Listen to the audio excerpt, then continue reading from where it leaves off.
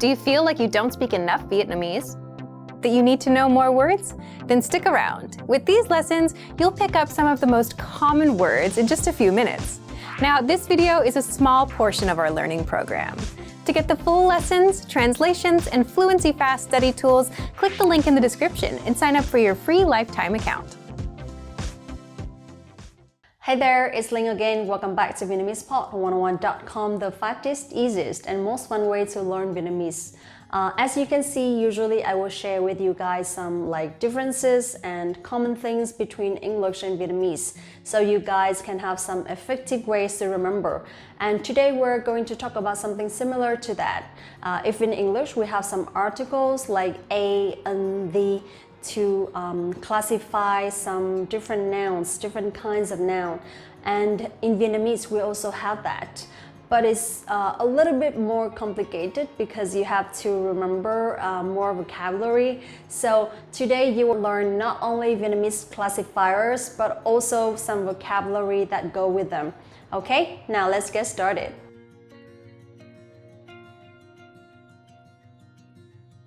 In Vietnamese, the most common words that can go with most vocabulary, most nouns in Vietnamese, that is cái,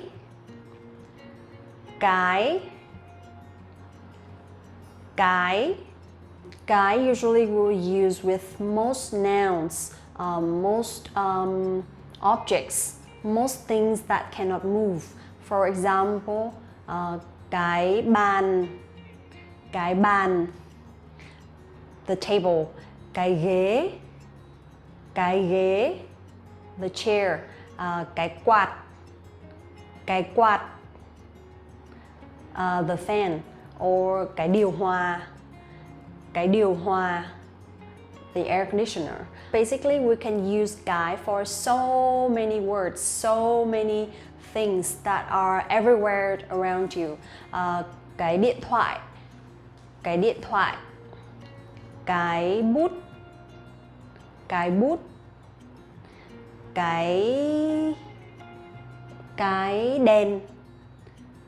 đèn, cái tủ lạnh. Another word which is also similar to cái, we can use chiếc.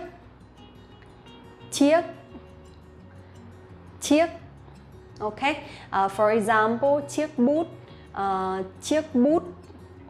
chiếc thước kẻ,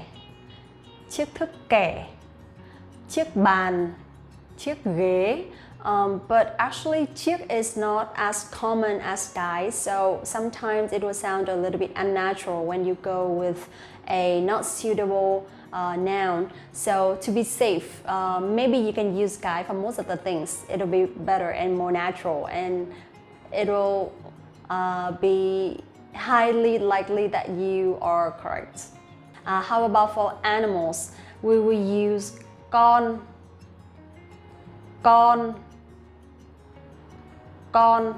Okay, for example, con mèo, con chó, con gà, con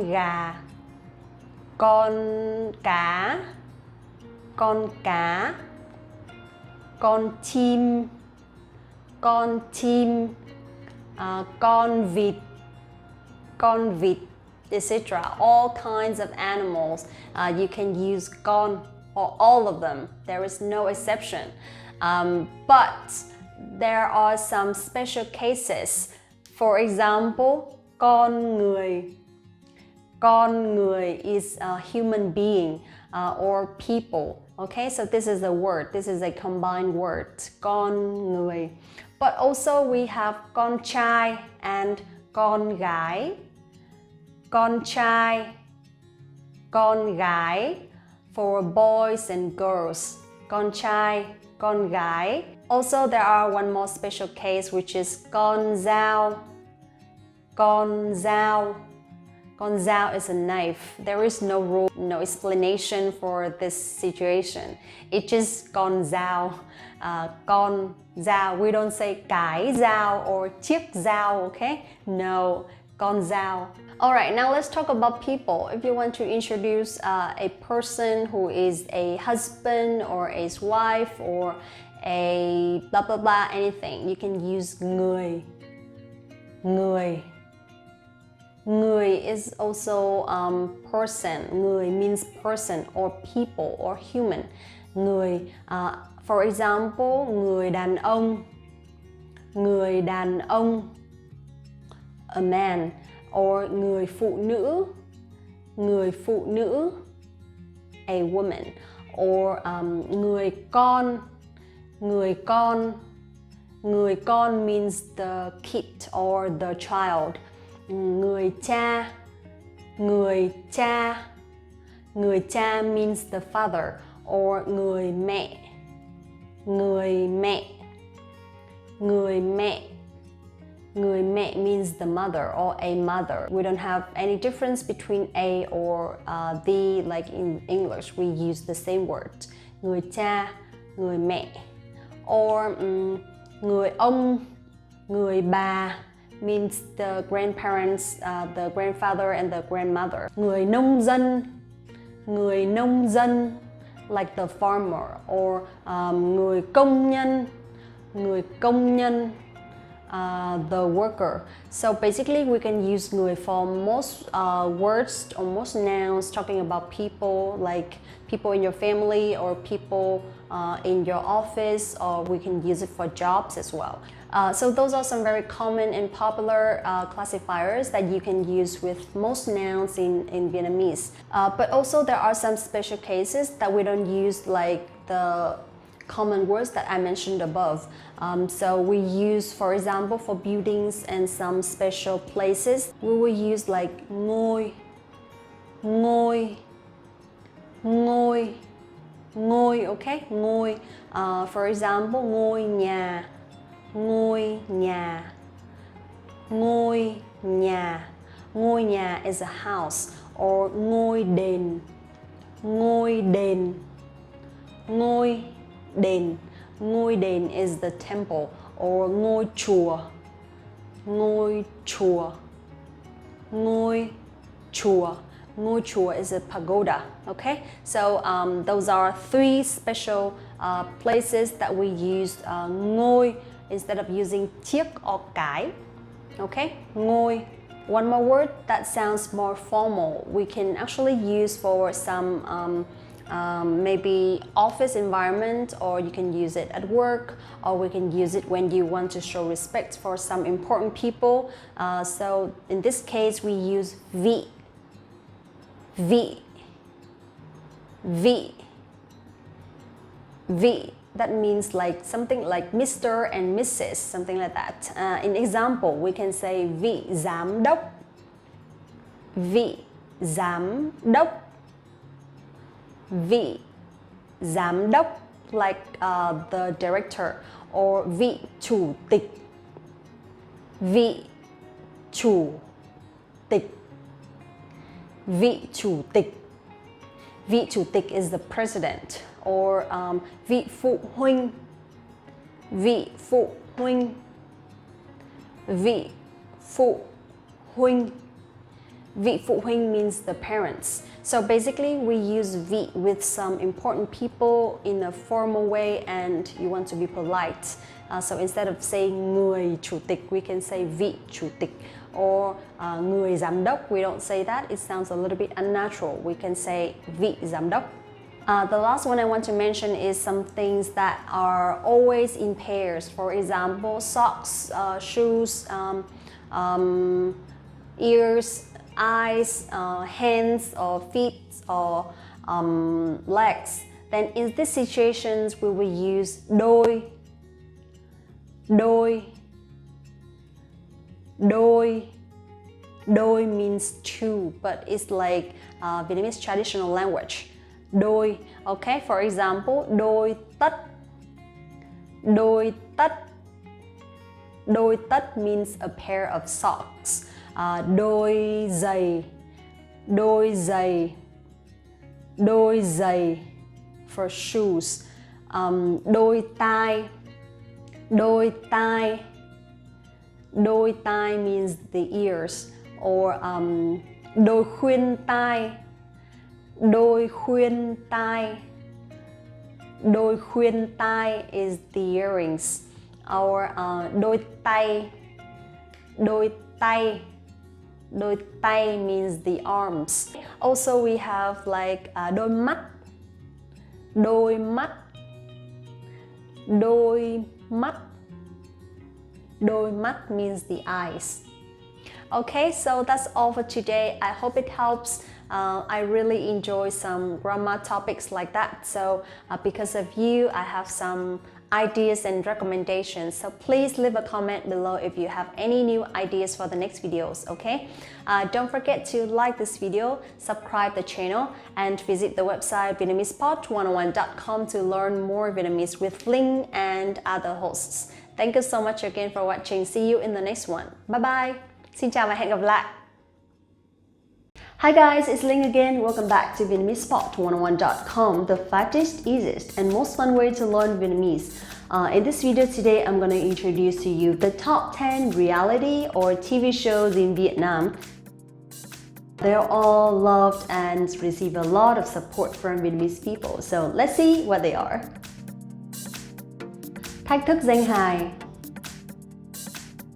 Thách thức danh hài is a comedy show where people who come to the show have to make the two judges who are also famous comedians laugh in 60 seconds. Thách thức danh hài has now had 3 seasons with millions of fans, and this is also my favorite show. It's just so funny, trust me.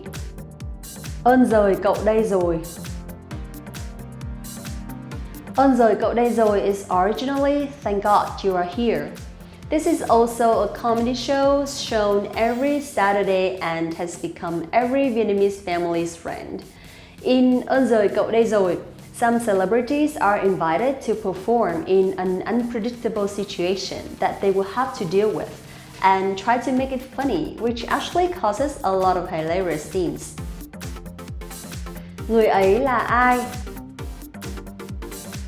Người ấy là ai is the most famous show in Vietnam, which is hosted by Trấn Thành, who is the most popular MC, and Hương Giang, a transgender, who is the winner of Miss International Queen 2018 in Thailand. This show is a chance for a single lady to find a single guy among 5 handsome and talented ones. Although it's just a dating game show, it has given the audience a lot of emotions since a lot of people came to the show and shared their stories. Chạy đi chờ chi. Although there has been the first season only, Chạy đi chờ chi has become one of the most popular reality shows after the success of the original Running Man. In the first season, all the celebrities had to overcome a lot of tough challenges, which were extremely hilarious due to their talents as well as their creativity. Giọng hát Việt. Giọng hát Việt, The Voice Vietnam, the biggest singing show up to now that has helped a lot of talented singers come closer to the audience.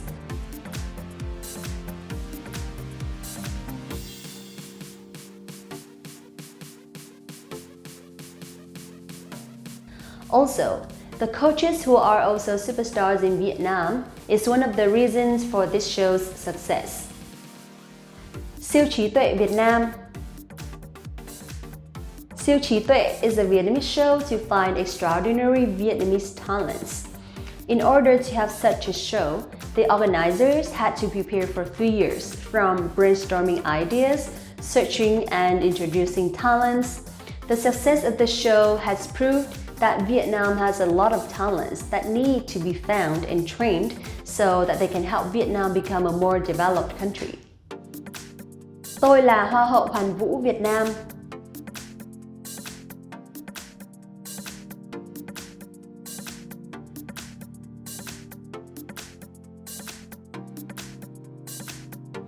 Tôi là Hoa hậu Hoàn vũ Việt Nam is the first published version of the Vietnam reality television program of the Miss Universe Vietnam contest to challenge contestants, forging practice skills through different challenges. Điều ước thứ 7. Not only is Điều ước thứ bảy a charity show, but it also appreciates humanity and includes a sense of entertainment that attracts television audiences every Saturday. Điều ước thứ bảy has helped a lot of people in need, provide Vietnamese people optimism, the motivation to try harder, and also an appreciation for good things in life. Thương vụ bạc tỷ. Thương vụ bạc tỷ is a Vietnamese version for the famous Shark Tank show exclusively for Vietnamese startups. The show inspires entrepreneurial players to give presentations on their unique products to investors, narrating the negotiation process to convince them investing in their business projects. The sharks are people with a certain vision and influence on the Vietnamese markets. Thương vụ bạc tỷ is an opportunity for entrepreneurs to present and show their capability and potential, as well as to receive valuable advice from Vietnamese giant sharks. It's very rare that an economic show is both stressful yet humorous and receives a lot of support from the audience like that. Sasuke Vietnam. When it comes to programs that promote sports and health, Không giới hạn Sasuke Vietnam is one of the most popular shows today. Không giới hạn Sasuke Vietnam produced by Vietnam Television, copyrighted from TBS Japan Television Sasuke program, started on June 18, 2015. To create challenges for candidates, Không giới hạn Sasuke Vietnam has the largest investment budget ever. The stage for the final round of Sasuke Vietnam costs about 16 billion Vietnam dong, built at the 20,000 square meter studio in Bình Dương, using up to 220 tons of steel to erect challenges, especially Midoriyama Tower up to 30.6 meters, with game design supervised directly by Japanese experts. To serve the recording, 19 cameras were mobilized, 250 people worked together in the peak phase. That's it for today. Thank you so much for watching, guys. Don't forget to like this video, subscribe the channel, and visit the website VietnamesPod101.com to get access to your free lifetime account right now and get your real lessons by real teachers. Thank you so much for watching this video again, and see you in the next one. Xin chào và hẹn gặp lại. Hi guys, it's Ling again. Welcome back to VietnamesPod101.com, the fastest, easiest, and most fun way to learn Vietnamese. This video today is going to be very interesting and useful because it talks about adverbs and linking words.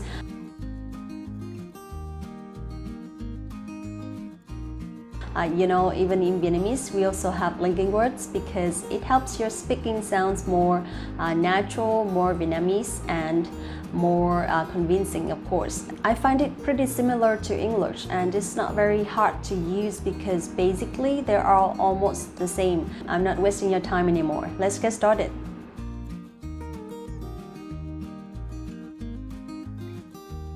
The first one, very basic. If you want to say and in Vietnamese, we say và, và. Okay, so Huynh, very easy, and the V sound is exactly the same. In sentence, if you want to say I like watching movies and listening to music, you can say tôi thích xem phim và nghe nhạc. Tôi thích xem phim và nghe nhạc. Tôi thích xem phim và nghe nhạc.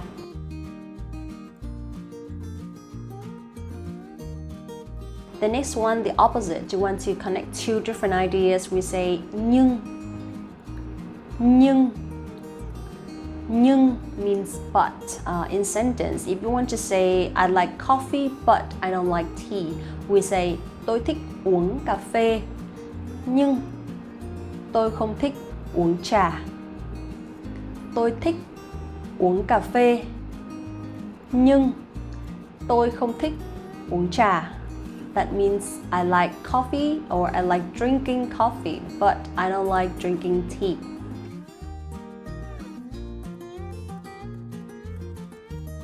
We also have something similar to but. For example, however, right? In Vietnamese, we say tuy nhiên. Tuy nhiên. Tuy nhiên. In sentence, if you want to say I love English, However, I don't have a lot of time. We say tôi thích tiếng Anh. Tuy nhiên, tôi không có nhiều thời gian. Tôi thích tiếng Anh. Tuy nhiên, tôi không có nhiều thời gian. That means I love English. However, I don't have like a lot of time or so much time to study, something like that. Okay? Tuy nhiên.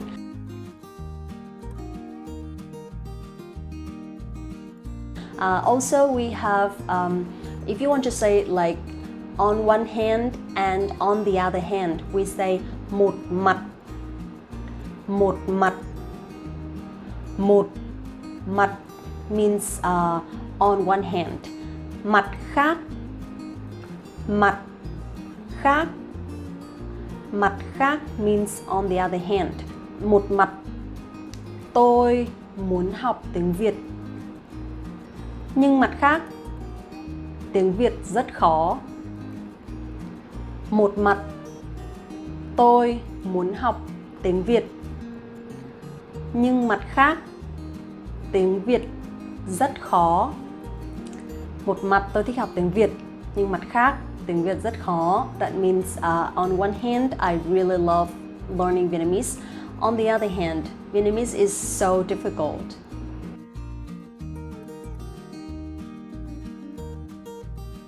Next one, if you want to talk about the reasons, you want to say because something.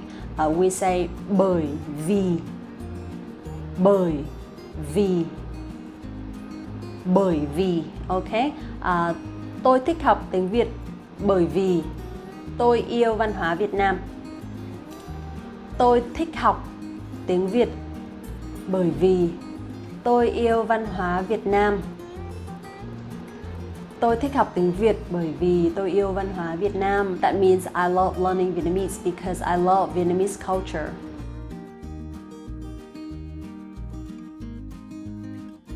The next one, if you want to say therefore or hence, you can say vì thế. Vì thế. Vì thế. We also can say cho nên. Cho nên. Cho nên. But you also can use both of them. Vì thế cho nên. Vì thế cho nên. That means therefore. In sentence, let me think. Đi du lịch giúp tôi học được rất nhiều. Vì thế cho nên tôi sẽ tiết kiệm tiền. One more time, it's a little bit long, right? Alright. Đi du lịch giúp tôi học được rất nhiều. Vì thế cho nên tôi sẽ tiết kiệm tiền. Đi du lịch giúp tôi học được rất nhiều. Vì thế cho nên tôi sẽ tiết kiệm tiền. That means traveling allows me to learn a lot. Therefore, I will save more money. Next one, if you want to say that's the reason why, in Vietnamese we say đó là lý do vì sao. Đó là lý do vì sao. Đó là lý do vì sao. So literally means that's the reason why. Đó là lý do vì sao. In full sentence, we can say đó là lý do vì sao tôi thích anh ấy. Đó là lý do vì sao tôi thích anh ấy. Đó là lý do vì sao tôi thích anh ấy. That's the reason why I like him.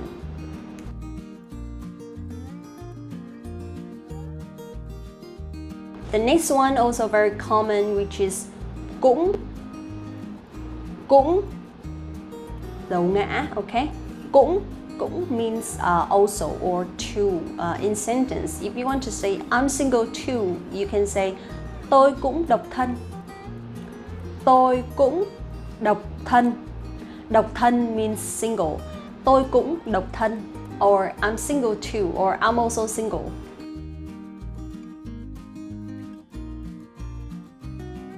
Another one, if you want to say the fact is, we can say thực tế là. Thực tế là. Thực tế là. It literally means the fact is. thực tế là. In sentence, we can say thực tế là tôi cũng đang cân nhắc điều đó.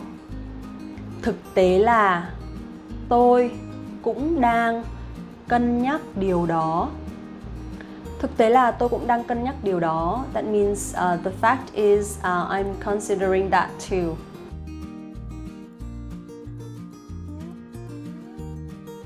One more thing, I really like this one. It means indeed. In Vietnamese, we say quả thực. Quả thực. Quả thực. Okay? For example, if you want to say I'm so busy indeed, we can say quả thực là tôi rất bận.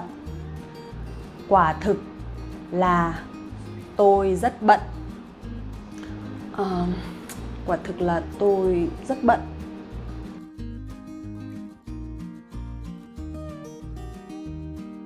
Another one, if you want to say instead, we say thay vì. Thay vì. Thay vì, okay? For example, bạn nên uống nhiều nước hoa quả thay vì nước ngọt. Bạn nên uống nhiều nước hoa quả thay vì nước ngọt. Bạn nên uống nhiều nước hoa quả thay vì nước ngọt. That means you should drink more juice instead of soft drink. Bạn nên uống nhiều nước hoa quả thay vì nước ngọt.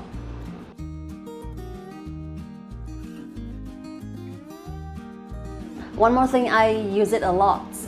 It means actually. In Vietnamese, we say thực ra là. Thực ra là. Thực ra là. If you want to say like actually I don't really know that, we can say thực ra là tôi cũng không biết nữa. Thực ra là tôi cũng không biết nữa. Thực ra là tôi cũng không biết nữa.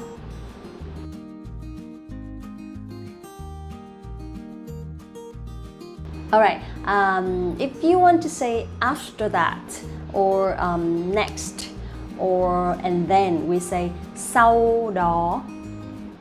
Sau đó. Sau đó. Okay? Sau đó, after that. Sau đó tôi về nhà. That means after that I go home. Sau đó tôi về nhà.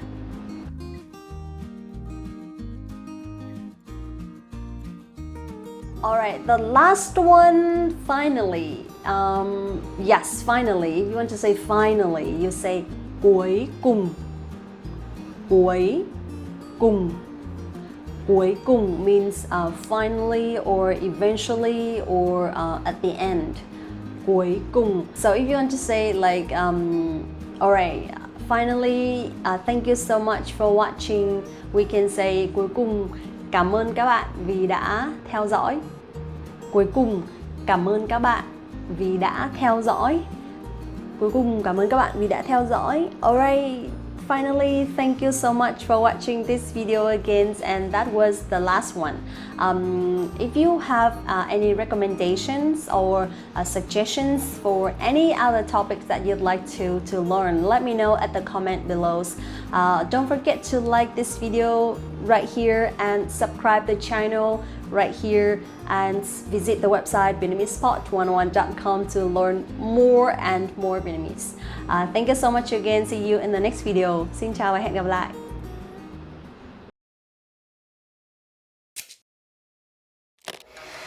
How are your Vietnamese listening skills? First, you'll see an image and hear a question. Next comes a short dialogue. Listen carefully and see if you can answer correctly. We'll show you the answer at the end. Are you ready? Một người đàn ông và một người phụ nữ đang nói chuyện về thiết kế của danh thiếp công ty. Họ đã quyết định chọn thiết kế nào? Chúng tôi có một số thiết kế mới cho danh thiếp của công ty. Chị nghĩ cái nào được nhất? Hãy cùng xem nào. Tôi nghĩ tên của công ty nên to hơn. Ok, vậy thì sẽ nên là một trong những mẫu này. Đúng vậy. Tôi thích những mẫu này bởi vì tên công ty to và ở phía trên cùng. Một trong những mẫu này có khoảng trống cho ảnh. Chị nghĩ sao? Ừm, tôi nghĩ nó làm cho các chữ cái hơi nhỏ quá. Yeah, có thể sẽ khó đọc các chữ cái nếu có ảnh. Ok, vậy thì hãy chọn cái còn lại. Họ đã quyết định chọn thiết kế nào?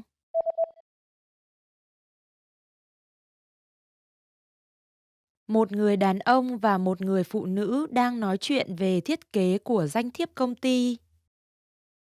Họ đã quyết định chọn thiết kế nào? Chúng tôi có một số thiết kế mới cho danh thiếp của công ty. Chị nghĩ cái nào được nhất? Hãy cùng xem nào. Tôi nghĩ tên của công ty nên to hơn. Ok, vậy thì sẽ nên là một trong những mẫu này. Đúng vậy. Tôi thích những mẫu này bởi vì tên công ty to và ở phía trên cùng. Một trong những mẫu này có khoảng trống cho ảnh. Chị nghĩ sao? Ừm, tôi nghĩ nó làm cho các chữ cái hơi nhỏ quá. Yeah, có thể sẽ khó đọc các chữ cái nếu có ảnh. Ok, vậy thì hãy chọn cái còn lại. Did you get it right? I hope you learned something from this quiz. Let us know if you have any questions. See you next time.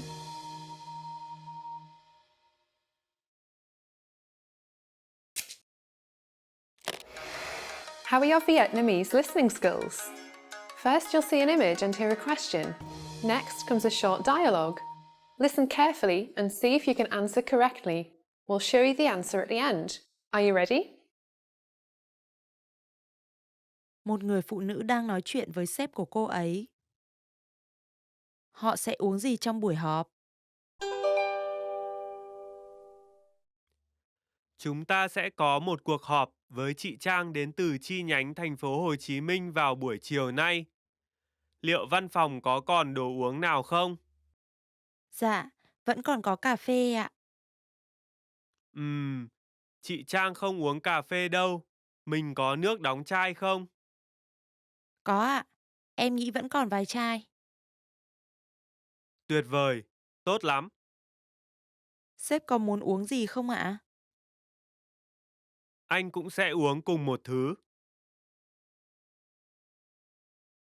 Họ sẽ uống gì trong buổi họp?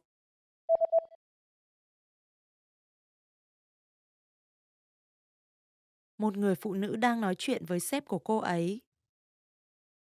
Họ sẽ uống gì trong buổi họp? Chúng ta sẽ có một cuộc họp với chị Trang đến từ chi nhánh thành phố Hồ Chí Minh vào buổi chiều nay.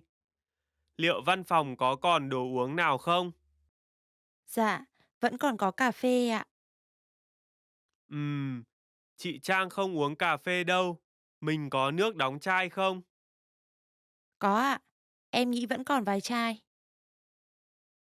Tuyệt vời, tốt lắm. Sếp có muốn uống gì không ạ? Anh cũng sẽ uống cùng một thứ. Did you get it right? I hope you learned something from this quiz. Let us know if you have any questions. See you next time. Now, if you're wondering how to remember these words forever so that you can start speaking more and more, here's how. 1. Review them with our spaced repetition flashcards. Our flashcards will drill these words into your long-term memory. 2. Save the words to our word bank, your personal collection of words, where you can print out physical study sheets. And 3. Watch our looped vocabulary slideshows on repeat until you understand every word. You'll find these tools inside our learning program. Just click the link in the description to get them. Xin chào các bạn, Linh đã quay trở lại đây. Hello everyone, Linh is back. So if you have been studying Vietnamese for a while, I guess that you really want to say something or you want to learn something to amaze native speakers, right? And that's why I made this video today for you to show you how or some ways to impress Vietnamese people. And then today, let's get started with our video. 10 phrases to amaze native speakers. Cảm ơn bạn nhưng thực ra tôi không phải là một người bản ngữ. Cảm ơn bạn nhưng thực ra tôi không phải là một người bản ngữ. Thank you, but I'm not a native speaker actually. Okay, let's start with this one. Cảm ơn bạn, nhưng thực ra tôi không phải là một người bản ngữ. Cảm ơn bạn, nhưng thực ra tôi không phải là một người bản ngữ. Got it? Okay, so cảm ơn bạn is thank you. Nhưng is but or however. And thực ra is actually. And không phải là một người bản ngữ. So here we have native speakers is người bản ngữ or local people. So in the sentence we can say cảm ơn bạn, nhưng thực ra tôi không phải là một người bản ngữ. So wow, this is really impressive. But actually, if you look like foreigners, of course we know that you're not the native speakers. But nice try, because once you say this one, we get that you really try, or you've been studying really hard Vietnamese, and then you can say this one. So cảm ơn bạn, nhưng thực ra tôi không phải là một người bản ngữ. Thank you, but I'm not a native speaker actually. Tôi chỉ mất 1 năm để trở nên thành thạo. Tôi chỉ mất 1 năm để trở nên thành thạo. It took me only 1 year to become fluent. Tôi chỉ mất 1 năm để trở nên thành thạo. It took me only 1 year to become fluent. Okay, so try to slow down. Tôi chỉ mất 1 năm để trở nên thành thạo. Tôi chỉ mất 1 năm để trở nên thành thạo. You got it? Tôi chỉ mất 1 năm để trở nên thành thạo. Okay, so tôi is me, and 1 năm is 1 year. So basically, if you want to say how many years, you can just put the number before the word năm. For example, 1 năm is 1 year, 2 năm is 2 years, and 3 năm is 3 years. So in Vietnamese, we don't have singular or plural words. So you can just say the noun only, then it's fine. And fluent is thành thạo. So in the sentence, tôi chỉ mất 1 năm để trở nên thành thạo. It took me only 1 year to become fluent. Yeah, okay, this one is really impressive, because normally foreigners, they have to spend around 5 years or more or less, something like that, studying Vietnamese and also living or working here in Vietnam to be fluent. But if it took you only 1 year to become fluent, I have to say that it's really impressive. Tôi sẽ nói tiếng Việt như người bản địa trong 3 năm tới. Tôi sẽ nói tiếng Việt như người bản địa trong 3 năm tới. I'll speak Vietnamese like a native speaker in 3 years. Next one is tôi sẽ nói tiếng Việt như người bản địa trong 3 năm tới. I'll speak Vietnamese like a native speaker in 3 years. Tôi sẽ nói tiếng Việt như người bản địa trong 3 năm tới. Tôi sẽ nói tiếng Việt như người bản địa trong 3 năm tới. Easy, right? I guess that is easy for you because you've been trying so hard to study Vietnamese. Okay, so 3 năm is 3 years. As I mentioned a while ago, 1 year is 1 năm, 2 years is 2 năm, and 3 years is 3 năm. So no singular or no plural, just năm, then it's fine for every year or for how many years is up to you.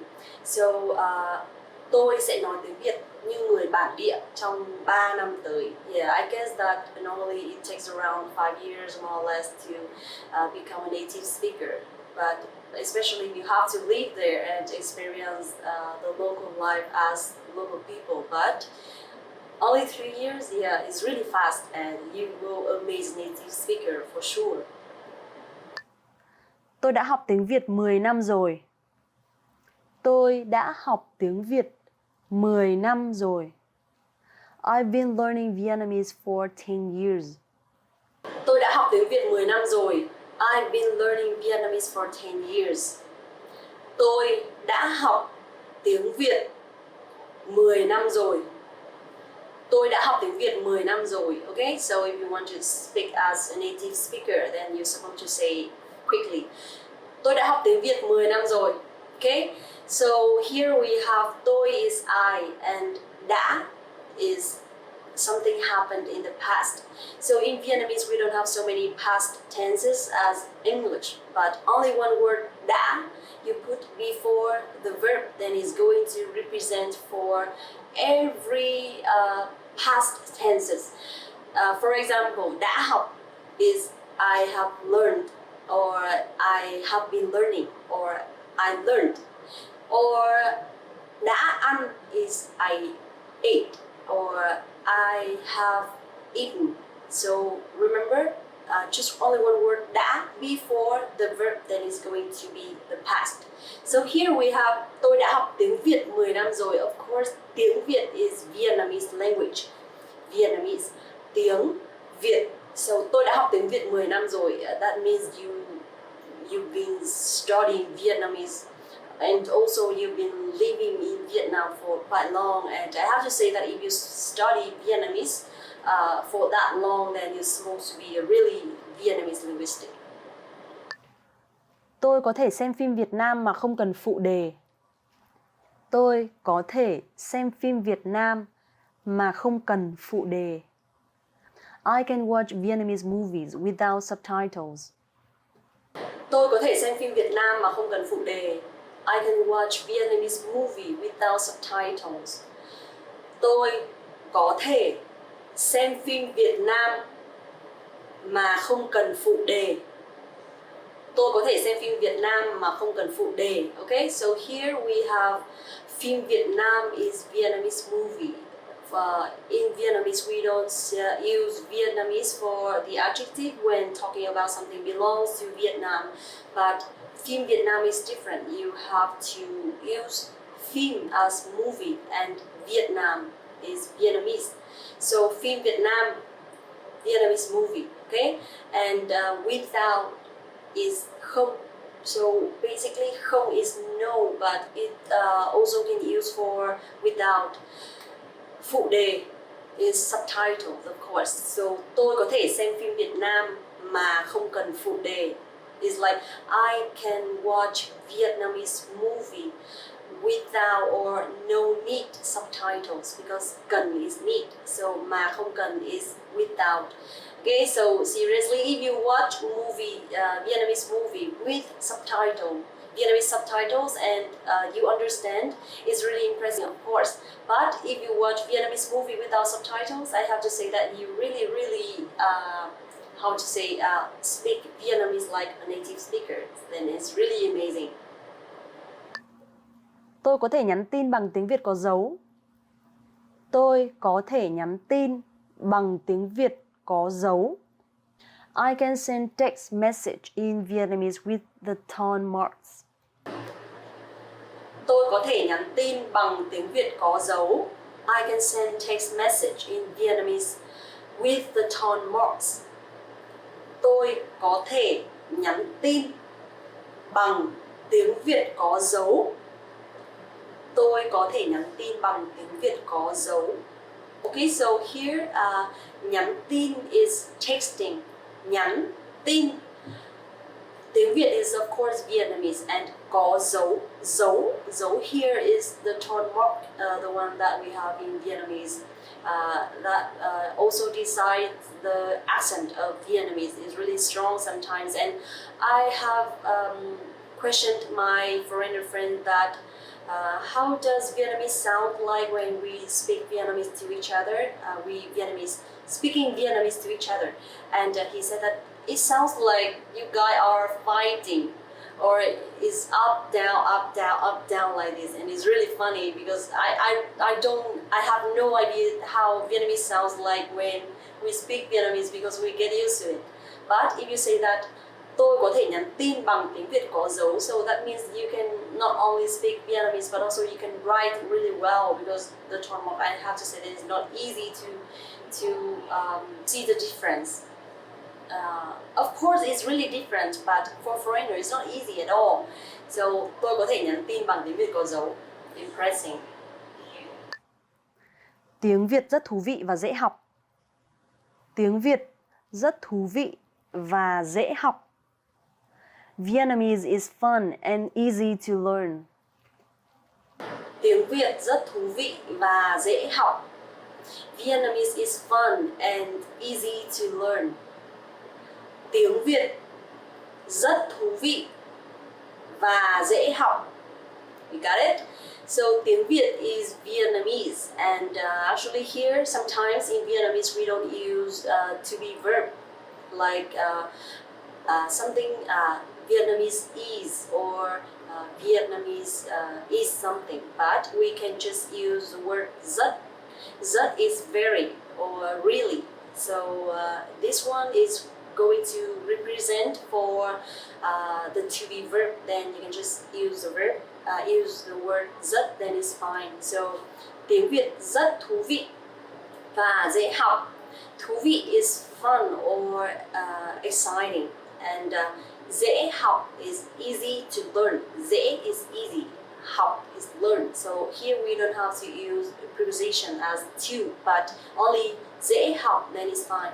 It's like learning easily, something like that. So tiếng Việt rất thú vị và dễ học. Okay, so if you see Vietnamese is fun, I agree, because sometimes in Vietnamese we don't have any rule or we don't have any specific way to express one opinion or one idea, but sometimes we use so many ways. Especially, it really depends on your flexibility or your knowledge about Vietnamese or your personality also. So if you want to say that Vietnamese is fun, I guess that it's really fun sometimes, and I have to say that it's really challenging. But if you say that it's easy, I don't think so. But because you say Vietnamese is fun and easy, tiếng Việt rất vui và dễ học, then I have to say that you're really good on it. Ngoài biết tiếng Việt, tôi cũng có thể nói một số ngôn ngữ khác nữa. Ngoài biết tiếng Việt, tôi cũng có thể nói một số ngôn ngữ khác nữa. Apart from knowing Vietnamese, I can speak a few other languages as well. Ngoài biết tiếng Việt, tôi cũng có thể nói một số ngôn ngữ khác nữa. Apart from knowing Vietnamese, I can speak a few other languages as well. Ngoài biết tiếng Việt, tôi cũng có thể nói một số ngôn ngữ khác nữa. Okay, so here we have ngoài is a side of or a part of. Biết tiếng Việt is knowing Vietnamese. Tiếng Việt is Vietnamese, and cũng is as well, or to, or also. So you can use cũng for all of them. Tôi cũng có thể, I also can, or I can as well. Okay? Nói một số ngôn ngữ khác nữa. Here we have một số ngôn ngữ khác nữa. Một số ngôn ngữ khác, some other languages or some different languages. Okay, so this one I have to say that really impressive, because not only Vietnamese but also you can speak other languages. But yeah, I've heard that some people, they really enjoy studying languages, and once they already can speak one language or two languages, then they will know about the rule or the grammar, the common things in grammar, or the common rules between languages. So I have to say that if you can speak also other languages, then I think you're really talented, not only in Vietnamese but in language. So you absolutely can be a linguistic. Ngoài biết tiếng Việt, tôi cũng có thể nói một số ngôn ngữ khác nữa. Tôi đang tự học tiếng Việt. Tôi đang tự học tiếng Việt. I'm learning Vietnamese all by myself. Tôi đang tự học tiếng Việt. I'm learning Vietnamese all by myself. Tôi đang tự học tiếng Việt. Tôi đang tự học tiếng Việt. So here you will see the word đang, okay? So đang is representing for the present continuous. So for example, the word đã is representing for the past, but đang is representing for present continuous. So you can just put the word đang before the verb, then it's okay. You don't have to conjugate the verb anymore. Okay, so tôi đang tự học tiếng Việt. Of course, Vietnamese is tiếng Việt, and tự học is self-study or learning by yourself. Okay, so this one is really impressive, because I have to say that it's really hard to find the resource or the document to study Vietnamese online. So if you say that you can study by yourself without any other support or any help, then it's really talented, and you are not only good in language but also in analyzing, because Vietnamese grammar is very difficult. Tôi đang tự học tiếng Việt. Tôi hoàn toàn hiểu rõ tất cả mọi thứ bạn nói. Tôi hoàn toàn hiểu rõ tất cả mọi thứ bạn nói. I completely understood everything you said. Tôi hoàn toàn hiểu rõ tất cả mọi thứ bạn nói. I completely understand everything you said. Tôi hoàn toàn hiểu rõ tất cả mọi thứ bạn nói. Tôi hoàn toàn hiểu rõ tất cả mọi thứ bạn nói. Okay, so hoàn toàn here is completely or absolutely. Hoàn toàn. And hiểu is understand, or hiểu rõ is understand clearly. Rõ here is clear, clearly. And tất cả mọi thứ is everything, or you can just use tất cả or mọi thứ, then it's fine. But if you say tất cả mọi thứ, then it's going to be really strong, much stronger than only tất cả. So bạn nói is what you said. Okay, so I completely understood everything you said. Tôi hoàn toàn hiểu tất cả mọi thứ bạn nói. Okay, it's done, I guess. And 10 phrases to amaze native speakers. 10 phrases to amaze Vietnamese people. So I have to say that if you can speak all of this, is really talented. Not only you're good in Vietnamese, but also you're understand very well about our culture, our music, our tone mark, which is not easy to foreigner at all. Here we have today this video 10 phrases to amaze native speakers, and thank you very much for watching the video. And if you have any questions or recommendations, or if you want to study or to learn anything else about Vietnamese, especially the language or the culture, just let me know in the comment below. Also, please don't forget to like the video, subscribe the channel, and visit the website VietnamesPod101.com to learn more Vietnamese with us. Thank you so much again, and see you next time.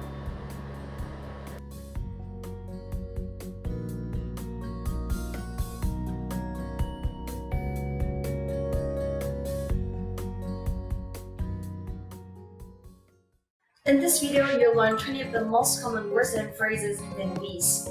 Hi everybody, my name is Linh. Welcome to the 800 Core Vietnamese Words and Phrases video series.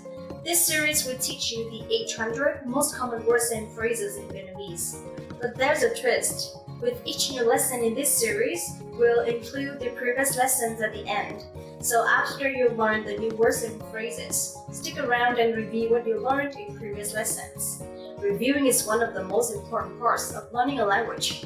You can also get the full list right now at VietnamesPod101.com.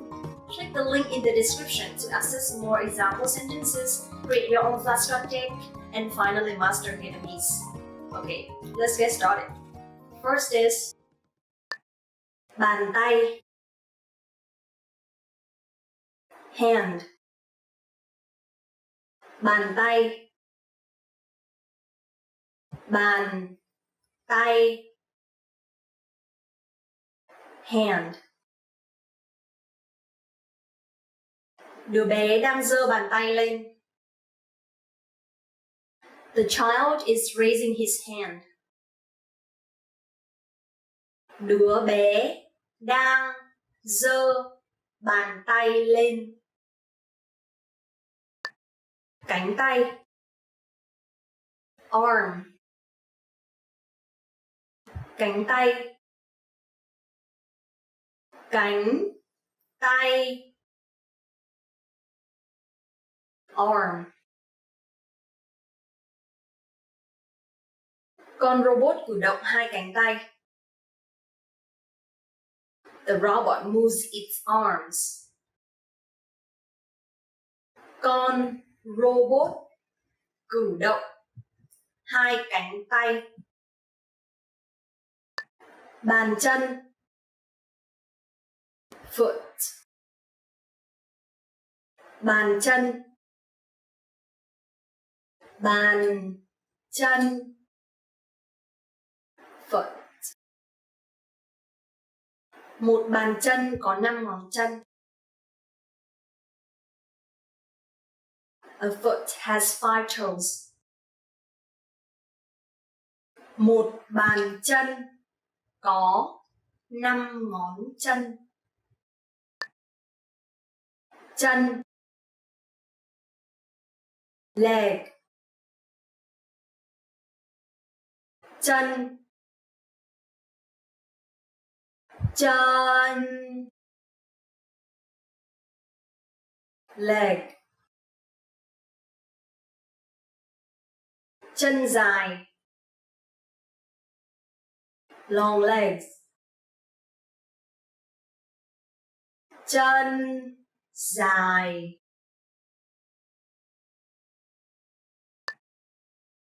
Ngón tay. Finger.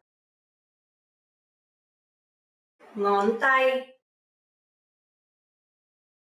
Ngón tay.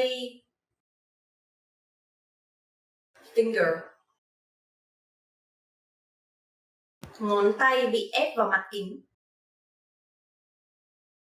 The finger is pressed against the glass.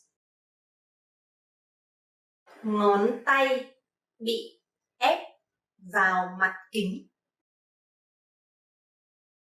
Lưng. Back. Lưng. Lưng. Back. Tôi bị đau lưng. My back hurts. Tôi bị đau lưng.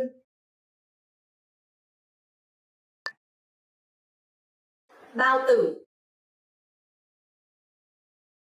Stomach. Bao tử. Bao tử. Stomach. Tôi bị đau bao tử. I have a stomachache. Tôi bị đau bao tử. Ngực. Chest. Ngực. Ngực. Chest. Người bác sĩ và y tá đang chụp X-quang ngực cho bệnh nhân. The doctor and nurse are taking an X-ray of the patient's chest. Người bác sĩ và y tá đang chụp X-quang ngực cho bệnh nhân. Tháng 1.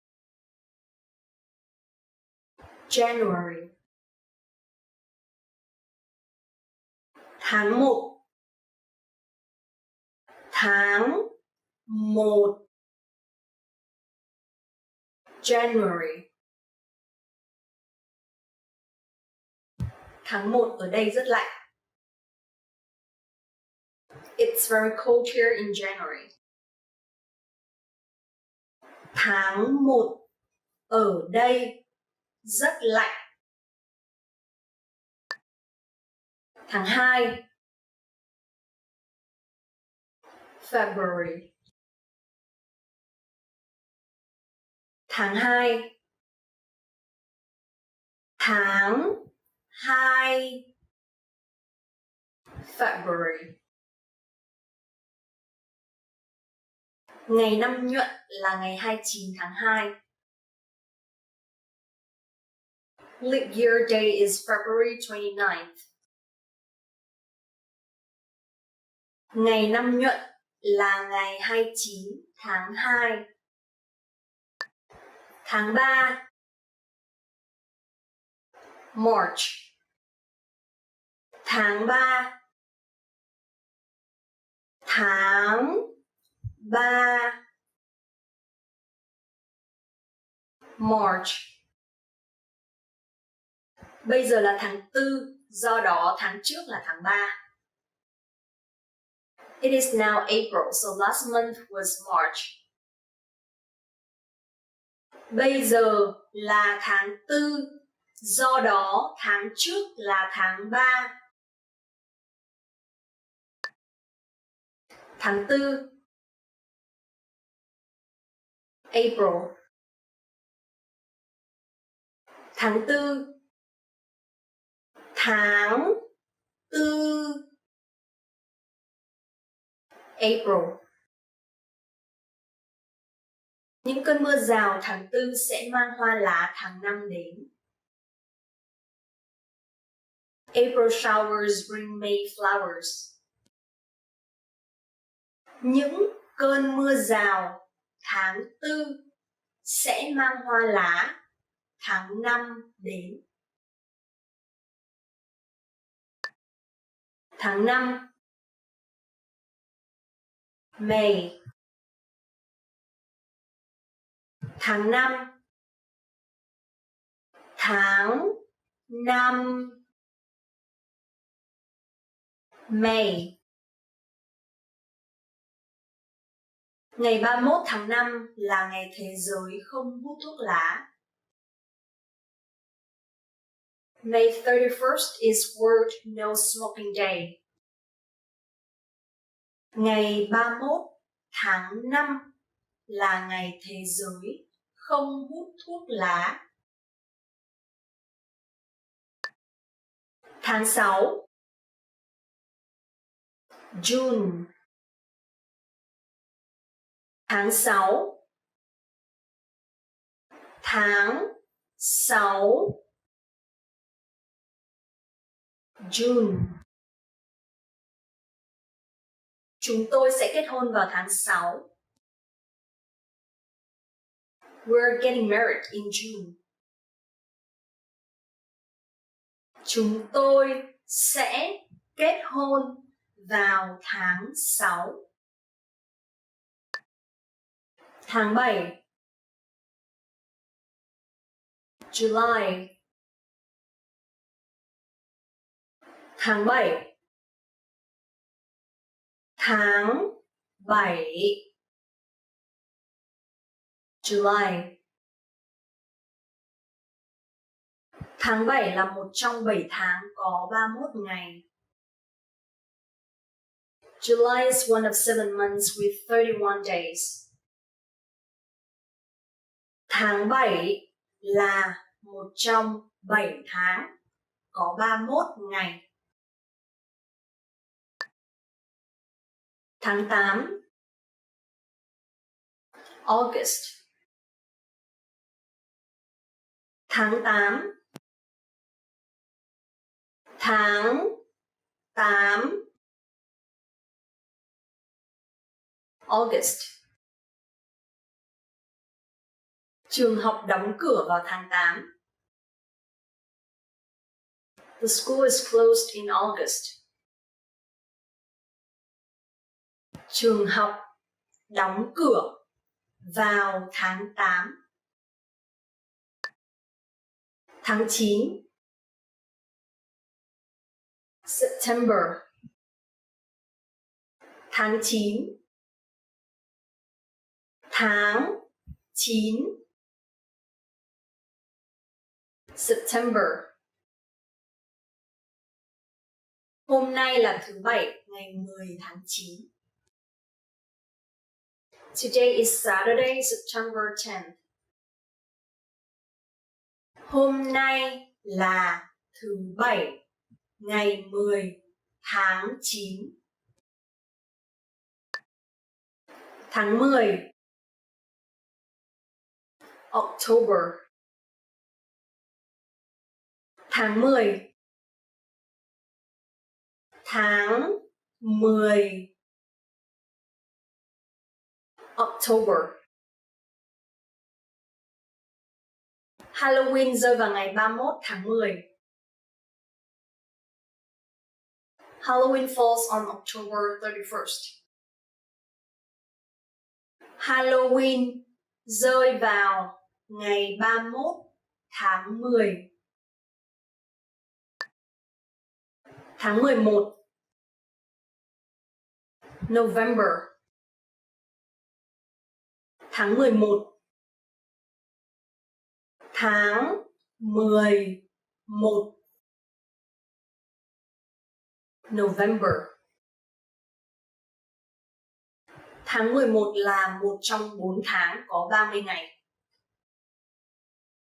November is one of 4 months with 30 days. Tháng 11 là một trong 4 tháng có 30 ngày. Tháng 12. December. Tháng 12. Tháng 12. December.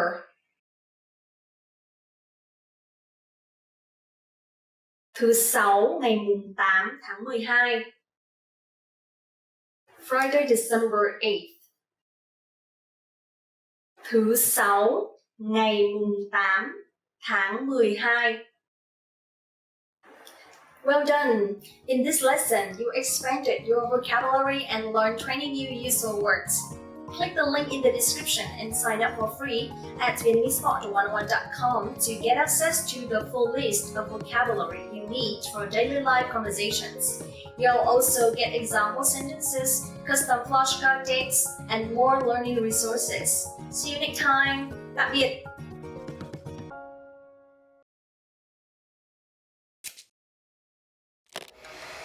How are your Vietnamese listening skills? First, you'll see an image and hear a question. Next comes a short dialogue. Listen carefully and see if you can answer correctly. We'll show you the answer at the end. Are you ready? Bạn đang nghe dự báo thời tiết. Dự báo thời tiết nói gì? Chúng ta sẽ có thời tiết nắng trong suốt buổi sáng. Dù vậy, buổi chiều trời sẽ nhiều mây và sẽ có mưa vào buổi tối. Cơn mưa sẽ kéo dài suốt buổi tối cho tới sáng sớm ngày mai, khi mặt trời bắt đầu xuất hiện. Dự báo thời tiết nói gì?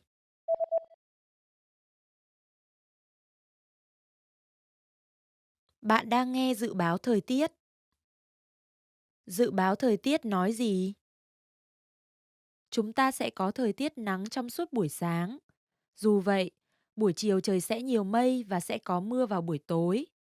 Cơn mưa sẽ kéo dài suốt buổi tối cho tới sáng sớm ngày mai, khi mặt trời bắt đầu xuất hiện. Did you get it right? I hope you learned something from this quiz. Let us know if you have any questions. See you next time. In this video, you'll learn 20 of the most common words and phrases in Vietnamese. Hi everybody, my name is Linh. Welcome to the 800 Core Vietnamese Words and Phrases video series.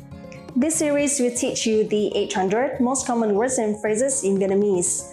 But there's a twist. With each new lesson in this series, we'll include the previous lessons at the end. So after you've learned the new words and phrases, stick around and review what you learned in previous lessons. Reviewing is one of the most important parts of learning a language. You can also get the full list right now at VietnamesePod101.com. Click the link in the description to access more example sentences, create your own flashcard decks, and finally master Vietnamese. Okay, let's get started. First is Chủ tịch, President. Chủ tịch, Chủ tịch, President. Chủ tịch công ty mới có 36 tuổi. The company president is only 36 years old. Chủ tịch công ty mới có 36 tuổi. Ngành công nghiệp Industry. Ngành công nghiệp. Ngành công nghiệp. Industry. Việt Nam sử dụng bông cho ngành công nghiệp dệt may. Vietnam uses cotton in its textile industry. Việt Nam sử dụng bông cho ngành công nghiệp dệt may. Thắt lưng. Belt. Thắt lưng. Thắt lưng. Belt. Người đàn ông quên cái thắt lưng. The man forgets his belt. Người đàn ông quên cái thắt lưng. Đồng xu. Coin. Đồng xu.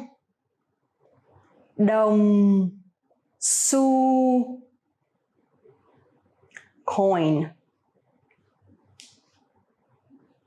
Máy bán hàng này chỉ nhận đồng xu thôi. This vending machine only takes coins. Máy bán hàng này chỉ nhận đồng xu thôi. Tiền. Money. Tiền. Tiền. Money. Rút tiền bằng ATM rất tiện lợi. Withdrawing money from the ATM is very convenient. Rút tiền bằng ATM rất tiện lợi.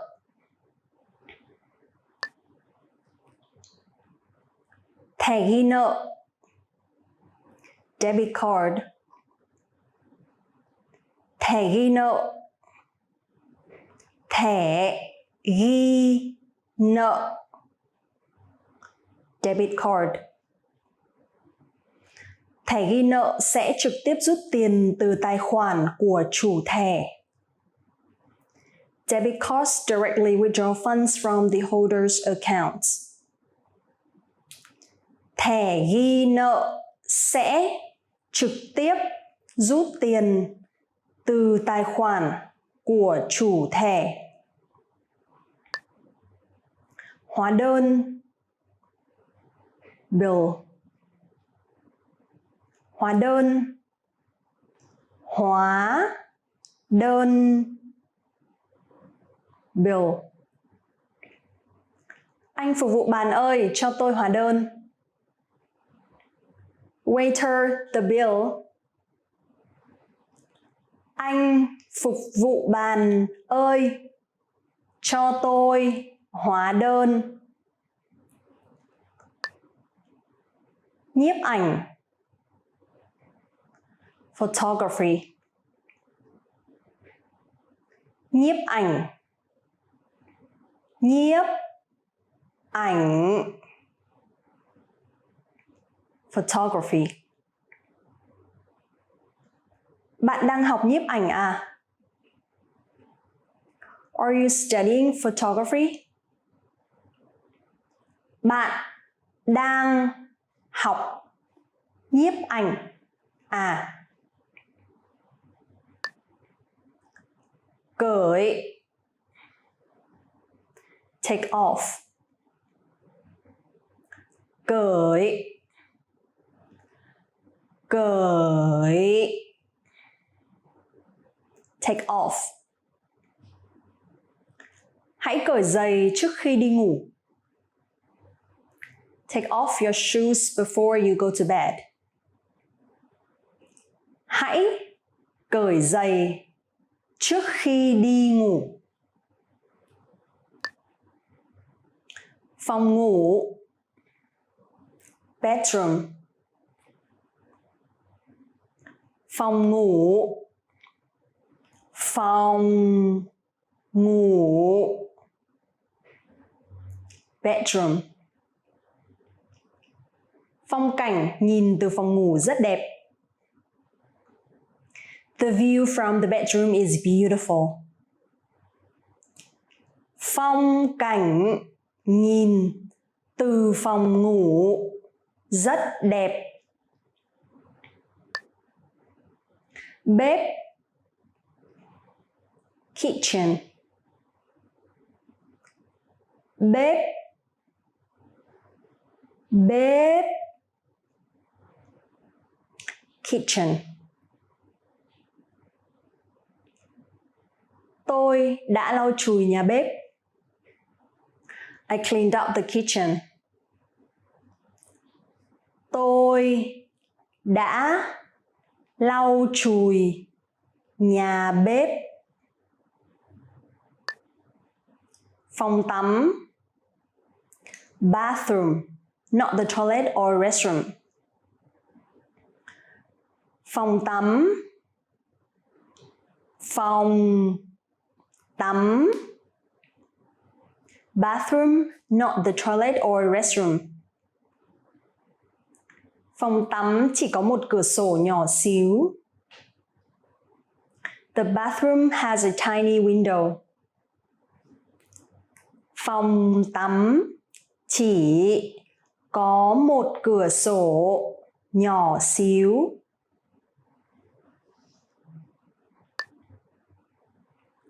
Tốt nghiệp. Graduation. Tốt nghiệp. Tốt nghiệp. Graduation. Tôi đến chúc mừng cô ấy đã tốt nghiệp đại học. I came to congratulate her on her university graduation. Tôi đến chúc mừng cô ấy đã tốt nghiệp đại học. Sự thăng chức. Promotion. Sự thăng chức. Sự thăng chức. Promotion. Anh ấy xứng đáng với sự thăng chức này. He earned this promotion. Anh ấy xứng đáng với sự thăng chức này. Ngày kỷ niệm. Anniversary. Ngày kỷ niệm. Ngày kỷ niệm. Anniversary. Tôi đã đánh dấu ngày kỷ niệm của chúng tôi trên lịch. I marked our anniversary on the calendar. Tôi đã đánh dấu ngày kỷ niệm của chúng tôi trên lịch. Đám tang. Funeral. Đám tang. Đám tang. Funeral. Mọi người thường mặc đồ màu đen trong đám tang. People usually wear black clothes in funeral. Mọi người thường mặc đồ màu đen trong đám tang. Đám cưới. Wedding. Đám cưới. Đám cưới. Wedding. Tôi đã chuẩn bị quà để mừng đám cưới của An. I have prepared a present to congratulate An on his wedding. Tôi đã chuẩn bị quà để mừng đám cưới của An. Giải thích. Explain. Giải thích. Giải thích. Explain. Làm ơn giải thích giúp tôi. Please explain it to me. Làm ơn giải thích giúp tôi. Phía sau. Back. Phía sau. Phía sau. Back. Lũ trẻ đang đánh nhau ở phía sau của xe ô tô. The kids are fighting in the back of the car. Lũ trẻ đang đánh nhau ở phía sau của xe ô tô. Phía đông. East. Phía đông. Phía đông. East. Mặt trời mọc ở phía đông. The sun rises in the east. Mặt trời mọc ở phía đông.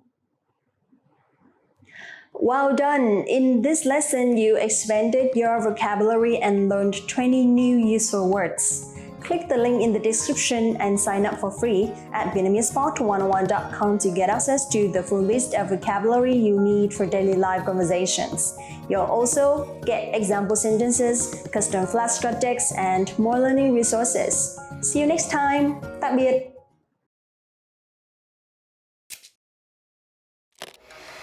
How are your Vietnamese listening skills? First, you'll see an image and hear a question. Next comes a short dialogue. Listen carefully and see if you can answer correctly. We'll show you the answer at the end. Are you ready? Một nam sinh và nữ sinh đang xem mục quảng cáo việc làm. Nữ sinh viên sẽ ứng tuyển công việc nào? Hey, cậu thấy việc này thế nào? Lương trả theo giờ khá cao đấy. Lương trông tuyệt đấy, nhưng cậu thật sự có thể đi giao báo á? Tất nhiên là được chứ. Tớ đi xe máy giỏi mà. Nhưng tớ lo về việc dậy sớm. Việc này thì sao? Lương không cao bằng nhưng cậu có thể đi làm 2 hoặc 3 ngày một tuần và có thể bắt đầu từ buổi tối. Ồ, cái này á? Thu ngân tại siêu thị hả? Sẽ tốt nếu như làm sau giờ học. Việc làm cho quán cà phê cũng có thể được đấy. Ồ đúng rồi, tớ thích chỗ đó. Và nó nằm trên đường tới trường của tớ. Không tồi chứ.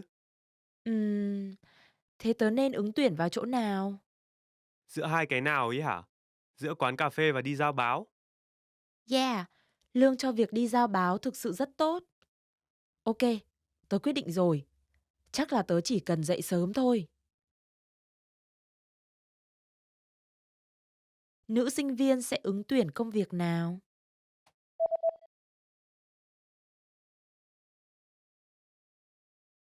Một nam sinh và nữ sinh đang xem mục quảng cáo việc làm. Nữ sinh viên sẽ ứng tuyển công việc nào? Hey, cậu thấy việc này thế nào? Lương trả theo giờ khá cao đấy. Lương trông tuyệt đấy, nhưng cậu thật sự có thể đi giao báo á? Tất nhiên là được chứ. Tớ đi xe máy giỏi mà. Nhưng tớ lo về việc dậy sớm. Việc này thì sao? Lương không cao bằng nhưng cậu có thể đi làm 2 hoặc 3 ngày một tuần và có thể bắt đầu từ buổi tối. Ồ, cái này á? Thu ngân tại siêu thị hả? Sẽ tốt nếu như làm sau giờ học. Việc làm cho quán cà phê cũng có thể được đấy. Ồ đúng rồi, tớ thích chỗ đó. Và nó nằm trên đường tới trường của tớ. Không tồi chứ. Thế tớ nên ứng tuyển vào chỗ nào? Giữa hai cái nào ấy hả? Giữa quán cà phê và đi giao báo? Yeah, lương cho việc đi giao báo thực sự rất tốt. Ok, tớ quyết định rồi. Chắc là tớ chỉ cần dậy sớm thôi. Did you get it right? I hope you learned something from this quiz. Let us know if you have any questions. See you next time.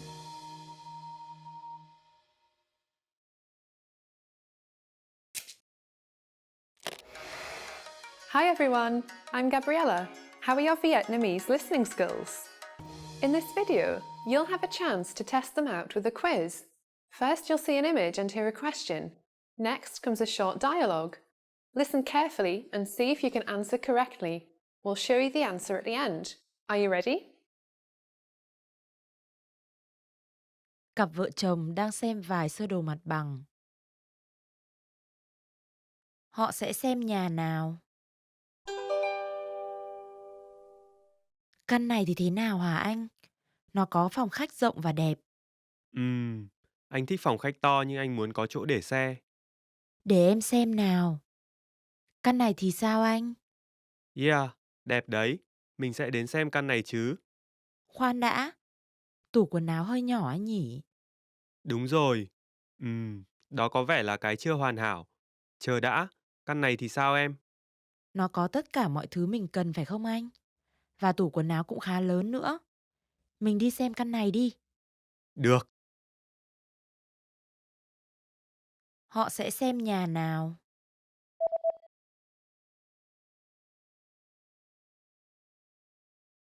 Cặp vợ chồng đang xem vài sơ đồ mặt bằng.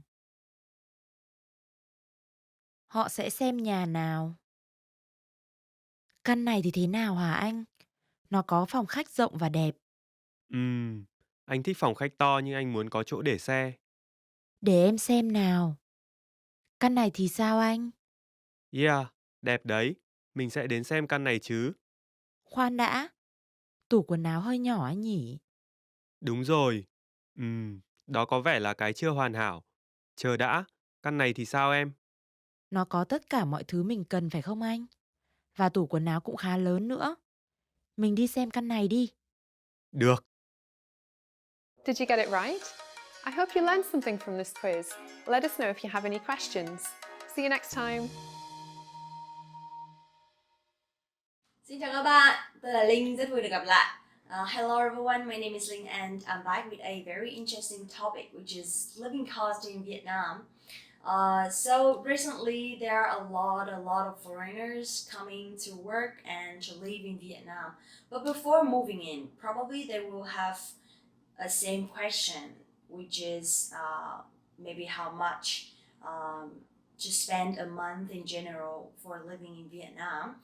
But depends, of course, depends on your budget or depends on your income. So you will have different levels, different ideas to live in Vietnam. But actually, I have to say that the living cost in Vietnam is pretty affordable. So today, I will give you an overview about that. Okay, let's get started.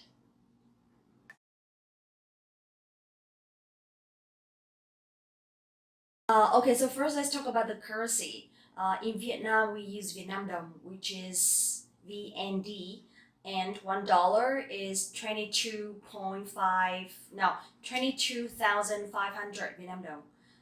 So usually we make it around 21 or 22, but because we have too many zeros, so a lot of foreigners, they get confused when they first come to Vietnam. Usually the way we use in Vietnamese is we leave the last three zeros. For example, 22,000 Vietnam đồng, we will say 22. Or 100,000 Vietnam đồng, which is around $4, less than $4, we will say 100. That's how you can manage. That's how you can recognize the value of money in the Vietnam đồng. Okay?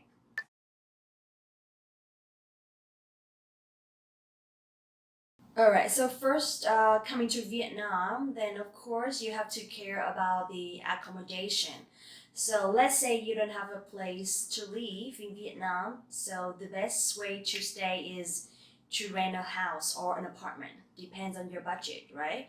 But for me, I think the rate for local people is slightly cheaper than the rate for foreigners because Usually foreigners, they would prefer to stay in probably big building with service or with management or with security or parking lot, something like that. I would say depends on how large the apartment is or how large the house is, then it will affect the rent. So for me, I moved from Hanoi, I moved to Ho Chi Minh City, and I rent a place around 6 million Vietnam dong, which is around $300, probably less than 300. And I don't have to pay for any management fee or internet or something. So it includes everything except water and electricity. Okay, so for foreigners, usually I see my coworkers, they rent around $400 or $500 an apartment, a big one. Okay, so for the rent, something like that. And the rent in Vietnamese is tiền thuê nhà. Tiền thuê nhà. Thuê here means to rent. Nhà is the house and tiền is money. So tiền thuê nhà is the rent.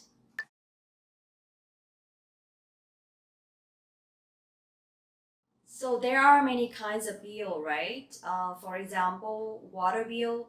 So you can say hóa đơn tiền nước. Hóa đơn tiền nước. Hóa đơn here is bill, tiền is money, and nước is water. Hóa đơn tiền nước. Or you have to pay for tiền điện. Tiền điện means electricity bill or electricity money. Tiền điện. Okay, so we have three big things: tiền thuê nhà, tiền điện, và tiền nước. For me, where I stay in Ho Chi Minh City, I have to pay 100,000 Vietnam dong, which is around $4 a month for unlimited water. But for electricity, it'll be around probably 200 Vietnam dong or 300 Vietnam dong, depends on how much electricity I use. So if some months are very, very hot, I have to use the AC a lot, so it will be around 700. It's like $35, something like that. One more thing you have to pay for is the internet and the Wi-Fi, right? So you can say tiền internet. Tiền means money. Tiền internet or tiền mạng. Tiền mạng. Mạng here is a network. So tiền nhà, tiền điện, tiền nước, tiền internet. Alright, so before renting, usually in Vietnam, they will ask, the landlord will ask for 1 or 2 months deposit, depends on how long you stay. From the north, usually the landlord will ask for 3 months minimum. But in the south, they will ask for at least 1 month, only that. So landlord is chủ nhà. Chủ nhà. Chủ nhà. And the deposit money is tiền đặt cọc. Tiền đặt cọc. Tiền đặt cọc.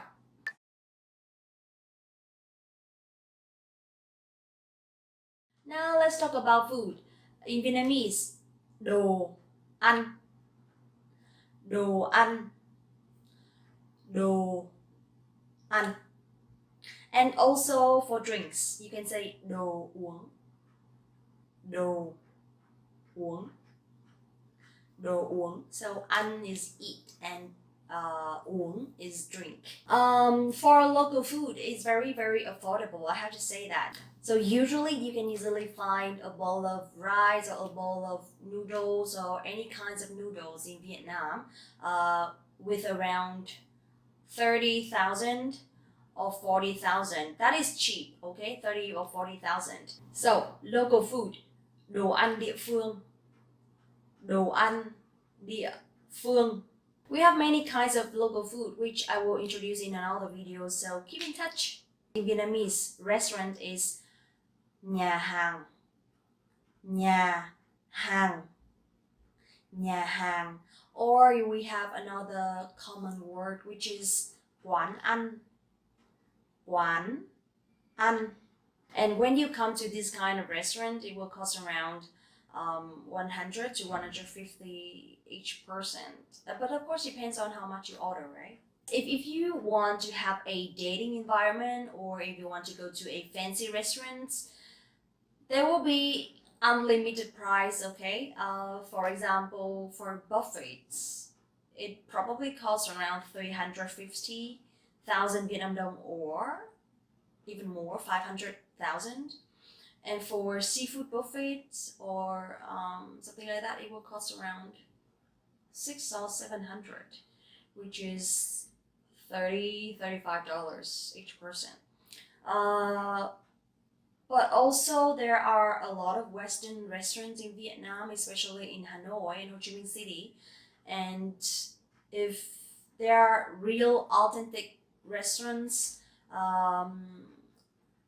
organized by Westerners or something like that, or some foreign chefs, it'll be around 1 million a person, maybe more.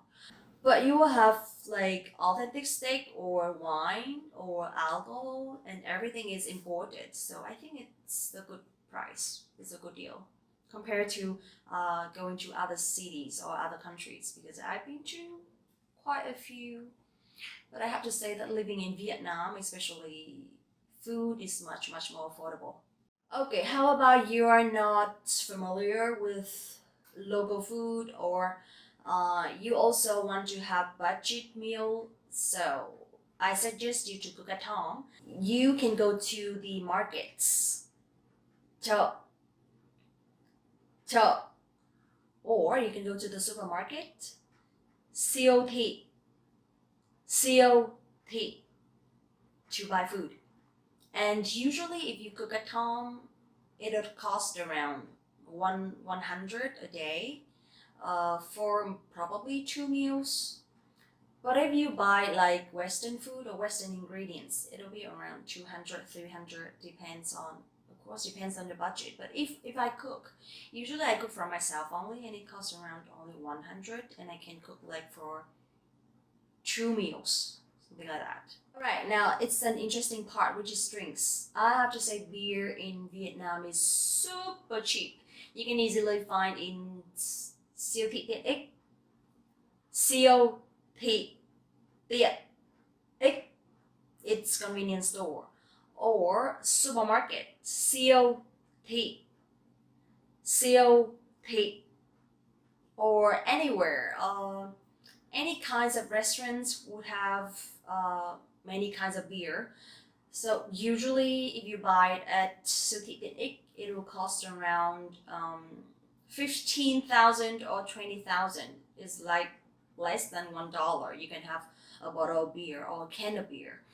And it's good. It's authentic, right? But if you go to a restaurant, nhà hàng, then you will have to pay around 30,000 or 40,000. Even more, depends on the restaurant. So a glass of wine, rượu vang.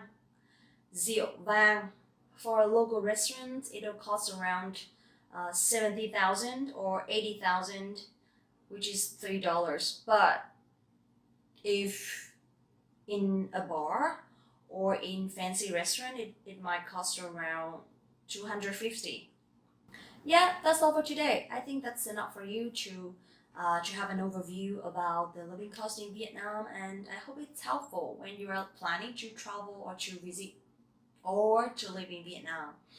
So please don't forget to like the video, subscribe the channel, and visit the website VietnamesPod101.com to learn more Vietnamese with us. I'm Linh, and thank you so much for watching the video. See you next time. Xin chào và hẹn gặp lại. Xin chào và hẹn gặp lại. Hi everyone! Do you know the 1,000 most useful phrases in Vietnamese? In this lesson, you'll be able to know all of them, so sit back, relax, and have a cup of tea as you listen and learn. Buồng tắm ở đâu? Xin lỗi. Thật tuyệt. Tôi đã đặt trước. Cái này giá bao nhiêu? Đây là cái gì? Cảm ơn. Thật à? Bạn có thể giảm giá cho tôi được không? Ở đây có wifi miễn phí không? Có thể lấy cho tôi hóa đơn được không? Bạn có gợi ý nào không? Tôi có thể mặc thử cái này không?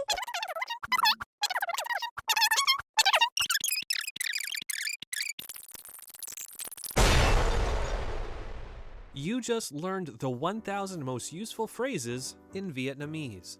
And, if you're interested in learning more, try learning the core 2,000 word list.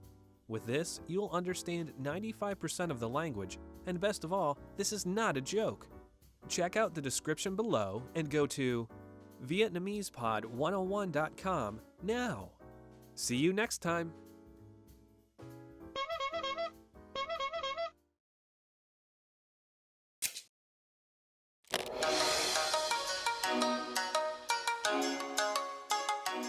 Xin chào, tôi là Huyền. Ngày lễ tình yêu 14 tháng 2 được đặt tên theo Thánh Valentine và là ngày mà cả thế giới tôn vinh tình yêu đôi lứa. Trong ngày này, các cặp tình nhân bày tỏ tình yêu của mình bằng cách gửi cho nhau thiệp Valentine, hoa hồng, sô-cô-la và một số loại quà tặng đặc biệt khác có nhiều ý nghĩa. Trong bài học này, chúng ta hãy cùng tìm hiểu các cặp đôi tại Việt Nam thể hiện tình cảm như thế nào trong ngày lễ tình yêu nhé!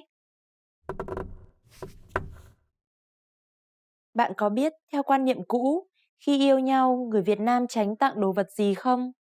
Chúng tôi sẽ cho bạn biết đáp án vào phần cuối video này.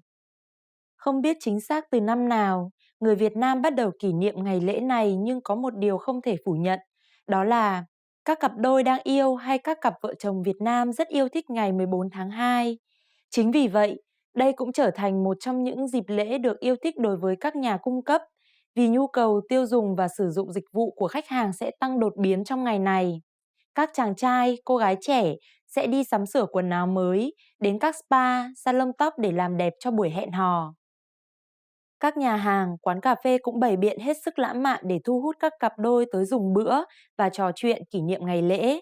Tất cả các rạp chiếu phim đều kín chỗ, đặc biệt là với các phim tâm lý tình cảm, phù hợp với không khí ngày lễ dành cho tình yêu. Các cặp đôi thường cẩn thận đặt vé trước vài ngày để có được chỗ ngồi tốt nhất trong rạp. Ngoài ra, các hàng bán hay dịch vụ liên quan đến hoa cũng rất đông khách. Hoa hồng đủ các màu sắc được bày bán khắp nơi, nhưng được ưa chuộng nhất vẫn là hoa hồng đỏ. Ngoài hoa hồng, sô-cô-la là món quà không thể thiếu trong ngày lễ tình yêu. Rất đông người xếp hàng mua sô-cô-la tại các cửa hàng chuyên biệt hoặc siêu thị. Có những bạn trẻ lãng mạn còn tự mua nguyên liệu để tự làm sô-cô-la với hình dáng theo ý muốn để tặng người mình yêu. Tuy nhiên, cũng có một số khác mua nước hoa, đồ dùng đắt tiền để làm quà vì có lẽ họ muốn món quà có thể dùng và lưu giữ lâu hơn. Trong khi hầu hết các bạn trẻ đều thích sưu tầm các mẫu thiệp đẹp, đáng yêu và lãng mạn để tặng kèm quà, thì một số đôi vợ chồng lớn tuổi vẫn chưa quen với việc thể hiện cảm xúc qua những tấm thiệp này. Và bây giờ, tôi sẽ cho bạn biết đáp án của câu đố đã nêu ra lúc trước. Bạn có biết, theo quan niệm cũ, khi yêu nhau người Việt Nam tránh tặng đồ vật gì không? Theo quan niệm cũ, một số người nói rằng nên tránh tặng giày dép, vì theo họ, sau khi tặng xong người yêu sẽ đi mất, hoặc không tặng khăn tay, vì khăn tay dùng để lau mồ hôi và nước mắt, tượng trưng cho sự khó khăn và đau buồn. Tuy nhiên, đây chỉ là cách suy luận không có cơ sở và số người tin vào điều này ngày càng ít đi. Bài học này thế nào? Các bạn đã học được nhiều điều thú vị chứ? Nếu bạn muốn tặng quà một người Việt Nam trong ngày này, bạn đã biết nên tránh tặng món đồ gì rồi chứ? Hãy để lại ý kiến cho chúng tôi tại VietnamesePod101.com. Hẹn gặp lại các bạn vào bài học tiếp theo nhé! Xin chào các bạn, mình là Linh đây, rất vui được gặp lại các bạn.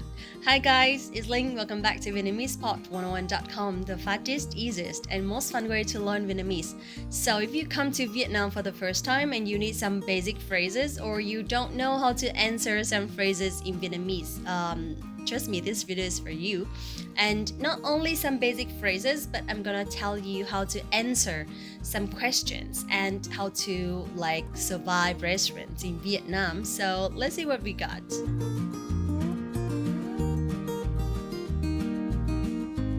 Now, the waiter might ask you a question, for example, anh đi mấy người. So if you cannot understand the whole sentence, just listen to the keyword, mấy người. Like how many people do you have, okay? So just listen. And if you hear something like mấy người, or bao nhiêu người, so that means they want to know how many people you have. So the full sentence is anh đi mấy người, or anh đi bao nhiêu người. Anh đi mấy người, or anh đi bao nhiêu người. Then the answer would be anh đi and number and người. Okay, easy, right? Anh đi, for example, you have two people, you can say anh đi hai người. Anh đi hai người if you're a man, okay? And if you're a woman, then you can say chị đi hai người. Chị đi hai người. And if you have more people than that, you can just replace the number. Anh đi người and chị đi người.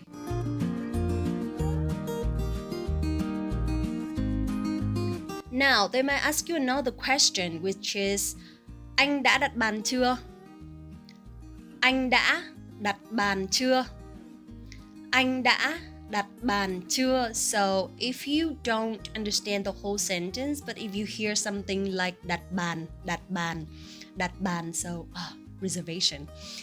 So that means, have you reserved a table yet? Or do you have a table already reserved? Something like that. So anh chị đã đặt bàn chưa? Anh chị đã đặt bàn chưa? Then in this situation, if you already reserved, then you can say rồi. Rồi means already. And if you want to be more specific, then you can say anh chị đặt bàn tên. And then you put your name after that. For example, chị đặt bàn tên Linh. Chị đặt bàn tên Linh.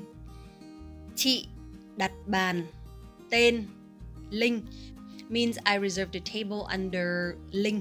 Okay? And if you haven't reserved yet, you can say anh chưa đặt bàn. Anh chưa đặt bàn. Anh chưa đặt bàn. Okay? So remember the keyword, đặt bàn.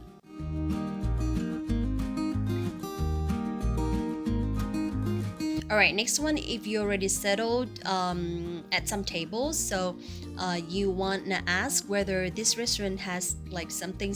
So the structure is em có không? That means do you have blah blah blah. Em có không? For example, do you have any let's say, do you have any do you have vegetables? So you can say em có rau sống không? Em có rau sống không? Em có rau sống không means do you have any vegetables? Or if you want to ask if they have any fruits for desserts, you can say em có hoa quả không? Em có hoa quả không?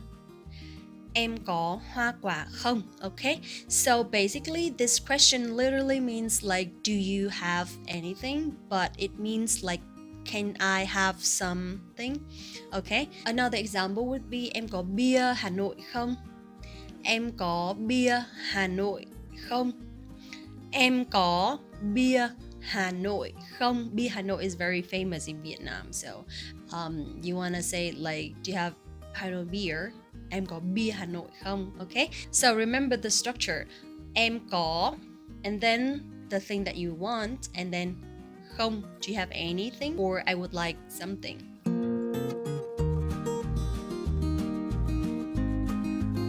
Now, next one, if you want to be more specific, if you want to order something, then please use this structure. It's very easy. So, first one is cho anh, or cho tôi, cho anh, cho anh, and then the number of the dishes, or the portion, or the quantity, okay? And then the name of the dish, okay? And then the last one, it's maybe the size. So that is how you order in Vietnam. For example, cho anh một bát phở bò nhỏ, okay? Cho anh một bát phở bò nhỏ. Right, cho anh means like give me, okay? Cho anh một, quantity, right? Bát phở bò is like beef phở. Bát phở bò nhỏ is the size, okay? Cho anh một bát phở bò nhỏ, but we don't say like, can I have a small bowl of phở, but we have like phở, small. So it's opposite to English, okay? Cho anh một bát phở bò nhỏ. Alright, now let's use this structure for another example. Cho chị một cốc trà đá. Cho chị một cốc trà đá. Cho chị một cốc trà đá means like, can I have one iced tea please? Cho chị một cốc trà đá, or give me an iced tea please. Cho chị một cốc trà đá. Alright, another example would be cho chị 2 cơm rang nhỏ. Cho chị 2 cơm rang nhỏ.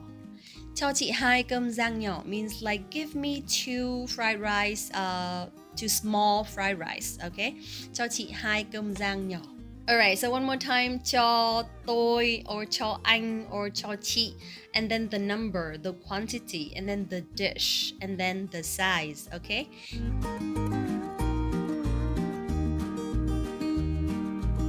Now, if you want to ask the price of something, then you can just simply say, món này bao nhiêu tiền? Món này bao nhiêu tiền? Món này bao nhiêu tiền? So it's grammatically correct, and if you want to make it very short and convenient and most natural, then we can just say bao nhiêu, bao nhiêu, bao nhiêu. But sometimes only bao nhiêu is not very polite, and because it's too short, right? So bao nhiêu hả em is okay. Bao nhiêu hả em is like, hey, how much is it? Bao nhiêu hả em?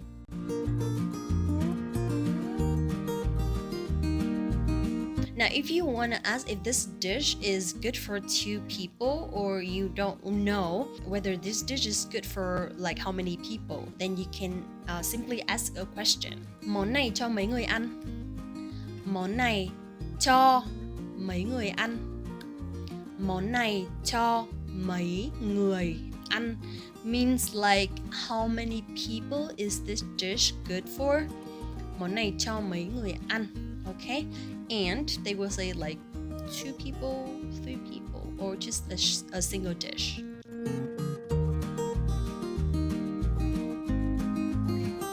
Also, if you want to ask what dish or which dish is most famous or most popular in this restaurant, we have a sentence for that. Món gì nổi tiếng nhất ở đây?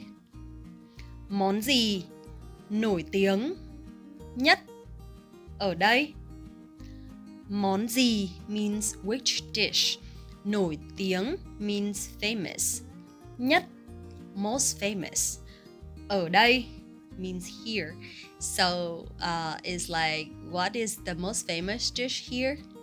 Món gì nổi tiếng nhất ở đây? Also, if you want to use nổi tiếng, because it's very like, it sounds very big, right?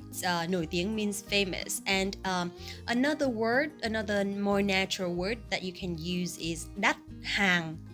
Đắt hàng. This is very casual. This word is very casual and it's informal, okay? Món gì đắt hàng nhất ở đây?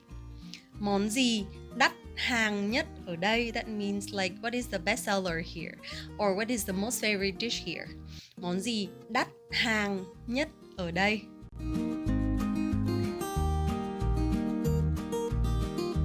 Now, if you don't want any specific kind of ingredients, you can use this sentence. Anh không ăn. Anh or tôi or chị. Anh không ăn. Anh không ăn means I don't eat something, and then you add the ingredients or the flavor that you don't want. For example, anh không ăn ớt.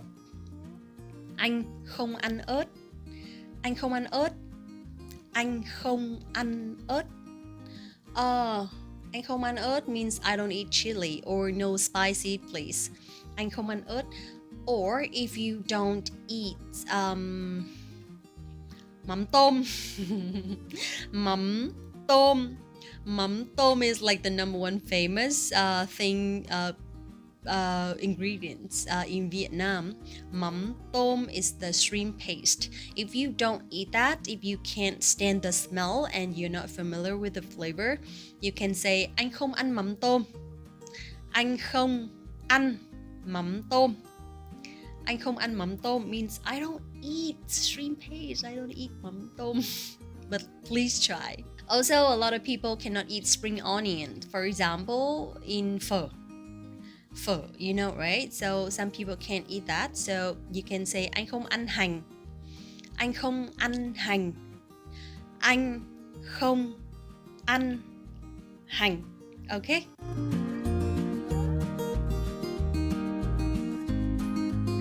Now, after eating, so those are like almost everything that you can use just to order what you want. And after eating, if you want to pay the bill, then you can say em ơi tính tiền. Em ơi tính tiền. Okay, so that is how we call the waiters in Vietnam. Em ơi tính tiền. Tính tiền, tính tiền. Yeah, or if they can't hear you, just like give them a sign. Em ơi tính tiền. Em ơi tính tiền. That means can I pay please or check please or can I have the bill please? Em ơi tính tiền, okay?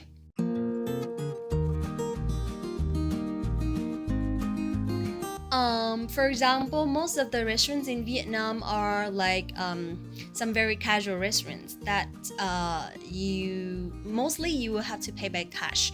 But nowadays there are more like big restaurants and they also use some technology. So you can ask, if you want to pay by credit cards, you can ask, anh trả thẻ được không? Anh trả thẻ được không? Anh trả thẻ được không? That means can I pay by credit cards? But if you cannot make a long sentence, you can just say trả thẻ. Trả thẻ. Trả thẻ. Okay? Trả thẻ means credit cards. And I would like to notice you that in Vietnamese, if you just speak short sentences or words like that, it doesn't sound so respectful, okay? But since you are foreigners, so we understand. But if local people speaking together like that, that is not very polite.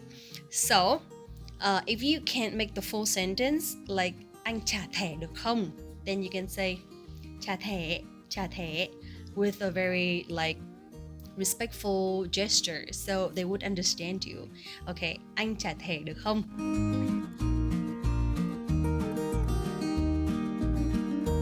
Alright, last one, if you are happy with the food, if you are happy with the service and the restaurant, you can just, if you want to give them some tip, then you can say không cần trả lại. For example, if your bill is like 220 Vietnam dong, 220,000 Vietnam dong, and you want to give them like 250 and you don't need change, then you can say không cần trả lại. Không cần trả lại. Không cần trả lại means like no change needed. So that is a very nice way to say that the rest is yours, or that's okay. So that would also bring some joy and happiness to the waiters as well. So không cần trả lại. Alright, that's it for today. Thank you so much for watching this video. If you like this video, please give us a like and subscribe. And also, if you want to learn Vietnamese in the fastest, easiest, and most fun way, go to VietnamesePod101.com for your free lifetime account right now and get your real lessons by real teachers. Thank you so much again and see you in the next one. Xin chào và hẹn gặp lại các bạn. Want to speed up your language learning? Take your very first lesson with us. You'll start speaking in minutes and master real conversations. Sign up for your free lifetime account. Just click the link in the description. Hi guys, it's Ling again. Welcome back to VietnamesePod101.com, the fastest, easiest, and most fun way to learn Vietnamese. In this video today, I'm going to share with you the top 10 Vietnamese singers. Let's see how popular they are. Sơn Tùng MTP. Sơn Tùng MTP's real name is Nguyễn Thanh Tùng. The singer, born in 1994, was soon attracted to hip-hop like many other young people. With a desire to become a singer, his passion has prompted him to find his own way. He went to Hanoi to attend vocal and rap courses. He also joined the underground community with other singers like LK and Jan Secker at this point. Sơn Tùng has become the most sought-after singer at the present time with a huge fan base and a respectable record. Nơi này có anh, published 3 years ago with 263 million views so far, has become the most viewed song of Sơn Tùng at this moment. Now let's practice the song name. Nơi này có anh. Nơi này có anh. Bích Phương. 10 years ago, Bích Phương joined Vietnam Idol when she was 21 years old, and it was a big milestone to help her become a singer. In 2011, Bích Phương became a phenomenon when her song Có Khi Nào Rời Xa continuously appeared on the music charts and attracted many views and downloads on live music sites. Along with the music going like the wind, Bích Phương fashion sense has changed dramatically. Recently, her music products such as Gửi Anh Xa Nhớ and Bao Giờ Lấy Chồng are to create a beautiful impression to the audience not only by her voice but also by the collection of her eye-catching vintage fashion collection. One of her most successful songs is Bùa Yêu. Eric. Eric's real name is Lê Trung Thành. He's a talented singer and dancer. Eric joined The Voice Kids Vietnam in 2013, then became a member of Monster Group. In addition, he has won 4 nominations at the Contribution Award and is the only artist nominated for the category New Artist of the Year twice. In 2016, Eric published a song named Sau Tất Cả, winning many awards in Vietnam, and up to now, the singer has owned a series of hit songs as well as his fans love. One of his most famous songs that is known all over the world is Ghen Cô Vi, collaborated with Min, who is also a young star in Vietnam. Min is one of the favorite young female singers of hip-hop today. Her personal page has more than 300,000 followers. Her fan page attracts 1.2 million likes, and she also has an Instagram account with 1.5 million followers. Đừng yêu nữa, em mệt rồi. It means one of the most viewed songs. With a very nice and girly melody, this song has reached 115 million views on YouTube and has become one of her most successful songs up to now. Đức Phúc. Đức Phúc comes from a family with no artistic traditions, but with his passion for singing, this young guy officially started his own career after becoming the winner of The Voice Vietnam in 2015. Đức Phúc has his own warm, powerful, and inspiring voice. After a huge plastic surgery that completely changed his appearance, Đức Phúc has become more and more sought after, not because of his new look, but also his incredible vocal. Hết Thương Cạn Nhớ is one of Đức Phúc best songs. Hết Thương Cạn Nhớ. Nu Phước Thịnh. Before becoming a singer, Nu Phước Thịnh used to model for a magazine. After that, he fell in love with singing and became a famous singer with a strong fan base. Being a very successful singer for 10 years, Nu Phước Thịnh also participated as a coach in The Voice Kids Vietnam. Mãi Mãi Bên Nhau is one of his most famous songs so far. Mỹ Tâm. Mỹ Tâm started her singing career in 1999. Despite going through many ups and downs, with her extraordinary efforts, she has always been one of the leading singers in Vietnam and is loved by many Vietnamese people. Aside from singing, she also experimented with the role of a musician. She's also a coach for Vietnam Idol and The Voice Vietnam. One of her best songs, Đừng Hỏi Em. Hồ Ngọc Hà. Hồ Ngọc Hà was born in 1984 in Huế. She's definitely a Vietnam superstar. Hồ Ngọc Hà started with her modeling career. In 2003, she started singing, and with her tireless efforts, she has achieved great success in her career with many hits. Cả một trời thương nhớ is the song in which she first worked with an actor named Kim Lee, who is now her husband.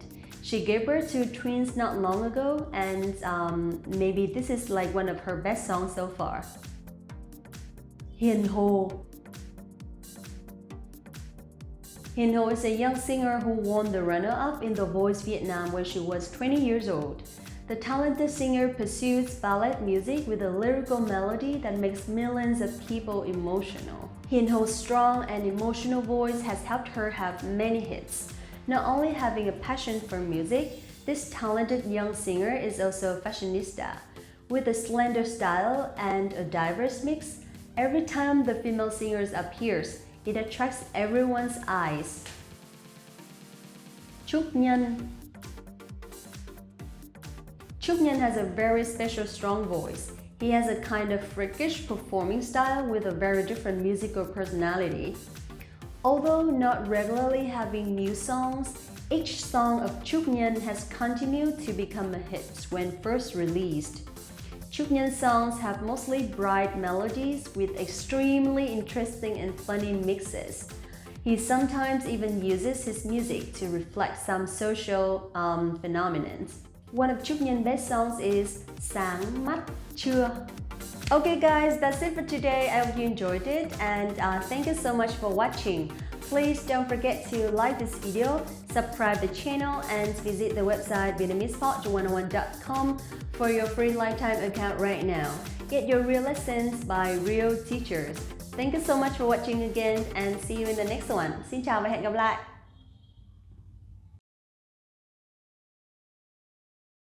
Hi there, it's Ling. Welcome back to VietnamesePod101.com, the fastest, easiest, and most fun way to learn Vietnamese. Guess what? Today we're going to talk about Vietnamese slangs. I've wanted to do these videos for so long, so I'm not gonna waste your time anymore, and let's get started.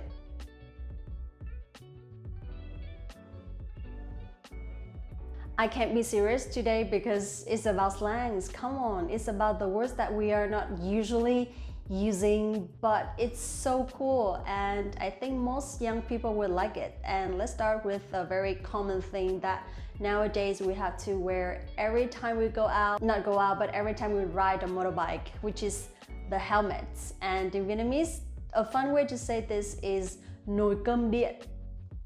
Nồi cơm điện. Nồi cơm điện. Do you know what nồi cơm điện is? Nồi cơm điện actually is a rice cooker. How can we wear a rice cooker on our heads? But it's possible because before, when we started having the rule that all people who ride motorbikes, they have to wear the helmets. So because we didn't like it, so we said, it looks like the rice cooker. So from there, nồi cơm điện is like a very common word to talk about the helmets. Nồi cơm điện. The next one is ngon. Ngon. Ngon. Ngon. You will see, if you notice, we will not pronounce like the ending sound like in English. For example, in English we have like time. But for Vietnamese, if the words that end with N or M like that, we will just close the sound. We don't say ngon. No, we say ngon. Ngon. Okay, so ngon means delicious, but this is a slang, so it doesn't really mean delicious. Yes or no, okay? It means like a beautiful or a pretty girl. So ngon means like, she's so hot, or she's so pretty. So we can say, nhìn em kia ngon không? Nhìn em kia ngon không? Em kia means that girl or that chick. Nhìn em kia ngon không means, look, she's hot, or look, she's delicious. The next one is chất. Chất. Chất I'm not sure if it's a slang, but nowadays we use it a lot and it has become a very common word for cool. Something is very cool. So chất is like, for example, if you see a boy or a young man that is riding a motorcycle and he dresses very cool, he dresses like so nicely and you just want to hang out with him. So anh kia chất không? Anh kia chất không? So that means look, he's so cool. Anh kia chất không? So for girls, for beautiful girls, we can say em kia ngon không? But for men, we use like anh kia chất không or bạn kia chất không? So look how cool he is. The next one is xịn sò. Xịn sò. Xịn sò. Xịn sò means something very expensive or something very fancy. Like suddenly you buy like a $1,000 phone or you buy something very expensive. So maybe your friend can say like, xịn sò. Xịn sò is like, so fancy. You spend a lot of money. Xịn sò, okay? So this one you can use separately. Or you can use in the full sentence like em mới mua một cái điện thoại xịn sò lắm. Em mới mua một cái điện thoại xịn sò lắm. Em mới mua một cái điện thoại xịn sò lắm. That means I have just bought a very fancy phone. Xịn sò. Thả thính. Thả thính. This one is a little bit hard to pronounce, okay, because it has like dấu hỏi and dấu sắc. Thả thính. Thả thính. Thả thính means to flirt around. Thả thính is like you put, you know, thính. Thính is like the how to say the rice powder, the rice flour that we put on the river to catch fish, to fish. So when you put that flour, that powder like that, fish will come. So thả thính means like you put some very nice words or you just actually say something that makes people think that you like them. So thả thính is like floating around. In sentence you can say like suốt ngày thả thính. Suốt ngày thả thính. Suốt ngày thả thính means like you're just floating around, something like that. So this is like a blaming, okay? Suốt ngày thả thính. Chém gió. Chém gió. Chém gió. Chém gió. Chém gió means like when you're lying, when you say something not really true about the person or the actual situation. So chém gió. In sentence you can say like chém gió ít thôi. Chém gió ít thôi. Chém gió ít thôi. Chém gió ít thôi means like stop lying, come on. Chém gió ít thôi. Linh, chém gió ít thôi. Okay. The next one, bó tay. Bó tay. Bó tay. Bó tay is like someone tied your hands like this when you can't move. Bó tay. So it's like you're stuck with something or you just can't help, you don't know what to do. Or in a very tough situation, you don't have any solution, so you can say, bó tay. Or for example, when you see someone is very weird or someone is not acting in a casual way, you can say, bó tay. Like, nothing to say, nothing else to say. Bó tay. So quẩy. Quẩy is like dancing, go partying or go clubbing, go dancing, whatever. Partying related. So đi quẩy đi is like let's go partying or let's go dancing. Đi quẩy đi. Đi quẩy đi. Quẩy lên. Quẩy lên. Quẩy lên is like let's dance. Let's dance. Quẩy lên. Quẩy lên. Quẩy lên. Cạn lời. Cạn lời. Cạn lời. Cạn is like out of lời, words, out of words. So it's like speechless. Cạn lời is like when you see something very strange, very unusual. You're just speechless. You feel overwhelmed and you don't know what to say. So, cạn lời. So, if someone is so weird, someone is so strange, and you just can't comment anything, you're out of words. Cạn lời. Gắt. Gắt. Gắt. Gắt is like something very harsh, very difficult, very tough for you to suffer.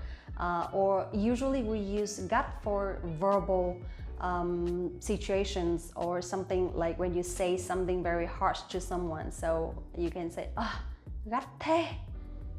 Gắt thế. Gắt thế means like, it's so harsh. It's so hard to hear, something like that. So, gắt thế. Something like, why so serious? Why do you have to be so harsh? Gắt thế, okay? Gắt thế. Căng. Căng. Căng. Okay? Căng. Căng means like so intense, so serious. For example, your friends suddenly become very intense to you when you are arguing or when you have different opinions. So you can say, làm gì mà căng thế? Làm gì mà căng thế? Làm gì mà căng thế? Làm gì mà căng thế? Làm gì mà căng thế? It's like, why so serious? Why so intense? Relax, something like that. Biến. Biến. Biến. So biến is like some sudden accidents or some unexpected scandals, and it just happens. So you can say, có biến, có biến.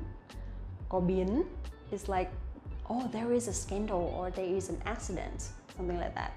Có biến. Có biến. Có is half. Biến is like a scandal. Có biến. Có biến, có biến, có biến.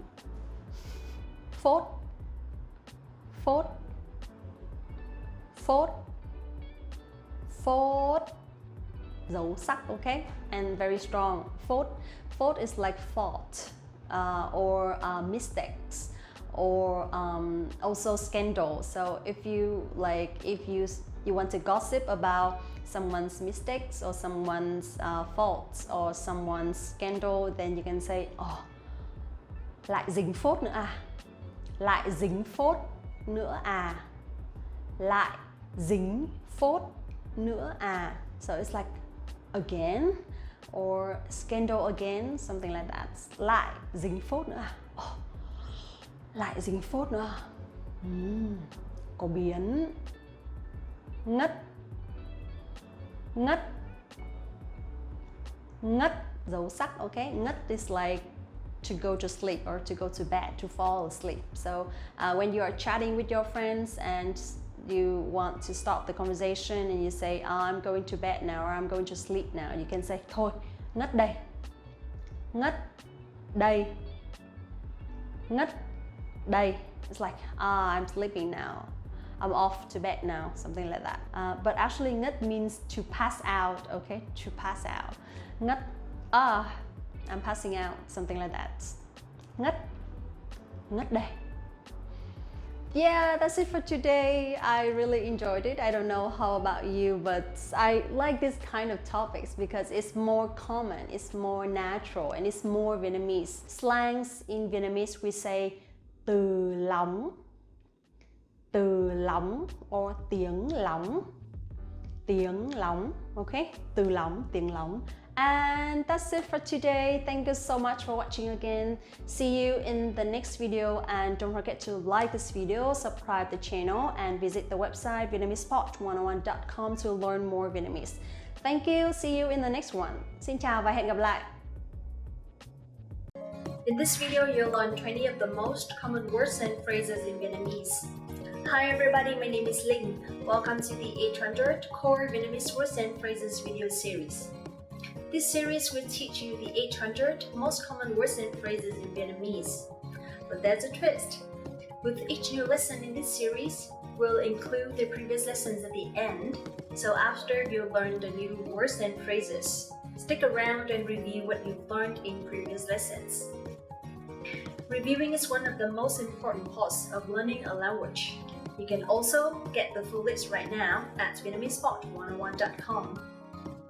Click the link in the description to access more example sentences, create your own flashcard text, and finally master Vietnamese.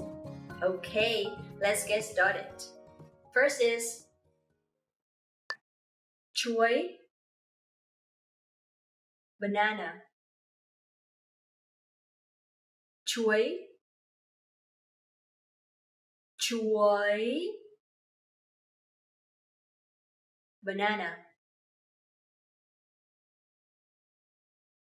Chuối giàu kali. Bananas are rich in potassium. Chuối giàu kali.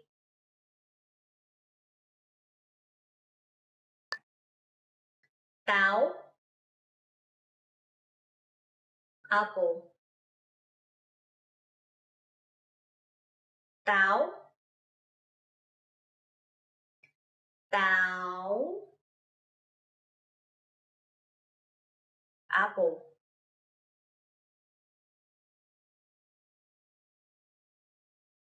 Quả táo này có thể ăn được. This apple is edible.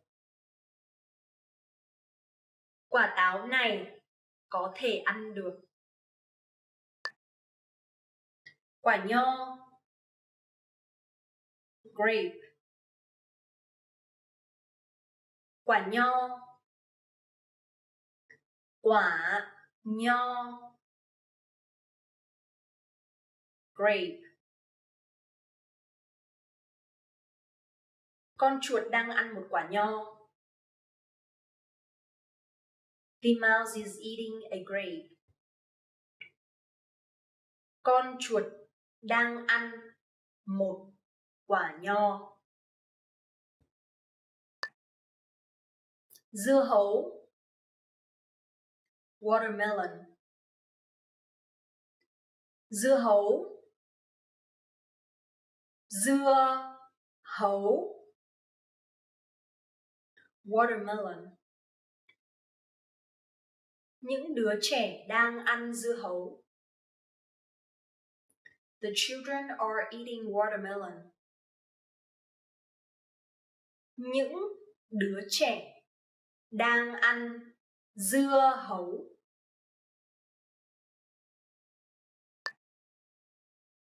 Team, bird.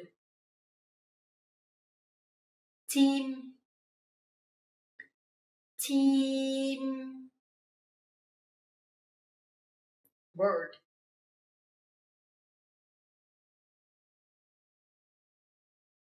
Đàn chim đang cố bay về phương Bắc khi giông bão chặn đường của chúng. The birds were trying to migrate north when the storm grounded them.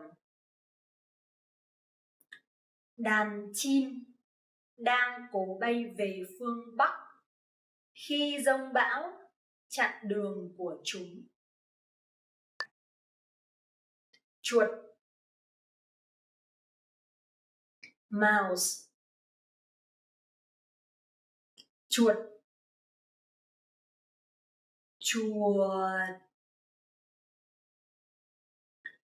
mouse.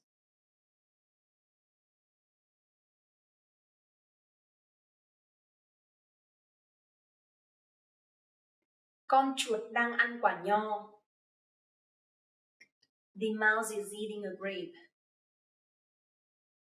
Con chuột đang ăn quả nho.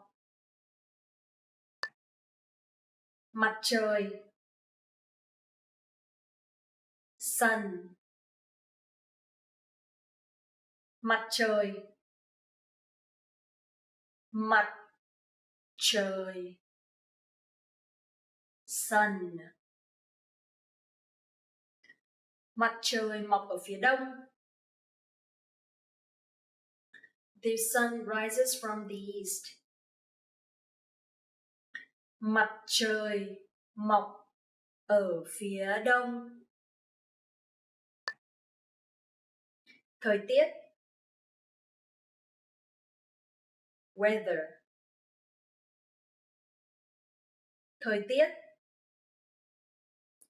thời tiết, weather.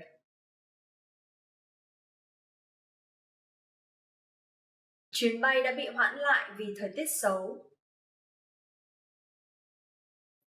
The flight was delayed due to bad weather. Chuyến bay đã bị hoãn lại vì thời tiết xấu.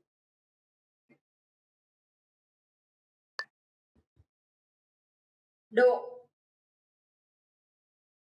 degree. Độ, độ, degree. Ngoài trời, nhiệt độ chỉ khoảng 1 độ. It is barely 1 degree outside. Ngoài trời, nhiệt độ chỉ khoảng 1 độ.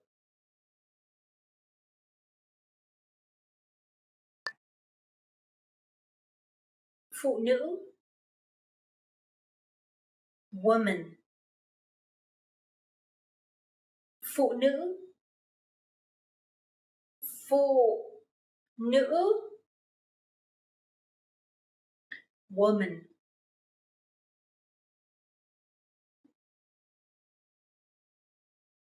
Người phụ nữ cầm quả cầu.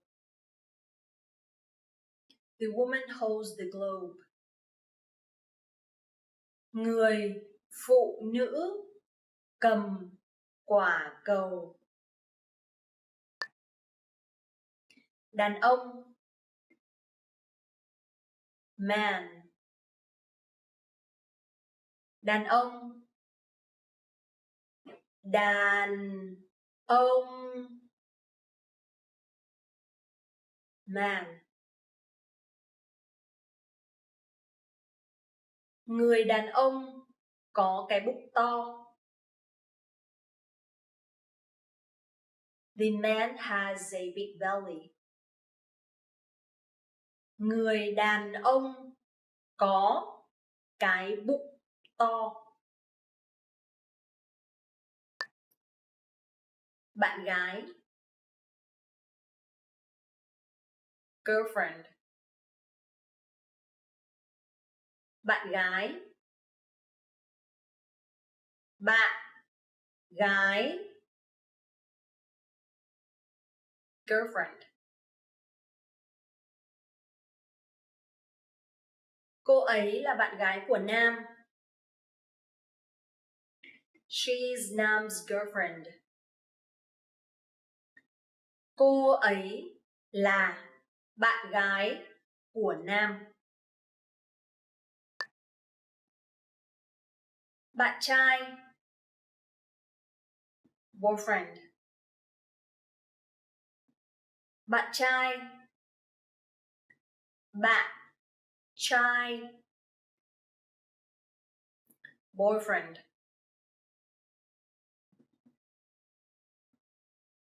Tôi ghét đi mua sắm với bạn trai của tôi vì anh ấy rất khó tính. I hate to go shopping with my boyfriend. He is so picky. Tôi ghét đi mua sắm với bạn trai của tôi vì anh ấy rất khó tính. Tàu, train. Tàu, tàu,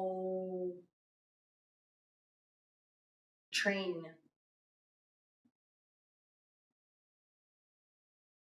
Chuyến tàu cuối cùng là vào lúc mấy giờ? What time is the last train? Chuyến tàu cuối cùng là vào lúc mấy giờ? Máy bay, airplane. Máy bay, máy bay, airplane.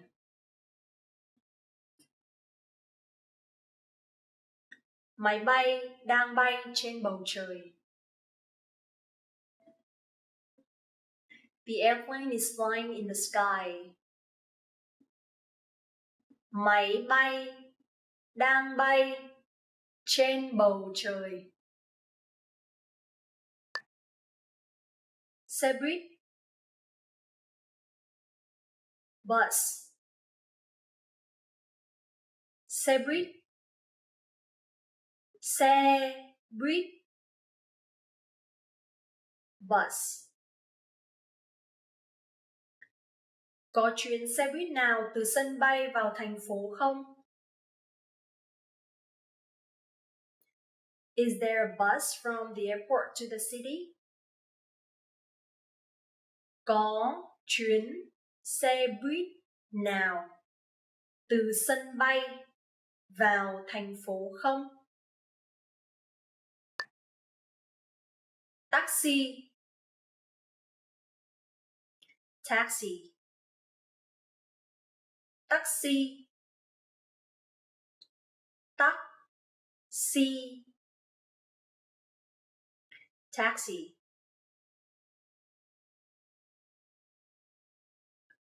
Giá trên đồng hồ taxi đôi khi không chính xác. Fares charged according to the taximeter are sometimes incorrect.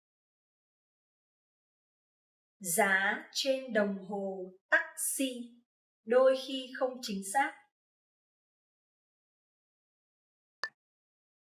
Cải bó xôi, spinach. Cải bó xôi, cải bó xôi, spinach. Cải bó xôi giàu chất sắt và canxi. Spinach is a rich source of iron and calcium. Cải bó xôi giàu chất sắt và canxi. Cá heo, dolphin. Cá heo, cá heo, dolphin.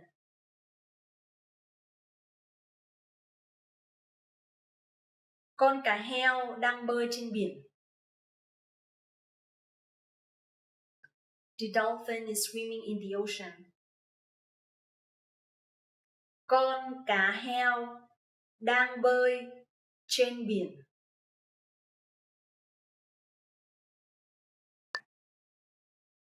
Con mực, squid. Con mực, con mực, squid.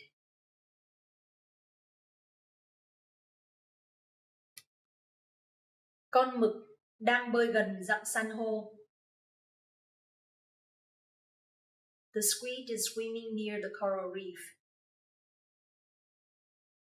Con mực đang bơi gần rặng san hô.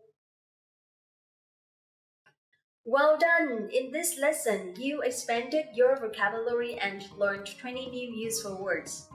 Click the link in the description and sign up for free at VietnamesePod101.com to get access to the full list of vocabulary you need for daily life conversations. You'll also get example sentences, custom flashcard decks, and more learning resources. See you next time! Tạm biệt!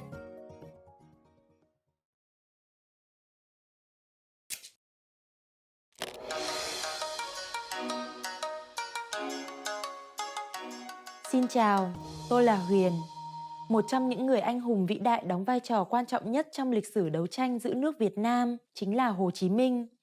Ông được cả dân tộc Việt Nam tôn thờ, kính yêu. Vì vậy, ngày sinh của Chủ tịch Hồ Chí Minh vào 19 tháng 5 được nhà nước và nhân dân kỷ niệm rất long trọng.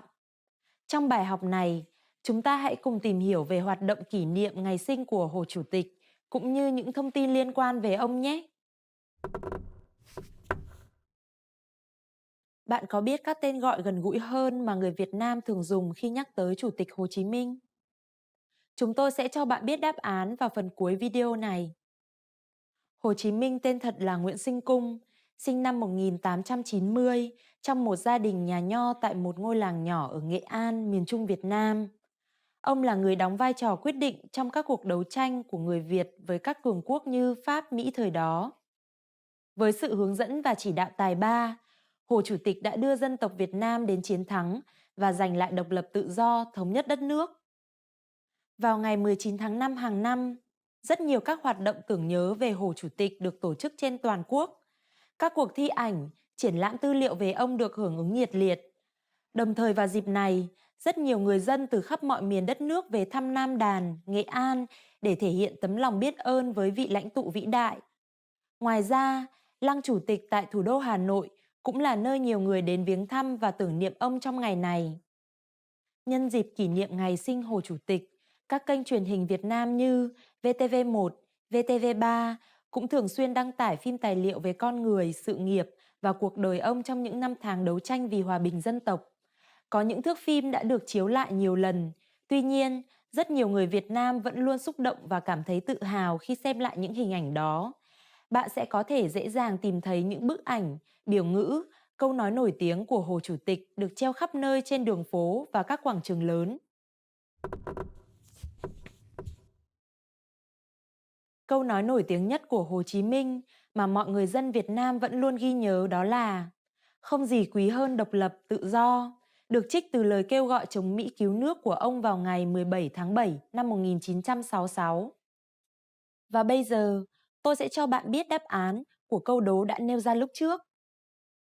Bạn có biết các tên gọi gần gũi hơn mà người Việt Nam thường dùng khi nhắc tới Chủ tịch Hồ Chí Minh? Các tên gọi thân thương đó là Bác Hồ, Cụ Hồ, thể hiện sự tôn trọng, yêu thương của người dân trước nhân cách cao đẹp của một con người vĩ đại như Hồ Chí Minh. Bài học này thế nào?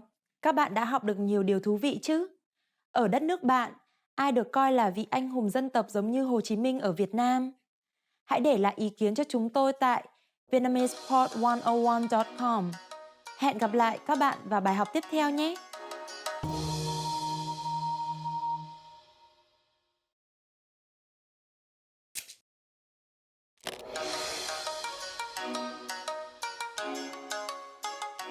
Xin chào, tôi là Huyền.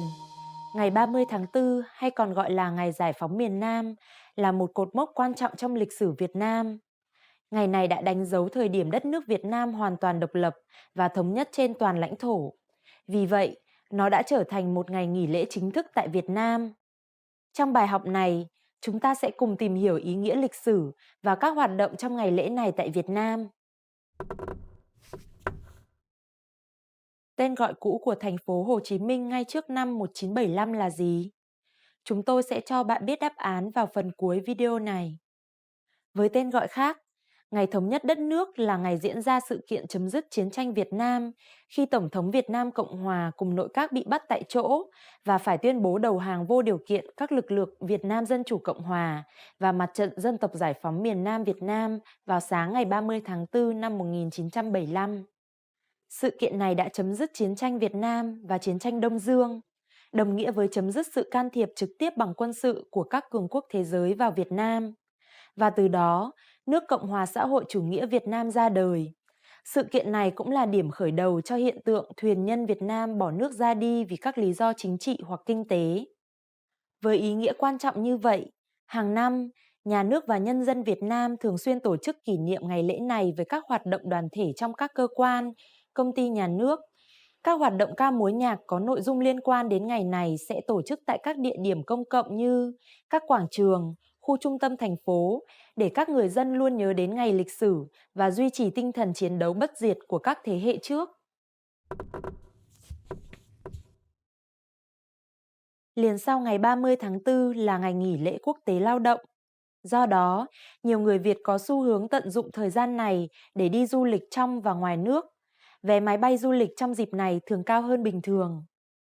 Và bây giờ, tôi sẽ cho bạn biết đáp án của câu đố đã nêu ra lúc trước. Tên gọi cũ của thành phố Hồ Chí Minh ngay trước năm 1975 là gì? Thành phố Hồ Chí Minh trước đây có tên gọi là Sài Gòn. Tuy nhiên, theo thói quen thì hiện giờ cũng còn khá nhiều người gọi thành phố này với tên cũ đó. Bài học này thế nào? Các bạn đã học được nhiều điều thú vị chứ? Tại nước bạn có tổ chức kỷ niệm ngày giải phóng đất nước không? Hãy để lại ý kiến cho chúng tôi tại vietnamesepod101.com. Hẹn gặp lại các bạn vào bài học tiếp theo nhé!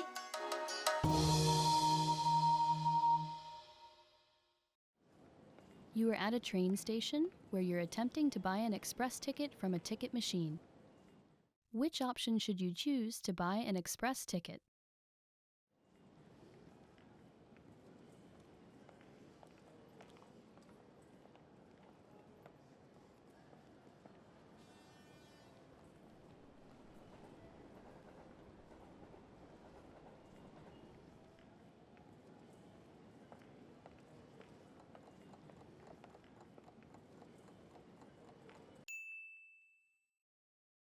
Which option should you choose to buy an express ticket?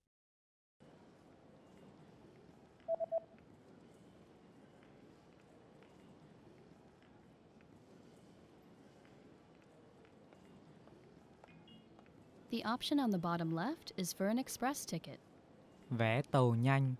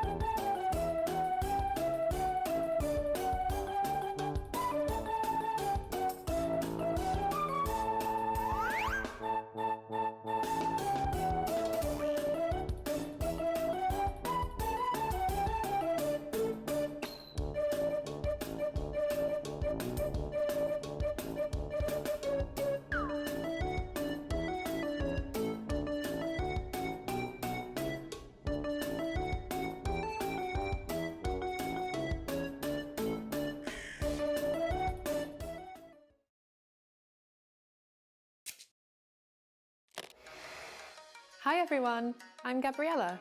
How are your Vietnamese listening skills? In this video, you'll have a chance to test them out with a quiz.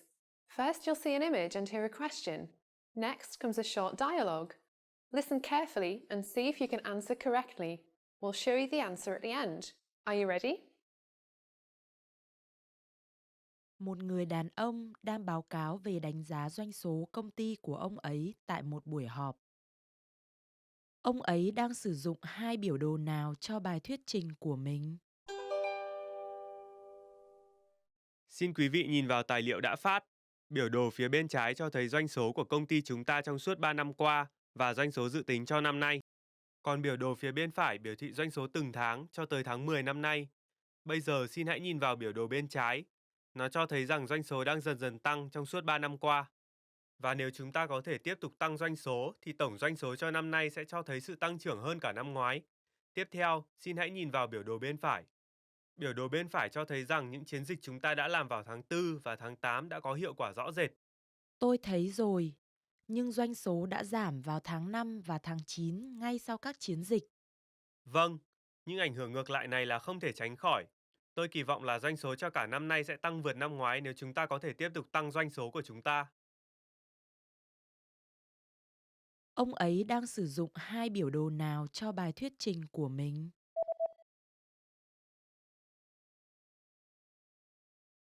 Một người đàn ông đang báo cáo về đánh giá doanh số công ty của ông ấy tại một buổi họp.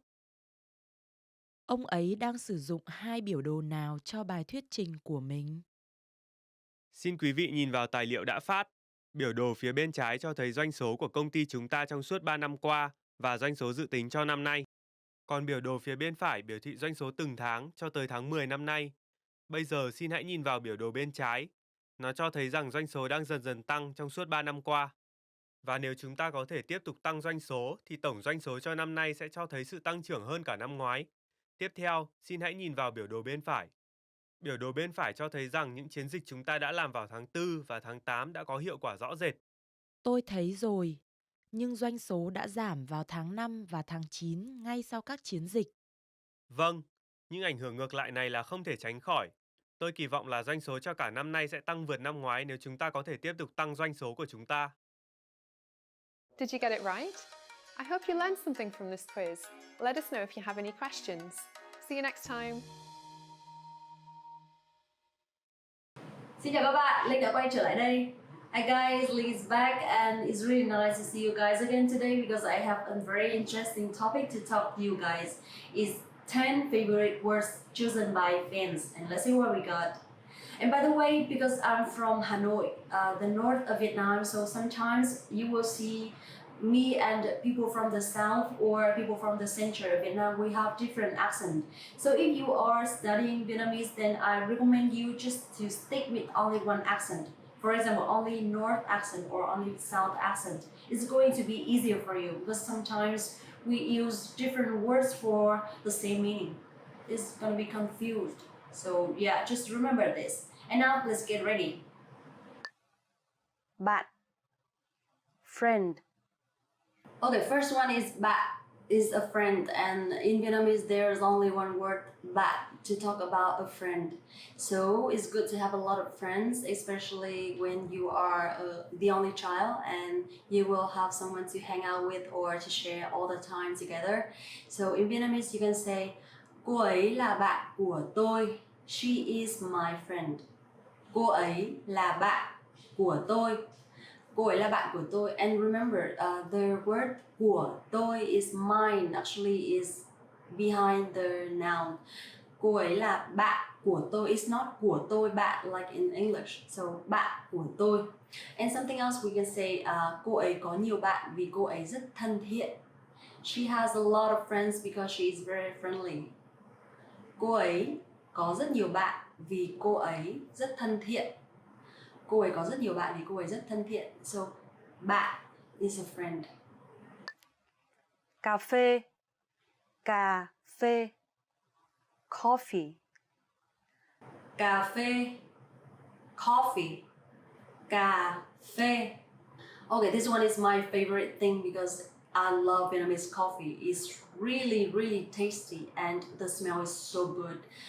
Every time I introduce Vietnamese coffee with my friend, especially foreigner friend, they will love it because it's so delicious. And especially when you drink in the evening, then you cannot just sleep the whole night because it's really strong. It's that strong, so just be careful. Just drink in the morning, then it will awake your body the whole day. So in Vietnamese, you can say cà phê Việt Nam có hương vị rất đặc biệt. Vietnamese coffee has a special taste. Cà phê Việt Nam có hương vị rất đặc biệt. Or nếu bạn đã từng thử cà phê Việt Nam, chắc chắn bạn sẽ không thể quên hương vị thơm ngon của nó. If you ever tried Vietnamese coffee, then you will never forget its tasty flavor. Cảm ơn. Cảm ơn. Thanks. Cảm ơn. Thanks. Okay, actually this one you can use for both formal and informal ways. Cảm ơn. But actually there is another formal way like cảm ơn bạn rất nhiều. Thank you very much. Cảm ơn bạn rất nhiều. So if you want to say in general, you just say cảm ơn, then it's fine. So in Vietnamese you can say cảm ơn bạn đã dạy tôi tiếng Việt. Thank you for teaching me Vietnamese. Cảm ơn bạn đã dạy tôi tiếng Việt. Cảm ơn bạn đã dạy tôi tiếng Việt. Or bữa tối rất tuyệt vời. Cảm ơn vì đã mời tôi. Dinner was amazing. Thank you for having me.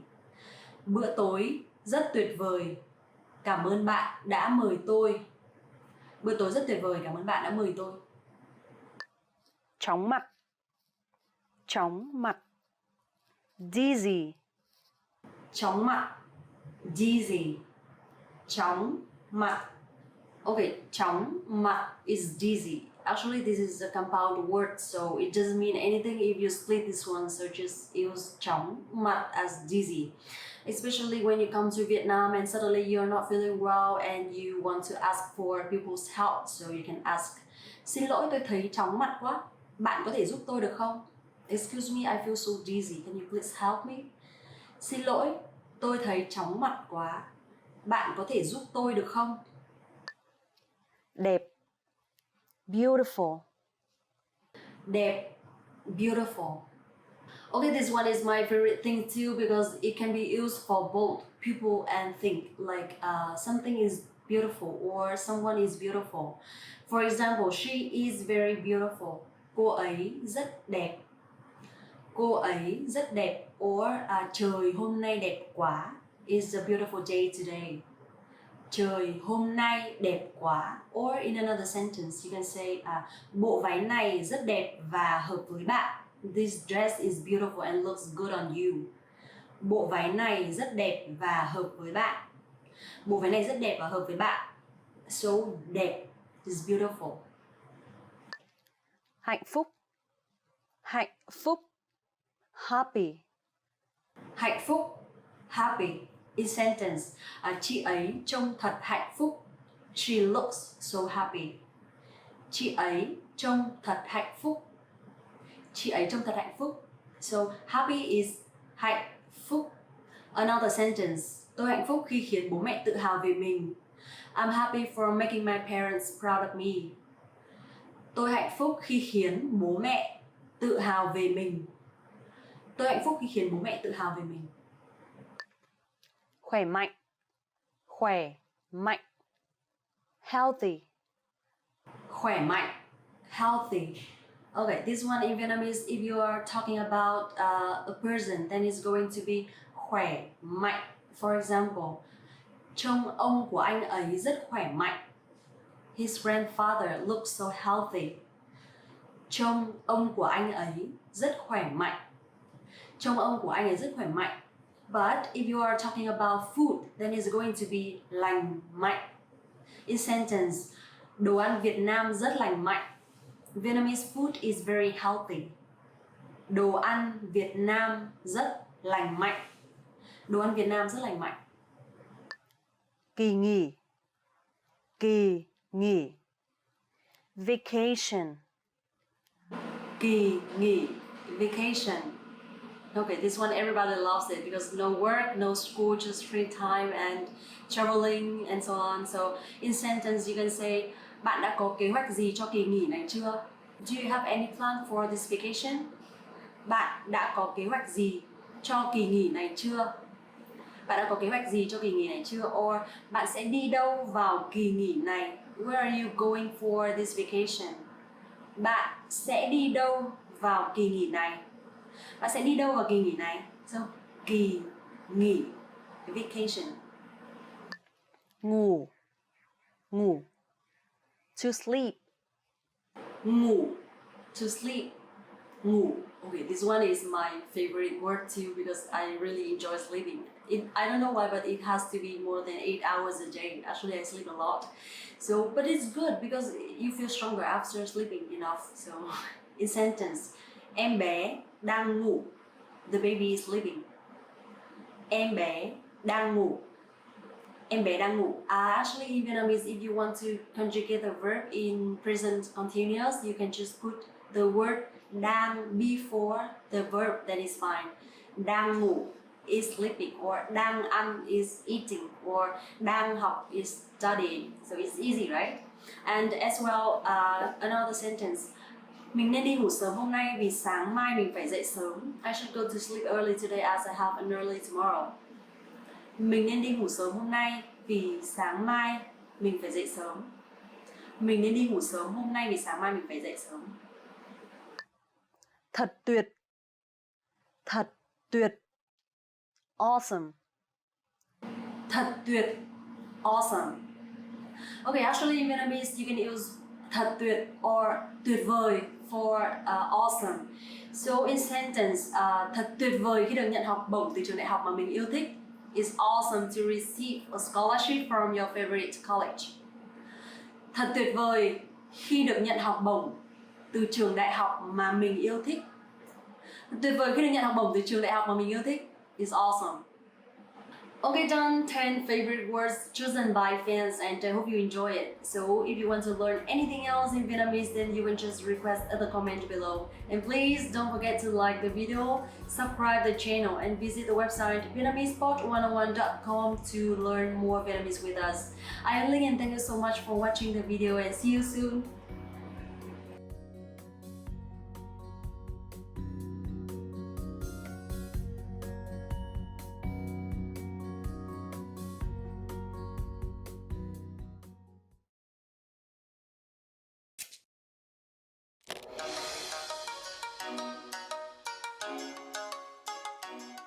Xin chào, tôi là Huyền. Tại Việt Nam, mặc dù không phải là ngày nghỉ chính thức, nhưng Giáng sinh được coi như một ngày lễ chung, được tổ chức vào tối ngày 24 và kéo sang ngày 25 tháng 12. Trong bài học này, chúng ta sẽ cùng khám phá các hoạt động của người Việt Nam trong ngày Giáng sinh tại Việt Nam như thế nào nhé. Bạn có biết câu chúc dành cho Giáng sinh người Việt Nam hay dùng là gì không? Chúng tôi sẽ cho bạn biết đáp án vào phần cuối video này. Trước Giáng sinh, hay còn gọi là Noel khoảng một tuần, các khu trung tâm thương mại và khách sạn lớn đã bắt đầu trang hoàng với những cây thông và hình nộm ông già Noel cùng các chú tuần lộc để thu hút sự chú ý của người dân. Đường phố trong ngày này cũng được thắp sáng và trang trí bằng nhiều ánh đèn màu sắc. Vào ngày Giáng sinh, những gia đình theo Công giáo sẽ chuẩn bị tham dự thánh lễ tại thánh đường giáo xứ của mình. Các nhà thờ được trang trí với đèn điện lung linh để đón giáo dân vào đêm ngày 24. Mặc dù phần lớn người Việt Nam theo đạo Phật, nhưng với xu hướng hội nhập quốc tế thì những năm trở lại đây, Giáng sinh đã trở thành lễ hội văn hóa được nhiều người chào đón. Đặc biệt là giới trẻ, ngay cả những người không theo Công giáo cũng háo hức chuẩn bị quà tặng cho bạn bè và người thân trong ngày lễ này. Các đôi trai gái và các nhóm bạn bè sau khi đi ăn, đi chơi, chụp ảnh với cây thông, người tuyết lớn thì thường đến nhà thờ xem giáo dân làm lễ để cảm nhận không khí của ngày Noel một cách trọn vẹn. Sẽ rất thiếu sót nếu không nhắc đến nhân vật quen thuộc trong ngày lễ này, đó là ông già Noel. Các công ty nước ngoài tại Việt Nam thường thuê người đóng vai ông già Noel để tham gia biểu diễn trong bữa tiệc Giáng sinh dành cho các nhân viên cùng gia đình của họ. Ngoài ra, ông già Noel cũng xuất hiện thân thiện và chụp ảnh cùng các em bé tại các trung tâm giải trí lớn. Trong một tuần lễ trước ngày Giáng sinh, dịch vụ ông già Noel, cô gái tuyết hay bà già Noel chuyển phát quà cũng được mọi người sử dụng rất nhiều.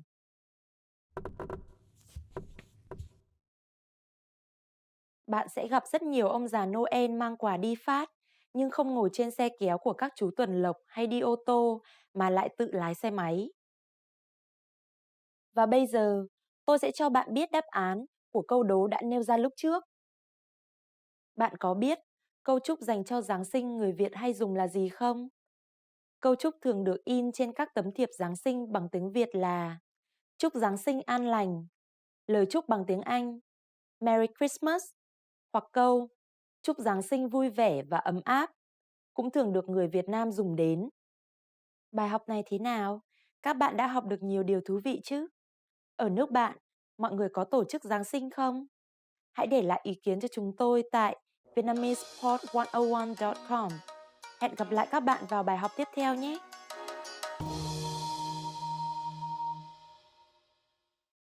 Now, if you're wondering how to remember these words forever so that you can start speaking more and more, here's how. 1. Review them with our spaced repetition flashcards. Our flashcards will drill these words into your long-term memory. 2. Save the words to our word bank, your personal collection of words, where you can print out physical study sheets. And 3. Watch our looped vocabulary slideshows on repeat until you understand every word. You'll find these tools inside our learning program.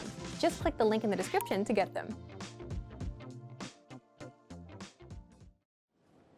You are at a train station where you're attempting to buy an express ticket from a ticket machine. Which option should you choose to buy an express ticket?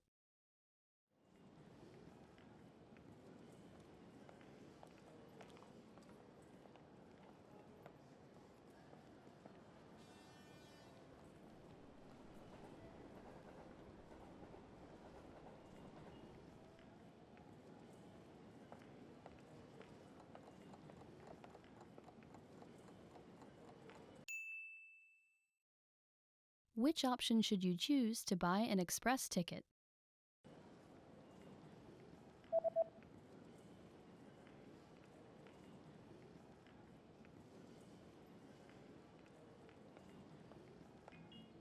The option on the bottom left is for an express ticket. Vé tàu nhanh.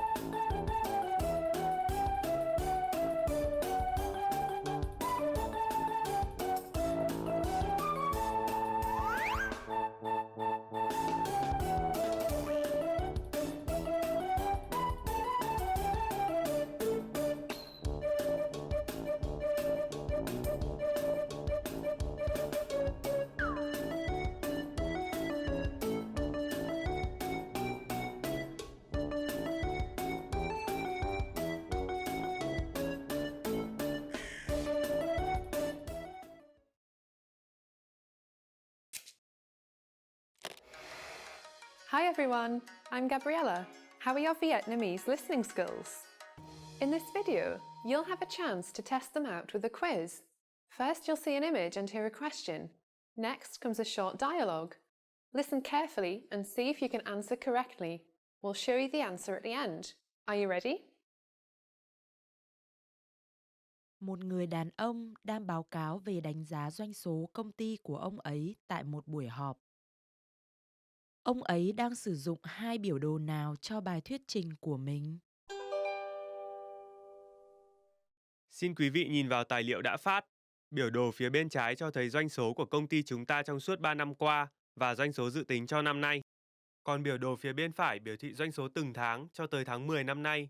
Bây giờ xin hãy nhìn vào biểu đồ bên trái. Nó cho thấy rằng doanh số đang dần dần tăng trong suốt 3 năm qua. Và nếu chúng ta có thể tiếp tục tăng doanh số thì tổng doanh số cho năm nay sẽ cho thấy sự tăng trưởng hơn cả năm ngoái. Tiếp theo, xin hãy nhìn vào biểu đồ bên phải. Biểu đồ bên phải cho thấy rằng những chiến dịch chúng ta đã làm vào tháng 4 và tháng 8 đã có hiệu quả rõ rệt. Tôi thấy rồi, nhưng doanh số đã giảm vào tháng 5 và tháng 9 ngay sau các chiến dịch. Vâng, nhưng ảnh hưởng ngược lại này là không thể tránh khỏi.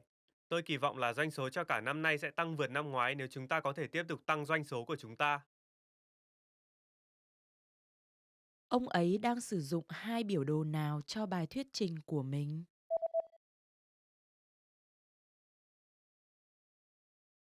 Một người đàn ông đang báo cáo về đánh giá doanh số công ty của ông ấy tại một buổi họp.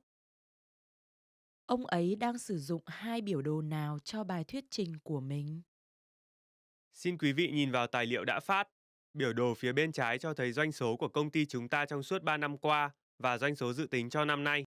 Còn biểu đồ phía bên phải biểu thị doanh số từng tháng cho tới tháng 10 năm nay. Bây giờ xin hãy nhìn vào biểu đồ bên trái. Nó cho thấy rằng doanh số đang dần dần tăng trong suốt 3 năm qua. Và nếu chúng ta có thể tiếp tục tăng doanh số thì tổng doanh số cho năm nay sẽ cho thấy sự tăng trưởng hơn cả năm ngoái. Tiếp theo, xin hãy nhìn vào biểu đồ bên phải. Biểu đồ bên phải cho thấy rằng những chiến dịch chúng ta đã làm vào tháng 4 và tháng 8 đã có hiệu quả rõ rệt. Tôi thấy rồi, nhưng doanh số đã giảm vào tháng 5 và tháng 9 ngay sau các chiến dịch. Vâng, nhưng ảnh hưởng ngược lại này là không thể tránh khỏi. Tôi kỳ vọng là doanh số cho cả năm nay sẽ tăng vượt năm ngoái nếu chúng ta có thể tiếp tục tăng doanh số của chúng ta. Did you get it right? I hope you learned something from this quiz. Let us know if you have any questions. See you next time.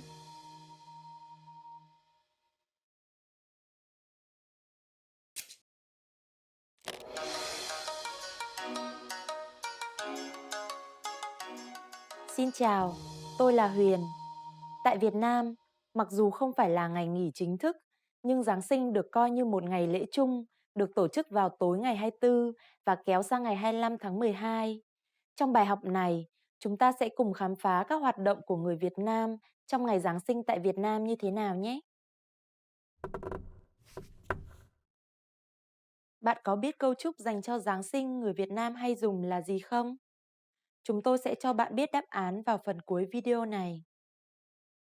Trước Giáng sinh, hay còn gọi là Noel khoảng một tuần, các khu trung tâm thương mại và khách sạn lớn đã bắt đầu trang hoàng với những cây thông và hình nộm ông già Noel cùng các chú tuần lộc để thu hút sự chú ý của người dân.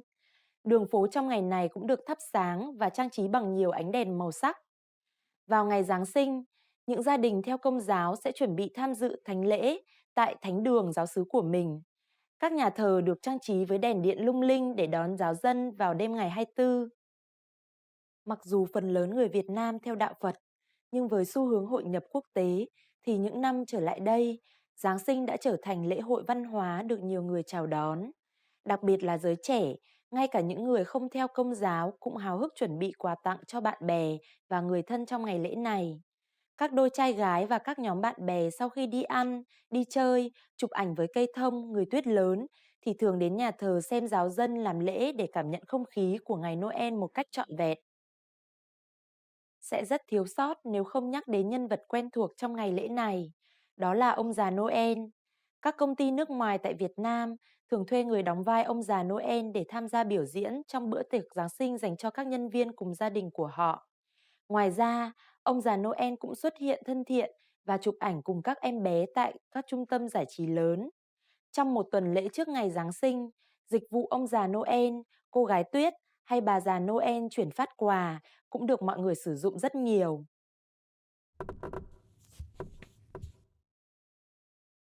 Bạn sẽ gặp rất nhiều ông già Noel mang quà đi phát, nhưng không ngồi trên xe kéo của các chú tuần lộc hay đi ô tô, mà lại tự lái xe máy. Và bây giờ, tôi sẽ cho bạn biết đáp án của câu đố đã nêu ra lúc trước. Bạn có biết câu chúc dành cho Giáng sinh người Việt hay dùng là gì không? Câu chúc thường được in trên các tấm thiệp Giáng sinh bằng tiếng Việt là chúc Giáng sinh an lành, lời chúc bằng tiếng Anh Merry Christmas, hoặc câu chúc Giáng sinh vui vẻ và ấm áp, cũng thường được người Việt Nam dùng đến. Bài học này thế nào? Các bạn đã học được nhiều điều thú vị chứ? Ở nước bạn, mọi người có tổ chức Giáng sinh không? Hãy để lại ý kiến cho chúng tôi tại vietnamesepod101.com. Hẹn gặp lại các bạn vào bài học tiếp theo nhé!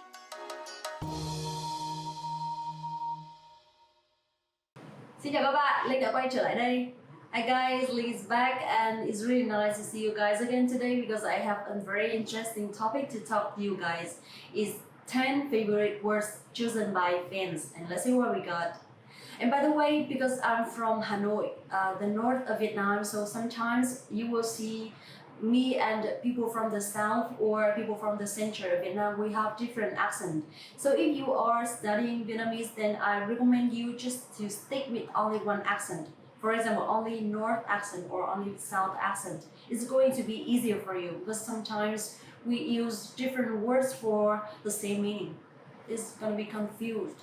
So yeah, just remember this. And now let's get ready. Bạn. Friend. Okay, first one is bạn, is a friend, and in Vietnamese there's only one word bạn to talk about a friend.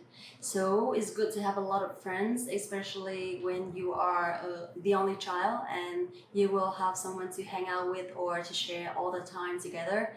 So in Vietnamese you can say cô ấy là bạn của tôi. She is my friend. Cô ấy là bạn của tôi. Cô ấy là bạn của tôi. And remember, the word của tôi is mine, actually is behind the noun.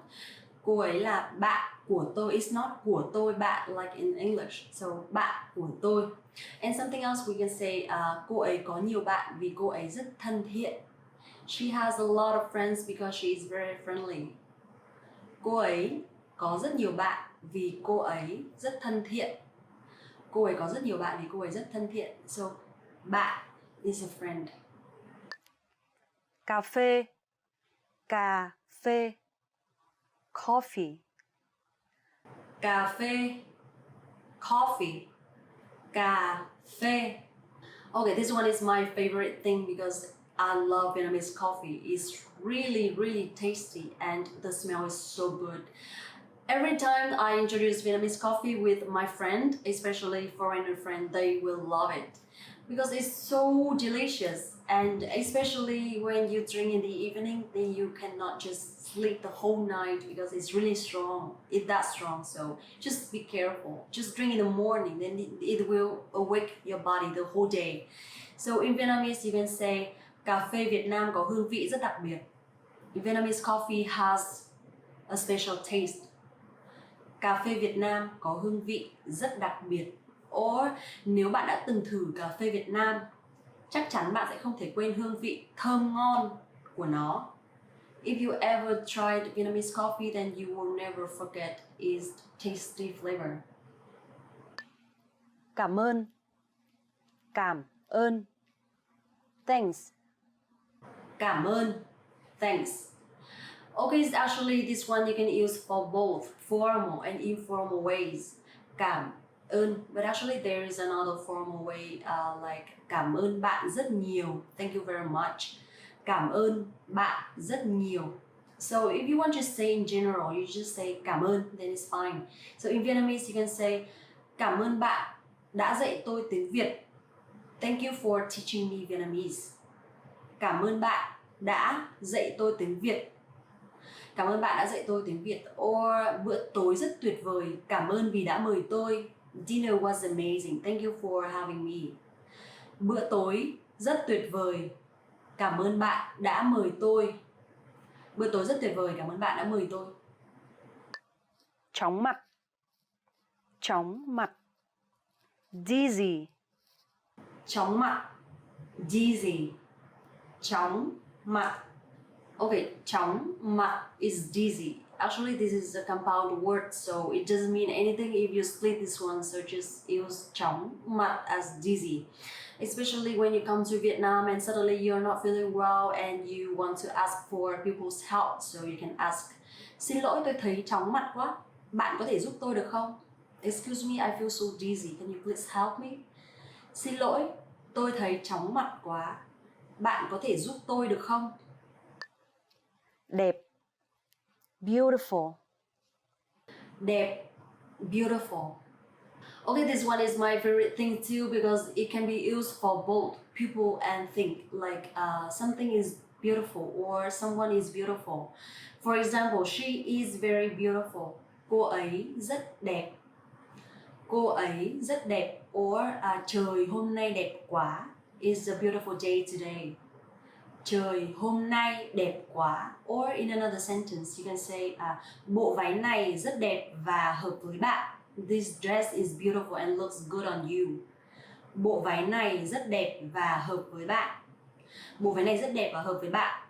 So đẹp is beautiful. Hạnh phúc. Hạnh phúc. Happy. hạnh phúc, happy. In sentence, chị ấy trông thật hạnh phúc. She looks so happy. Chị ấy trông thật hạnh phúc. Chị ấy trông thật hạnh phúc. So happy is hạnh phúc. Another sentence, tôi hạnh phúc khi khiến bố mẹ tự hào về mình. I'm happy for making my parents proud of me. Tôi hạnh phúc khi khiến bố mẹ tự hào về mình. Tôi hạnh phúc khi khiến bố mẹ tự hào về mình. Khỏe mạnh, khỏe mạnh. Healthy. Khỏe mạnh, healthy. Okay, this one in Vietnamese, if you are talking about a person, then it's going to be khỏe mạnh. For example, trông ông của anh ấy rất khỏe mạnh. His grandfather looks so healthy. Trông ông của anh ấy rất khỏe mạnh. Trông ông của anh ấy rất khỏe mạnh. But if you are talking about food, then it's going to be lành mạnh. In sentence, đồ ăn Việt Nam rất lành mạnh. Vietnamese food is very healthy. Đồ ăn Việt Nam rất lành mạnh. Đồ ăn Việt Nam rất lành mạnh. Kỳ nghỉ, kỳ nghỉ. Vacation. Kỳ nghỉ, vacation. Okay, this one everybody loves it because no work, no school, just free time and traveling and so on. So in sentence you can say, bạn đã có kế hoạch gì cho kỳ nghỉ này chưa? Do you have any plan for this vacation? Bạn đã có kế hoạch gì cho kỳ nghỉ này chưa? Bạn đã có kế hoạch gì cho kỳ nghỉ này chưa? Or bạn sẽ đi đâu vào kỳ nghỉ này? Where are you going for this vacation? Bạn sẽ đi đâu vào kỳ nghỉ này? Bạn sẽ đi đâu vào kỳ nghỉ này? So, kỳ nghỉ, vacation. Ngủ, ngủ. To sleep. Ngủ, to sleep. Ngủ. Okay, this one is my favorite word too because I really enjoy sleeping. I don't know why, but it has to be more than 8 hours a day. Actually, I sleep a lot.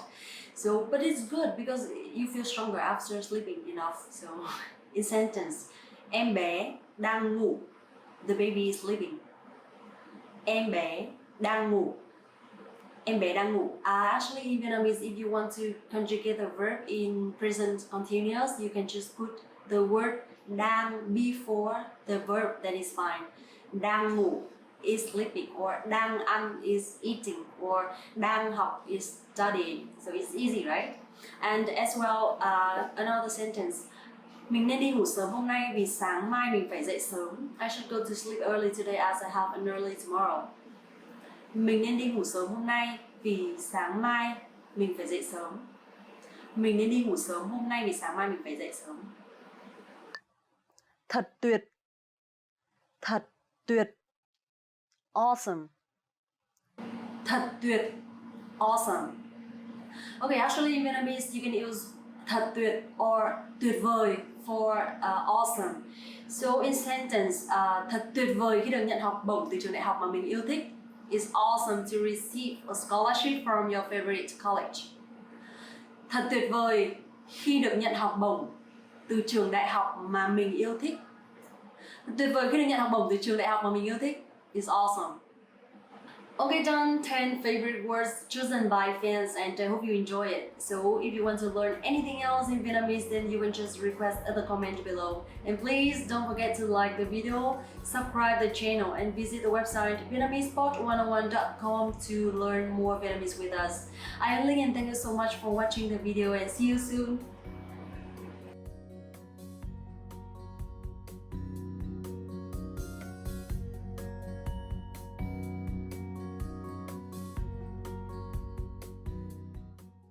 Chào các bạn, mình là Linh, rất vui được gặp lại các bạn hôm nay.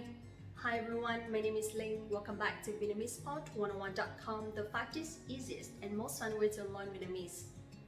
I have wanted to do this video for so long because it talks about the tenses in Vietnamese. You'll be surprised, but the tenses in Vietnamese turn out very, very easy. There are some rules, but it's not as complicated as English. And it's just easy. I think this is one of the easiest things about Vietnamese that you will feel relieved. Okay, now let's get started.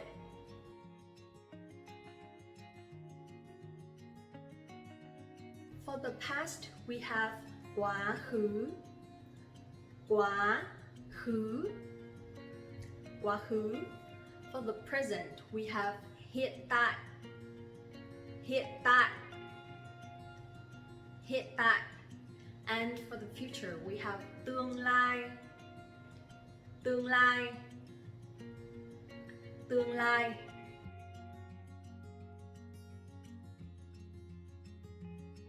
This one is super easy because you don't have to remember so many forms of verbs to talk about the past, like in English. Is that you only need to remember one word. Đã, đã, đã, dấu ngã. Đã actually means awesome as well. So every time you talk about the past tense, just think about awesome because it's too easy. Now let's take a look at some examples to talk about the time first, okay? For yesterday we have hôm qua, hôm qua, hôm qua. For last week we have tuần trước, tuần trước, tuần trước. For last year we have năm ngoái, năm ngoái, năm ngoái. Okay, so hôm qua, tuần trước, or năm ngoái, for example. So those are three typical words to talk about the time in the past, right? Now, let's take a look at some examples using the word đã. Tôi đã học tiếng Việt năm ngoái. Tôi đã học tiếng Việt năm ngoái. Tôi đã học tiếng Việt năm ngoái. That means I learned or I studied Vietnamese last year. But in case you don't remember or you forgot the word đã, then actually you don't have to put it in. Instead, if you want to say tôi học tiếng Việt năm ngoái, it's completely fine. And people will still understand that you are talking about the past. Tôi học tiếng Việt năm ngoái. So overall, with or without đã, it's completely fine as long as you mention the time. For example, hôm qua, tuần trước, or năm ngoái, then people will understand that you are talking about the past. Now let's take a look at another example. Tôi đã đến Thái Lan tuần trước. Tôi đã đến Thái Lan tuần trước. Tôi đã đến Thái Lan tuần trước. So here that means I went to Thailand last week. Do you remember that we also have a video talking about countries? If you don't remember it, check it out in the video list, okay? So tôi đã đến Thái Lan tuần trước means I went to Thailand last week. And even if you say tôi đến Thái Lan tuần trước, it's completely fine and it's still correct. Tôi đã gặp Linh hôm qua. Tôi đã gặp Linh hôm qua.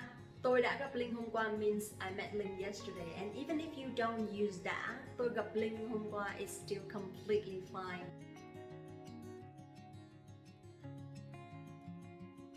We just talked about the past and you know that đã is optional. You can use it or you don't have to use it, that's fine. But when we talk about the present and the future, it's a must. For the present, we use đang, đang, đang means you are doing something or you are doing something at the moment or you are doing something now. I'm giving you some examples so you will see more clearly. Tôi đang dạy tiếng Việt. Tôi đang dạy tiếng Việt.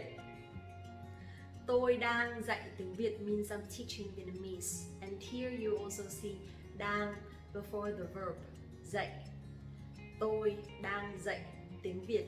Easy, right? The structure is also very simple. Subject, verb, object. Tôi đang dạy tiếng Việt. Các bạn đang học tiếng Việt. Các bạn đang học tiếng Việt. Các bạn đang học tiếng Việt. That means you are learning Vietnamese. Tôi đang sống ở Sài Gòn. Tôi đang sống ở Sài Gòn. Tôi đang sống ở Sài Gòn. That means I'm living in Saigon, or I'm living in Ho Chi Minh City. That means now, at the moment, I'm living here. Tôi đang sống ở Sài Gòn. Remember, subject, verb, object. Tôi đang sống ở Sài Gòn. Các bạn đang xem YouTube. Các bạn đang xem YouTube. Các bạn đang xem YouTube means you are watching YouTube videos. Các bạn đang xem YouTube.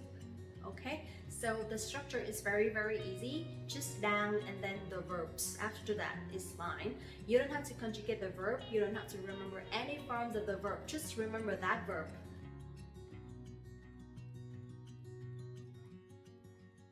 Tương lai.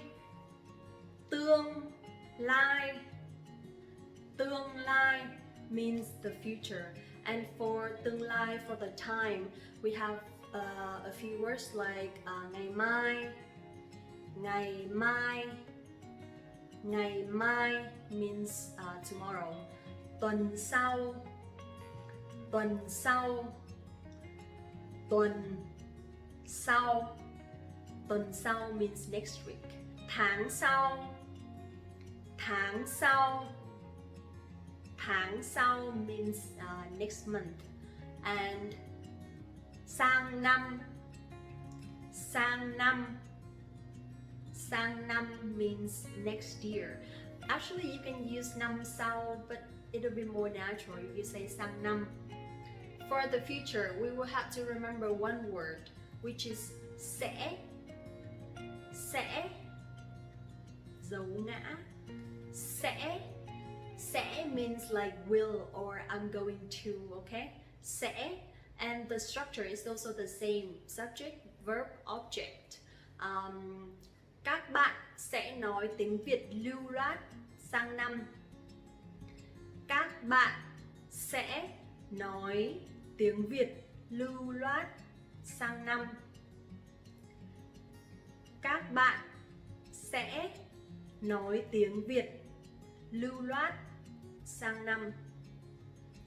Các bạn sẽ nói tiếng Việt lưu loát sang năm. That means you will speak Vietnamese fluently next year, literally. And you will see lưu loát is the new word, right? Which means fluently. And then nói tiếng Việt lưu loát, speak Vietnamese fluently. The structure is very similar to English. Các bạn sẽ nói tiếng Việt lưu loát sang năm. Học sinh sẽ đi học lại vào tháng 5. Học sinh sẽ đi học lại vào tháng 5. Học sinh sẽ đi học lại vào tháng 5 means students will go back to school in May. Khi nào hết dịch, tôi sẽ đi du lịch. Khi nào hết dịch, tôi sẽ đi du lịch. That means when the pandemic is over, I will travel. Khi nào hết dịch, tôi sẽ đi du lịch. Tôi is I, sẽ đi du lịch. That means will travel. And here you will see khi nào hết dịch means when the pandemic is over. And by the time that you watch this video, I believe that the pandemic would have been over. And I really hope that at the point, at this moment, you guys everywhere in the world are completely safe. Alright, that's it for today. I just want to give you guys an overview about the tenses in Vietnamese. Just only 3 words. Đã, for quá khứ. Đang, cho hiện tại. Sẽ, cho tương lai. Thank you so much for watching this video. If you like it, please give me a thumbs up. Don't forget to share this video to your friends, subscribe the channel if you haven't, and go to VietnamesePod101.com for your free lifetime account right now. Thank you so much for watching again and see you in the next one. Xin chào và hẹn gặp lại!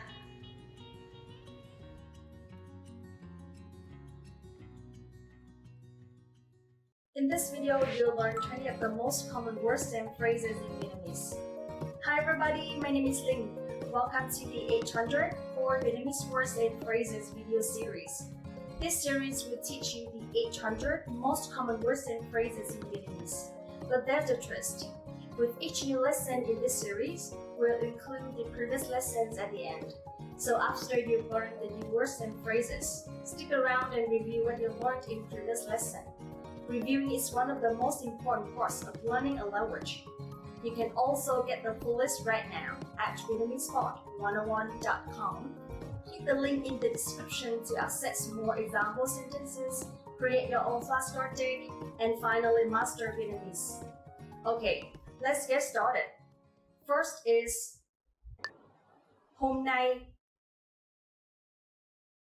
today. Hôm nay, hôm nay, today. Hôm nay lúc 6 giờ 15 phút. Today at 6:15. Hôm nay lúc 6 giờ 15 phút. Ngày hôm qua. Yesterday. Ngày hôm qua. Ngày hôm qua. Yesterday. Tôi đã nghỉ làm ngày hôm qua. I took a day off yesterday. Tôi đã nghỉ làm ngày hôm qua. Ngày mai. Tomorrow. Ngày mai. Ngày mai. Tomorrow. Hẹn gặp lại bạn ngày mai. See you tomorrow. Hẹn gặp lại bạn ngày mai. Tuần. Week. Tuần. Tuần. Week. Một tuần có 7 ngày. There are 7 days in a week. Một tuần có 7 ngày. 5. Year. 5. 5. Year. Một năm có 12 tháng. There are 12 months in a year. Một năm có 12 tháng. Giây. Second. Giây. Giây. Second. Một phút có 60 giây. There are 60 seconds in the minute. Một phút có 60 giây. Phút. Minute. Phút. Phút. Minute.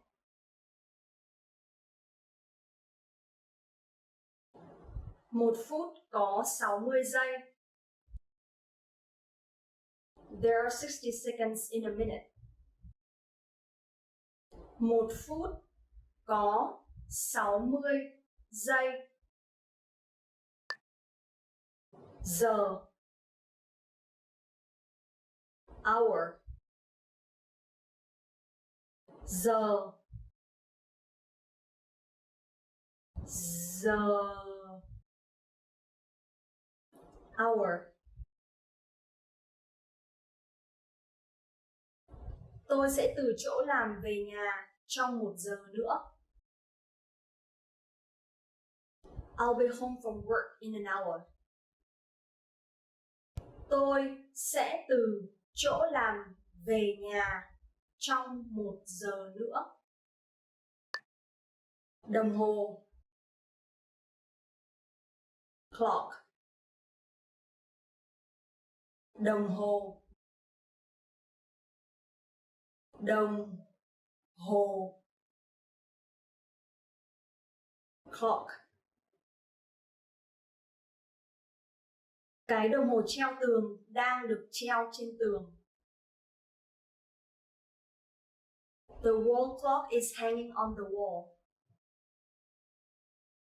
Cái đồng hồ treo tường đang được treo trên tường. Giờ, o'clock. Giờ,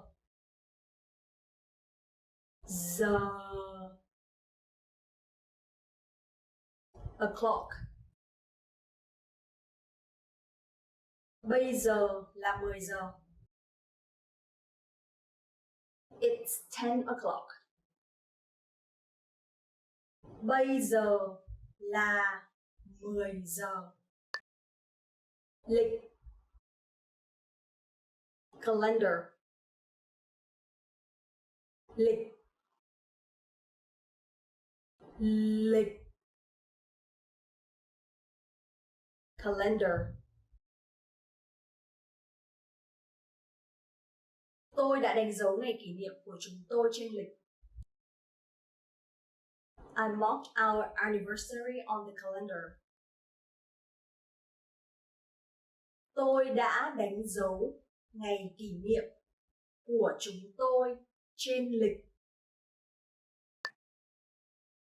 Thứ hai, Monday. Thứ hai, thứ hai, Monday. Tuần làm việc bắt đầu vào thứ hai. The work week starts on Monday. Tuần làm việc bắt đầu vào thứ hai. Thứ ba, Tuesday.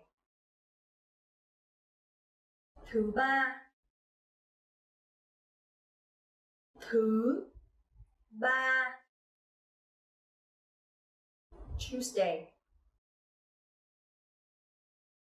Ngày 1 tháng 1 năm nay rơi vào thứ ba.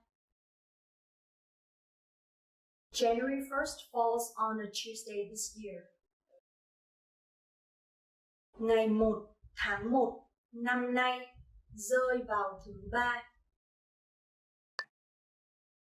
Thứ tư, Wednesday.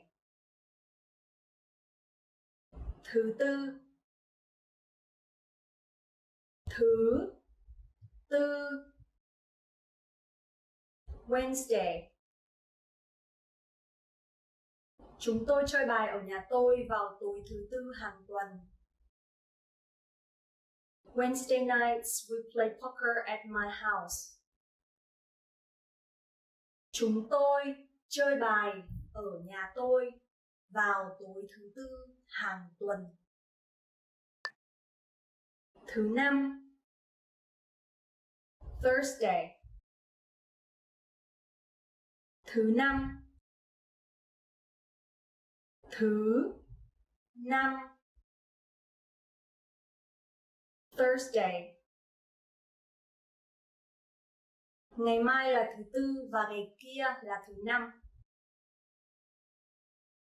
Tomorrow is Wednesday and the day after tomorrow is Thursday. Ngày mai là thứ tư và ngày kia là thứ năm. Thứ sáu. Friday. Thứ sáu. Thứ sáu. Friday.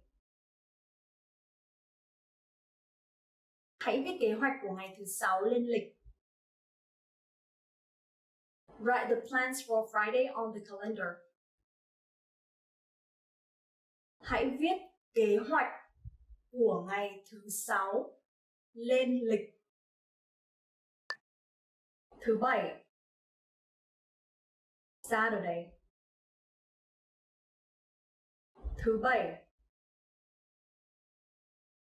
Thứ bảy. Saturday. Không có kế hoạch gì cho thứ bảy. No plans for Saturday. Không có kế hoạch gì cho thứ bảy. Chủ nhật. Sunday. Chủ nhật. Chủ nhật. Sunday.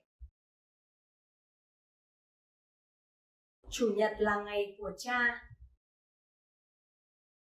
Sunday is Father's Day.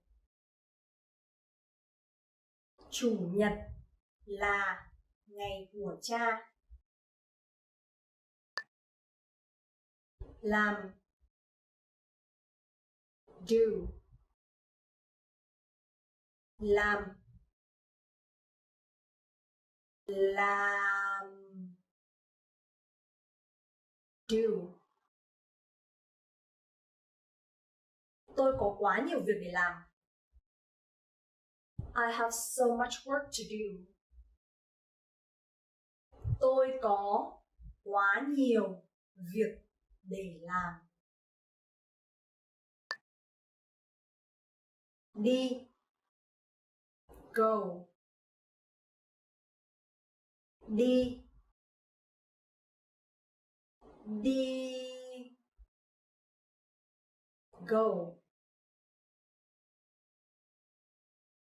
Họ đi Los Angeles.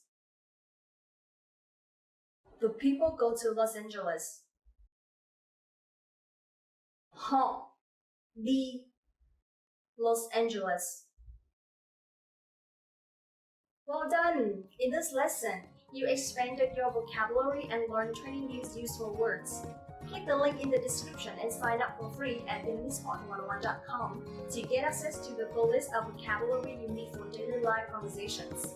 You'll also get example sentences, custom flashcard texts, and more learning resources. See you next time! Tạm biệt!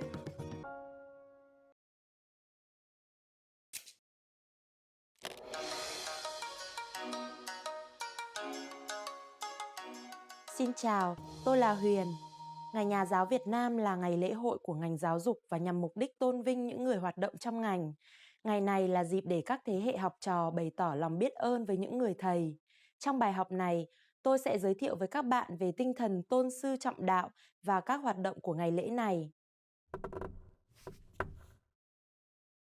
Ngày 20 tháng 11 được chọn là Ngày Nhà giáo Việt Nam kể từ năm nào?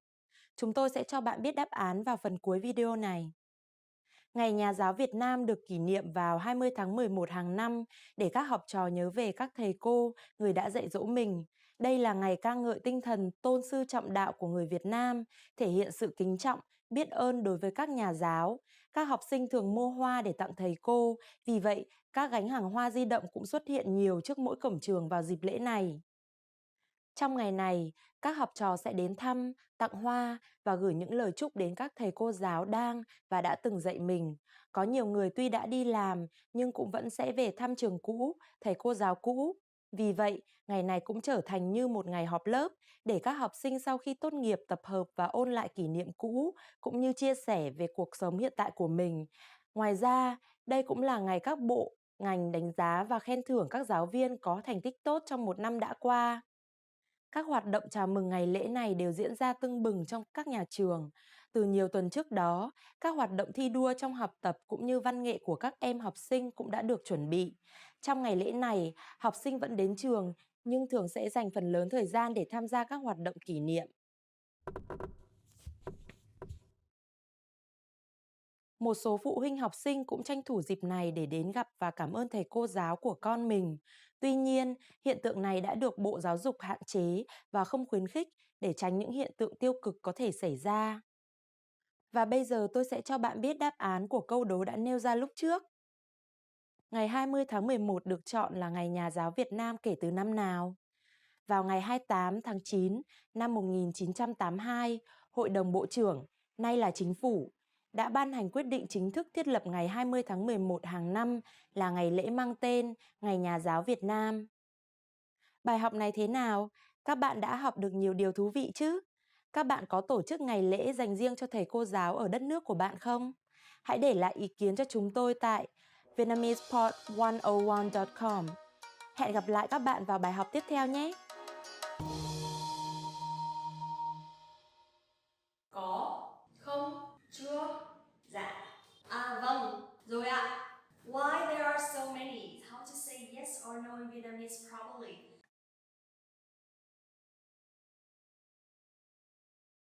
Hello everyone, welcome back to VietnamesePod101.com, the fastest, easiest, and most fun way to learn Vietnamese. My name is Linh and welcome back. Today I'm going to share you some ways to say yes or no correctly. But it depends on the questions actually, so I would introduce you 3 different kinds of yes-no question. Okay, now let's get started.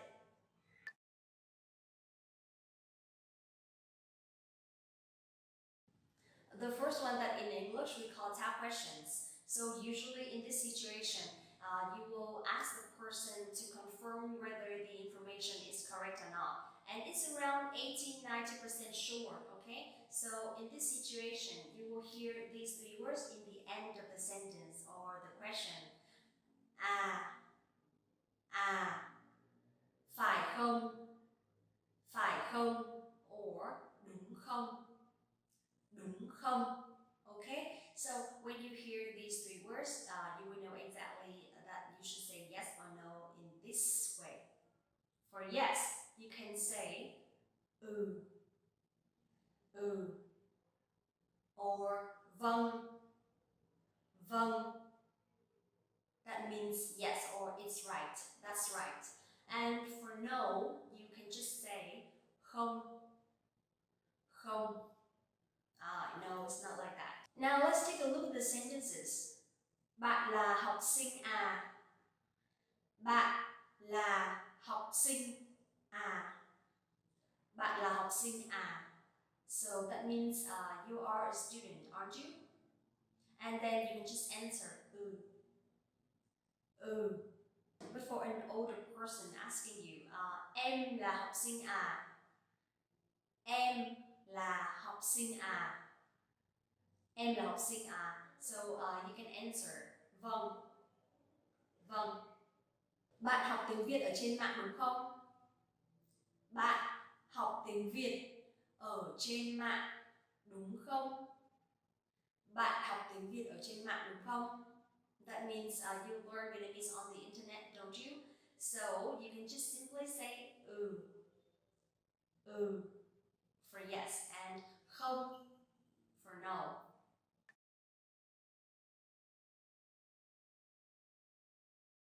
The second kinds of yes-no questions, which is do you or can you, then you will see at the ends of the sentence, there will be the word không. For example, bạn có laptop không? Bạn có laptop không? Bạn có laptop không means do you have a laptop? So in these situations, you can just simply use 2 words, có and không for yes and no. Có không? Bạn có laptop không? Có. Bạn có laptop không? Không. Bạn có thích đi du lịch không? Bạn có thích đi du lịch không? Bạn có thích đi du lịch không? So có for yes and không for no. Bạn có lái xe không? Bạn có lái xe không?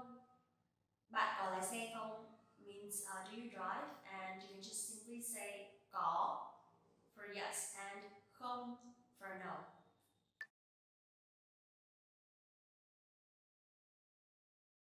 The third kind of yes-no questions, which is the present perfect in English. So usually you will see at the end of the questions there will be one word. Chưa. Chưa. Let's take a look at the sentence. Bạn đã ăn cơm chưa? Bạn đã ăn cơm chưa? Bạn đã ăn cơm chưa? So in these situations you will use rồi for yes and chưa for no. Again, bạn đã ăn cơm chưa? Rồi, tôi ăn rồi. And chưa, tôi chưa ăn. Em đã học bài xong chưa? Em đã học bài xong chưa? Em đã học bài xong chưa? Rồi. Em học rồi. Em đã học bài xong chưa? Chưa, em chưa học xong. Okay, so it's done for today. 3 different kinds of yes/no questions. Number 1, that ends with phải không and đúng không. Number 2, that ends with không, không. And number 3, that ends with chưa, chưa. Okay, so I hope that it's helpful for you because it's a little bit complicated and also it's very common in Vietnam when answering questions. So just remember that it depends on the kinds of questions, then you will know how to say yes or no correctly. And that's all for today. Thank you so much for watching the video, and please also don't forget to like this video, subscribe the channel, and visit the website VietnamesePod101.com to learn more Vietnamese. Get your complete learning program with real lessons by real teachers. Thank you so much for watching the video and see you in the next one.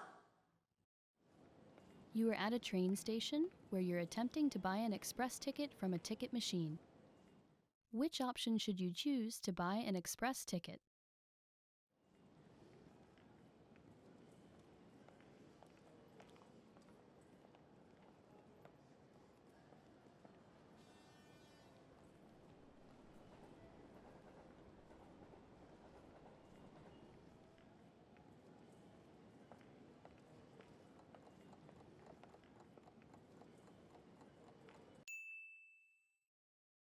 Which option should you choose to buy an express ticket?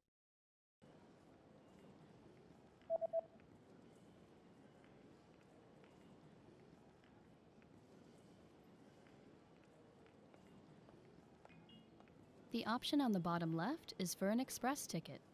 Vé tàu nhanh.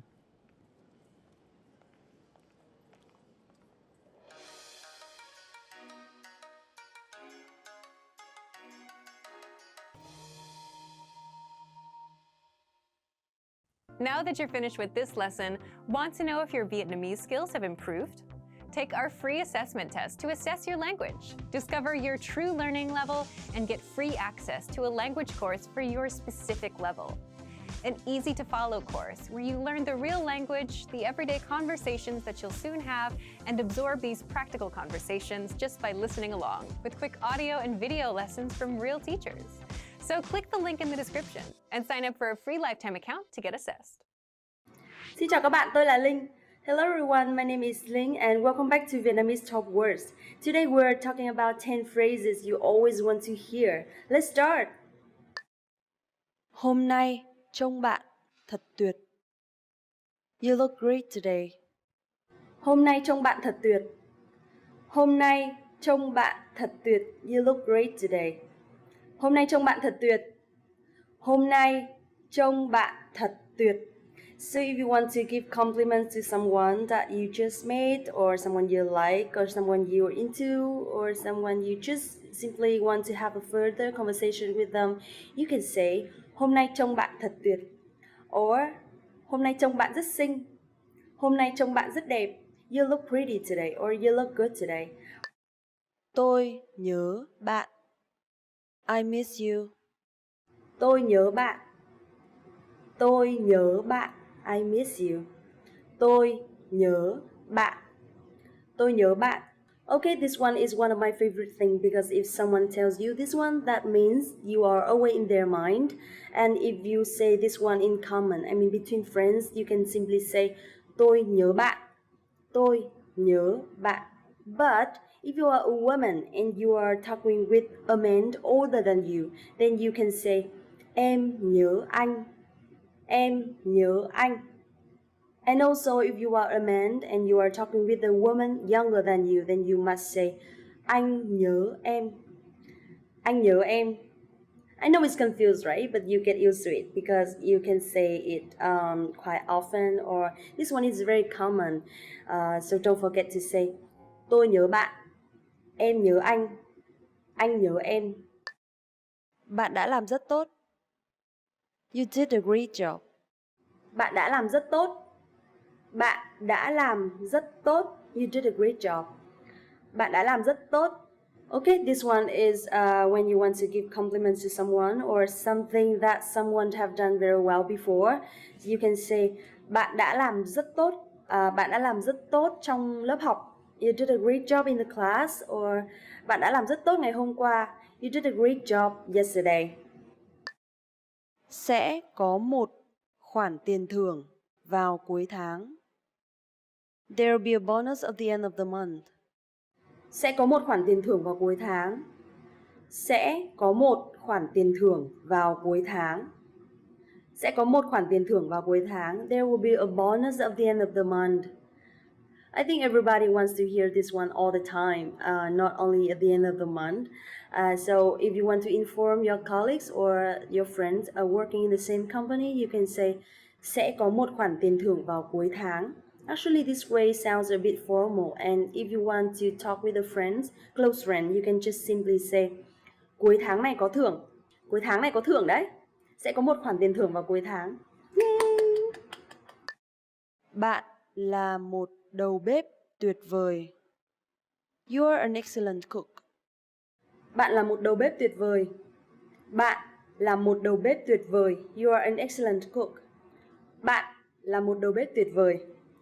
So if someone invites you for the first time to come to their house for lunch or for dinner, you should say bạn là một đầu bếp tuyệt vời after the lunch or after the meal. Bạn là một đầu bếp tuyệt vời. But time to time when you're getting closer and you are no longer a stranger or something like that, so you can say bạn nấu rất ngon. You cook very well. Bạn nấu rất ngon. I want to say this one for mom all the time. Mẹ là một đầu bếp tuyệt vời. Mom is an excellent cook. Mẹ là một đầu bếp tuyệt vời. So you can put the subject before mẹ or bạn. Bạn là một đầu bếp tuyệt vời. Mẹ là một đầu bếp tuyệt vời. You are an excellent cook. Mom is an excellent cook. Hãy nghỉ ngơi, tôi sẽ dọn nhà hôm nay. Take a break, I'll do the cleaning today. Hãy nghỉ ngơi, tôi sẽ dọn nhà hôm nay. Hãy nghỉ ngơi, tôi sẽ dọn nhà hôm nay. Take a break, I'll do the cleaning today.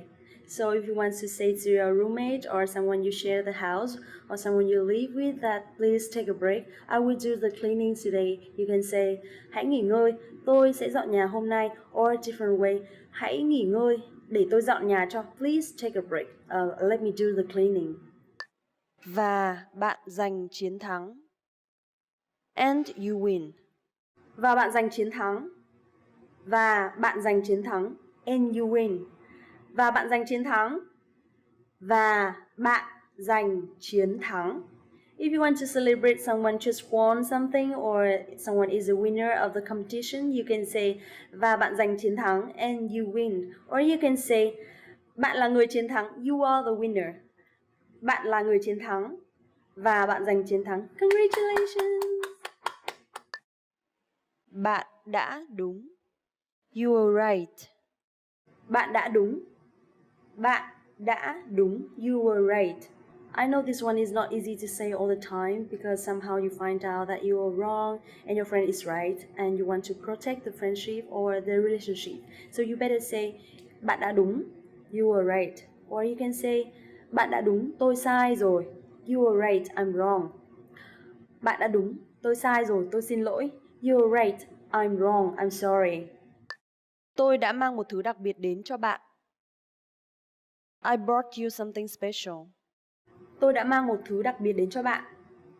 Tôi đã mang một thứ đặc biệt đến cho bạn. I brought you something special. Tôi đã mang một thứ đặc biệt đến cho bạn. So if you bring something special for someone special too, and you want to surprise them, you can say, I brought you something special. Tôi đã mang một thứ đặc biệt đến cho bạn. And you can say straight away, tôi có cái này dành cho bạn. I have something for you. Tôi có cái này dành cho bạn. I have something for you. Or tôi có quà cho bạn này. I have a gift for you. Tôi có quà cho bạn này. I have a gift for you. Hôm nay là thứ Sáu. It's Friday today. Hôm nay là thứ Sáu. Hôm nay là thứ Sáu. It's Friday today.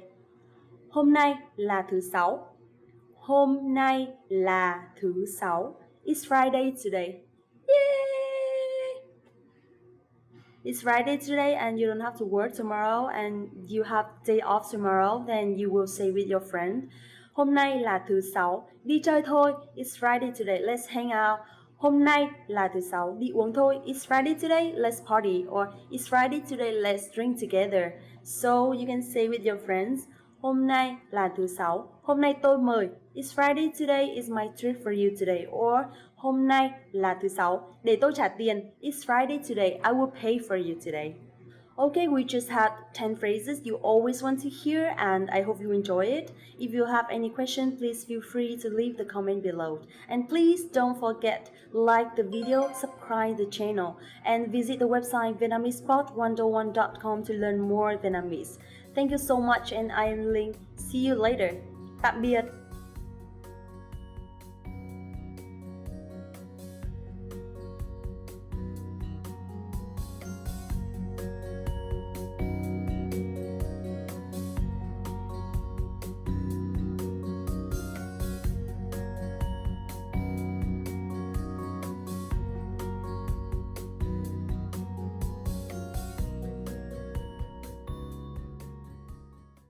Hello everyone, welcome back. Xin chào các bạn, tôi tên là Linh, rất vui được gặp lại các bạn. It's been a while, I haven't done any new videos, so today I decided to make a video talking about frequency in Vietnamese for you guys to know and to practice. Alright, so do you usually ask your friends or any Vietnamese people like how often they do something? So let's find out how to say it in Vietnamese today, okay? Now, let's get started.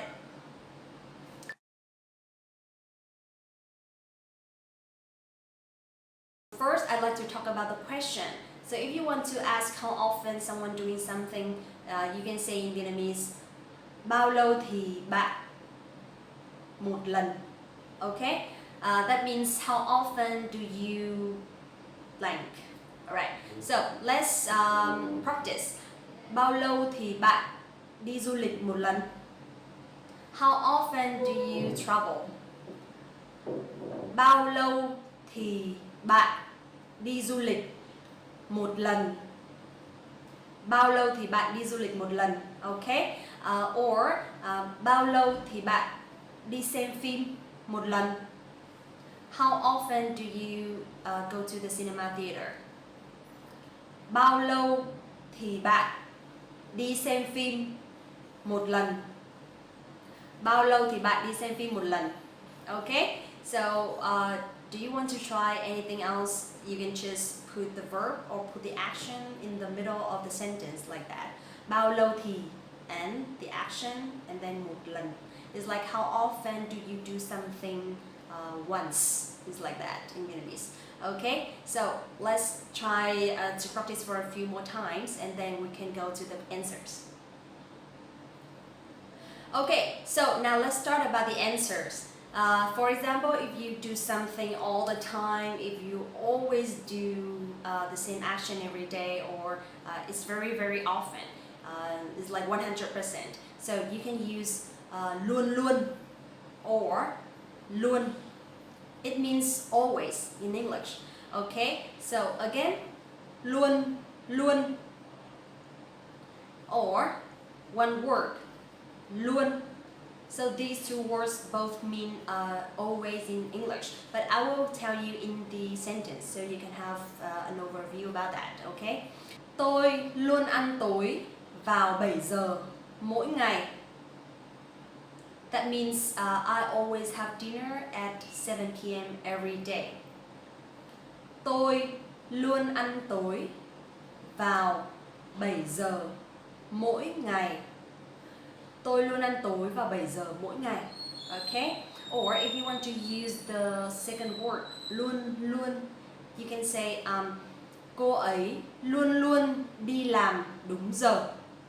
She's always on time at work. Cô ấy luôn luôn đi làm đúng giờ. Cô ấy luôn luôn đi làm đúng giờ. Okay, so with these two words, luôn and luôn luôn, actually it means similar. So you can use both of them in any situation that you always do something. Okay, luôn luôn. Okay, let's talk about number 2, which is usually. So something you do for 90%, not really like all the time, but it's like a lot. So you can use in Vietnamese, thường xuyên. Thường xuyên. So I know this one is a little bit hard because they have two very difficult sounds. So try to speak it slowly, okay? Thường xuyên. So the TH in Vietnamese we will pronounce like thờ. It's not the in English. Thờ. Thường xuyên. Okay? So now let's take a look at the example. Anh ấy thường xuyên kể chuyện cười cho mọi người. Anh ấy thường xuyên kể chuyện cười cho mọi người. Anh ấy thường xuyên kể chuyện cười cho mọi người. Okay? Or nhà tôi thường xuyên ăn lẩu vào mùa đông. Nhà tôi thường xuyên ăn lẩu vào mùa đông. Nhà tôi thường xuyên ăn lẩu vào mùa đông. Okay, so the same with luôn or luôn luôn, you can use thường xuyên before the verb. Thường xuyên ăn lẩu, thường xuyên kể chuyện. Is that okay? Alright, now let's try one more time. Anh ấy thường xuyên kể chuyện cười cho mọi người. Nhà tôi thường xuyên ăn lẩu vào mùa đông. Okay, number 3, I'd like to talk about the word that you can use for something that you do maybe 50% to 70%. Is like less than usually, but more than sometimes. So in English, we use it as normally or generally, but in Vietnamese, you can say thường or thường thường.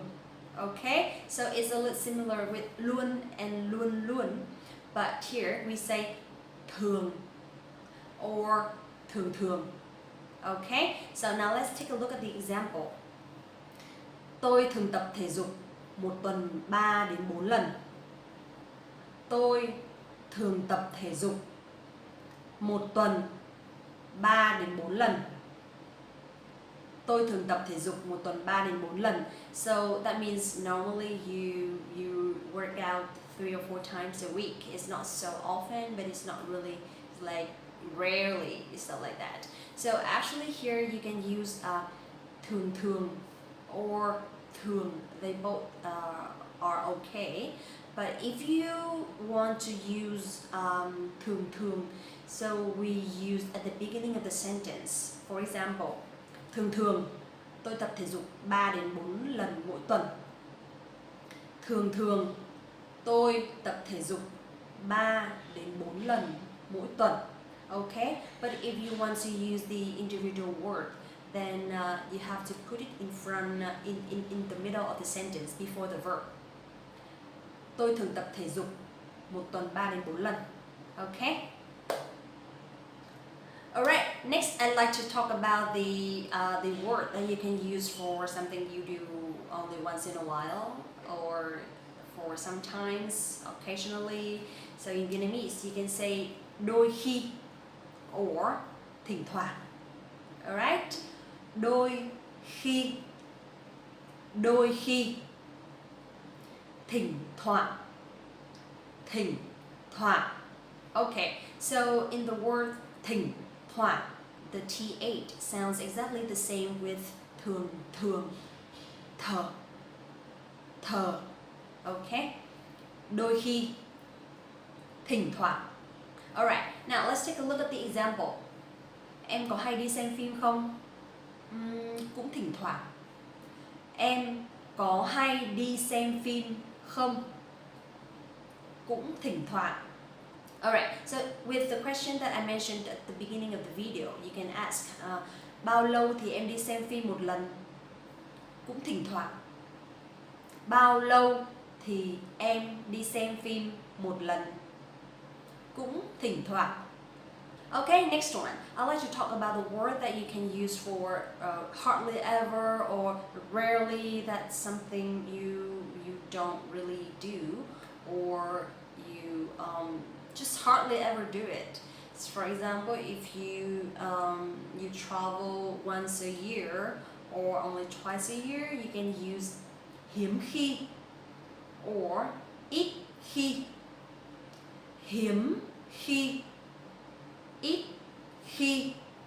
Alright, so let's take a look at the example. Tôi hiếm khi đi chơi với đồng nghiệp. I rarely hang out with my colleagues.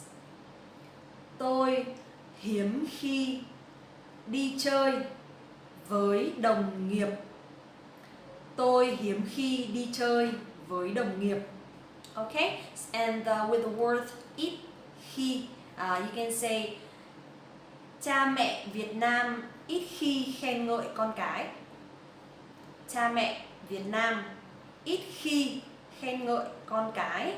Vietnamese parents rarely or hardly ever give their kids compliments. Okay, talking about this, I'd like to share that in Vietnam we have not really the culture, but it's like the habit that not to compliment their children a lot in front of everybody, because they think that it will make the kid or the children will be too proud of themselves and they will not try really hard to study or to improve in their life anymore. So actually they still give compliment, but it's like in private, and in public they hardly ever do that. I think it depends on the family as well, because from where I'm from, my parents rarely gave a compliment to me, and maybe because of that, I'm always trying really hard to make them proud of me. So I think it's good. Okay, and last one I'd like to share is the one that you can use in English for never, something that you never do. So in Vietnamese you can say không bao giờ. Không bao giờ is like no way in English. Okay, so in this one you can take a look at this sentence. Tôi không bao giờ hút thuốc. I would never smoke. Tôi không bao giờ hút thuốc. Tôi không bao giờ hút thuốc. Okay, or bạn tôi không bao giờ lái xe khi uống rượu. Bạn tôi không bao giờ lái xe khi uống rượu. Bạn tôi không bao giờ lái xe khi uống rượu means my friend never drives when drinking alcohol. Okay, so how do you feel about the lesson today? So I hope that this video finds you well, and I think it will help you a little bit when you talk about something that you do depends on the frequency. Alright, and please spend some time to practice and let me know if you have any questions, because actually in Vietnamese there are a lot of irregular rules, and sometimes we don't really form it, we don't really frame it in one specific definition. We just speak it, and that's the reason why I think a lot of foreigners, they find Vietnamese is really hard to learn, but it doesn't mean that you cannot learn it, right? So let me know if you have any questions, or let me know if you have any recommendations for the next videos, and I'd love to hear from you. Okay, and thank you for watching the videos today. I hope to see you soon in the next video. Bye!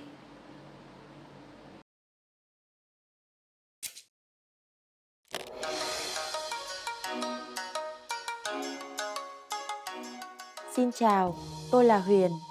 Ngày Quốc khánh Việt Nam rơi vào mùng 2 tháng 9 hàng năm. Như chúng ta đều biết, đây là ngày hết sức quan trọng đối với mỗi quốc gia, đánh dấu sự kiện lịch sử hoặc sự khai sinh của một đất nước.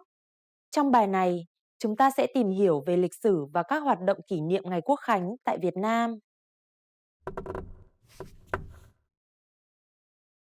Ngày mùng 2 tháng 9 cũng là ngày mất của một người có vai trò quan trọng trong lịch sử Việt Nam.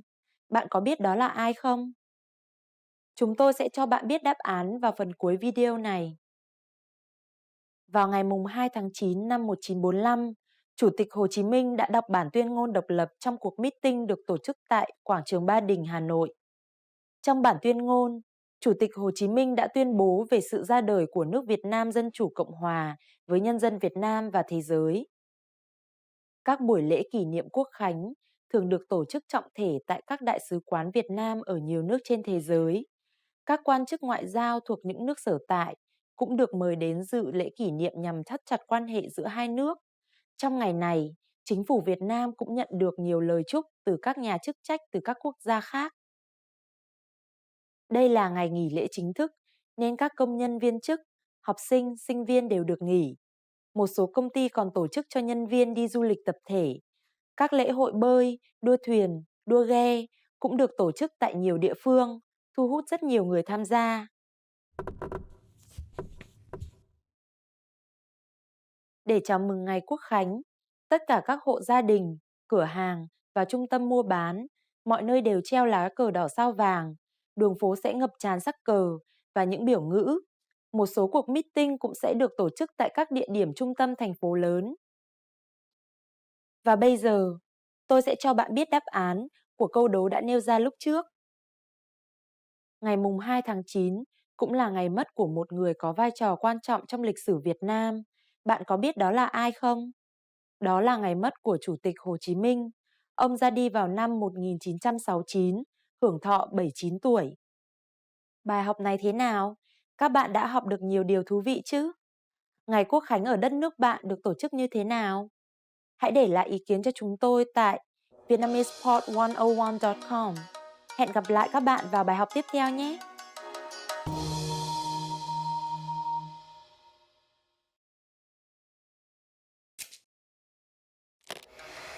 How are your Vietnamese listening skills? First, you'll see an image and hear a question. Next comes a short dialogue. Listen carefully and see if you can answer correctly. We'll show you the answer at the end. Are you ready? Một người đàn ông đang nói chuyện điện thoại với một phòng khám. Người đàn ông cần đến đó lúc mấy giờ? Xin chào, tôi có thể giúp gì được cho anh? Mấy giờ các chị đóng cửa ngày hôm nay? Đến 6 giờ ạ. Nhưng anh làm ơn đến trước 5 giờ 30 nhé. Ok. Người đàn ông cần đến đó lúc mấy giờ?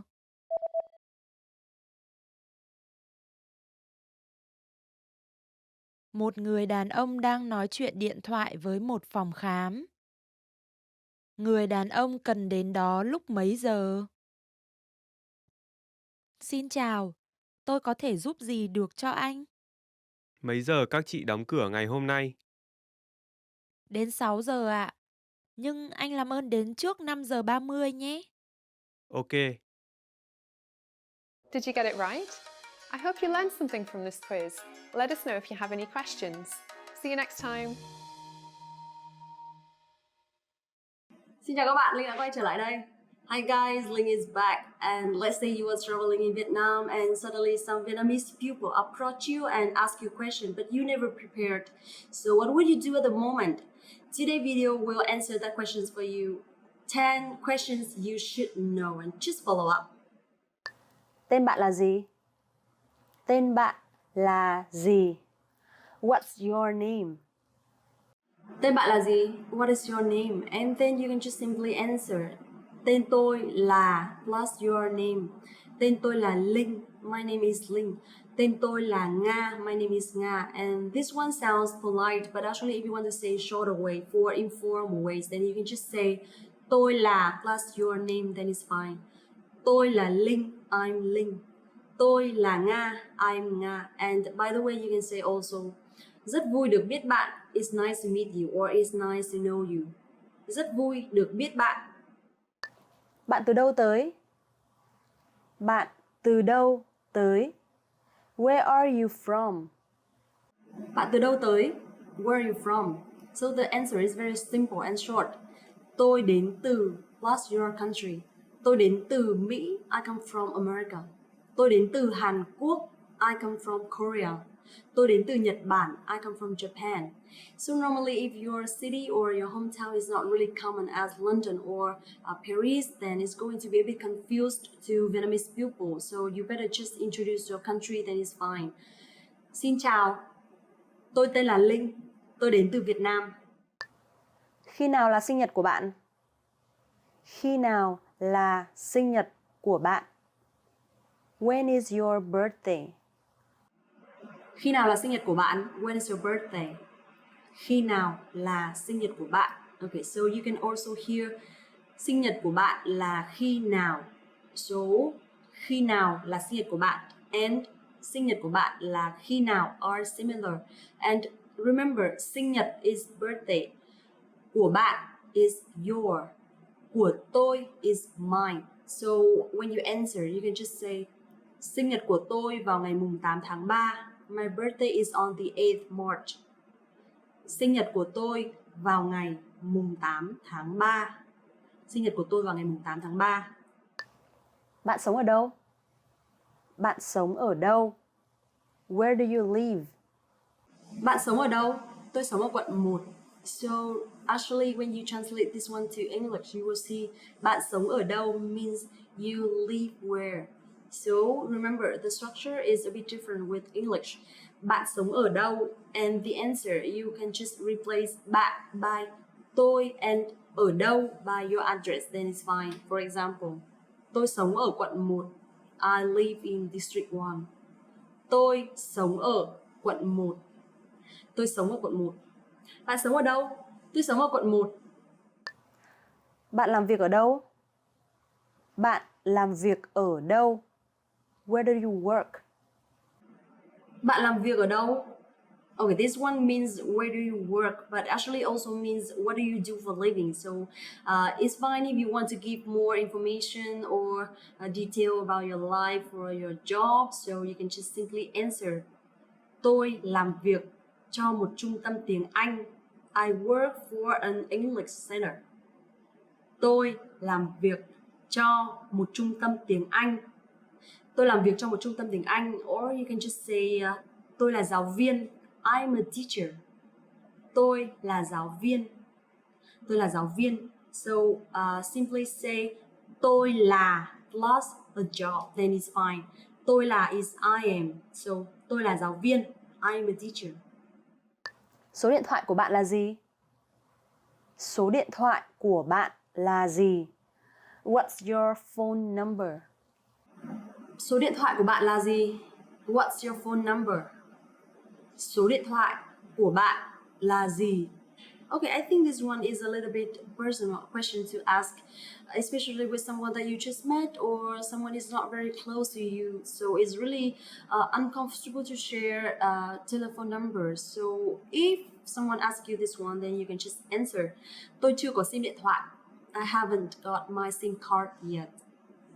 Tôi chưa có SIM điện thoại. Tôi chưa có SIM điện thoại. So this one is a good way to refuse, right? Bạn đã học tiếng Việt ở đâu? Bạn đã học tiếng Việt ở đâu? Where did you learn Vietnamese? Bạn đã học tiếng Việt ở đâu? Where did you learn Vietnamese? Bạn đã học tiếng Việt ở đâu? Okay, this one, if you reset the question, that means your Vietnamese really impressed Vietnamese people. So you can just simply share that tôi đã học tiếng Việt trên mạng. I study Vietnamese online. Tôi đã học tiếng Việt trên mạng. Tôi đã học tiếng Việt trên mạng. Or tôi học tiếng Việt tại vietnamesepod101.com. I study Vietnamese at vietnamesepod101.com. Tôi học tiếng Việt tại vietnamesepod101.com.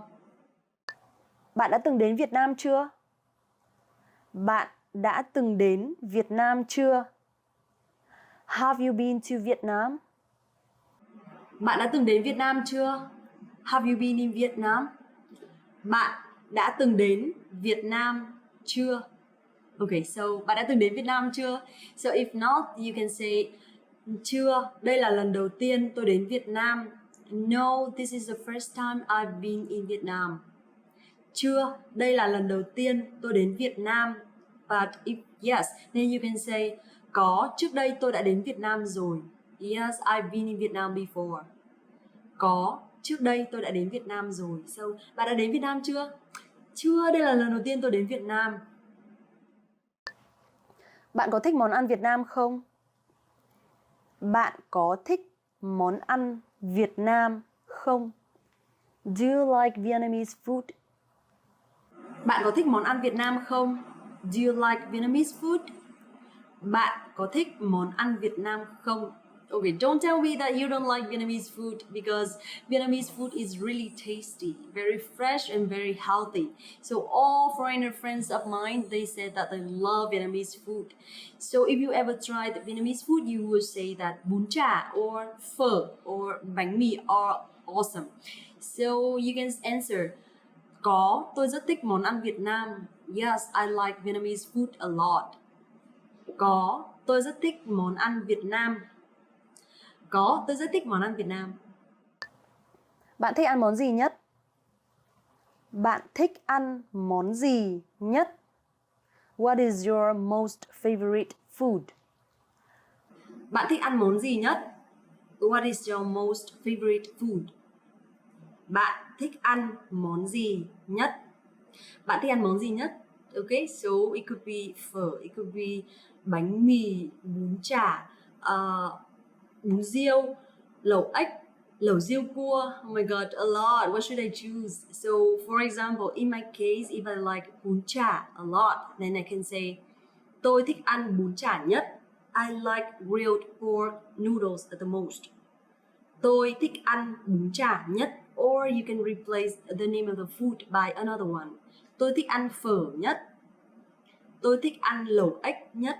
Then it's fine because you are speaking Vietnamese, so you should put Vietnamese name of the food because Vietnamese people will know it. But if you say grilled pork noodles, then probably they don't know that.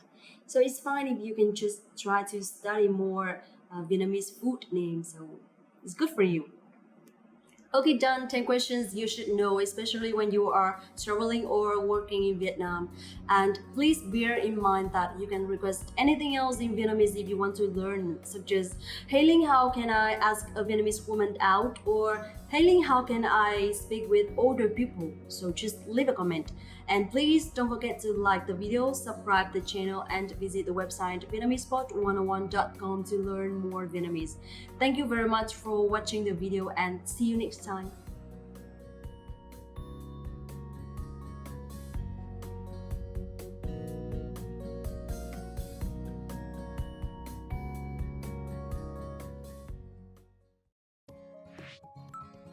In this video, you'll learn 20 of the most common words and phrases in Vietnamese.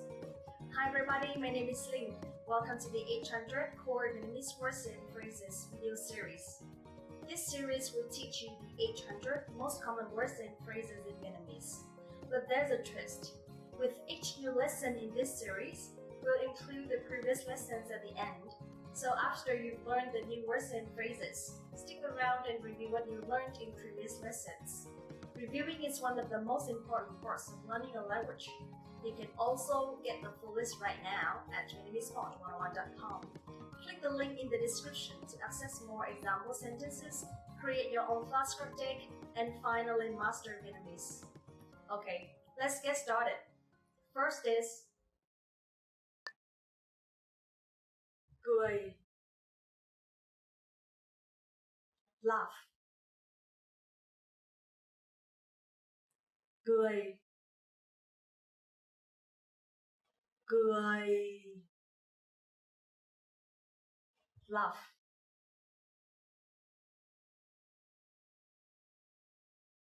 Cặp đôi cười vì câu chuyện khôi hài. The couple laughs at the joke. Cặp đôi cười vì câu chuyện khôi hài. Ngon tuyệt. Delicious. Ngon tuyệt. Ngon tuyệt. Delicious. Món này ngon tuyệt. It's very delicious. Món này ngon tuyệt. Nước. Water. Nước. Nước. Water. Người phụ nữ đang uống nước. The woman is drinking water. Người phụ nữ đang uống nước. Trà. Tea. Trà. Trà.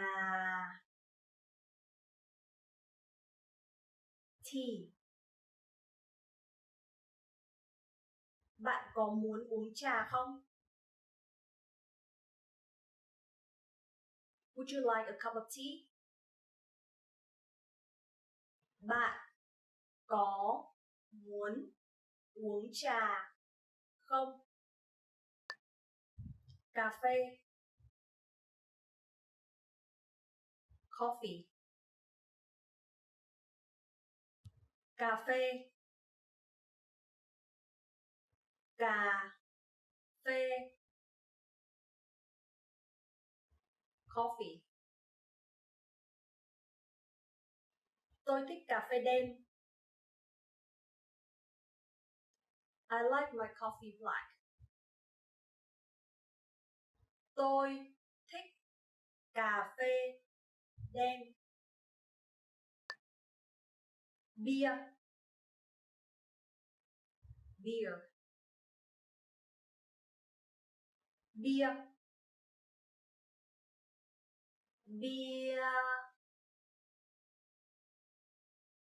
Beer. Người pha chế đang rót một cốc bia hơi. The bartender is pouring a jar of beer. Người pha chế đang rót một cốc bia hơi. Rượu vang. Wine. Rượu vang. Rượu vang. Wine.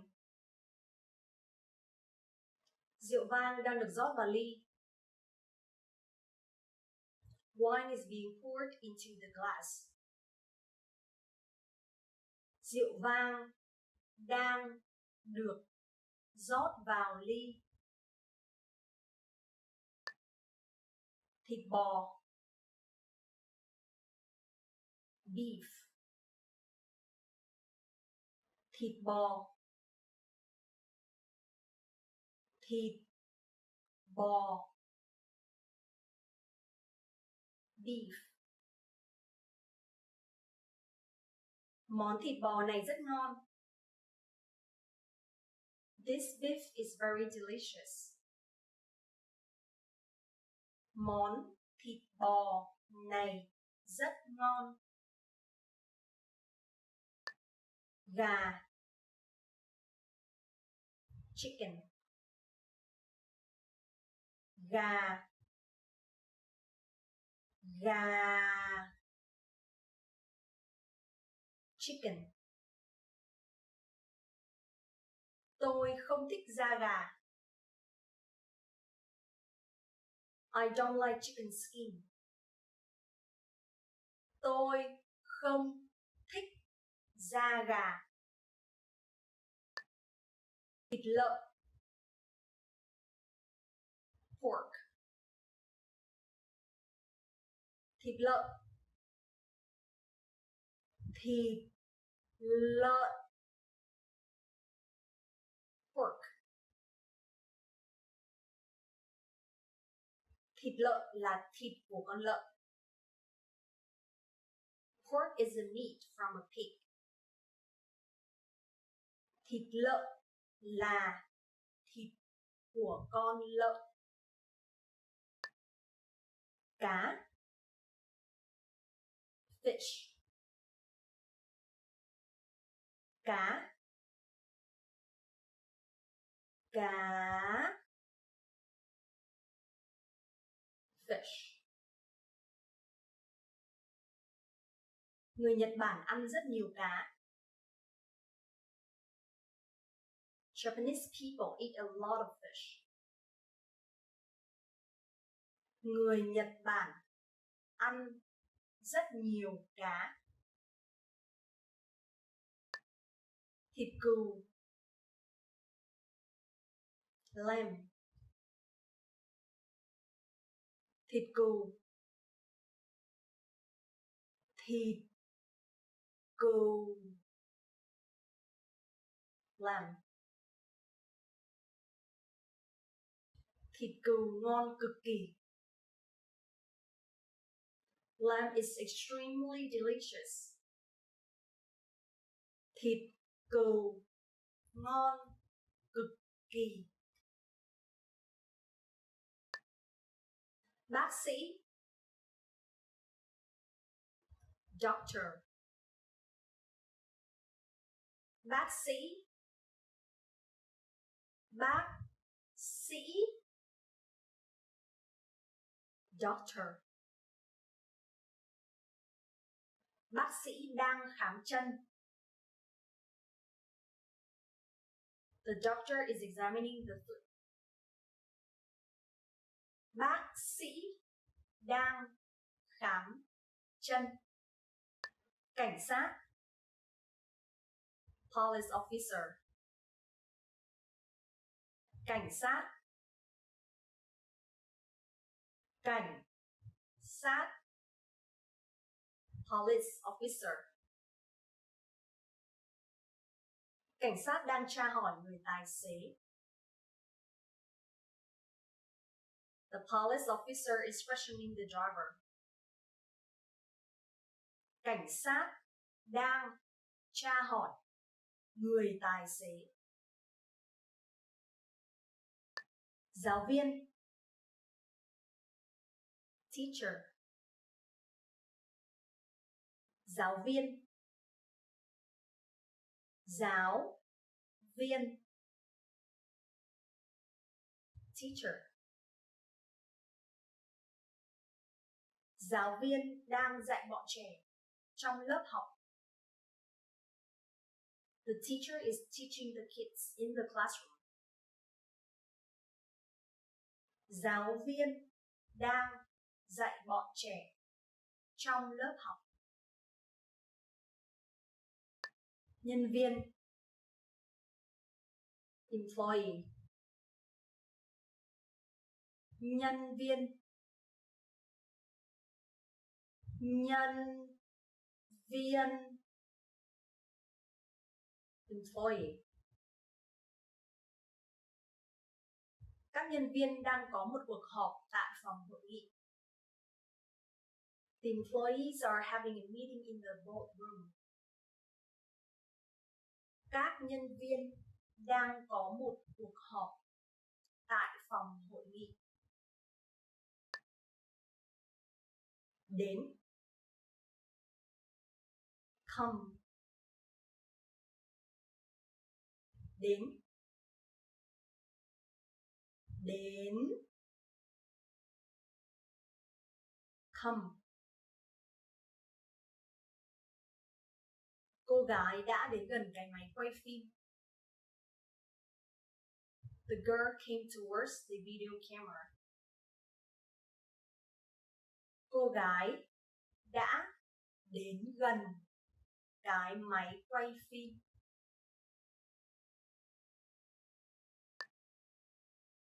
Nhìn,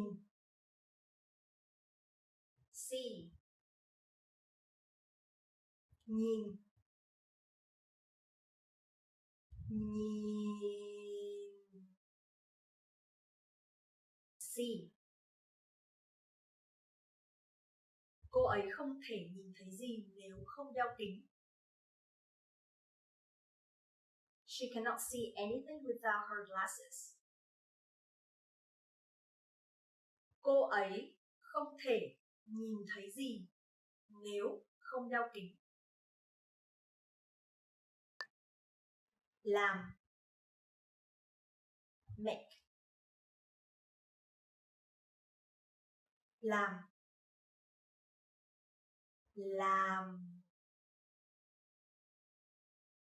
make. Người bếp trưởng làm nước cam. The chef makes orange juice. Người bếp trưởng làm nước cam. Sử dụng, use. Sử dụng, sử dụng, use. Tôi sử dụng máy tính để làm việc. I use a computer for work. Tôi sử dụng máy tính để làm việc. Well done! In this lesson, you expanded your vocabulary and learned 20 new useful words. Click the link in the description and sign up for free at VietnamesePod101.com to get access to the full list of vocabulary you need for daily life conversations. You'll also get example sentences, custom flashcard text, and more learning resources. See you next time. Tạm biệt. Hello, it's me again. Xin chào các bạn, mình là Linh, rất vui được gặp lại các bạn. Hôm nay mình sẽ nói về một chủ đề khá là khó, đó là ngữ pháp mà đa số là người nước ngoài ai cũng sẽ cảm thấy rất là khó đặt câu. Ngữ pháp Việt Nam thậm chí là đối với người Việt Nam còn khó nữa là đối với người nước ngoài. Tuy nhiên hôm nay chúng ta hãy xem chúng ta học cái gì nhá. Sorry, I just spoke a lot of Vietnamese, but I hope that one day I can speak 100% in Vietnamese so you guys can catch up. But first, let's start about vocabularies, all small grammar points, and you guys can easily make sentences. And in the future, we will do some challenges or some things that we can speak 100% in Vietnamese. Okay. So today I'd like to talk about a grammar point, which is one word, but you can use at the present perfect in English, okay, which is mới. Mới.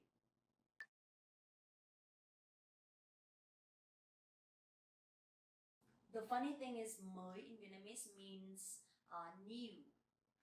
This is an adjective, right? But you also can use for grammar points.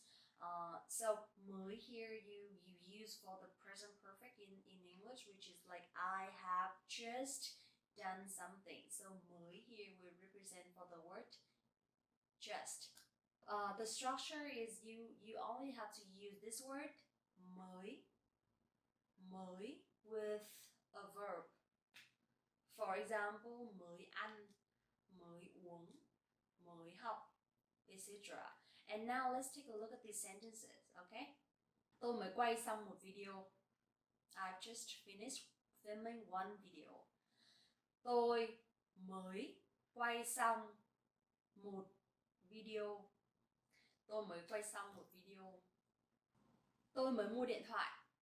I've just bought a new phone. Tôi mới mua điện thoại. Tôi mới mua điện thoại. So you will see here mới mua means I've just bought. Tôi mới mua điện thoại. Mẹ mới nấu cơm xong.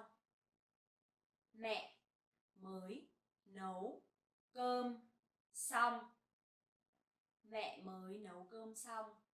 Mẹ mới nấu cơm xong means mom has just finished cooking. Tôi mới chuyển vào Sài Gòn.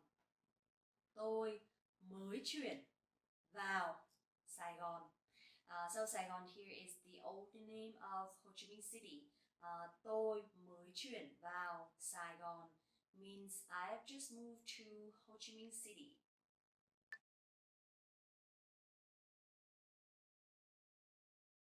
Alright, so now let's take a look at the questions and the answers, so to see how you can use it in a short conversation, okay? Bạn đã ăn gì chưa? Bạn đã ăn gì chưa? Bạn đã ăn gì chưa means have you eaten anything? So here you will see bạn is you. Đã here is did. So the word đã you put before the verbs to represent for the action in the past. Also, again, we don't have to conjugate the verb. Đã ăn gì chưa? So ăn gì actually here eat what? Okay, eat what? And chưa is yet. So literally means you did eat what yet. That means have you eaten anything yet? So the question word which is chưa yet we put in the end of the sentence. In the future you will see a lot of questions that begins with the pronouns and that ends with the question words like that. So this is like a basic question structure of Vietnamese. Bạn đã ăn gì chưa? Tôi mới ăn xong. Tôi mới ăn xong. Tôi mới ăn xong means I have just eaten. Tôi mới ăn xong. Or it means I ate already. Or I just eaten. Yeah. Now, conversation number 2. Anh đã xong việc chưa? Anh đã xong việc chưa means have you finished work yet? Anh đã xong việc chưa? So đã also the word for the past. Xong việc means have you done working? And chưa is yet, the question word. And how to answer? You can say xong rồi. Anh vừa mới gặp một khách hàng xong. Means I've done already. I've just met a client. Okay, so easy, right? Only one word with the verb mới and mới ăn, mới học, mới uống, mới ngủ dậy, mới làm, mới gọi, mới học xong, vừa mới xem video xong. So I hope that this video is helpful for you, and tell me if you need to study any grammar points, because Vietnamese grammar is very wide, and not sure what you really want to learn, or not sure if you really need to learn. So slowly I will deliver more grammar videos like this. Okay, also don't forget to like this video, subscribe the channel, and visit the website VietnamesePod101.com to learn more Vietnamese with us, me and maybe other hosts. Okay, thank you so much for watching the videos, and see you very soon.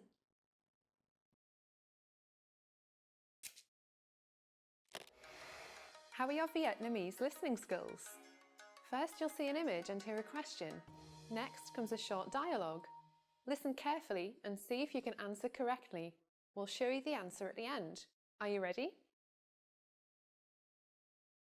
Một cậu bé đang đọc nhật ký của mình. Cậu bé đã làm gì đầu tiên vào ngày hôm đó? Hôm nay là ngày rất đẹp trời. Mình đã đi bơi vào buổi chiều. Và mình đã đi xem phim vào buổi tối. Mình cũng đã học bài vào buổi sáng. Hôm nay là một ngày thật tuyệt. Cậu bé đã làm gì đầu tiên vào ngày hôm đó?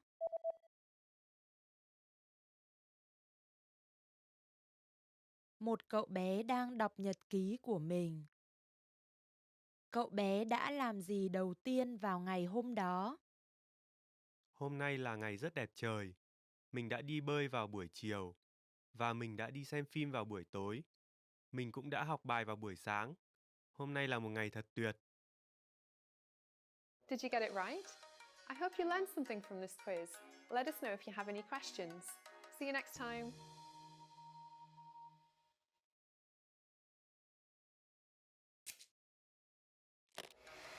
How are your Vietnamese listening skills? First, you'll see an image and hear a question. Next comes a short dialogue. Listen carefully and see if you can answer correctly. We'll show you the answer at the end. Are you ready? Một người đàn ông đang nói chuyện với vợ của anh ấy trên điện thoại. Anh ấy sẽ mua gì? Em ơi, anh đang về nhà đây. Vâng, anh mua một vài thứ trên đường về được không? Được chứ? Em muốn anh mua gì? Mình cần sữa và bánh mì cho bữa sáng ngày mai. Sữa và bánh mì. Anh hiểu rồi. Bao nhiêu hộp sữa? Một chắc là đủ ạ. Ok. Em muốn thứ gì khác nữa không? Chờ em một chút, để em kiểm tra xem mình có bơ hay chưa. Ok, mình có rồi. Được rồi. Mình còn ít bia nào không em?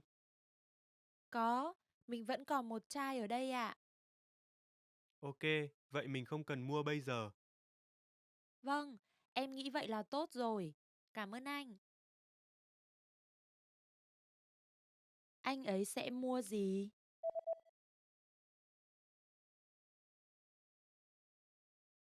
Một người đàn ông đang nói chuyện với vợ của anh ấy trên điện thoại. Anh ấy sẽ mua gì? Em ơi, anh đang về nhà đây. Vâng, anh mua một vài thứ trên đường về được không? Được chứ? Em muốn anh mua gì? Mình cần sữa và bánh mì cho bữa sáng ngày mai. Sữa và bánh mì. Anh hiểu rồi. Bao nhiêu hộp sữa? Một chắc là đủ ạ. Ok. Em muốn thứ gì khác nữa không? Chờ em một chút, để em kiểm tra xem mình có bơ hay chưa. Ok, mình có rồi. Được rồi. Mình còn ít bia nào không em? Có, mình vẫn còn một chai ở đây ạ. Ok, vậy mình không cần mua bây giờ. Vâng, em nghĩ vậy là tốt rồi. Cảm ơn anh. Did you get it right? I hope you learned something from this quiz. Let us know if you have any questions. See you next time.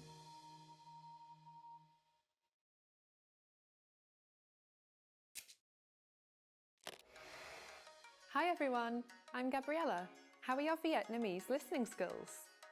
In this video, you'll have a chance to test them out with a quiz. First, you'll see an image and hear a question. Next comes a short dialogue. Listen carefully and see if you can answer correctly. We'll show you the answer at the end. Are you ready? Một người đàn ông và một người phụ nữ đang nói chuyện. Họ định đi xem phim khi nào? Thứ bảy tuần tới mình cùng đi xem phim nhé. Vâng, được ạ. Nhưng em phải đi làm thêm vào buổi sáng. Mấy giờ em làm xong? Em sẽ làm xong lúc 2 giờ. Vậy thì mình gặp tại quán cà phê lúc 3 giờ và xem phim lúc 4 giờ nhé. Ok anh. Họ định đi xem phim khi nào?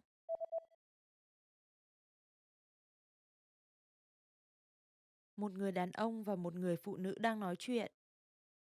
Họ định đi xem phim khi nào? Thứ bảy tuần tới mình cùng đi xem phim nhé. Vâng, được ạ. Nhưng em phải đi làm thêm vào buổi sáng. Mấy giờ em làm xong? Em sẽ làm xong lúc 2 giờ. Vậy thì mình gặp tại quán cà phê lúc 3 giờ và xem phim lúc 4 giờ nhé. Ok anh. Did you get it right? I hope you learned something from this quiz. Let us know if you have any questions. See you next time. Xin chào các bạn, mình là Linh.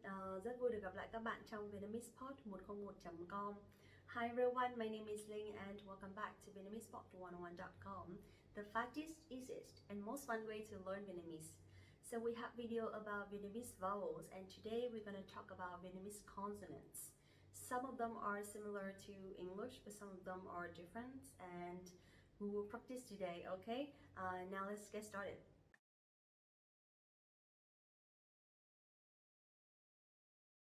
The first one I'd like to share is the letter B, and in Vietnamese it's pretty much similar. So we pronounce B, B.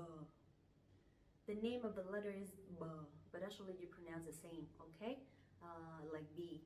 In examples, bánh mì, bánh mì. You know bánh mì, right? It's very popular in Vietnam, so you have to try that when you come here. Bác sĩ, bác sĩ. Bác sĩ is a doctor, and the patient is bệnh nhân, bệnh nhân. Okay, so bờ, bờ, bờ. Next one is cờ, cờ, cờ. You will have to pronounce a little bit strongly. So it's pretty much similar to the G sound in English. Okay, cờ, cờ. For example, con cá, con cá, con cá, con cua, con cua. Con cua is a crab. Okay, so you will see that the C sound in Vietnamese we pronounce like the K sound or the G sound in English. Cờ, cờ. Giờ, giờ. This one is very easy for me because it sounds like Z sound in English. Z. So I'm from the north, I'm from Hanoi, so my pronunciation would be Z. But people from the sound, they would pronounce a little bit differently. They would say ya, ya, something like that.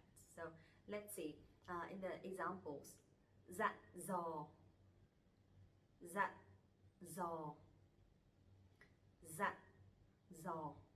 Dặn dò means to remind someone to do something. Du lịch, du lịch, du lịch.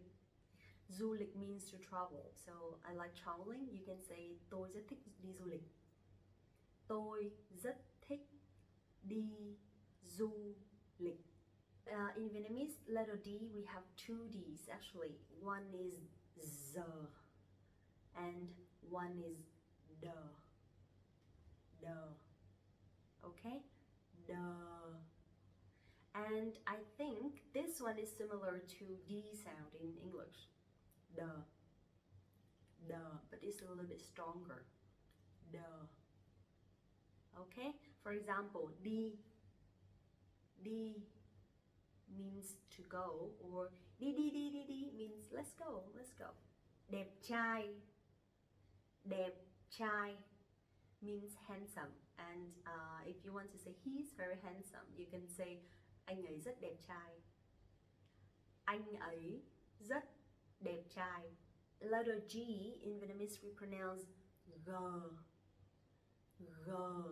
Okay, so it'll be like you goggling in your throat, like it's like that. G, g. Okay. For example, gọn gàng. Gọn gàng means very neat, it's very tidy. Gọn gàng. So căn phòng này rất là gọn gàng. This room is very tidy. Căn phòng này rất là gọn gàng. Next one is hờ, hờ.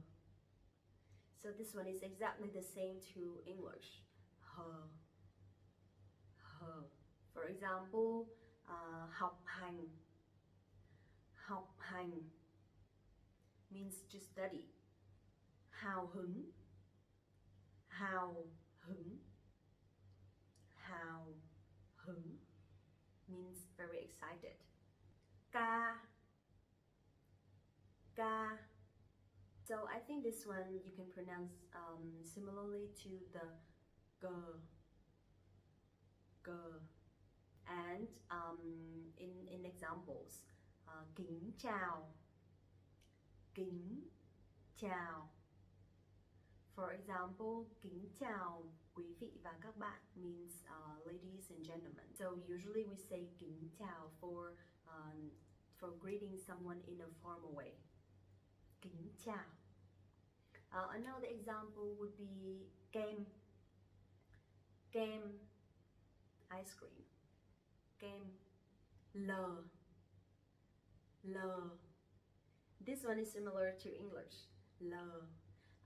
For example, my name is Linh, or lém lỉnh, lém lỉnh, lém lỉnh. You may hear also we have luôn luôn, luôn luôn. This one means always, and we have a video talking about frequency already, so check it out. Mờ, mờ, mờ. This one is similar to English, right? Mạnh mẽ, mạnh mẽ. Mạnh mẽ means very strong or very tough.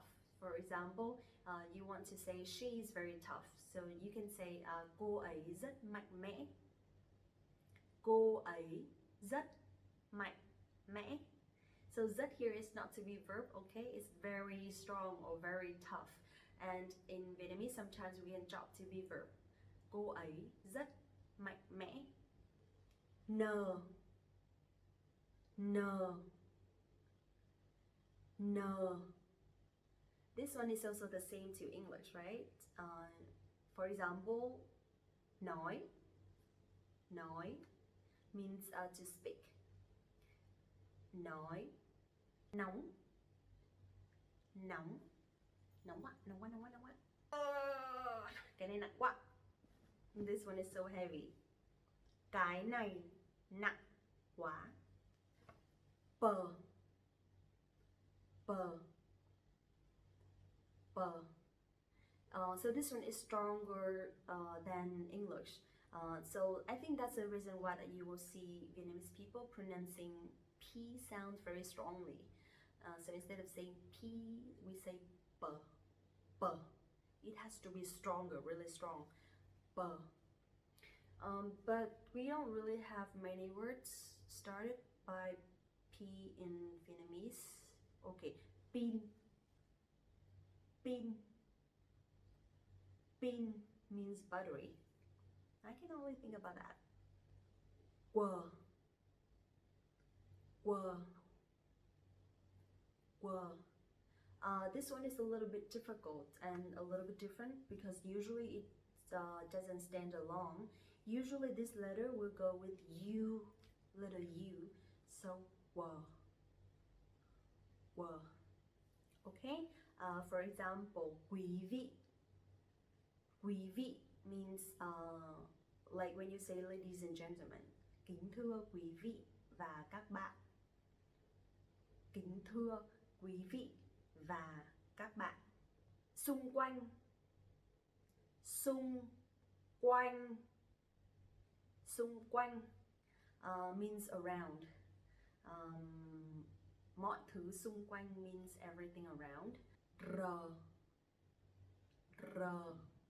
Nowadays we don't really pronounce that strongly, but instead we say z, z, like to z. So for example, vegetables we would say rau, rau, rau. But for carrots we still say cà rốt, cà rốt, cà rốt. Sờ, sờ. So you will see that we have two the same sounds, sờ nặng và sờ nhẹ, which are S and X, but we will pronounce them similarly. So it's not like because this one is stronger and this one is lighter, so we have to speak differently, but we all pronounce them s, s, s. Saigon, Saigon, Saigon is the old name of Ho Chi Minh City. Saigon. Sau, sau, Sau means after, and sau đó means after that. Sau đó. Now for the light S, you also pronounce so, okay? For example, xinh xắn. Xinh xắn. Xinh xắn means pretty. She's very pretty. Cô ấy rất xinh xắn. Tờ. Tờ. Tờ. Okay, you pronounce this one, I think it's stronger, much stronger than the T sound in English. Tờ. Tờ. For example, tin tưởng. Tin tưởng. Tin tưởng means to believe. Tồi tệ. Tồi tệ means very bad or terrible. Tồi tệ. Alright, the last one I'd like to share is vờ. Vờ. Vờ. Okay, so it sounds exactly the same to English. For example, vui vẻ. Vui vẻ. Vui vẻ means happy. She is very happy all the time. So you can say cô ấy rất vui vẻ. Cô ấy rất vui vẻ. Yes, well done. So we finished Vietnamese consonants, and I hope that you will watch the Vietnamese vowels video and Vietnamese consonants together to have an overview about the Vietnamese alphabet. Okay, thank you so much for watching today. Please share, like, and comment, and subscribe the channel to support Vietnamese 101 team. And don't forget to access to VietnamesePod101.com for your free lifetime account.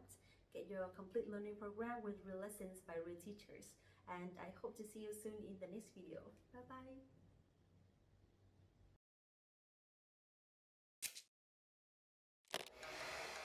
Hi everyone, I'm Gabriella. How are your Vietnamese listening skills? In this video, you'll have a chance to test them out with a quiz. First, you'll see an image and hear a question. Next comes a short dialogue. Listen carefully and see if you can answer correctly. We'll show you the answer at the end. Are you ready?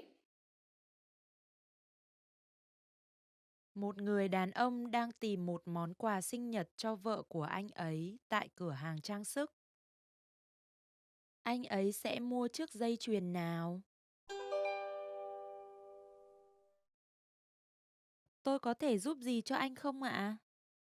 Tôi đang tìm một món quà sinh nhật cho vợ của tôi. Chị có gợi ý gì không? Vâng, anh thấy chiếc dây chuyền này thế nào ạ? Trông nó hơi dài. Những chiếc dây chuyền ở phía này thì sao ạ? Chúng tôi có một chiếc với mặt dây chuyền hình hoa và một chiếc khác với hình trái tim. Tôi đang tìm một thứ gì đó tinh tế hơn. Cái dây chuyền ngọc trai ở phía này thì bao nhiêu tiền? 10 triệu đồng ạ. Thế thì đắt nhỉ. Ok, tôi sẽ lấy chiếc đầu tiên. Chắc chắn rồi, của anh đây ạ. Anh ấy sẽ mua chiếc dây chuyền nào?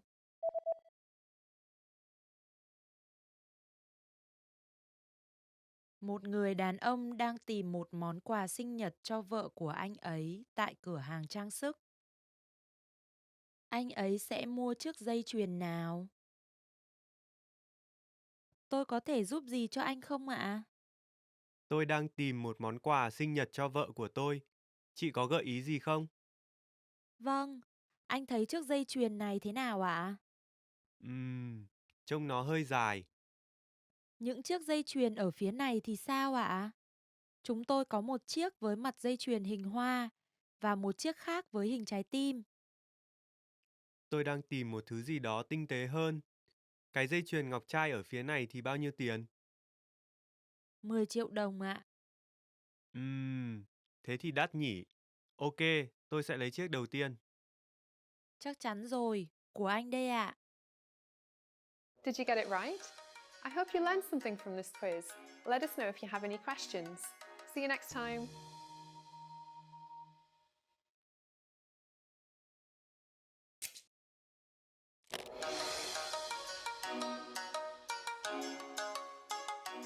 Xin chào, tôi là Huyền. Tết Dương lịch diễn ra vào ngày đầu tiên của năm là một trong những ngày lễ quan trọng của nhiều dân tộc trên thế giới. Qua quá trình lịch sử, Tết Dương lịch đã được Việt hóa và trở thành một ngày nghỉ lễ chính thức được nhà nước công nhận tại Việt Nam. Trong bài học này, chúng ta sẽ cùng tìm hiểu xem người Việt Nam ăn mừng Tết Dương lịch như thế nào và liệu có khác gì với các nước phương Tây hay không nhé. Bạn có biết trong tiếng Việt, Tết Dương lịch còn được gọi với cái tên nào khác không? Chúng tôi sẽ cho bạn biết đáp án vào phần cuối video này. Tết Dương lịch không phải là một ngày lễ truyền thống từ xưa, mà được du nhập từ nước ngoài, nên trong ngày này, người Việt Nam không có phong tục nấu hay ăn món ăn đặc biệt nào. Mọi người thường tranh thủ dịp này để tổ chức ăn uống, sum họp gia đình hay gặp mặt bạn bè. Khoảng thời gian từ buổi chiều ngày 31 tháng 12, các trung tâm thương mại và đường phố nhộn nhịp hơn hẳn. Giới trẻ thường tụ họp cùng đi ăn, đi chơi, đi xem phim, rồi sau đó cùng chờ đón thời khắc chuyển giao giữa năm cũ và năm mới. Vào thời khắc đó, mọi người sẽ cùng tham gia đếm ngược từ 10 đến 0 để cùng hò reo đón chào năm mới. Trong những năm gần đây, hãng bia nổi tiếng Heineken đã thường xuyên tài trợ và tổ chức lễ đếm ngược hết sức thành công với hệ thống âm thanh và ánh sáng hoành tráng tại thủ đô Hà Nội và thành phố Hồ Chí Minh. Trong sự kiện này, có rất nhiều ca sĩ và DJ nổi tiếng được mời đến biểu diễn tạo nên một bầu không khí rất sôi động. Khi đồng hồ điểm 0 giờ, pháo hoa sẽ được bắn từ những vị trí trung tâm và mọi người sẽ cùng hô to, chúc mừng năm mới. Vào mỗi năm, nhà nước Việt Nam đều quy định địa điểm và số lượng pháo hoa được bắn khác nhau. Thường các thành phố lớn như Hà Nội, thành phố Hồ Chí Minh, Đà Nẵng sẽ được chọn và số lượng pháo hoa bắn ra sẽ ít hơn so với dịp Tết âm lịch. Vào ngày này, người dân thường đổ ra đường rất đông nên bạn có thể nhìn thấy cảnh tượng hàng nghìn xe máy cũng như người đi bộ di chuyển chậm chạp về hướng vị trí bắn pháo hoa. Và bây giờ, tôi sẽ cho bạn biết đáp án của câu đố đã nêu ra lúc trước. Bạn có biết, trong tiếng Việt, Tết Dương lịch còn được gọi với cái tên nào khác không? Tết Dương lịch còn có tên khác đó là Tết Tây, vì phong tục nghỉ lễ này được bắt nguồn từ thời kỳ Pháp thuộc, khi lịch của người phương Tây bắt đầu được du nhập và sử dụng tại Việt Nam. Bài học này thế nào? Các bạn đã học được nhiều điều thú vị chứ? Ở đất nước bạn, mọi người chào mừng năm mới như thế nào? Hãy để lại ý kiến cho chúng tôi tại vietnamesepod101.com. Hẹn gặp lại các bạn vào bài học tiếp theo nhé!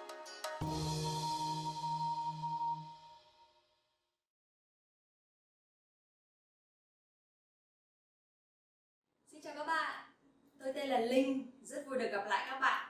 Hello everyone, my name is Linh and welcome back to VietnamesPod101.com, the fastest, easiest and most fun way to learn Vietnamese. In this video today, I'm going to tell you how to say hello in some very common ways in Vietnamese, and I hope you guys will enjoy it. Now let's get started.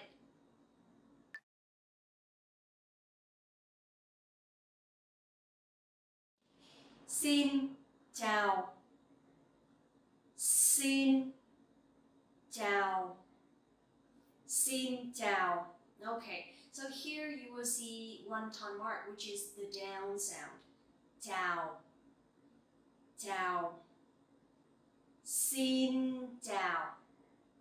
Xin chào. Xin chào. The X sound you will pronounce like S in English.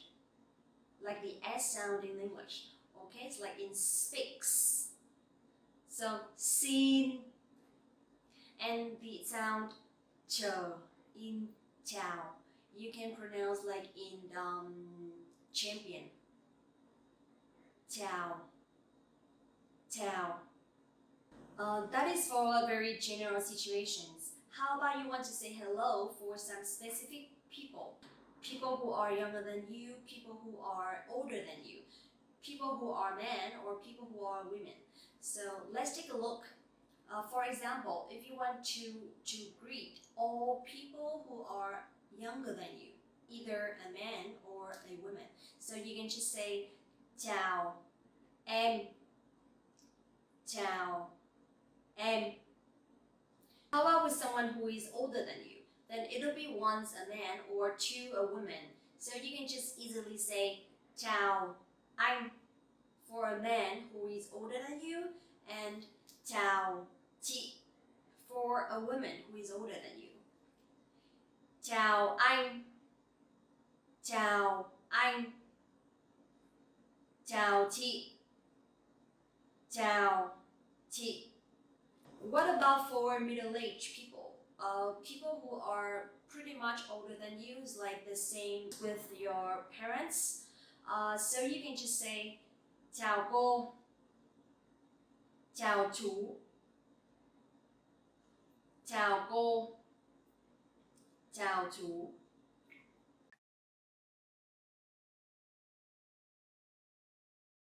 Next one I like to say is lâu rồi không gặp. Lâu rồi không gặp. Lâu rồi không gặp. This sentence means long time no see. So this sentence you can say with a friend, because there is no pronouns here, right? So lâu rồi không gặp. Lâu rồi không gặp. If you want to say it with someone who is older than you, and you have to put the pronouns here in this sentence. For example, lâu rồi không gặp chị. Lâu rồi không gặp chị. Lâu rồi không gặp chị. Or lâu rồi không gặp anh. Lâu rồi không gặp anh. Lâu rồi không gặp anh. Okay? Xin chào, lâu rồi không gặp.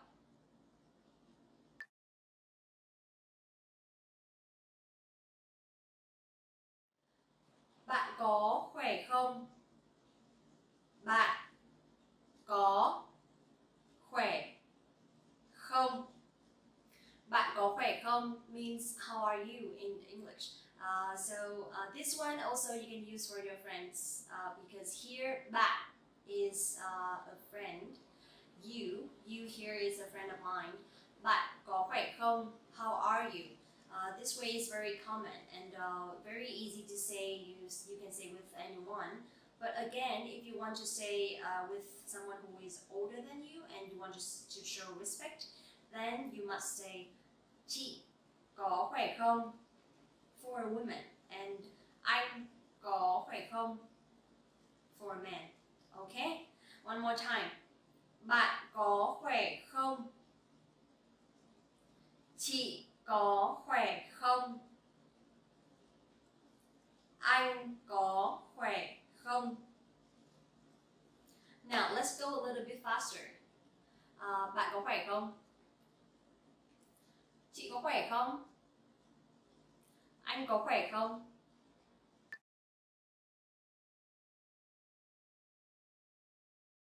Alright, so when you say bạn có khỏe không, actually it sounds very polite, right? And for very, very close friend, you can just say two words. Khỏe không? This is an informal way to say how are you? Or it literally means you're good, something like that. Okay? So now let's practice.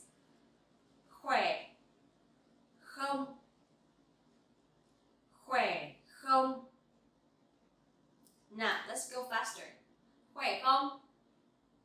Okay, one more time from the beginning. Lâu rồi không gặp. Khỏe không? Or chào anh. Lâu rồi không gặp anh. Anh có khỏe không?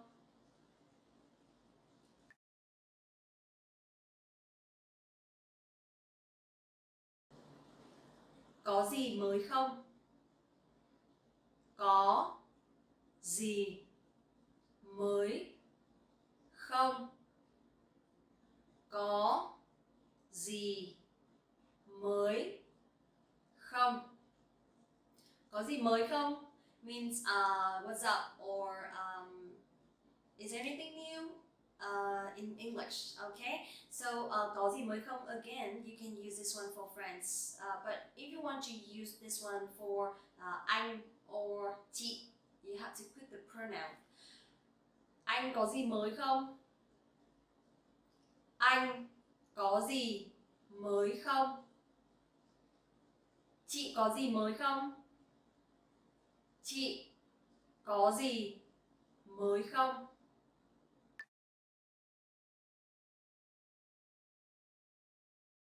Dạo này thế nào rồi? Dạo này thế nào rồi? Dạo này thế nào rồi? Okay, so this one means how have you been recently, or how are you doing? That's it. Again, with friends, no pronoun, but with people who are older than you, you must put the pronoun. Okay. Dạo này thế nào rồi? Dạo này anh thế nào rồi? Dạo này chị thế nào rồi? Now, let's go fast. Dạo này thế nào rồi? Dạo này anh thế nào rồi? Dạo này chị thế nào rồi?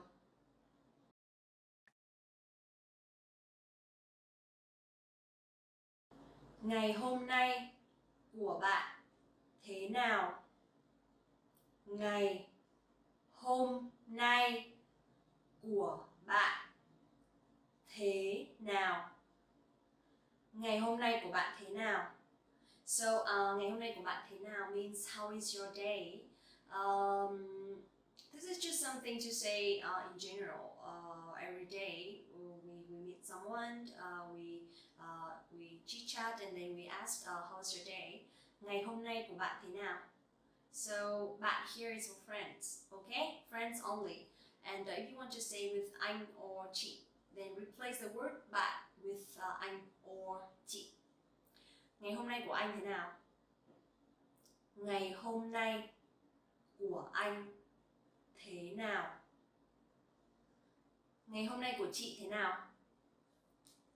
Ngày hôm nay của chị thế nào? Okay, so let's talk about grammar a little bit. Ngày hôm nay means today. Ngày hôm nay. Okay? And also you will say của bạn. It means your. Của bạn. So if you want to use the possessive adjective here, you can just put the word của before the pronoun. For example, của bạn, your, của anh, của chị. Still your, but for different people. Okay? Again, của.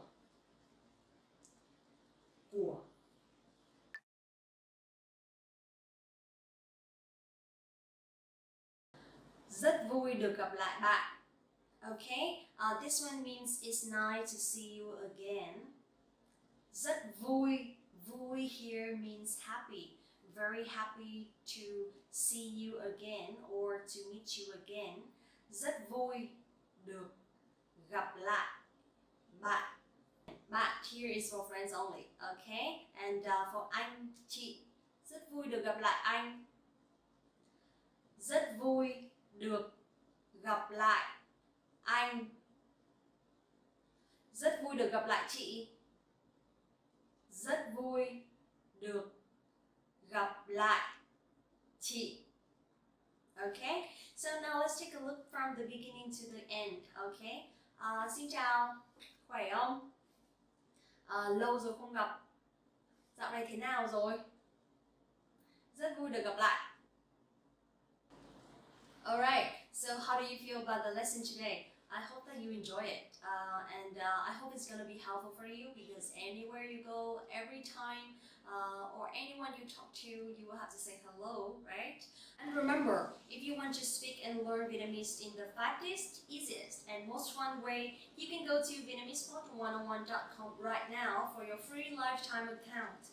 Get our complete learning program with our real lessons by real teachers. Hello everyone, welcome back to VietnamesePod101.com, the fastest, easiest, and most fun way to learn Vietnamese. My name is Linh and welcome back to the channel. The reason why that I dressed like this today is because it's freezing here, yes, in Hanoi. And it's also very tricky for me to make this topic today because it's about things you should not do in Vietnam.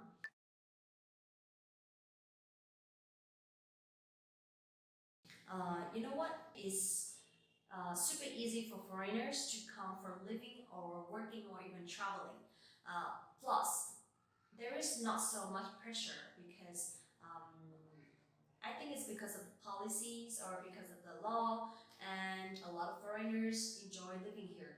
So when I put myself into a foreigner's perspective, I realize that still there are some things that we should avoid. So today I'm going to show you guys what they are.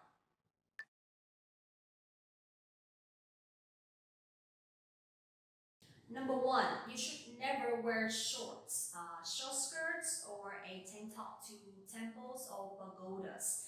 The reason why is because Vietnam is like a Buddhist country, and this is the highest respect to the religion. So a lot of people believe in Buddhism, and that's the reason why that we should show respect every time we go to these places.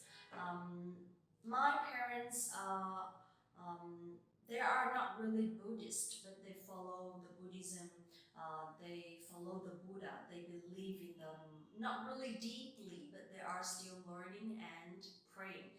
Every time that I go to the pagoda or every time that I go to a temple, I have to show respect. So that's the reason why that you foreigners should also show respect. So number one, never wear shorts, short skirts, or a tank top to temples or pagodas.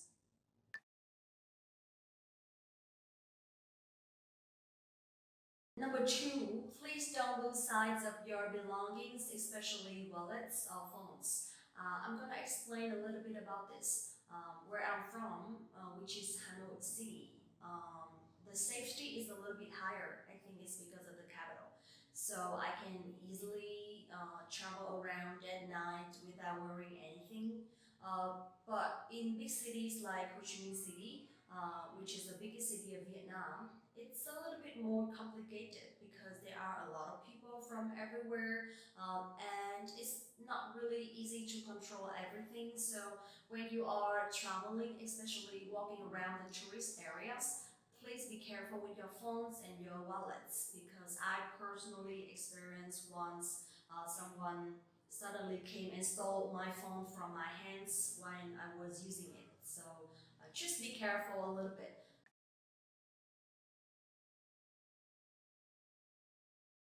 Number three, it's a little bit funny because this is no rush when ordering. Come on, I'm not supposed to wait for 30 minutes for food. But yes, in Vietnam it happens, and it's very common when waiting for food, especially from the north. So in Hanoi, there are many famous and popular restaurants that you have to wait for 15 or 30 minutes. That's perfectly normal, especially in the old quarter, because they don't have much space for customers. So sometimes you have to wait, but it's worthy because the food is good. And it's also one of the cultures in Vietnam while waiting, and you can enjoy some iced tea or some snack or some pickle, which is very nice. And when food comes, it will be very nice, amazing, or delicious. Okay, so no expectation at all, but still, if you visit a restaurant in the old quarter, please be patient with the owners.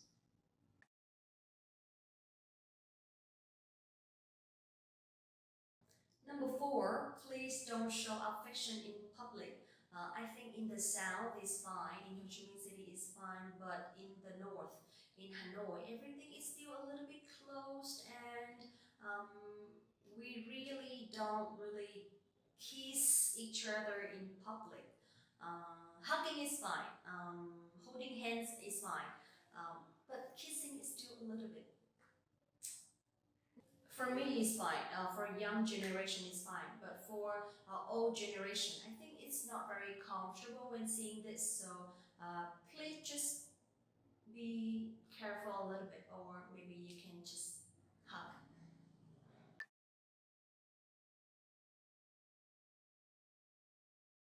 Number five, the last one is please don't believe so much in referrals from strangers to a restaurant or a hotel, especially from taxi drivers. I personally experienced this one. When I was traveling to a new city and I catched a taxi to the restaurant that I checked on the internet. So the taxi driver suddenly told me that this is not a good place. The food is not very fresh, especially seafood, so you should not join it. And I suggest you to go to this seafood market, and it's very, very tasty and very famous and also affordable. So I was thinking maybe he's local and he knows more clearly than me, and I trusted him. But then when I came there, I realized that this is just a normal restaurant with a lot of tourists. So again, please believe in your choice, believe in what you search and the reviews from the internet about any places, because sometimes the taxi drivers, they just want to get some commissions from the restaurants or the hotels. So if the reviews on the internet are good, then you can easily trust. But for strangers, especially taxi drivers, so I wouldn't recommend. Okay, so there are a few things that I'd like to share to you guys. I hope it's helpful for your next trip to Vietnam, and I hope you like it. Please also don't forget to like the video, subscribe the channel, and visit the website VietnamesePod101.com to learn more Vietnamese. Thank you so much for watching the video, and see you next time.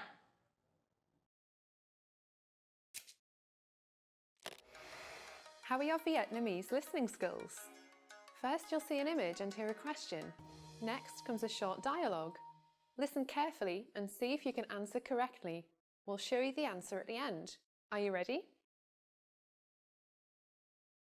Người đàn ông và người phụ nữ đang xem thực đơn tại một nhà hàng. Người đàn ông đã gọi món gì? Em muốn gọi món gì? Cái bánh pizza này trông ngon nhỉ? Em chọn bánh pizza này. Anh đã ăn pizza ngày hôm qua nên... Ồ, vậy bánh hamburger thì sao ạ? Tuyệt đấy, anh chọn nó. Người đàn ông đã gọi món gì?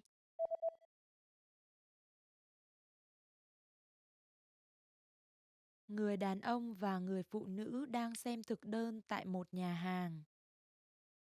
Người đàn ông đã gọi món gì? Em muốn gọi món gì? Cái bánh pizza này trông ngon nhỉ? Em chọn bánh pizza này. Anh đã ăn pizza ngày hôm qua nên... Ồ, vậy bánh hamburger thì sao ạ? Tuyệt đấy, anh chọn nó. Did you get it right? I hope you learned something from this quiz. Let us know if you have any questions. See you next time.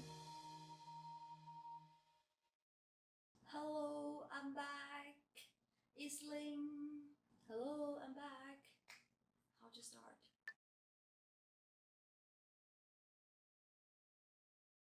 So today we will talk about the pronunciation, which is one of the most difficult things about Vietnamese.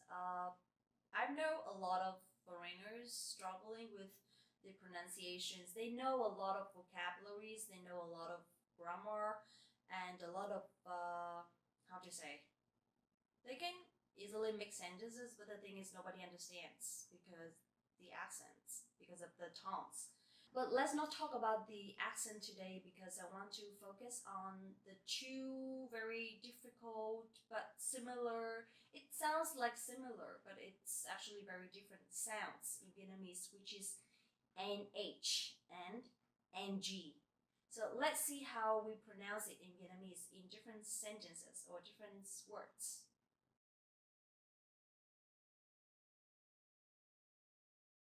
The NH in Vietnamese, you pronounce nhờ, nhờ.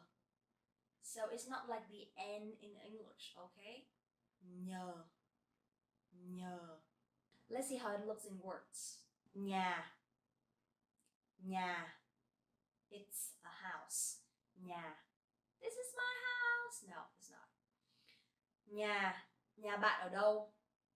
Nhà bạn ở đâu?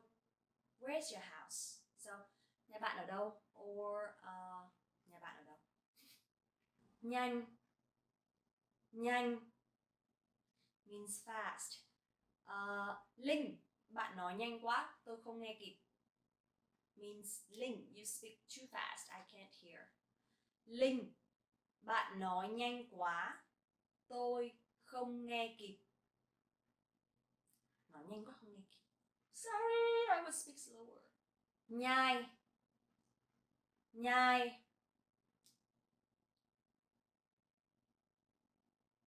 Nhai kỹ thức ăn trước khi nuốt. Nhai kỹ thức ăn trước khi nuốt. So it means chew food thoroughly before swallowing. Nhẹ, nhẹ. So this one has dấu nặng. So you have to be very nặng. Nhẹ. And nhẹ is the opposite of nặng. So nhẹ, nặng. Chiếc điện thoại mới này rất nhẹ. Chiếc điện thoại mới này rất nhẹ. Quả nho, quả nho, nho, nho, nho, nho, nho, nho, nho. Grapes. Tôi thích ăn nho. Tôi thích ăn nho. I like grapes. Nhớ, nhớ. Dấu sắc, dấu sắc. Nhớ means miss. I miss you, I miss you. So, tôi nhớ bạn. Usually we don't say tôi and bạn. So we say em nhớ anh. I miss you. But for women saying em nhớ anh. So the other person will say anh cũng nhớ em. I miss you too. So nhớ. Nhưng. Nhưng. So you will see the chữ nhưng.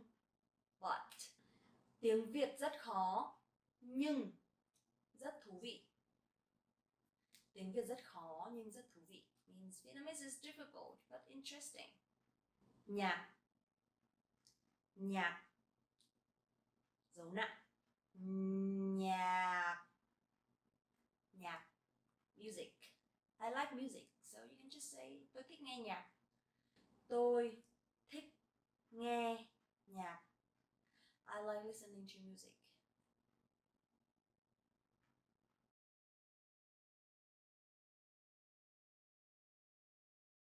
Alright, so now let's talk about the ng sound. So instead of nhờ, now this one is ngờ, ngờ, ngờ, ngờ, ngờ. Okay? Ngờ. Now let's take a look at the sentences. Ngày, ngày. It states ngày, ngày. So, ngày hôm qua, ngày hôm nay, ngày mai.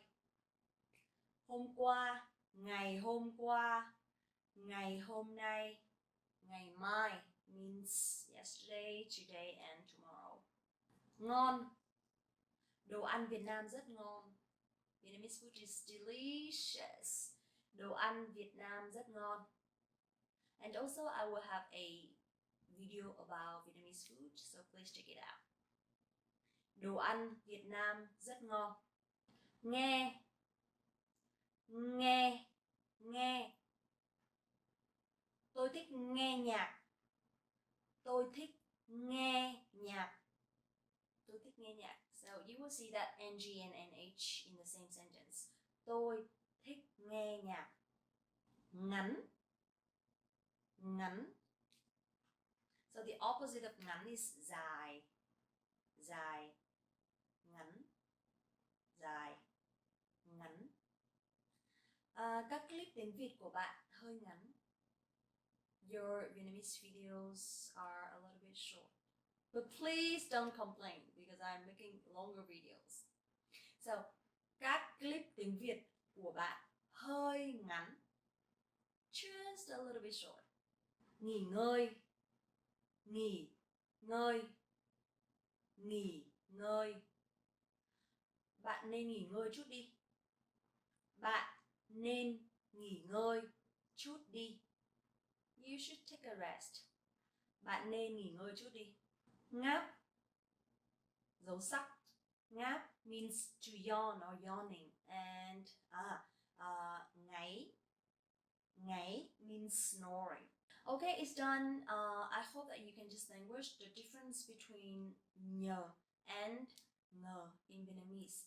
I'm not sure if you can hear me well because through video, so you can try to use it in sentences because you can easily see the differences of the sounds. Okay, please don't forget to like this video, subscribe the channel, and visit the website vietnamesepod101.com for your free lifetime account.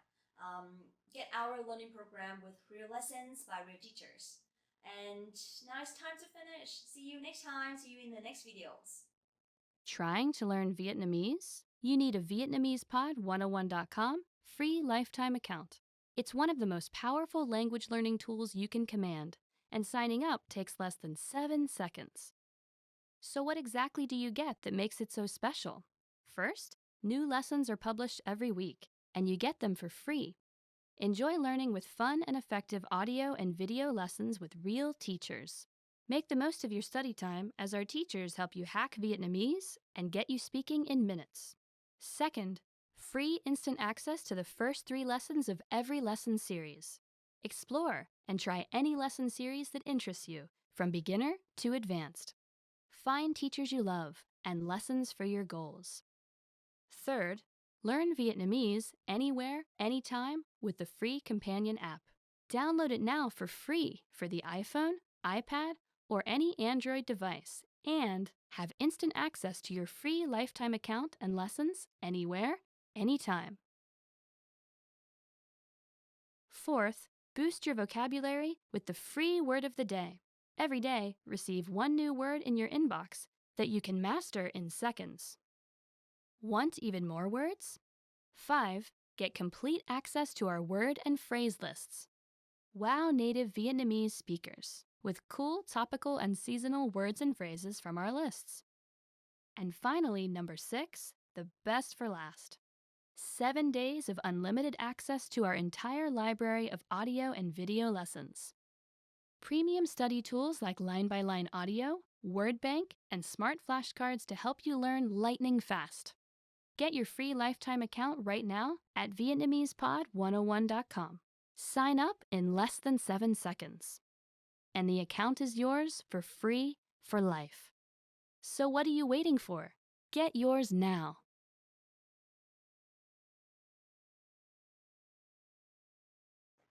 In this video, you'll learn 20 of the most common words and phrases in Vietnamese. Hi everybody, my name is Linh. Welcome to the 800 Core Vietnamese Words and Phrases video series. This series will teach you the 800 most common words and phrases in Vietnamese. But there's a twist. With each new lesson in this series, we'll include the previous lessons at the end. So after you've learned the new words and phrases, stick around and review what you learned in previous lessons. Reviewing is one of the most important parts of learning a language. You can also get the full list right now at Vietnamesepod101.com. Click the link in the description to access more example sentences, create your own flashcard text, and finally master Vietnamese. Okay, let's get started. First is cấp trên, superior. Cấp trên, cấp trên, superior. Tôi phải báo cáo với cấp trên mỗi sáng. I have to report to my superior every morning. Tôi phải báo cáo với cấp trên mỗi sáng. Công ty, company. Công ty, công ty, company. Công ty của tôi rất xa nhà. My company is very far from home. Công ty của tôi rất xa nhà. Lương. Salary. Lương. Lương. Salary. Tiền lương là bao nhiêu? How much is the salary? Tiền lương là bao nhiêu?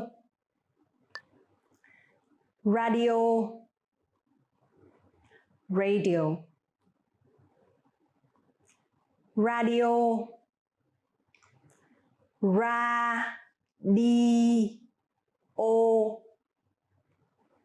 Radio. Cái radio mở khi tôi làm việc. The radio is playing in the background while I work. Cái radio mở khi tôi làm việc. TV. Television. TV. TV. Television. Tôi chỉ đang xem TV thôi. I'm just watching television. Tôi chỉ đang xem TV thôi. Internet. Internet.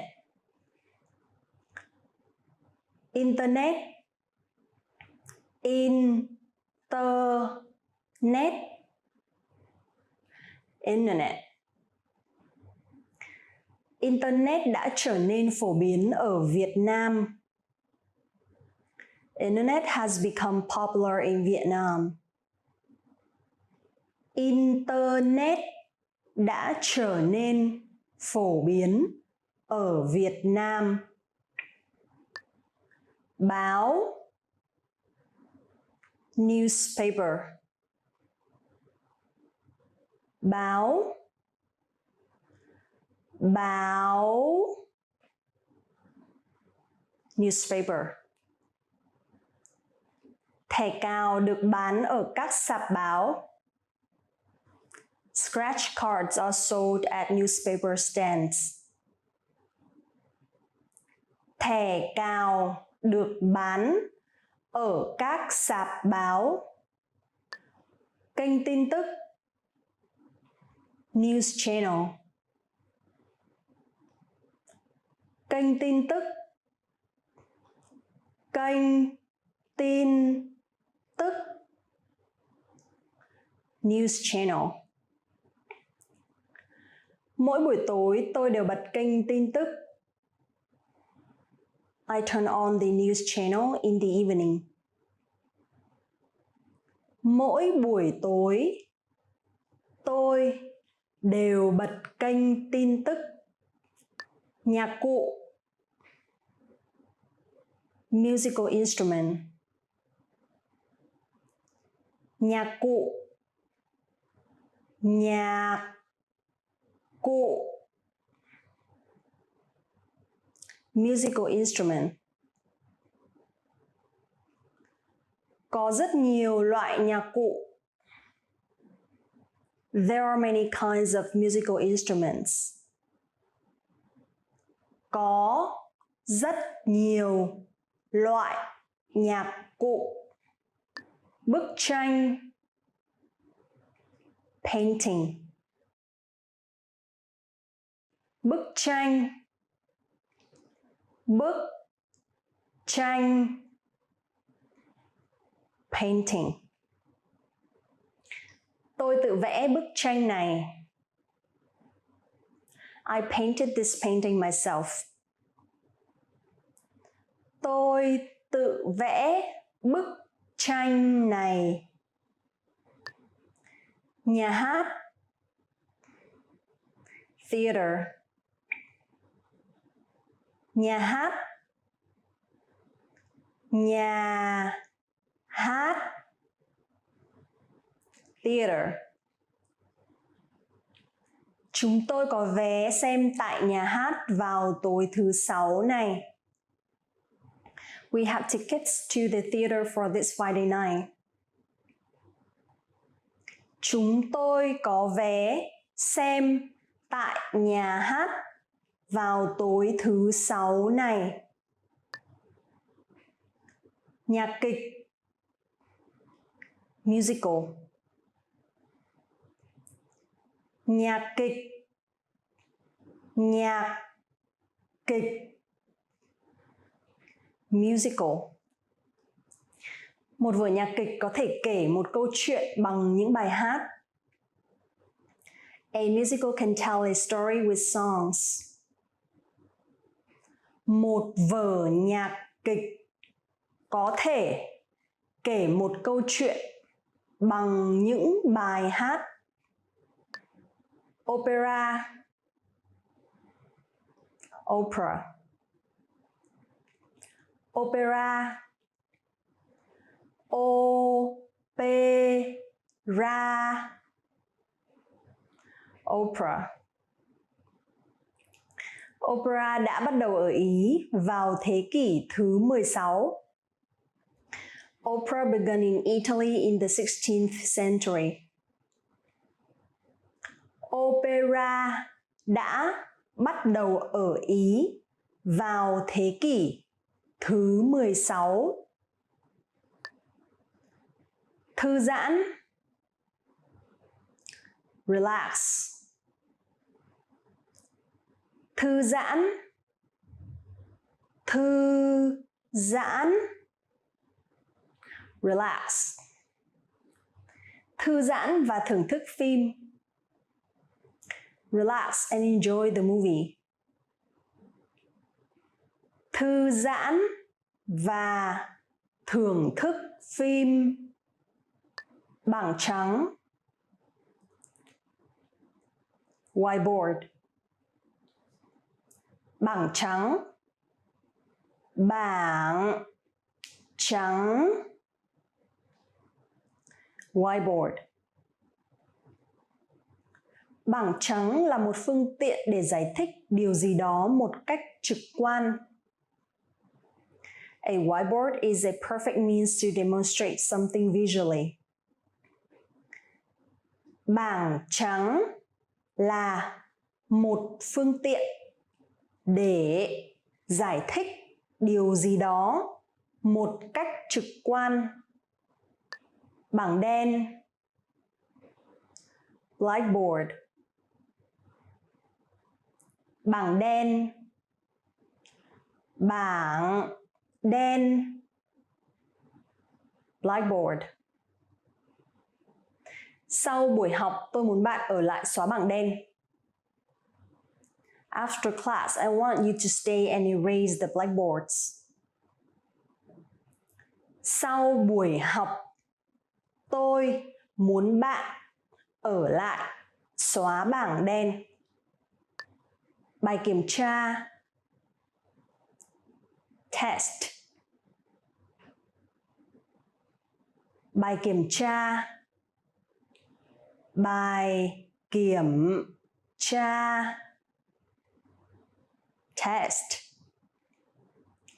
Bài kiểm tra hôm nay rất khó.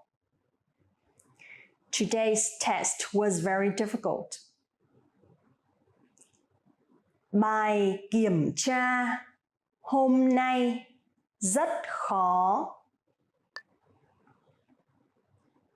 Sách giáo khoa, textbook. Sách giáo khoa, sách giáo khoa, textbook. Hãy dở sách giáo khoa trang 10. Please open your textbook to page 10.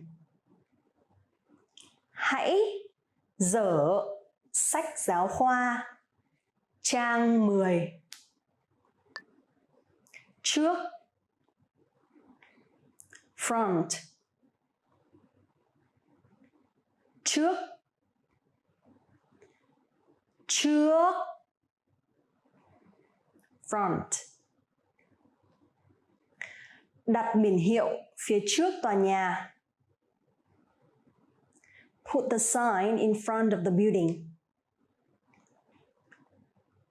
Đặt biển hiệu phía trước tòa nhà. Công việc job. Công việc. Công việc job. Tôi đã bắt đầu công việc này vào năm ngoái. I started this job last year. Tôi đã bắt đầu công việc này vào năm ngoái. Well done! In this lesson, you expanded your vocabulary and learned 20 new useful words.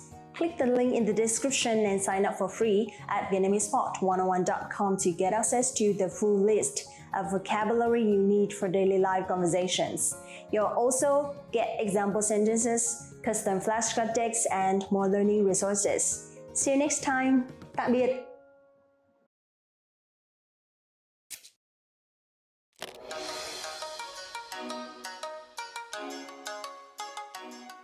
Xin chào, tôi là Huyền. Ngày Giỗ Tổ Hùng Vương hay lễ hội đền Hùng là một ngày lễ của Việt Nam, được tổ chức hàng năm từ mùng 3 đến 11 tháng 3 âm lịch tại đền Hùng, thành phố Việt Trì, tỉnh Phú Thọ. Trong bài học này, chúng ta sẽ cùng tìm hiểu về vua Hùng và các hoạt động của người Việt trong ngày Giỗ Tổ. Ngày 10 tháng 3 âm lịch được nhà nước Việt Nam chính thức chọn làm ngày nghỉ lễ toàn quốc vào năm nào? Chúng tôi sẽ cho bạn biết đáp án vào phần cuối video này. Tuy lễ hội kéo dài khoảng một tuần, nhưng ngày lễ chính được diễn ra vào ngày 10 tháng 3. Ngày này đã được công nhận là một trong những ngày quốc lễ của Việt Nam, thể hiện rõ đạo lý uống nước nhớ nguồn. Theo truyền thuyết, thì Lạc Long Quân và Âu Cơ được xem như thủy tổ của người Việt, cha mẹ của các vua Hùng. Thời kỳ Hùng Vương là một giai đoạn rất quan trọng trong lịch sử dân tộc, đã xây dựng nên một nền tảng của văn hóa Việt Nam và truyền thống yêu nước. Theo truyền thuyết, vua Lang Liêu đã sáng tạo ra món bánh chưng bánh dày và các vị vua Hùng đã dạy cho người Việt Nam biết cách trồng lúa. Chính vì vậy, một trong những cách người Việt chào đón ngày lễ là tổ chức một mâm cỗ gồm có mâm ngũ quả, bánh chưng bánh dày và gạo. Truyền thuyết về nơi xây dựng ngôi đền có thể được truy nguyên tới vua Hùng thứ nhất, người đã đến thăm 99 địa điểm khác trước khi tới núi Nghĩa Lĩnh. Khi ông đặt chân đến nơi đây, con ngựa của ông đã hí vang và ông quyết định rằng nơi đây là địa điểm lý tưởng để xây dựng thủ đô của nước Việt Nam.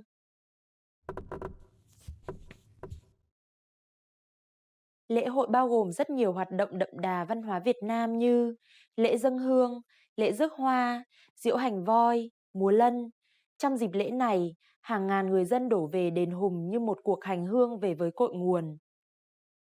Và bây giờ, tôi sẽ cho bạn biết đáp án của câu đố đã nêu ra lúc trước. Ngày 10 tháng 3 âm lịch được nhà nước Việt Nam chính thức chọn làm ngày nghỉ lễ toàn quốc vào năm nào? Từ năm 2007, ngày này đã được chính phủ Việt Nam quy định là ngày nghỉ lễ trên toàn quốc. Theo quan niệm của người xưa, ngày mùng 10 tháng 3 biểu tượng cho cội nguồn con rồng cháu tiên của người Việt. Bài học này thế nào? Các bạn đã học được nhiều điều thú vị chứ? Ở nước bạn, có ngày nghỉ lễ nào tương tự để tưởng nhớ vị vua đầu tiên như ngày Giỗ Tổ Hùng Vương không?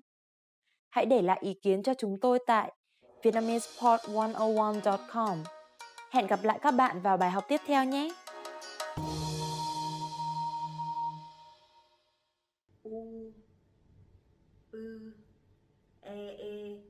It's so confusing, right? But don't worry, today I'm gonna show you how to pronounce Vietnamese vowels properly. Hello, my name is Linh and welcome back to VietnamesePod101.com, the fastest, easiest, and most fun way to learn Vietnamese. Now let's get started.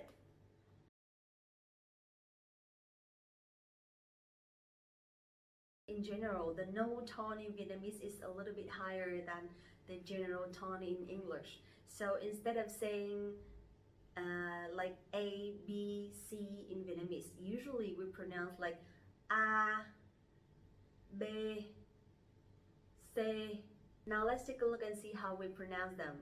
Number one I like to introduce is the letter A. So in Vietnamese we have 3 A's. You pronounce A, A, A, A,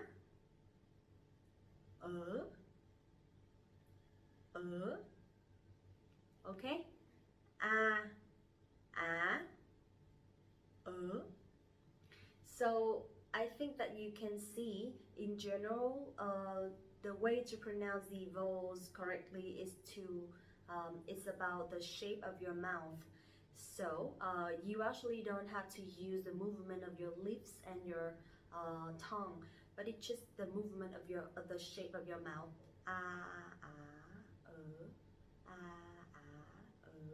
Like that. Now let's take a look at some examples. Sa, sa, ma, ma, ba, ba. Now, how about letter A? An. In Vietnamese, we don't spell the letters separately, but instead we spell them together. For example, A, N, an. A, N, an. Okay? So we don't say like A, N, but we pronounce A, N, an. Măng, măng. A, Ng, ăn, M, ăn, măng. Măng. Xăng, xăng. Xăng, ở. Vâng, vâng. Vâng. Nâng, nâng. Nâng. Good. Now let's see what happens with the letter E. So in Vietnamese we pronounce e, e, e. And the second letter E is e, e, e. Okay? Now let's take a look at the examples. Xe, xe. Xe. Xe is transportation in general. Next one. Mẹ. Mẹ. Mẹ is mom, right? But this one has the dot, the dấu nặng, the strong tone, so it has to be down and it has to be stronger a little bit. Em. Em. Em. Okay, next one is e, b, b, b. B is letter B, that's how we pronounce B in Vietnamese. B. Ghế, ghế. Ghế is the chair. Nghề, nghề. Nghề. Nghề is a job. Okay, next one is E. E. Example, me, me. Đi, đi. Đi thi, đi thi. Quý vị. Quý vị means like ladies and gentlemen. So you guys can say kính thưa quý vị và các bạn. Kính thưa quý vị và các bạn. The letter O in Vietnamese we have 3 ones. O, O, O, O, O, O, to, to, to. Next one, lo, lo, lo. Okay, the next O is O, O. For example, ô tô, ô tô, ô tô, ơ, ơ, ơ. For example, mơ, mơ, mơ. Another one is thơ, thơ, thơ. U, u, u. Mùa thu, mùa thu, mùa thu. Vũ trụ, vũ trụ, vũ trụ. The second U letter is ư, ư, ư. Alright, in example, who, who. The letter thu, thu. How does it feel? Is it confusing or too difficult? But I hope that you have an overview about Vietnamese vowels today, and I think that we're gonna see each other soon in the video which talks about Vietnamese consonants. Don't forget to access to VietnamesePod101.com for your free lifetime account right now, and get your complete learning program with real lessons by real teachers. Please like and share the video if you like it, and I hope to see you soon next time. Bye bye. Hi everyone! Do you know how to say I love you in Vietnamese? In this lesson, you'll learn 3 different ways to say it. Let's start with how to express your feelings to your loved one. Tôi yêu bạn. Tôi yêu bạn. Tôi yêu bạn. Or if you want to explain those butterflies in your stomach, you can say Tôi có cảm tình với bạn. Tôi có cảm tình với bạn. Tôi có cảm tình với bạn. And when you feel that I love you is not enough, you can say Không từ ngữ nào có thể mô tả tình yêu của anh dành cho em. Không từ ngữ nào có thể mô tả tình yêu của anh dành cho em. Không từ ngữ nào có thể mô tả tình yêu của anh dành cho em. You just learned 3 different ways to say I love you in Vietnamese. And if you're interested in learning more, don't forget to download your free Romance and Love cheat sheet, which includes romantic words, compliments, and pickup lines. Check out the description below and go to VietnamesePod101.com now. See you next time! In this video, you'll learn 20 of the most common words and phrases in Vietnamese. Hi everybody, my name is Linh. Welcome to the 800 Core Vietnamese Words and Phrases video series. This series will teach you the 800 most common words and phrases in Vietnamese. But there's a twist. With each new lesson in this series, we'll include the previous lessons at the end. So after you've learned the new words and phrases, stick around and review what you learned in previous lessons. Reviewing is one of the most important parts of learning a language. You can also get the full list right now at VietnamesePod101.com.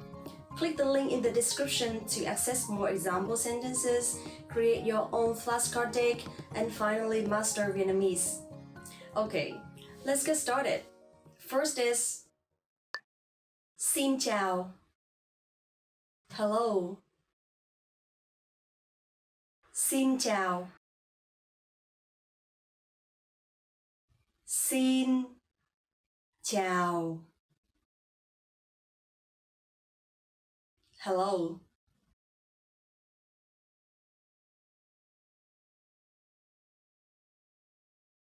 Xin chào, bạn có khỏe không? Hello, how are you? Xin chào, bạn có khỏe không? Xin lỗi. Excuse me. Xin lỗi. Xin lỗi. Excuse me.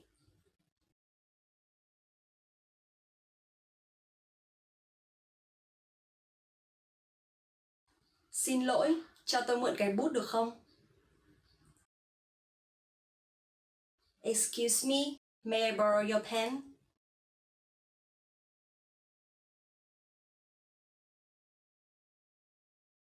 Xin lỗi, cho tôi mượn cái bút được không?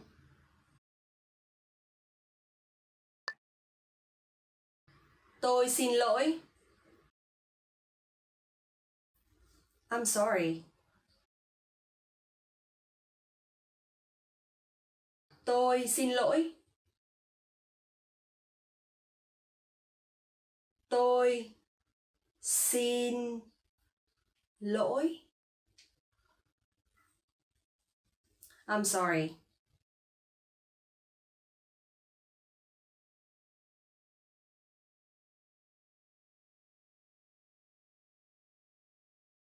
Chúng tôi xin lỗi vì sự bất tiện mà chúng tôi đã gây ra. Sorry for the inconvenience that may cause us.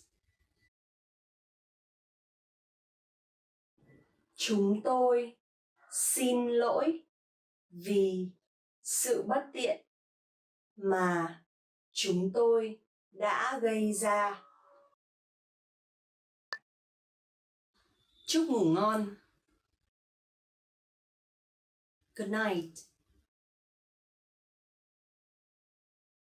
Chúc ngủ ngon. Chúc ngủ ngon. Good night.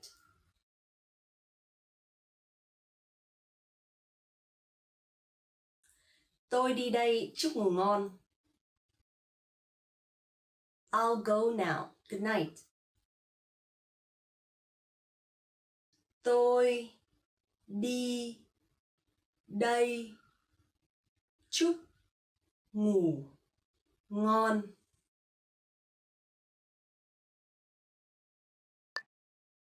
Rất vui được gặp bạn. Nice to meet you. Rất vui được gặp bạn. Rất vui được gặp bạn. Nice to meet you.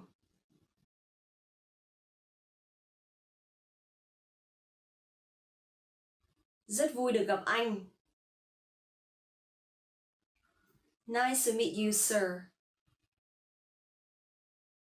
Rất vui được gặp anh.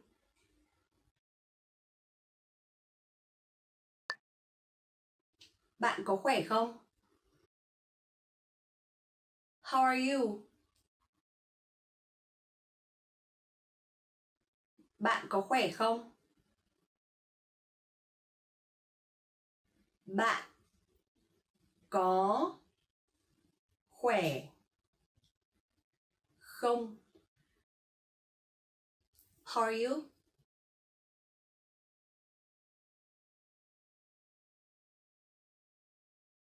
Chào Mary, bạn có khỏe không? Hello, how are you Mary? Chào Mary, bạn có khỏe không?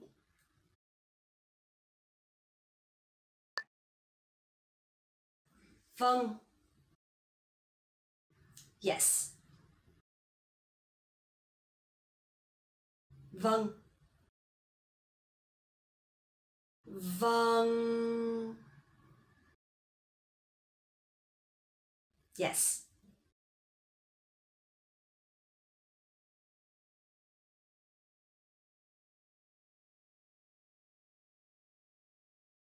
Vâng, tôi đã đến đó 3 lần. Yes, I've been there 3 times. Vâng, tôi đã đến đó 3 lần.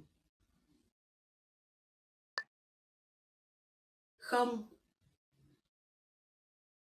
No.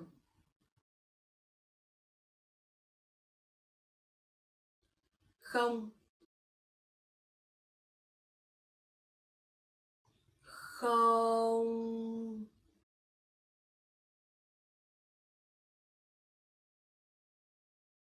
No.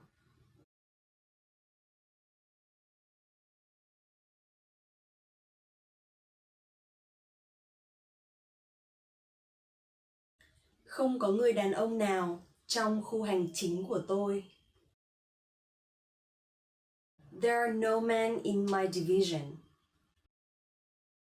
Không có người đàn ông nào trong khu hành chính của tôi.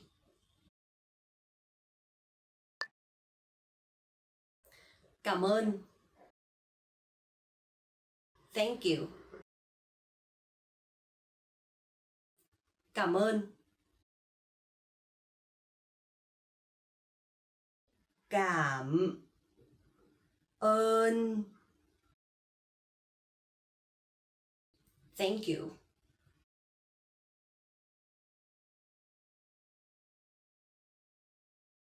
Cảm ơn chị đã giúp. Thank you for your help. Cảm ơn chị đã giúp. Tôi là I'm. Tôi là. Tôi là I'm.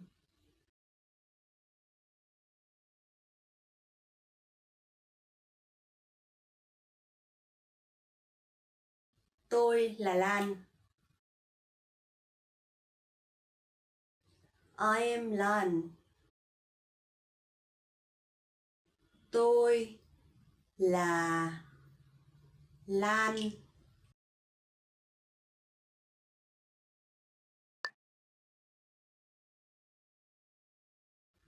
Tạm biệt. Goodbye. Tạm biệt. Tạm biệt. Goodbye.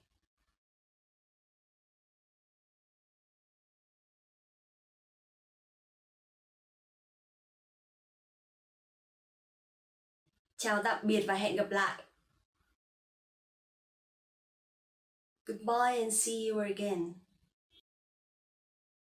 Chào tạm biệt và hẹn gặp lại.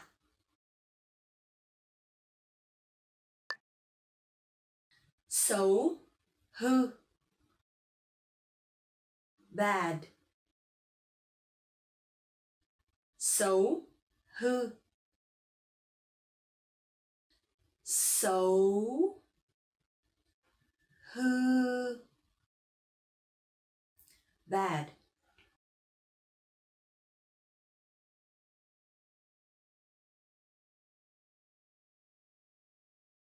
Nó là một thằng bé hư. He's a bad boy. Nó là một thằng bé hư.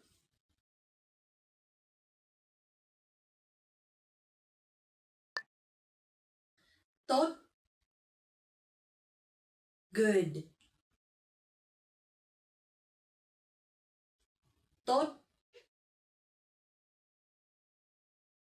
Tốt.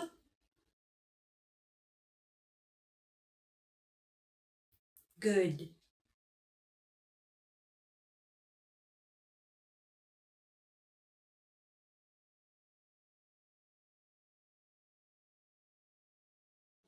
Rau tốt cho bạn. Vegetables are good for you. Rau tốt cho bạn. Xinh xắn, đẹp. Pretty. Xinh xắn, đẹp. Xinh xắn, đẹp. Pretty.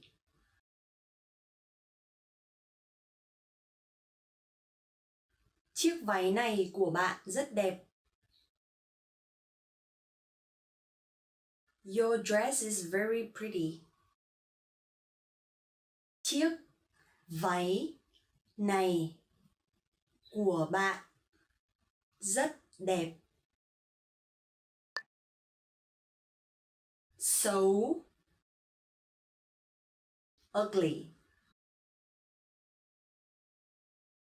Xấu, xấu, ugly.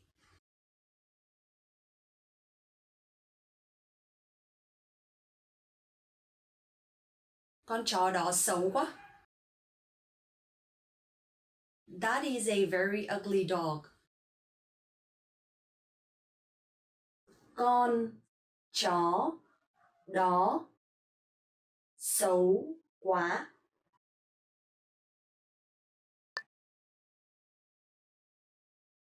Dễ, easy. Dễ, dễ, easy.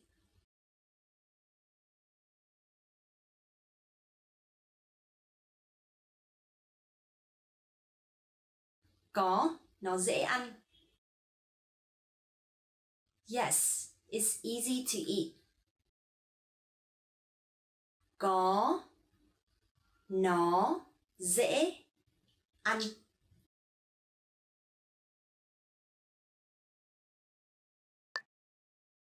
Khó, difficult. Khó, khó, difficult.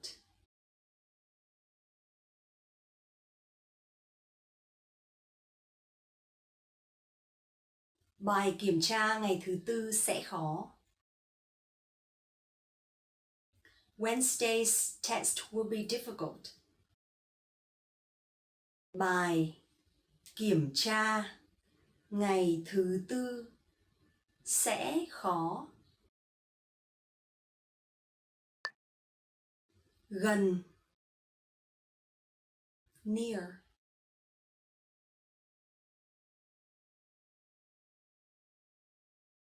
Gần, gần, near.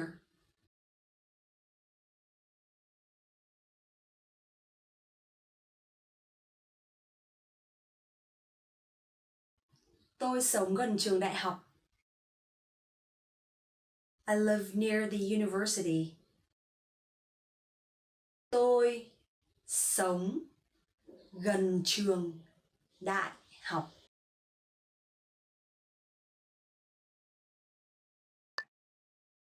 Xa, far. Xa, xa, far.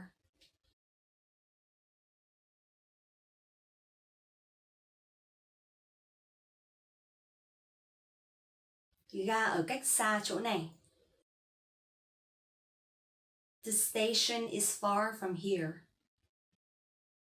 Ga ở cách xa chỗ này.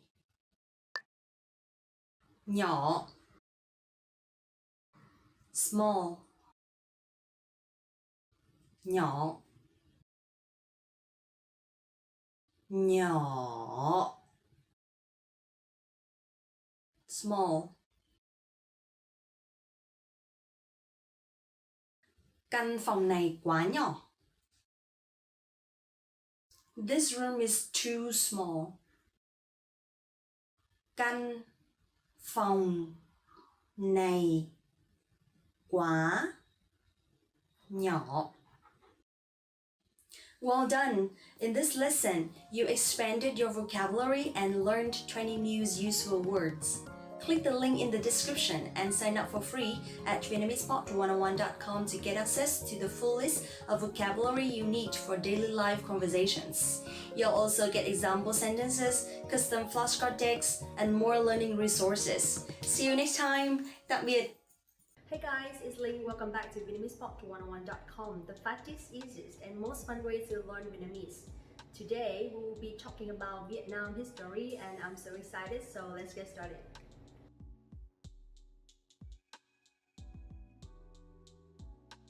More than 40% of the Vietnamese population has Nguyen as their family name, meaning 1 in every 3 people in Vietnam has this as their last name.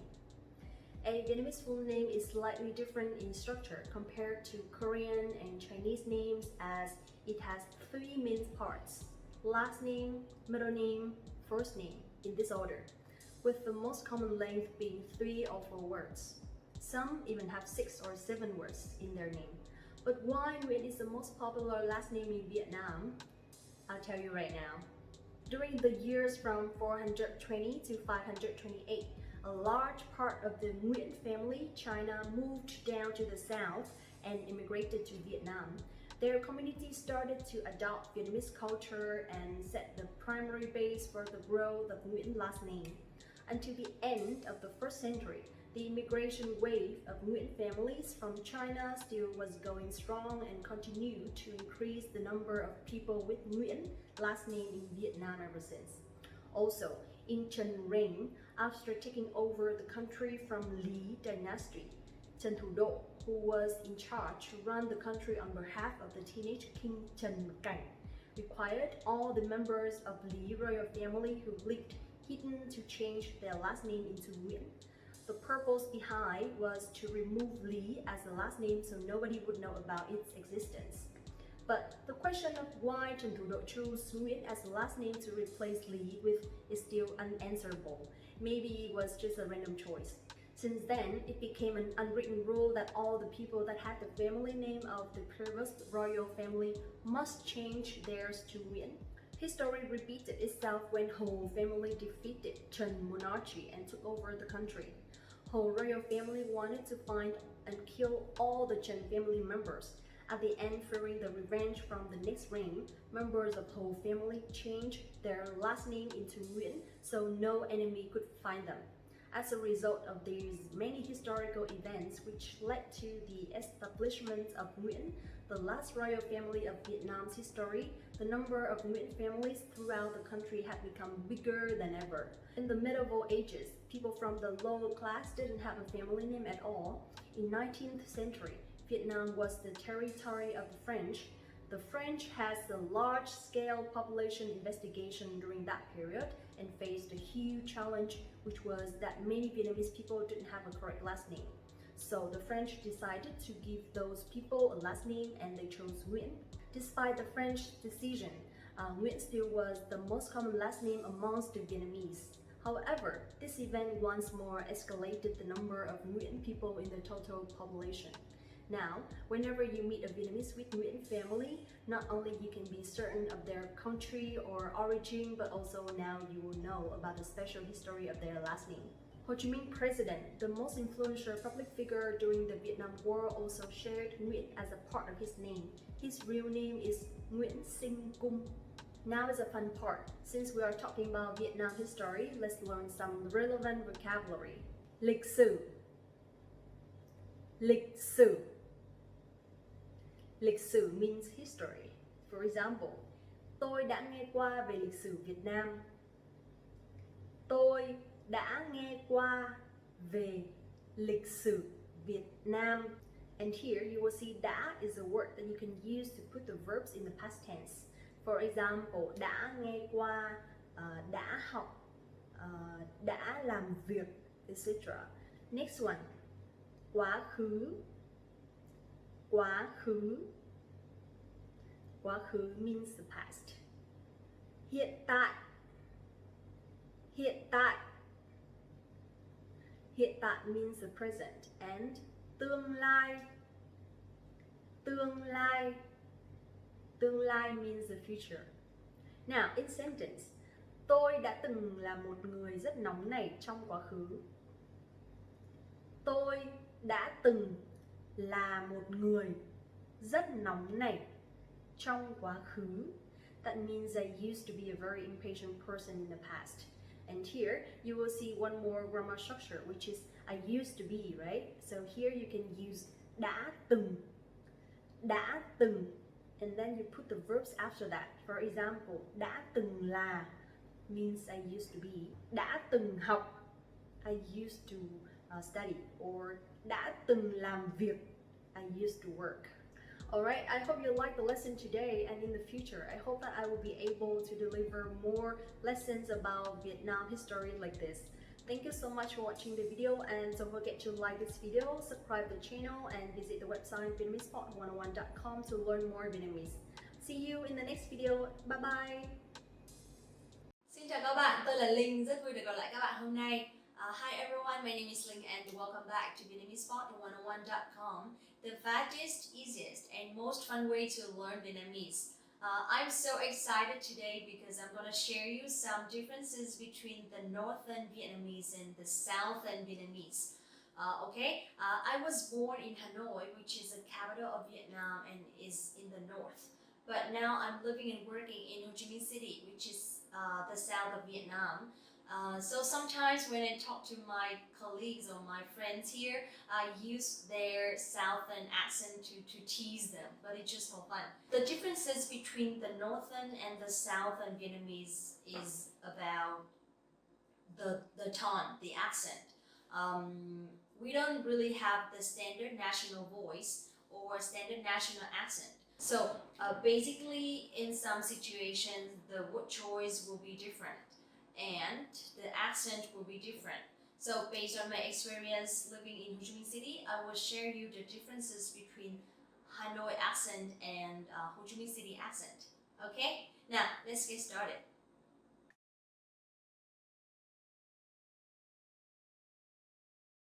Chụp ảnh.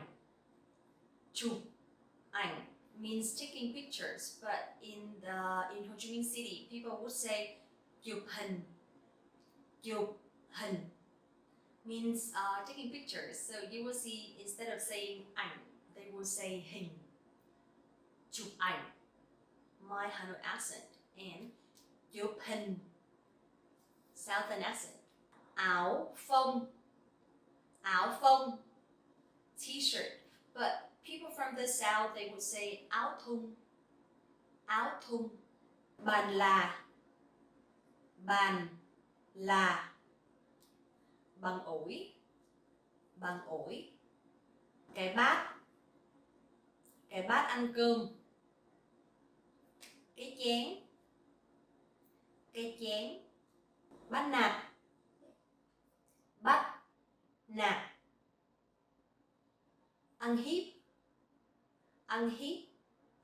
Chơi bẩn. Chơi bẩn. Chơi dơ. Chơi dơ. Team này chơi bẩn quá. Team này chơi bẩn quá. Team này chơi dơ quá à. Béo. Béo. Mập. Mập. Gầy. Gầy. Ốm. Ốm. Ốm. Bệnh. Cơm rang. Cơm rang. Cơm chiên. Cơm chiên. Anh ơi cho em một đĩa cơm rang. Cho em dĩ cơm chiên chị ơi. Bố. Bố. Bà. Bà. Mẹ. Mẹ. Má. má, chị, chị hai, chị ba, chị tư. Chị hai, chị ba, chị tư means the first sister, the second sister, or the third sister. Buồn cười, buồn cười. Mắc cười, mắc cười. Buồn nôn, buồn nôn. Mắc ói, mắc ói. Cái bút, cái bút. Cây viết, cây viết. Cái chăn, cái chăn. Cái mền, cái mền. Cái cốc, cái cốc. Cái ly, cái ly. Dưa chuột, dưa chuột. Dưa leo, dưa leo. Cho em 1 cân dưa chuột chị ơi. Lấy em ký dưa leo đi chị. Lười, lười. Làm biếng, làm biếng. Mì chính, mì chính. Bột ngọt, bột ngọt. Vứt đi, vứt đi. Dục đi. Thôi cái này cũ rồi, vứt đi. Trời ơi, giữ chi mấy đồ này vậy, dục đi cho rồi. Trẻ con, trẻ con. Con nít, con nít. I feel so weird. I don't do it often, okay? Trust me. But thank you one more time for the opportunity to talk about the differences between the northern and the southern accent, as well as to share about our culture. If you have any recommendations or if you want to learn anything, just let me know at the comment below. I'll try my best to deliver better videos in the future. So one more time, don't forget to like this video, subscribe the channel, and visit the website VietnamesePod101.com for the free lifetime account right now. Get our learning program with real lessons by real teachers, okay? But now, thank you for watching and see you next videos. Hi YouTube, how's it going? It's great to see you guys again, and today I have so many things to share to you. And our topic today is going to be top 25 Vietnamese verbs. Are you ready? Let's go. Là,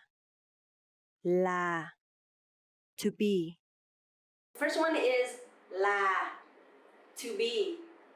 Là. Mẹ tôi là bác sĩ. Mẹ tôi là bác sĩ. My mom is a doctor. Anh trai tôi là công an. Anh trai tôi là công an.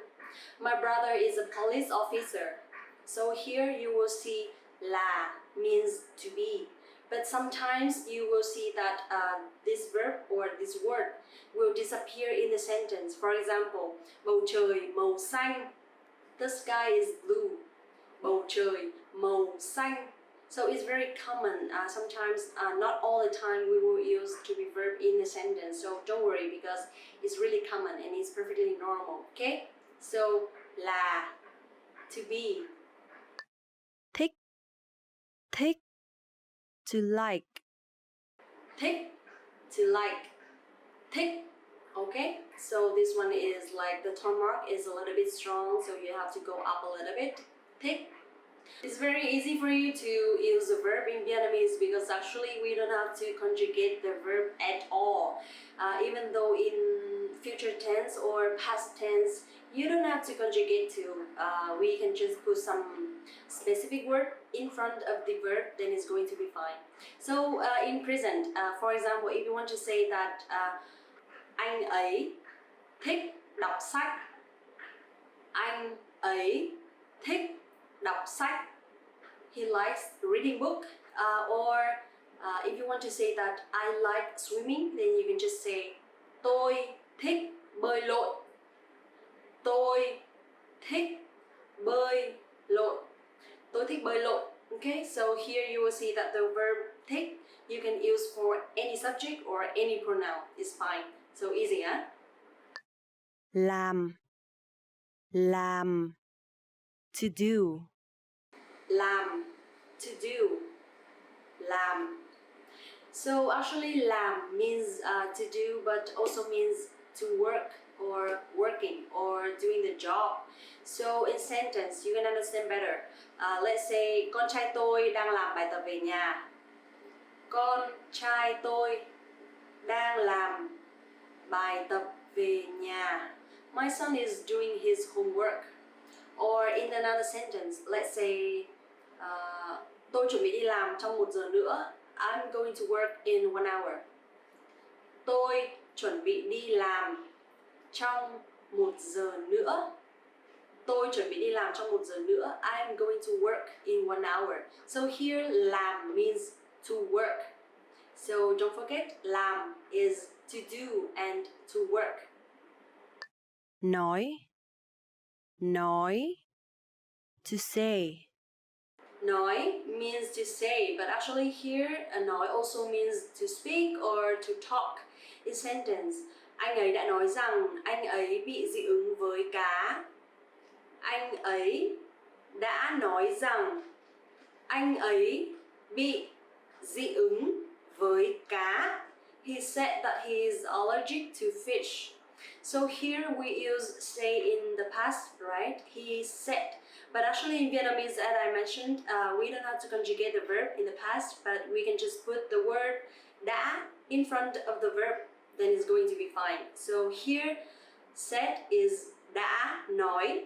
Okay, so nói is to say, but đã nói is already said, right? So with another word, talk or to speak, for example, anh ấy đang nói chuyện với bạn gái. Anh ấy đang nói chuyện với bạn gái. So he's talking to his girlfriend. Here you will see that đang nói. So we don't have to conjugate the verb in a present continuous, but instead we use đang before or in front of the verb nói, then it's going to be fine. So he is talking to his girlfriend. Anh ấy đang nói chuyện với bạn gái. So here nói chuyện is talking. Cô ấy nói tiếng Việt rất tốt. She speaks Vietnamese very well. Cô ấy nói tiếng Việt rất tốt. Cô ấy nói tiếng Việt rất tốt. Okay, so here nói means to say, to speak or to talk. Giải thích. Giải thích. To explain. Giải thích. To explain. So I don't think we have another word for the verb explain. I think only giải thích is the most exact one. So in sentence, tôi chưa hiểu rõ, làm ơn giải thích cho tôi. Tôi chưa hiểu rõ, làm ơn giải thích cho tôi. I haven't understood clearly. Please explain to me. Or you can say another way. For example, ý bạn là gì? Giải thích đi. What do you mean? Explain it. Ý bạn là gì? Giải thích đi. So, giải thích. Explain. Nghe. Nghe. To hear. Okay, so nghe is to hear and also means to listen. So if you want to say that you can hear something, you can use nghe. But also if you are listening to something, you can use also nghe. For example, bác có nghe rõ cháu nói gì không? Bác có nghe rõ cháu nói gì không? Did you hear what I say clearly? So here you will see bác means uncle. So in Vietnamese actually we don't use I and you all the time, but actually depends on who they are, who you speaking with. You will have another pronoun or a specific subject for this kind of person. So here you are talking with an uncle. Then you can say bác có nghe rõ cháu nói gì không? Bác is uncle. Do you hear clearly what I say? Something like that. So with listen, you can also say that I enjoy listening to the music. Tôi thích nghe nhạc. Tôi thích nghe nhạc. So, nghe is to hear or to listen. Đi. Đi. To go. Okay, so it's very simple. If you want to say that you're going somewhere or you want to go to somewhere to do something, then you can just say đi. For example, ngày mai tôi phải đi đến trường. Ngày mai tôi phải đi đến trường. I have to go to the school tomorrow. Ngày mai tôi phải đi đến trường. Or if you want to ask someone if they want to hang out with you, or if you want to do something, that you can say đi xem phim không? Do you want to go watch a movie? Đi xem phim không? Đi xem phim không? Or đi ăn trưa không? Do you want to go for lunch? Đi ăn trưa không? Đi ăn trưa không? Or đi uống bia không? Do you want to grab a beer? Đi uống bia không? Đi uống bia không? Okay, so đi is to go. Biết. Biết. To know.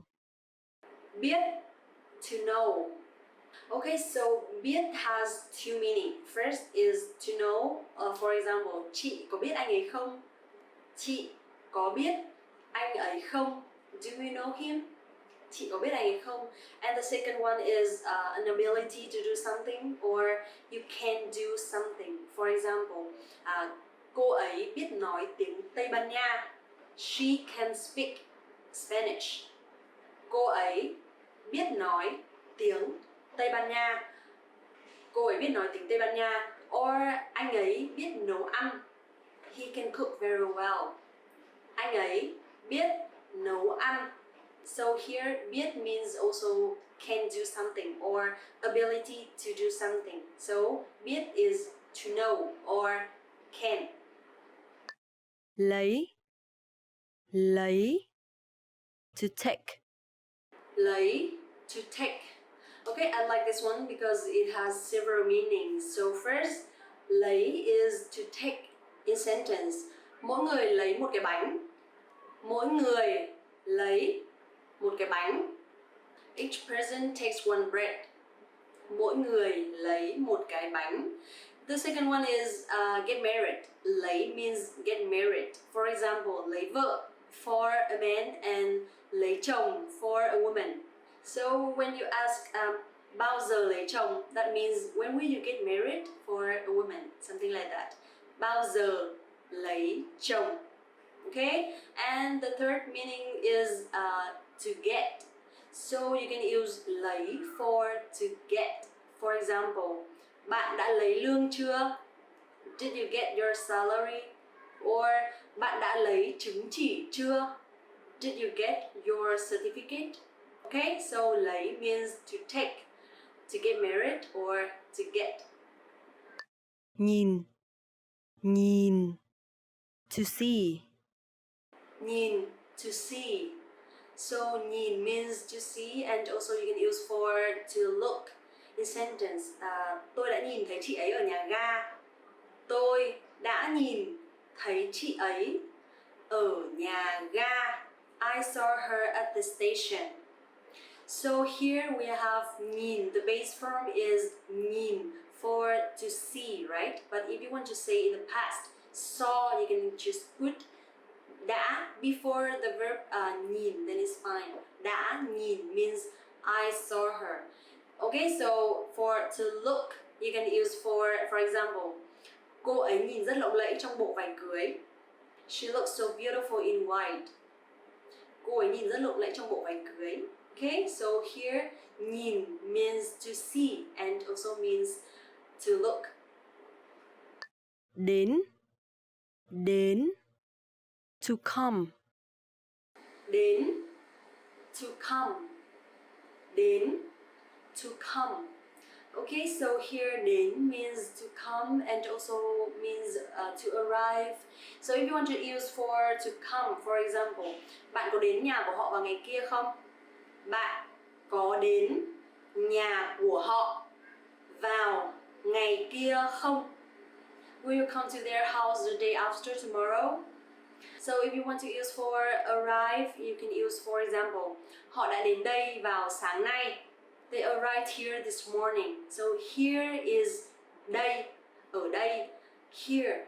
So đã đến means arrived, already happened in the past. So họ đã đến đây vào sáng nay. They arrived here this morning. Or you can use tôi đang đến đây, I'm coming, or I'm on my way. Tôi đang đến đây. Tôi đang đến đây. Okay, so here đến is to come or to arrive.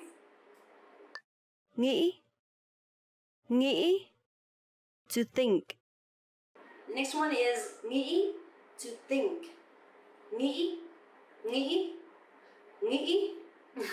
I know it's really hard for foreigners to pronounce this tone mark, but there is no way but practicing.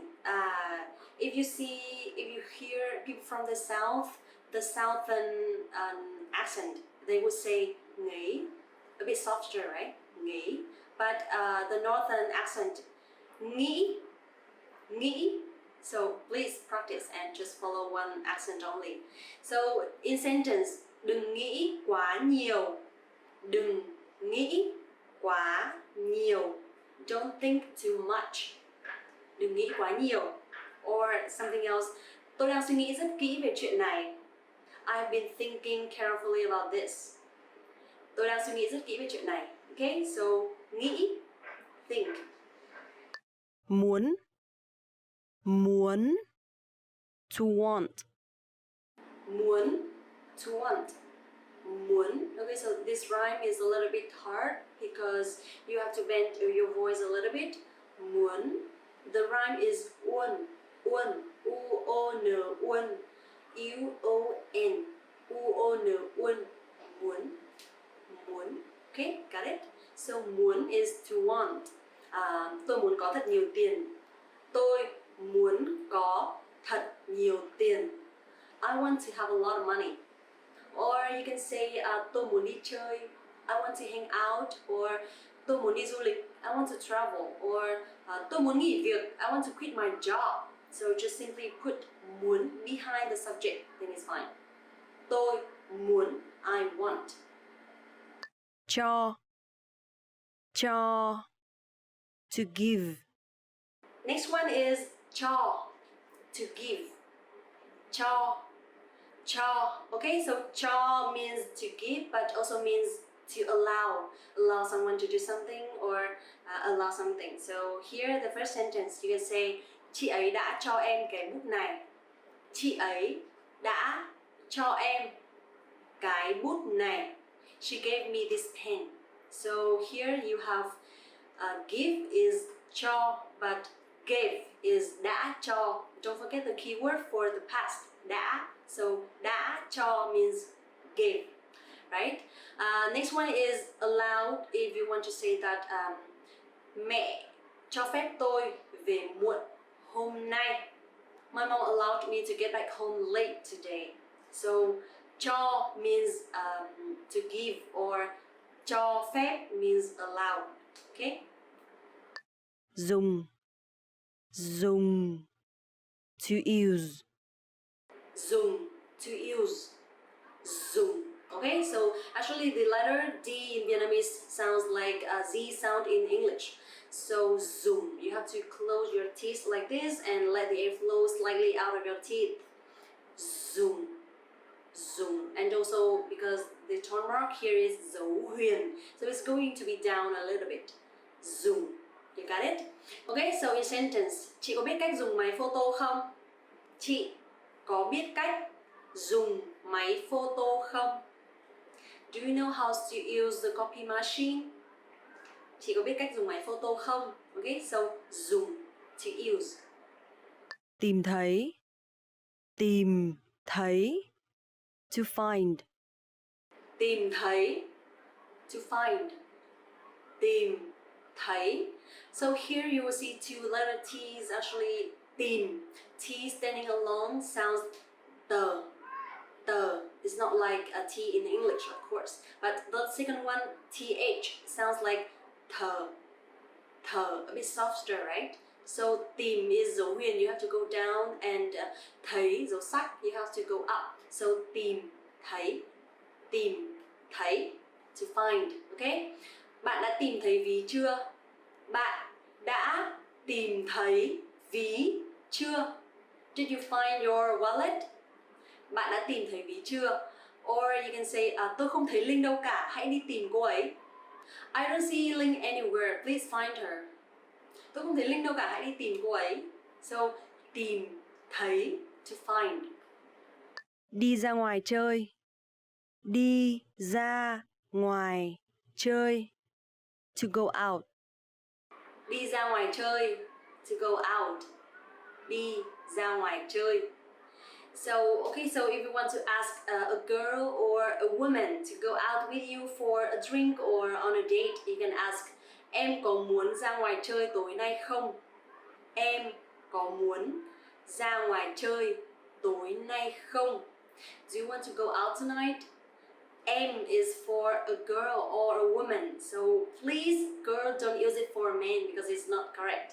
So if you want to ask a guy or a man going out with you, so you can ask, anh có muốn ra ngoài chơi tối nay không? Anh có muốn ra ngoài chơi tối nay không? It still means do you want to go out tonight? But actually it's like this one is you can use when you talk to a man or to a guy. Remember? And guys, please use this one for women. If you want to say that you want to go out tonight, you can say, em có muốn ra ngoài chơi tối nay không? Hỏi. Hỏi. To ask. Hỏi. Hỏi. To ask. Hỏi. So, hỏi is to ask, but câu hỏi is question. Câu hỏi. Question. And also we have the tone mark, dấu hỏi. Dấu hỏi is the tone mark for this word too. So, hỏi, to ask. In sentence, anh ấy hỏi tôi quá nhiều câu hỏi. Anh ấy hỏi tôi quá nhiều câu hỏi. He asked me too many questions. So, quá nhiều here is too many. Câu hỏi is question. Anh ấy hỏi tôi quá nhiều câu hỏi. He asked me too many questions.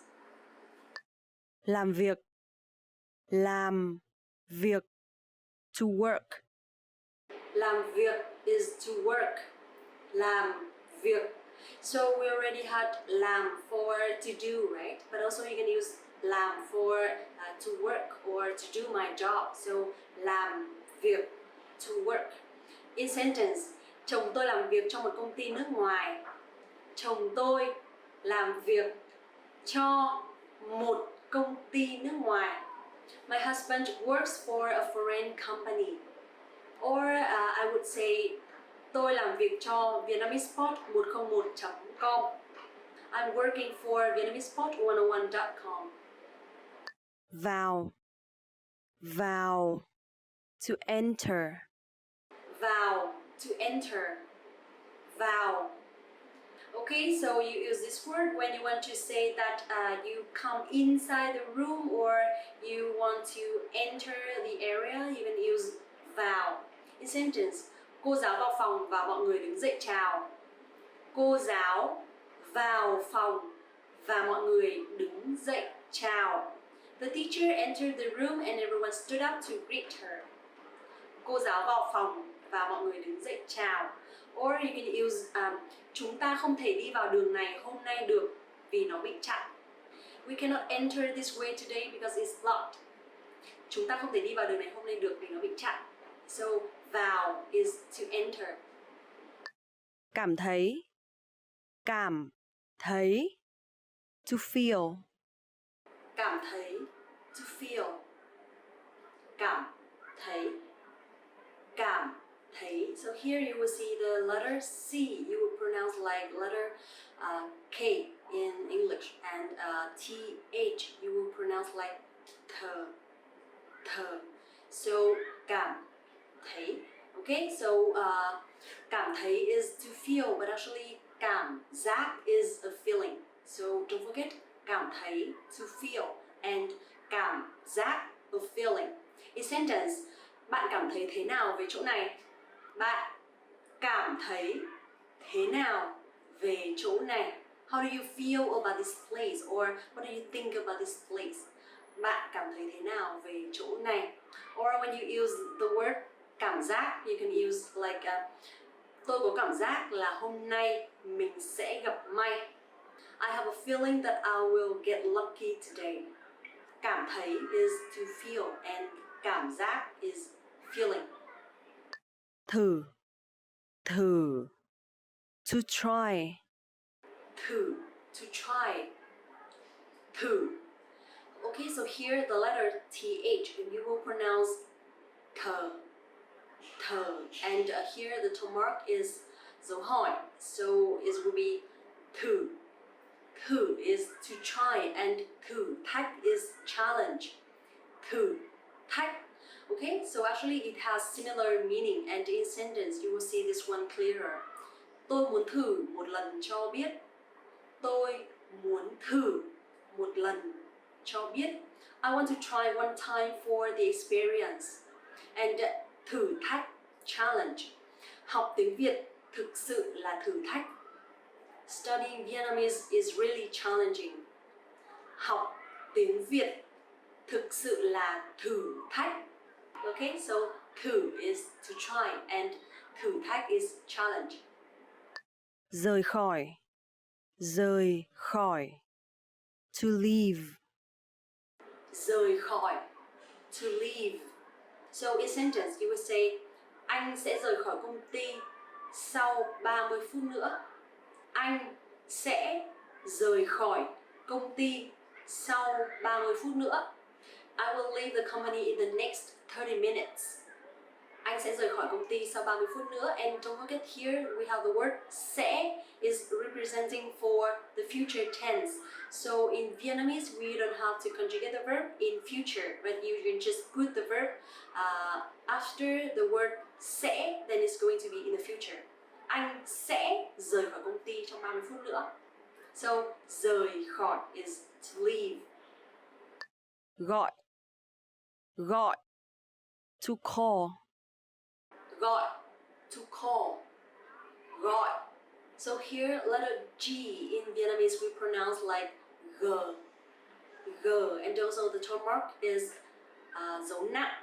So this word we will pronounce gọi. Gọi, to call. In sentence, gọi cho tôi một chiếc taxi nhé. Gọi cho tôi một chiếc taxi nhé. Call one taxi for me, please. So, gọi cho tôi, call for me. And can you please call for me? Một chiếc is one, and actually taxi in Vietnamese is still taxi. So, gọi cho tôi một chiếc taxi nhé. Call for me one taxi, please. So, gọi is to call, or you can say, can you please call Linh? I want to talk to her. Bạn có thể gọi Linh được không? Tôi cần nói chuyện với cô ấy. So, gọi is to call. Chạy. To run. Chạy, to run. Chạy. Okay, so here in Vietnamese we have two sounds, t and ch. So ch is t, a bit softer, but tr is ch. Stronger. So don't forget, chạy is to run. And in sentence, tôi chạy hàng ngày. Tôi chạy hàng ngày. I run every day. Okay, so don't forget, chạy is running. Alright, that's all for today. 25 Vietnamese verbs, and I hope you can take notice so you can remember sometimes when it's necessary. I'm not sure if you have any question during the video, so if you do, just let me know in the comment below. And please don't forget to like the video, subscribe the channel, and visit the website VietnamesePod101.com to learn more Vietnamese with Linh and some other teachers. Thank you so much for watching the video, and see you next time.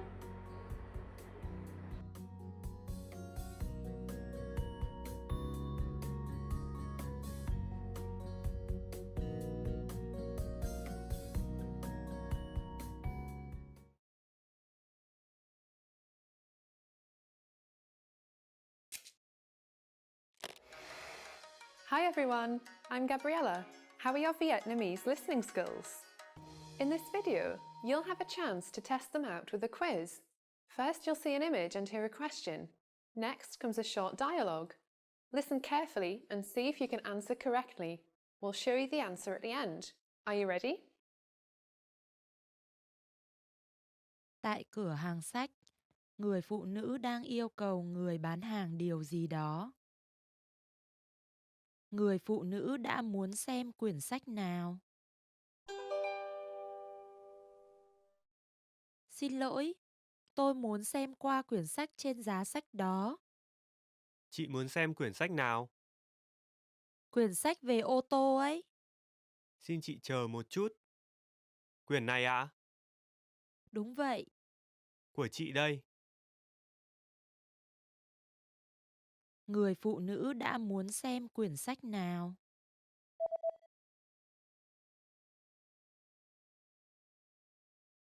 Tại cửa hàng sách, người phụ nữ đang yêu cầu người bán hàng điều gì đó. Người phụ nữ đã muốn xem quyển sách nào? Xin lỗi, tôi muốn xem qua quyển sách trên giá sách đó. Chị muốn xem quyển sách nào?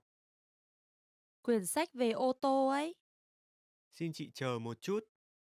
Quyển này à? Đúng vậy. Của chị đây. Did you get it right? I hope you learned something from this quiz. Let us know if you have any questions. See you next time. Xin chào các bạn, tôi là Linh, rất vui được gặp lại. Hello everyone, this is Linh and welcome back to Vietnamese Top Words. Today we will talk about top 25 Vietnamese phrases, and this is very easy and very useful, especially when you travel to Vietnam. So let's go now.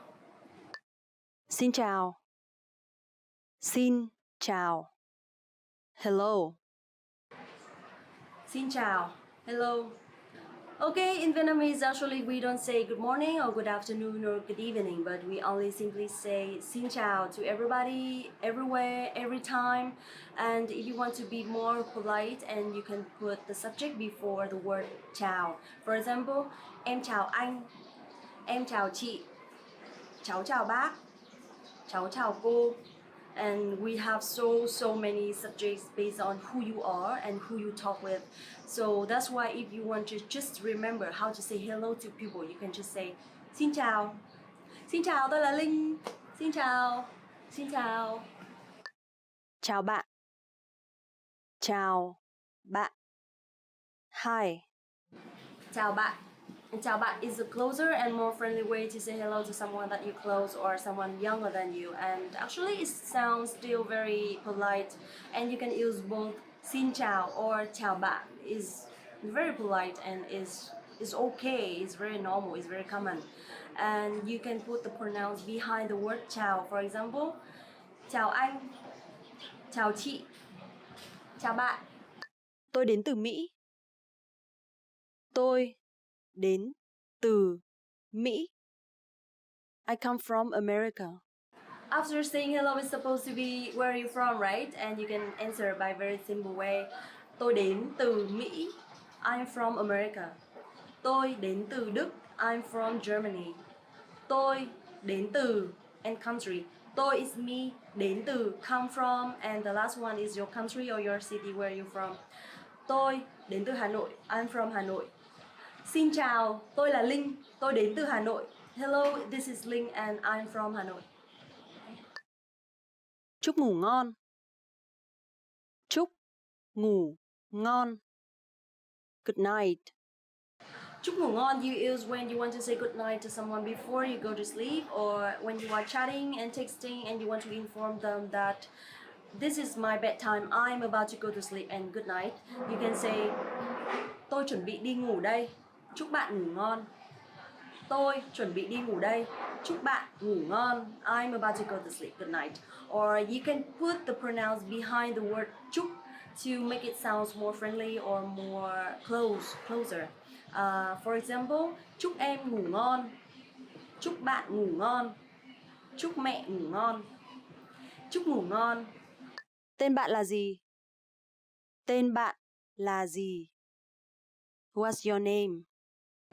Tên bạn là gì? What's your name? Tên bạn là gì?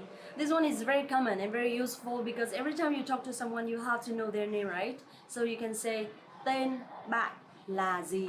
Actually in English that means what is your name, right? But in Vietnamese it means bạn tên là gì? Your name is what? You put the pronouns and the subject before and the to be verb behind. Tên bạn là gì? Tên chị là gì? Tên anh là gì? Tên bạn là gì? Tên tôi là Linh. What is your name? My name is Linh. Tên bạn là gì? Tên tôi là Trang. What is your name? My name is Trang. Tôi là I am. Tôi là Linh. Okay, to answer the question what is your name, you can answer tôi là Linh. I am and your name behind. Tôi là Linh. Tôi là Thanh. Tôi là Thủy. I am Thanh or I am Thủy. I am something. My name is something. Tôi tên là Linh. My name is Linh. My name is Trang. Tôi tên là Trang. What's your name? My name is Linh. Tên bạn là gì? Tôi tên là Linh. Rất vui được gặp bạn. Rất vui được gặp bạn. Nice to meet you. Rất vui được gặp bạn. Nice to meet you. Rất vui được gặp bạn. Rất vui được gặp bạn is very common in Vietnamese because after saying hello or introduce where you're from, what is your name, you should say nice to meet you, right? So I will talk again from beginning. Xin chào, tôi là Linh. Tôi đến từ Hà Nội. Rất vui được gặp bạn. Hello, this is Linh. I'm from Hanoi and it's nice to meet you. That means nice to meet you or I'm glad to meet you. I'm glad to see you. Rất vui được gặp bạn. Or if you meet someone again one more time, you can say rất vui được gặp lại bạn. Rất vui được gặp lại bạn. It's nice to meet you again. Xin chào, tôi là Linh. Rất vui được gặp lại các bạn trong video này. Hello, this is Linh. It's nice to meet you in this video. Bạn có khỏe không? Bạn có khỏe không? How are you? Okay, after introducing yourself, what's your name? Where are you from? I'm from somewhere and nice to meet you. And you can say bạn có khỏe không if to ask if someone is doing well. Or you can change the pronouns. Chị có khỏe không? Anh có khỏe không? Chị or anh instead of bạn. Chị có khỏe không? Anh có khỏe không? Bạn có khỏe không? How are you? Xin chào, tôi là Linh. Rất vui được gặp bạn. Bạn có khỏe không? Hello, I'm Linh. It's nice to meet you. And how are you? Tôi khỏe. Cảm ơn bạn. Còn bạn? Tôi khỏe. Cảm ơn bạn. Còn bạn? I'm fine, thanks. And you? To answer the question how are you, you can say with your friend tôi khỏe. Cảm ơn bạn. Còn bạn thì sao? I'm good, thanks. How are you? Or I'm good, thanks. And you? Tôi khỏe. Cảm ơn bạn. Còn bạn? Tôi khỏe is I'm fine. Cảm ơn bạn is thank you. Còn bạn thì sao? Or còn bạn and you or how are you? So tôi khỏe. Cảm ơn bạn. Còn bạn? I'm fine, thanks. How are you? Làm ơn. Làm ơn. Please. Làm ơn. Làm ơn. Please. Okay, this one obviously we need to use all the time to be polite, right? And for example, làm ơn cho tôi một kem sô cô la. Làm ơn cho tôi một kem sô cô la. Can I have a chocolate ice cream please? Or làm ơn cho tôi mượn menu. Can I have a menu please? Làm ơn cho tôi mượn menu. Can I have a menu please? Làm ơn đến đúng giờ. Please come on time. Làm ơn đến đúng giờ. So don't forget it. Làm ơn. Làm ơn. Cảm ơn. Cảm ơn. Thank you. Cảm ơn. Cảm ơn. Thank you. Okay, so the rhyme is similar a little bit with the word please. Cảm ơn. Làm ơn, right?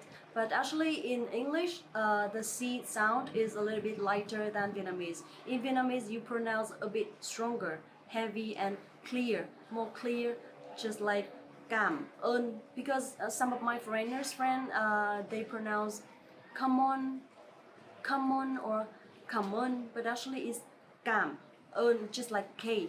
So you pronounce stronger and clearer. Cảm ơn instead of come on. Cảm ơn. Cảm ơn. Không có gì. Không có gì. You're welcome. Không có gì. Không có gì. You are welcome or no problem. Không có gì. Actually, this one is a phrase. Is if you translate, không is no and có gì is yes. It's confused, right? But just use it. Không có gì. Cảm ơn bạn. Không có gì. Cảm ơn. Không có gì. It's not a big deal. Vâng.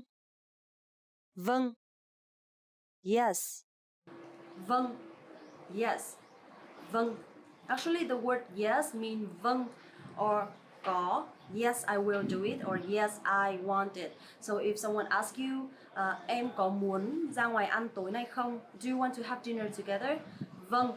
Yes. Em có muốn ra ngoài ăn tối nay không? Vâng. Or if someone asks you, do you want to party together? Em có muốn đi tiệc cùng nhau không? Có. Em có muốn đi tiệc cùng nhau không? Có. Yes, I want to. Or yes, I will. So, vâng.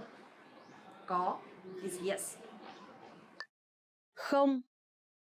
Không. No. Không. Không is no, and there's only one way to express the word no. It's không. So if someone asks you and if you don't want to go, don't want to do it, or you want to refill something, you can answer không. Em có muốn ra ngoài ăn tối cuối tuần này không? Em có muốn ra ngoài ăn tối cuối tuần này không? Do you want to have a dinner together this weekend? Không is no. I don't want to or I will not. And also không is zero to 0, 1, 2, 3, 4. 0, 1, 2, 3, 4. So the word không means no and also zero. Okay. Okay. Okay. Okay is okay. Okay. Okay, Vietnamese use okay too, and someone pronounce okay or someone pronounce okay. But it's okay to say yes. Yeah, instead of yes, you can say okay or okay. But actually, if you want to pronounce really, really strong Vietnamese, you can say okay. Okay. Xin lỗi. Xin lỗi. Excuse me. Xin lỗi. Excuse me. Xin lỗi. Actually, this one you can use for both excuse me or I'm sorry, but this one is very easy and very simple and very common. So, for example, if you can say xin lỗi, ở đây có nhà vệ sinh không? Excuse me, there's restroom here. Or xin lỗi, làm ơn cho tôi đi. Excuse me, can I go? So yes, remember to use xin lỗi. It's very common and still polite. Don't worry. Tôi xin lỗi. Tôi xin lỗi. I'm sorry. Tôi xin lỗi. I'm sorry. Okay, this one sounds formal and very polite to say I am sorry or I very apologize. Tôi xin lỗi. So if you use xin lỗi only, you can use for excuse me or I'm sorry. But if you want to express that you really regret or you are very, very sorry for something or something wrong that you've done, you can use tôi xin lỗi. Em xin lỗi, I'm sorry. Anh xin lỗi, I'm sorry. Tôi xin lỗi. Bây giờ là mấy giờ? Bây giờ là mấy giờ? What time is it?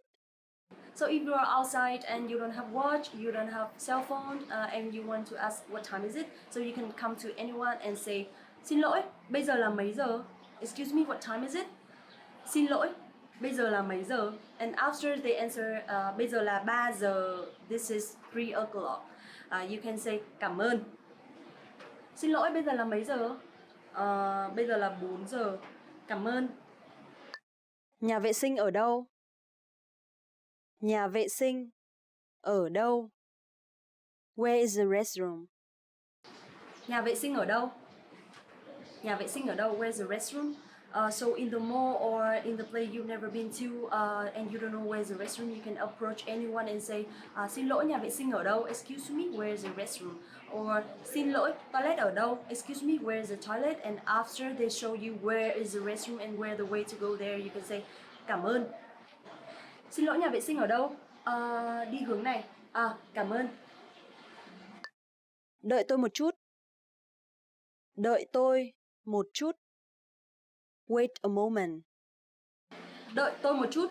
Wait a moment.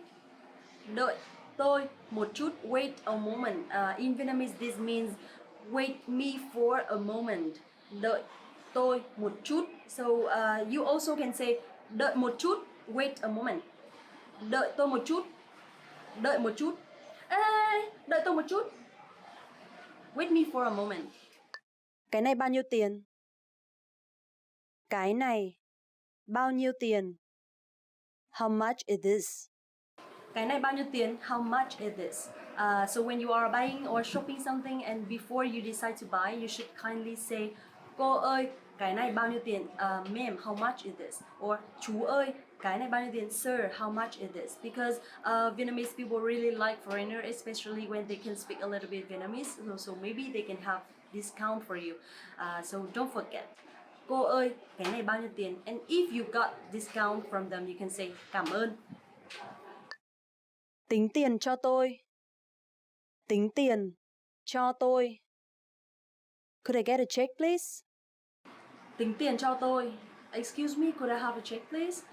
Tính tiền cho tôi. So after finishing your meal or after you decide to buy something, you can say, xin lỗi, làm ơn tính tiền cho tôi. Excuse me, could I have a check, please? Xin lỗi, làm ơn thanh toán cho tôi. Excuse me, can I pay, please? So you can use both. Tính tiền cho tôi, thanh toán cho tôi. Could I get a check, please? Can I pay, please? Xin lỗi, làm ơn tính tiền cho tôi. Cứu tôi với. Cứu tôi với. Help. Cứu tôi với. Help me. Cứu tôi với. I really hope that you don't have to use it when you are traveling in Vietnam, but just in case you really need someone's help or you are really in tough situations, you should say cứu tôi với, and you should say it very, very clear, because if you don't pronounce it correctly, then maybe nobody's know that what you want or what you need, so you should say cứu tôi với. Cứu tôi với. Cứu tôi với. Hẹn gặp lại. Hẹn gặp lại. See you later. Hẹn gặp lại. See you later. Hẹn gặp lại. So the conversation or the meeting is going to be the end, and you want to say that goodbye, I want to see you again, or goodbye, hope to see you again. You can say hẹn gặp lại. Hẹn gặp lại is I want to see you again, or see you later, see you next time. Cảm ơn các bạn đã theo dõi video và hẹn gặp lại các bạn ở video tiếp theo. Thank you so much for watching the video and see you in the next video. Bye. Tạm biệt. No, not yet, don't go. Tạm biệt. Tạm biệt. Goodbye. Tạm biệt. Goodbye. Tạm biệt.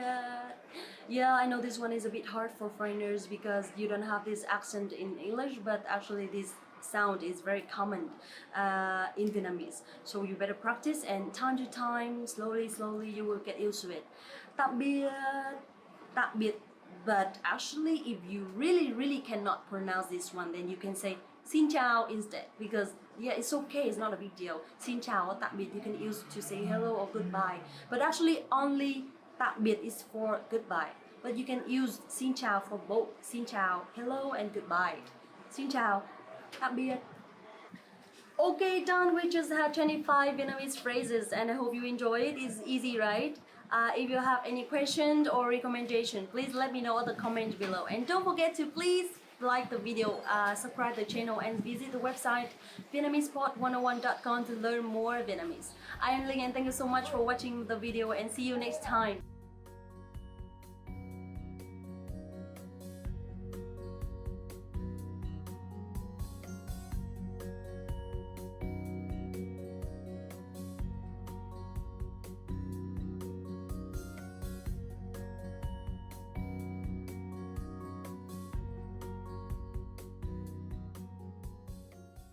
Want to speak real Vietnamese from your first lesson? Sign up for your free lifetime account at VietnamesePod101.com.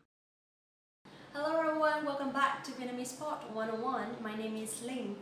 Xin chào các bạn, tôi là Linh. Rất vui được gặp lại các bạn ngày hôm nay. Okay, so I don't know, but a lot of people ask me to do a video about how to flirt someone in Vietnamese. I wouldn't say flirt because it sounds so a little bit over, so I would say how to make friends, or how to ask someone to go out, or how to say something that make the other person feel like you have a feeling for them.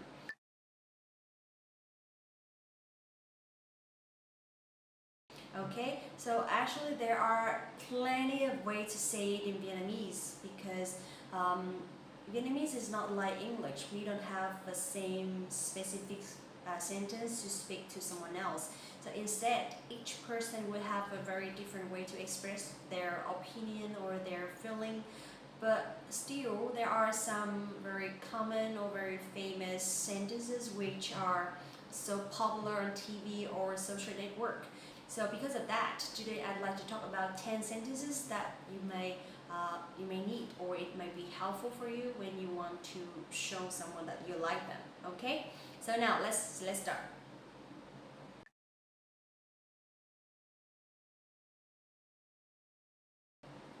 Okay, number one I like to say is em đẹp lắm, or em xinh lắm. So that means you are very beautiful, or you are very pretty. So that is slightly different. Normally we would say, Miss Vietnam this year is very beautiful. So that in that sentence, in that situation, we would say đẹp, because that means she's physically and mentally beautiful. So we say đẹp. But in general, if someone is looking good and she's cute or she's pretty, so you can say em xinh lắm. Okay, so let's practice. Em đẹp lắm. Em đẹp lắm. Em xinh lắm. Em xinh lắm. Okay, so please notice a little bit about the tone mark, because it will decide your pronunciation. It will decide how good your pronunciation is. So if the tone mark is going up, and you have to say a little bit stronger and a little bit sharp. But if the tone mark is going down, so you should say it gently and try to bend the voice or the sound a little bit down.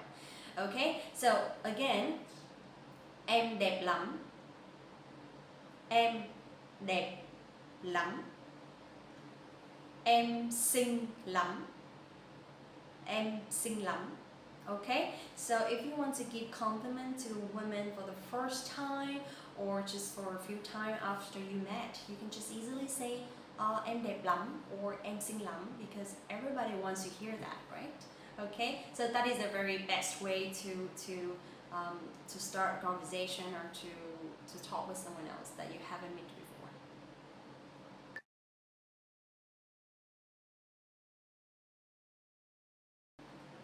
Alright, number two, if you want to give compliment but in an indirect way, you can just say anh thích của em. So for example, anh thích nụ cười của em. I like your smile. Anh thích nụ cười của em. Anh thích nụ cười của em. Or instead of using nụ cười, you can use another noun like anh thích mùi nước hoa của em. I like your perfume. Or anh thích đôi mắt của em. I like your eyes. So remember one more time, anh here is for you, for men, okay? Talking with a woman. And em is the word that we use for a woman who is younger than you. So if you are a man, you just say anh thích nụ cười của em. But if you are a woman, then you must say em thích nụ cười của anh. Okay?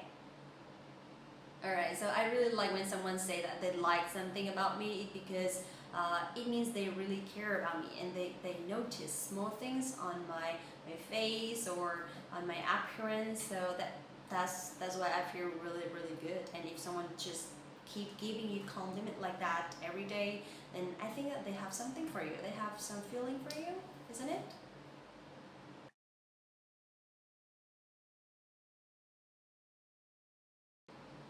Okay, so now after giving compliment, what will you do? Would you like to ask her to go out, or would you like to ask her for a movie? So you can say in Vietnamese, em có thích đi xem phim không? Em có thích đi xem phim không? Em có thích đi xem phim không? Okay, so this means, do you like to go out for a movie? If you are a man, then you can say like that. But don't worry, if you're a woman, you can say anh có thích đi xem phim không? Okay, so this one you can use to ask someone to go out with you. And instead of using đi xem phim, you can use something else like đi chơi. Em có thích đi chơi không? Đi du lịch. Em có thích đi du lịch không? Okay, and after that if they say yes, vâng, of course, then you can keep asking or keep planning. It's like, em có thích đi xem phim không? Có. Vậy thì tối mai em có rảnh không? Tối mai em có rảnh không? Like that means, so are you free tomorrow night?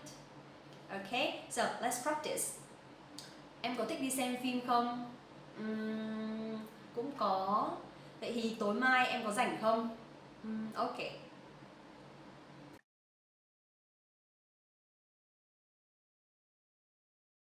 Alright, number 4, I like to share something is very, very popular recently, is because this is a name of a song, and actually we hear it everywhere in Vietnam. This is a song talking about a girl who is having a crush on a man, and she keeps asking, where is your house? Why are you just running around my mind or my heart all the time? So this song's name is Anh nhà ở đâu thế? Anh nhà ở đâu thế? Anh nhà ở đâu thế? That means, where is your house? But actually in Vietnamese, the word nhà, there is another meaning, means my husband or my wife. Nhà tôi means my husband or my wife. So I think it's really smart to use this word because it will be two meanings. First, anh nhà ở đâu thế means where is your house, and number 2, anh nhà ở đâu thế means where is my husband. So that's literally means they're having some feeling for each other. So if you use this one, if you ask this one to a man, anh nhà ở đâu thế, that means you really like him and you want to know where he lives. Or if you post something on Facebook, anh nhà ở đâu thế, and you post a picture of a man, then it will be like you like this guy. Okay? So, anh nhà ở đâu thế?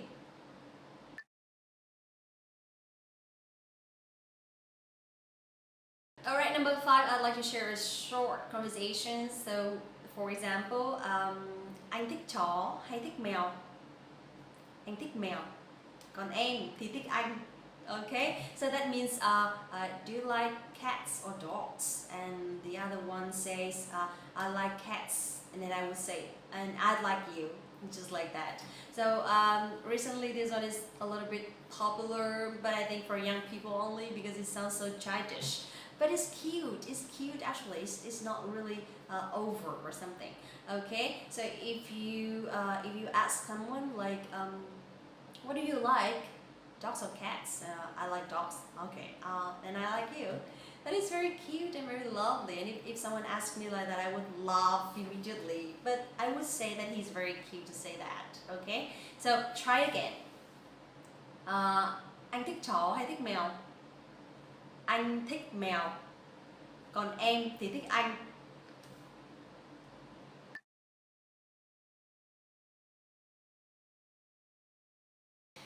Okay, next one, I want to share something that you can post on Facebook.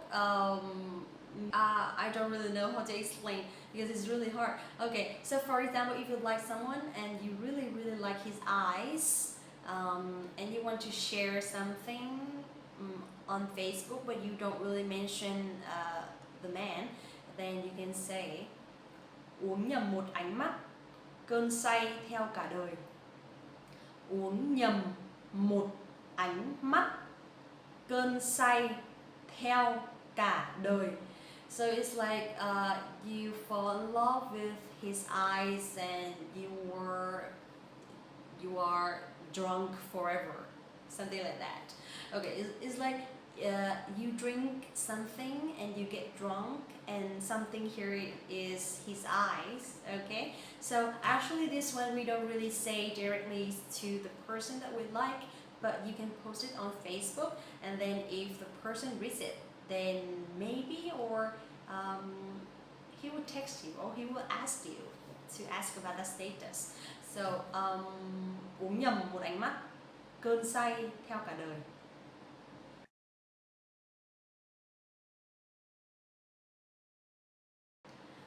Okay, number 7. Cuộc sống là một vòng tròn, trốn mà không kỹ là còn gặp anh. Cuộc sống là một vòng tròn, trốn mà không kỹ là còn gặp anh. Okay, so actually this one I cannot translate because it's like a poem and it has the rhythm. So if you want to understand in English, that means life is a circle, and if you don't hide carefully, you still see me. Okay, so this one you can use it on Facebook or social network as well, because when you say it out with someone that you like, it's a little bit long, and it's just too much. It's just too over to express that to someone, unless you were very, very close together and you want to make the other person laugh in a positive way. Okay, so this one you can post on your social network, and if you want to tell someone indirectly, then you can say that, and it sounds very cute.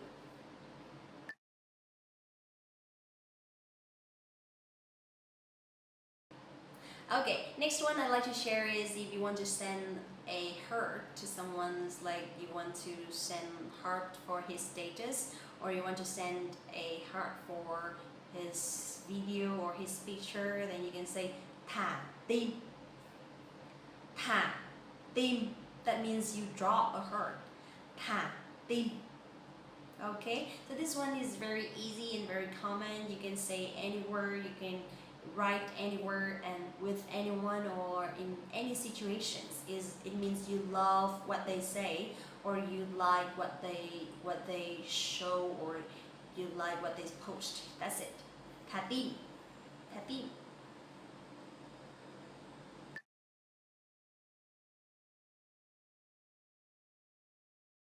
Okay, so it's been a while. You gave compliment to the person, you asked them out, and you send love and heart, and now maybe you are together already. So if you travel together, you can post something on Facebook. It could be a picture of yours, it could be a video, and if you want to say something like you are traveling, you can say đưa nhau đi trốn. Đưa nhau đi trốn. So that means you are hiding together. It's like urban getaway. Đưa nhau đi trốn. So this is the name of a song, of a very famous song recently. That means two people, a couple, they traveled and they want to get out of the city and everything. So it's like they are hiding somewhere in the middle of nowhere. Okay, so đưa nhau đi trốn. Okay, so I think I will stop here because I've shared quite much, and I'm not sure if you guys can apply it immediately, but just spend a little bit time in every sentences and to know where exactly you can use it, because this is not really nice if you use it in the wrong situation or in a not suitable case. Okay, so there's something that you can say directly to the person, but there's something that is better if you write it down, because in Vietnamese we don't really share our feeling directly. It's just like, maybe now it's more open-minded, but I don't know, maybe I'm too old for that, I don't know. I don't know how young people show their feeling nowadays, because for me, I would prefer some things like actions. So, but still, if you hear something like this, it will be very, very nice, and they will give yourself like a happy day. Who knows, right? Okay, so I hope that you will like the video and you find it useful. You can use it immediately and let me know if you have any questions, or if you want to suggest any topics, just let me know. Okay? Thank you so much for watching the video and see you in the next one. Xin chào và hẹn gặp lại. Want to speak real Vietnamese from your first lesson? Sign up for your free lifetime account at Vietnamesepod101.com. Xin chào các bạn, mình tên là Linh, rất vui được gặp lại các bạn. Hôm nay mình sẽ chia sẻ với các bạn về 6 thanh âm trong tiếng Việt.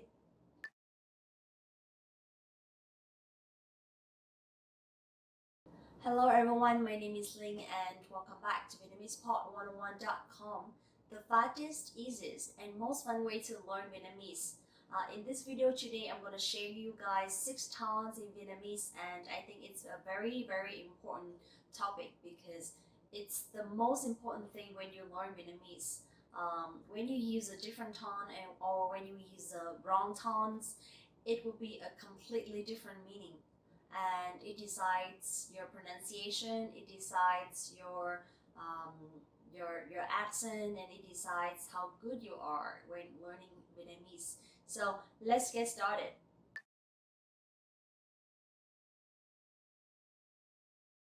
First, let's talk about no tone, which is the tone that has no name, something like that. So you will see a lot of words like that in Vietnamese. And basically the no tone in Vietnamese will be a little bit higher than the usual tone that you speak in English.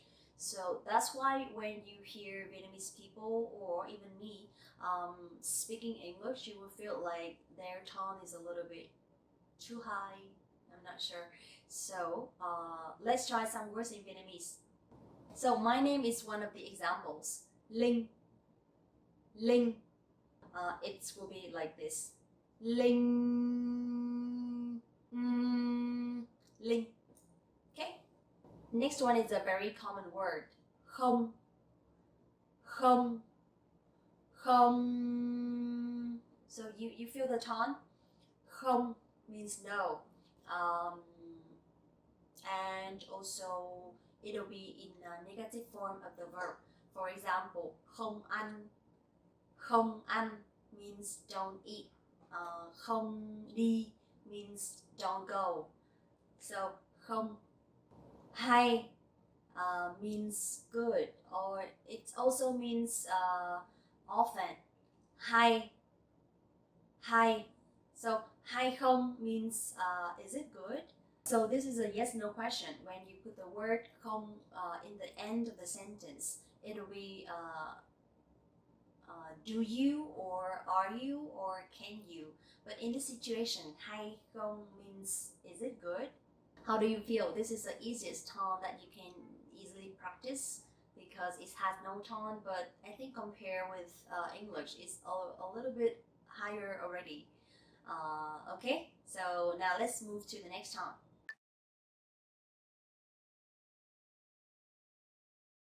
Dấu sắc. Dấu sắc. This is the up tone, and as you see in the word dấu sắc, they are both have dấu sắc, the sắc tones, but actually the sounds are very different, right? Dấu is a little bit softer, and sắc is a little bit sharper and stronger. So there will be 2 tones when using dấu sắc, like that. Dấu sắc. Now let's take a look at the words. Since talking about dấu sắc, I'd like to review a little bit about days. Thứ hai. Thứ hai means Monday. Thứ hai. So hai here means 2 and means day 2. So Sunday is the first day, right? And from Monday we say day 2. Thứ hai. Thứ ba means Tuesday. Thứ ba. Thứ tư. Thứ tư.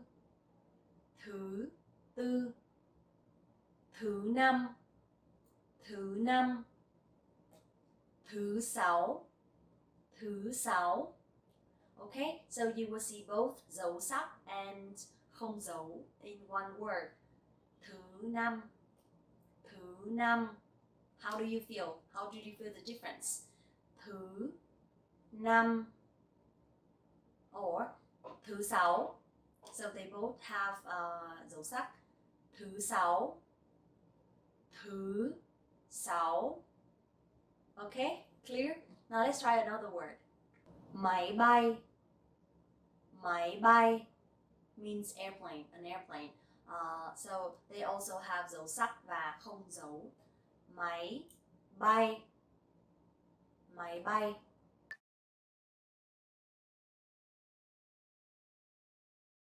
Now let's talk about dấu huyền. It's a down tone. Dấu huyền, dấu huyền. So you will see dấu huyền has dấu sắc and dấu huyền. Dấu huyền. Đi về, đi về means coming back. Đi về or đi về nhà. Đi về nhà. So đi has no tone and về nhà have dấu huyền. Okay? Đi về nhà means going back home. Đi chùa. Đi chùa means going to the pagoda. Đi chùa.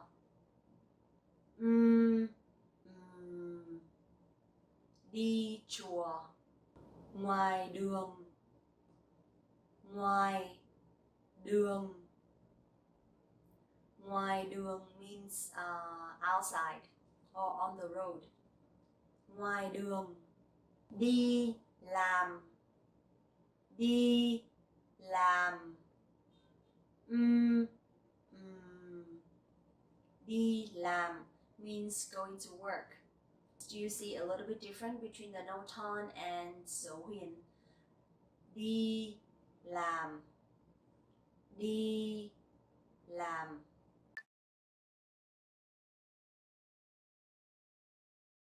Next one is dấu hỏi.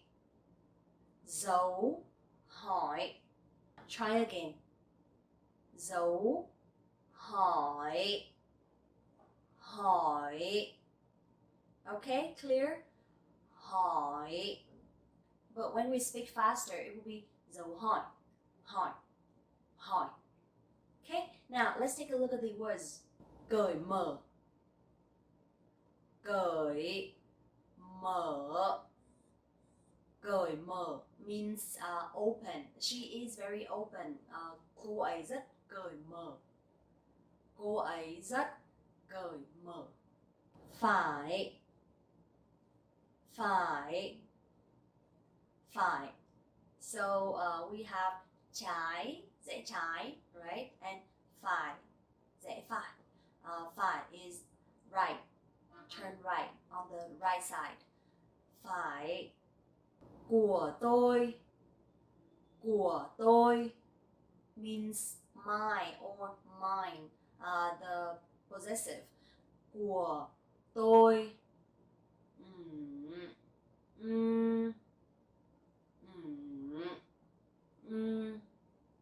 Của tôi. Okay? Các bạn có thích video của Linh không? Do you like my videos?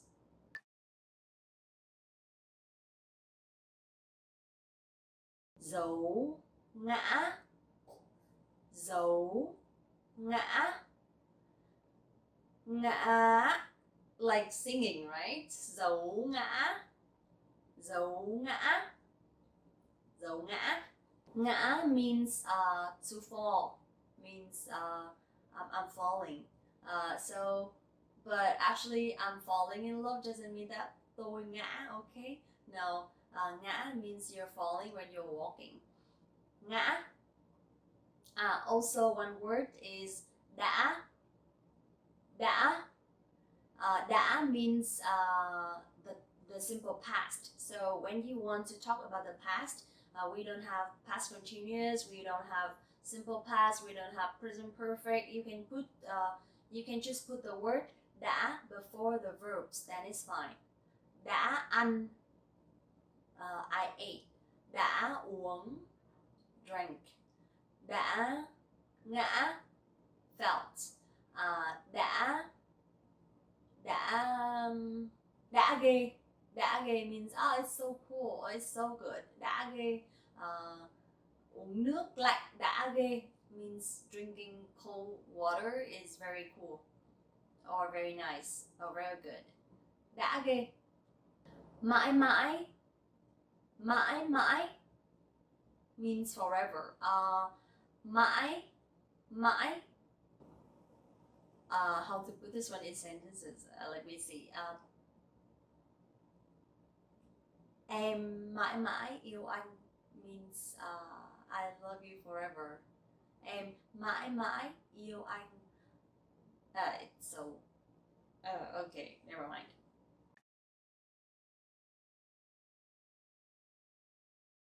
Okay, last one. Giấu nặng.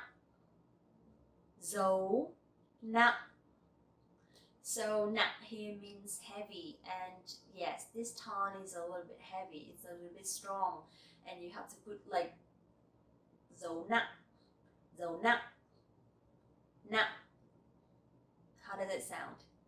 Is it weird? So don't feel funny when hearing Vietnamese people speaking English, because our pronunciation or our accent is influenced a lot by our tones. So that's why when we speak Vietnamese, it will sound a little bit heavier than people from other countries. So nặng. Đi bộ đội. Đi bộ đội means joining the army. Đi bộ đội. Đi du lịch. Đi du lịch. Đi du lịch means to travel. Tôi rất thích đi du lịch. Tôi rất thích đi du lịch. Tôi rất thích đi du lịch. Okay, so also just it's likely dấu sắc. It has two tones. In dấu nặng, it also has two tones. Like đi bộ đội. Bộ đội, it's one tone, and du lịch. Du lịch, it's a second tone when using dấu nặng. Okay, so I think it's a little bit difficult to remember, but the thing is just try to hear as many words as possible, and I think like you get used to it. Okay, it's done for today. Such a very difficult video, right? But don't give up, okay? Because I will always be here with you guys to practice pronunciation and accent. Please also don't forget to like the video, subscribe the channel, and visit the website VietnamesePod101.com to learn more Vietnamese. Thank you so much for watching again, and see you in the next video.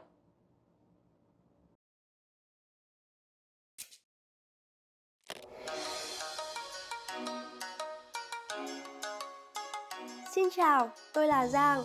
Hi everybody, I'm Giang. Welcome to VietnamesePod101.com's 3 phút học tiếng Việt, the fastest, easiest, and most fun way to learn Vietnamese.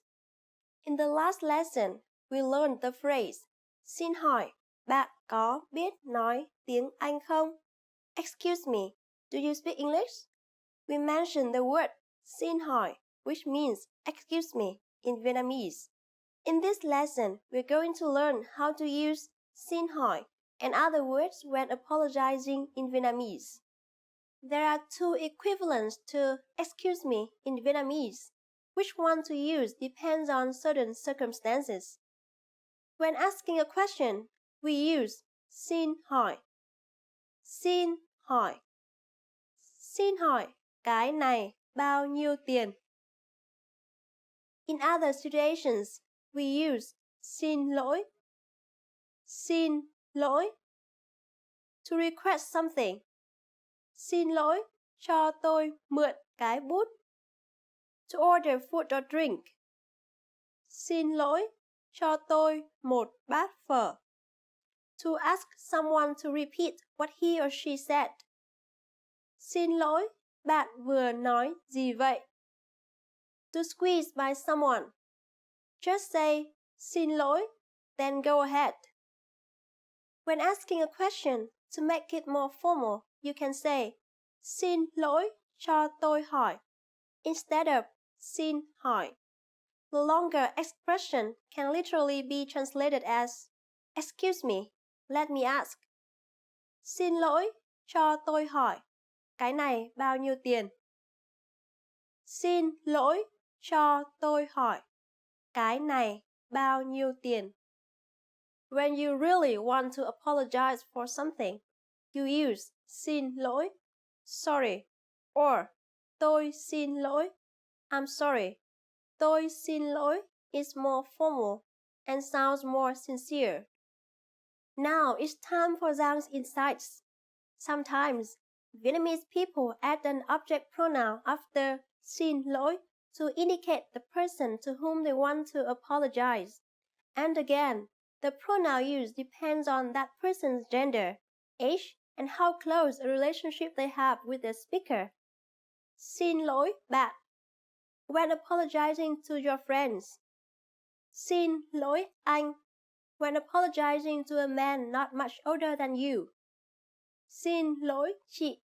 When apologizing to a woman not much older than you. However, using such pronouns is not necessary, and it is safer to use xin lỗi or tôi xin lỗi in any situation. Well, we've finished the first 5 Vietnamese lessons, and now you're able to say some basic Vietnamese phrases. How do you feel about Vietnamese? Are you getting more confident about traveling to Vietnam now? I hope you all find it interesting, and I look forward to seeing you again. Tạm biệt, hẹn gặp lại nhé!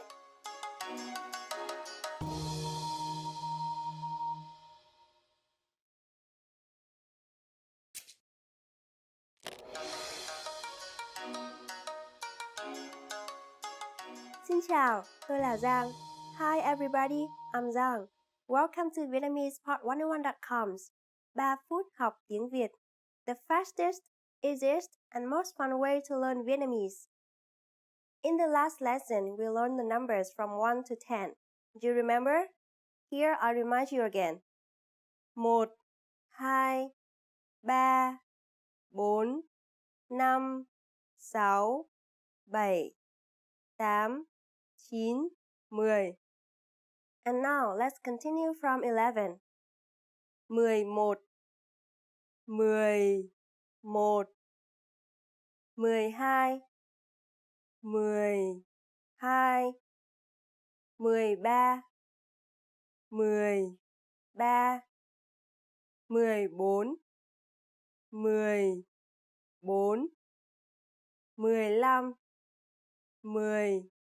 13, 14, 14, 15, 15, 16, 16, 17, 17, 18, 18, 19, 19. And finally we have 20, 20. Okay, now repeat after me. I'll say the numbers and give you time to repeat each one. 11, 12,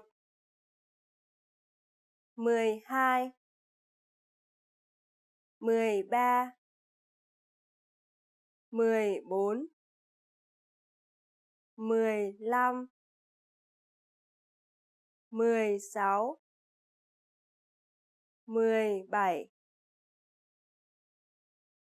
17, 18, 19, 20. It's quite simple, right? Start with 10, 10, then add the numbers from 1 to 9 right after it in order to get 11 through 19. The only exception is 15. Instead of 15, you should say 15. So L instead of N. 20 is easy too. just combine 2 and 10. 20. Notice that the tone for 10 is changed here. 10, not 10. Let's not stop at 20. Counting to 100 is super easy. Now I give you the tens. 20, 20, 30, 30, 40, 40,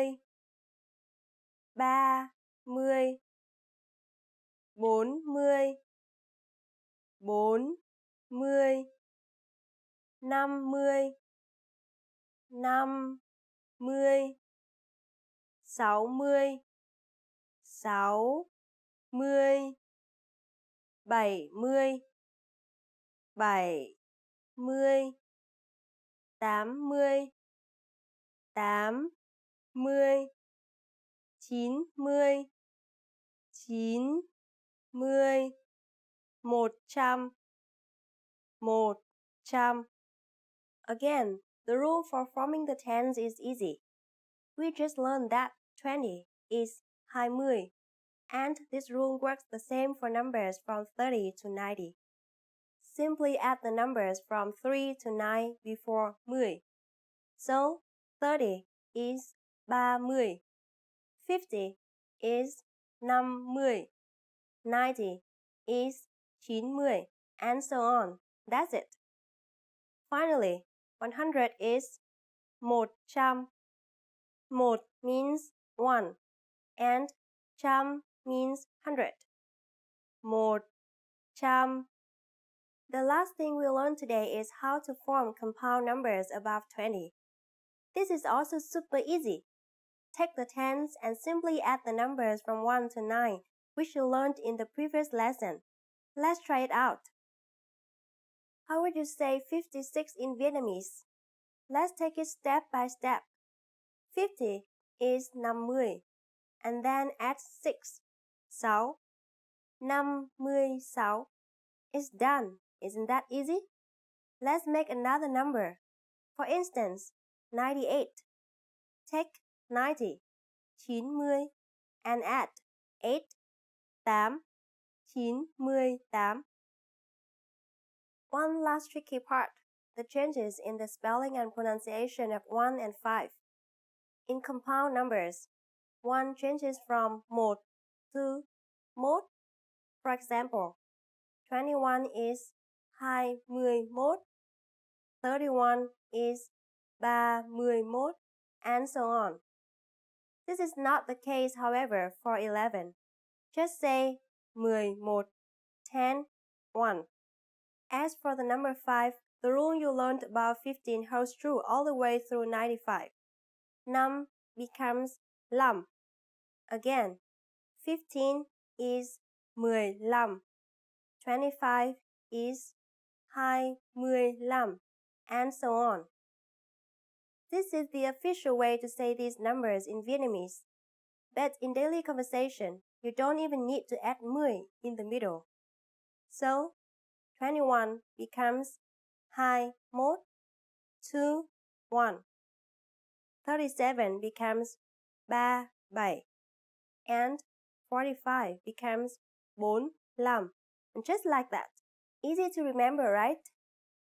After only 2 lessons, you are now able to count to 100 in Vietnamese. In the next lesson, we are going to put your number knowledge to use. Do you have all the skills you need to go shopping in Vietnam? If not, I'll be waiting for you in our next 3 phút học tiếng Việt lesson. Tạm biệt!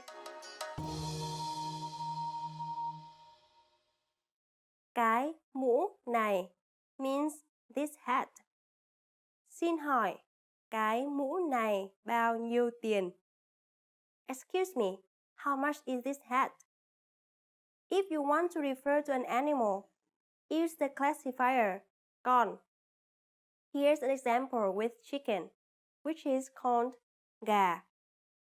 Xin hỏi, con gà này bao nhiêu tiền? Excuse me, how much is this chicken? Xin hỏi, con gà này bao nhiêu tiền? At this point, the shopkeeper will simply answer with the price. To say a price in Vietnamese, first, say the number, then add the word nghìn, which means 1,000. Because $1 is equal to about 20,000 Vietnamese đồng, we always talk in big numbers when saying prices in Vietnamese. For example, the shopkeeper can say 40.000, 40,000 đồng. Notice that the currency unit đồng is not needed here. Now that you have learned how to say the numbers from 1 to 100 in Vietnamese, I guess you can catch this price easily, right? Now, it's time for Giang's insights. Vietnamese people tend to add particles at the end of sentences to make it more melodic and natural. Here you can say, bao nhiêu tiền vậy? Vậy is a particle, usually added at the end of a question. As I said, its function is to help you sound more natural and intimate. For example, at a cafe, you can ask, một cappuccino bao nhiêu tiền vậy? One cappuccino, how much is it? At this point, can you count currency in Vietnamese? We are going to learn how to do this and much more in the next lesson. I'll be waiting for you in our next 3 phút học tiếng Việt lesson. Tạm biệt!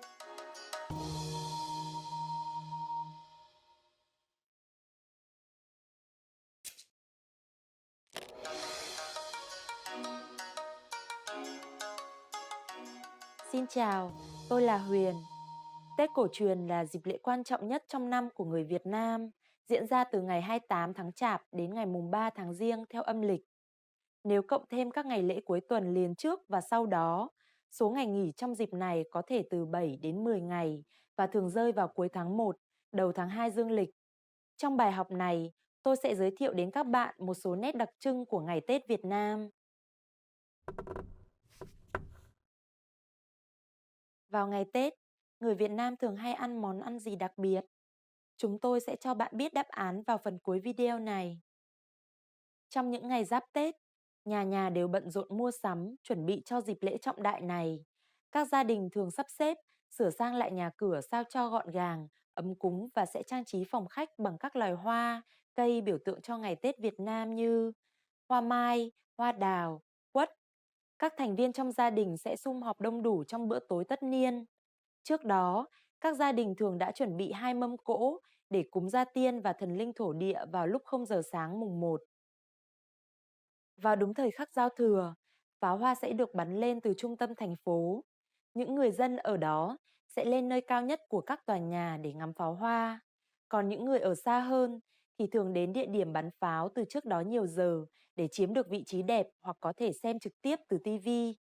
Sau khi pháo hoa kết thúc, nhiều người sẽ đi hái cành lá non từ chùa về để lấy may về nhà. Tục lệ này gọi là hái lộc. Sang ngày đầu tiên của năm mới, người Việt Nam có phong tục chúc Tết. Con cháu sẽ chúc Tết ông bà, bố mẹ. Và người lớn thì thường mừng tuổi, tức tặng tiền để trong phong bì lì xì màu đỏ cho trẻ nhỏ và chúc. Hay ăn chóng lớn, vâng lời cha mẹ. Người ta thường hay nói, chúc mừng năm mới, hoặc chúc vạn sự như ý trong dịp này. Ngoài đến chúc Tết những người họ hàng thân thiết, mọi người còn đi lễ chùa và những ngày sau đó, người ta thường đến nhà hàng xóm, bạn bè chúc Tết và gặp gỡ, ăn uống.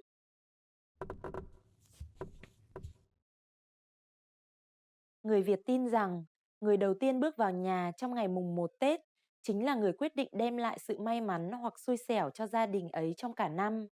Người xông đất phải là người có tuổi âm lịch, hợp tuổi của chủ nhà. Và bây giờ, tôi sẽ cho bạn biết đáp án của câu đố đã nêu ra lúc trước. Vào ngày Tết, người Việt Nam thường hay ăn món ăn gì đặc biệt? Trong rất nhiều món ăn ngày Tết, bánh chưng và xôi gấc là 2 món ăn đặc biệt không thể thiếu khi mỗi dịp Tết đến. Ngoài ra, gà luộc, giò lụa và nem rán cũng là những món được bày trên mâm cỗ trong dịp lễ này. Bài học này thế nào? Các bạn đã học được nhiều điều thú vị chứ? Ở nước bạn có sử dụng lịch âm hay không? Hãy để lại ý kiến cho chúng tôi tại vietnamesepod101.com. Hẹn gặp lại các bạn vào bài học tiếp theo nhé!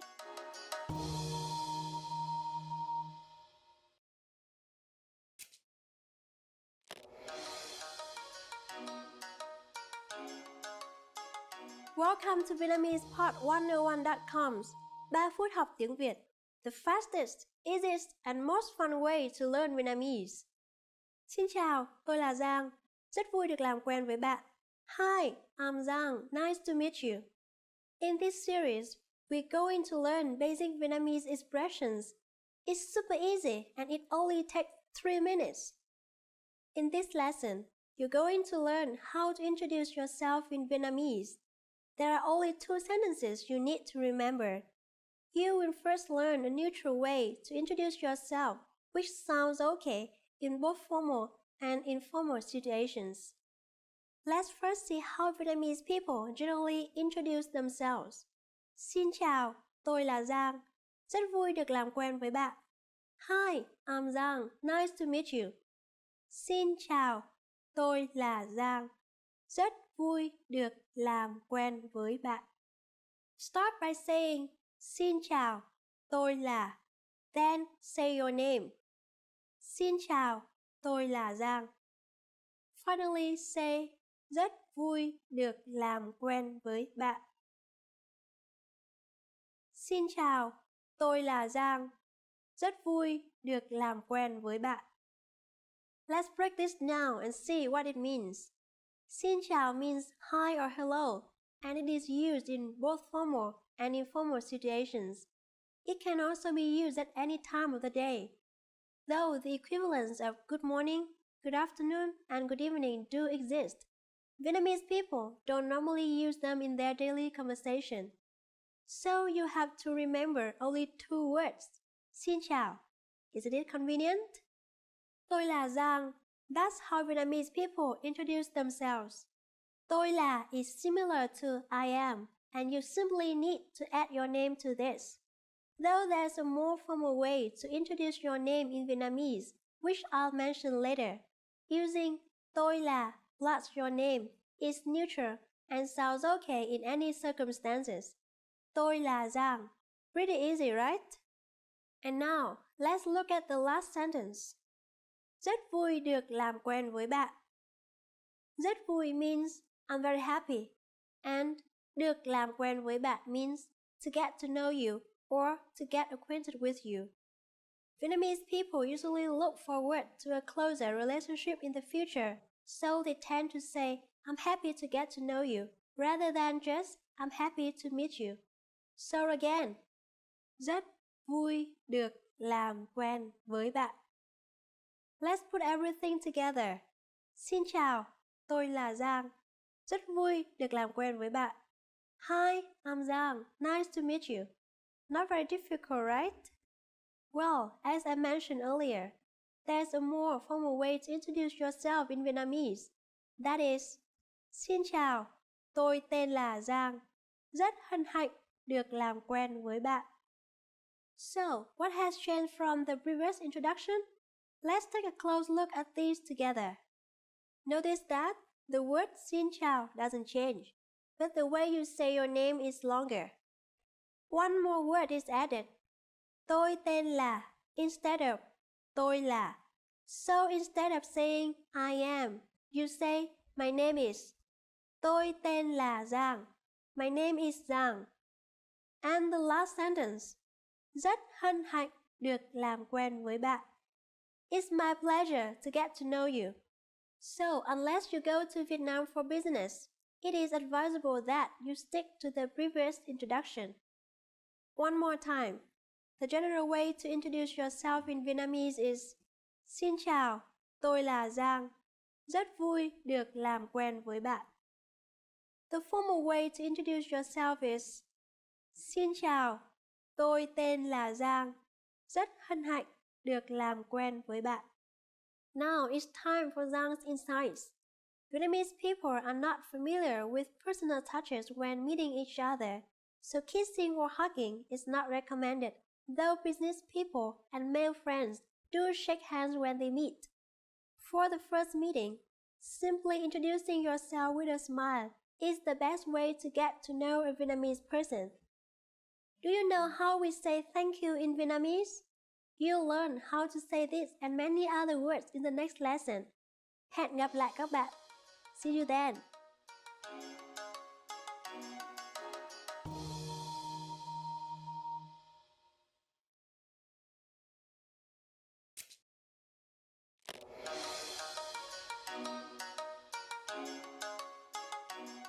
Xin chào, tôi là Giang.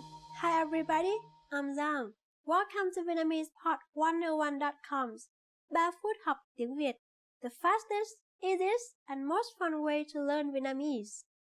In the last lesson, we learned how to be grateful to people by saying cảm ơn. In this lesson, we'll learn some of the most common greetings used in Vietnamese. Bạn đã sẵn sàng chưa? Are you ready? Chúng ta cùng bắt đầu nhé. So, let's start. The general greeting in Vietnamese is Xin chào.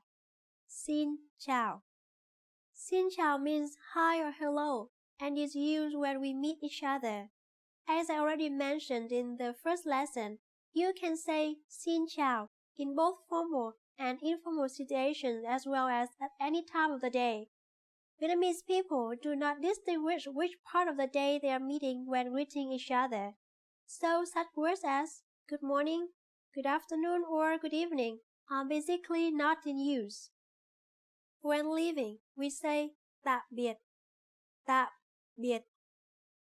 Tạm biệt literally means goodbye and is considered both formal and informal. Finally, see you soon in Vietnamese is hẹn gặp lại. And again, it is used both formally and informally. The more intimate way to say see you soon is hẹn gặp lại nhé. Nhé literally has no meaning. It is added at the end just to make the sentence more natural and melodious. Hẹn gặp lại. Hẹn gặp lại nhé. Now you can greet people in many different ways in Vietnamese. Let's review them all again. When meeting each other at any time of day, Xin chào. When leaving, tạm biệt. When we will see the other person again, hẹn gặp lại. Hẹn gặp lại nhé. It's easy, isn't it? Now it's time for Zhang's insights. A more natural way to greet someone is to remove the word xin and just say chào with a pronoun appropriate for the listener. Vietnamese language consists of a complicated system of pronouns which vary according to gender, age, and the closeness of the relationship. For example, chào bạn. Chào anh. Chào chị. Chào em. Chào chú. Chào bác. Chào cô. Well, this sounds complex, right? But once you learn more, you'll find them interesting. Anyway, the easiest and safest way to greet someone is saying xin chào and just that. Pretty convenient, isn't it? During the next lesson, we will learn the meaning of the phrase Bạn có biết nói tiếng Anh không? Do you already know it? We'll be waiting to talk about it with you in our next 3 phút học tiếng Việt lesson. Tạm biệt, hẹn gặp lại!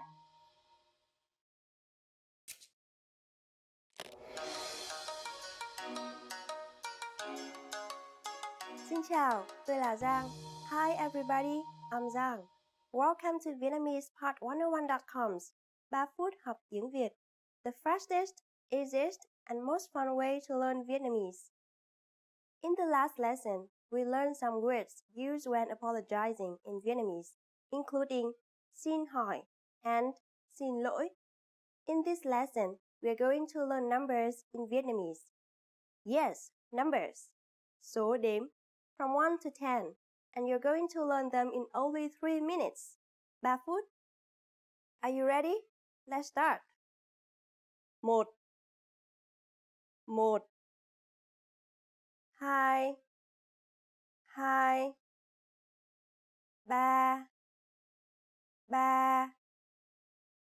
4 4 5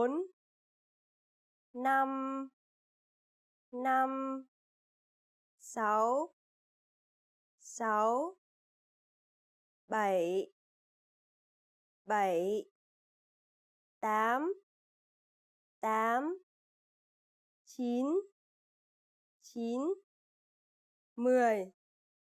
10. Okay, now repeat after me. I say the numbers and give you time to repeat each one. 1 2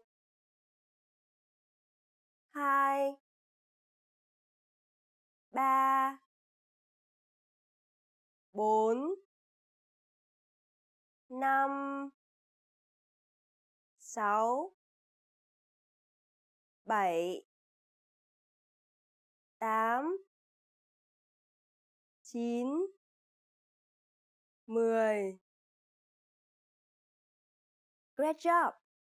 What's before 1? Do you know? In Vietnamese, 0 is không. It's the same word as no in Vietnamese. Không. Now, you don't have any more excuses. You can give your friends your cell phone number in Vietnamese. Let's try together. We'll use the phrase số điện thoại của tôi là, which means my phone number is. Số điện thoại của tôi là. Số điện thoại của tôi là 090 467 1805. Can you read it by yourself? 090 467 1805. Perfect! Now, it's time for Zhang's insights. Vietnamese people believe that each number has meaning, so they are very careful in choosing their cell phone numbers. Many of them even spend a lot of money to get their desired numbers. Do you know what numbers are the most popular?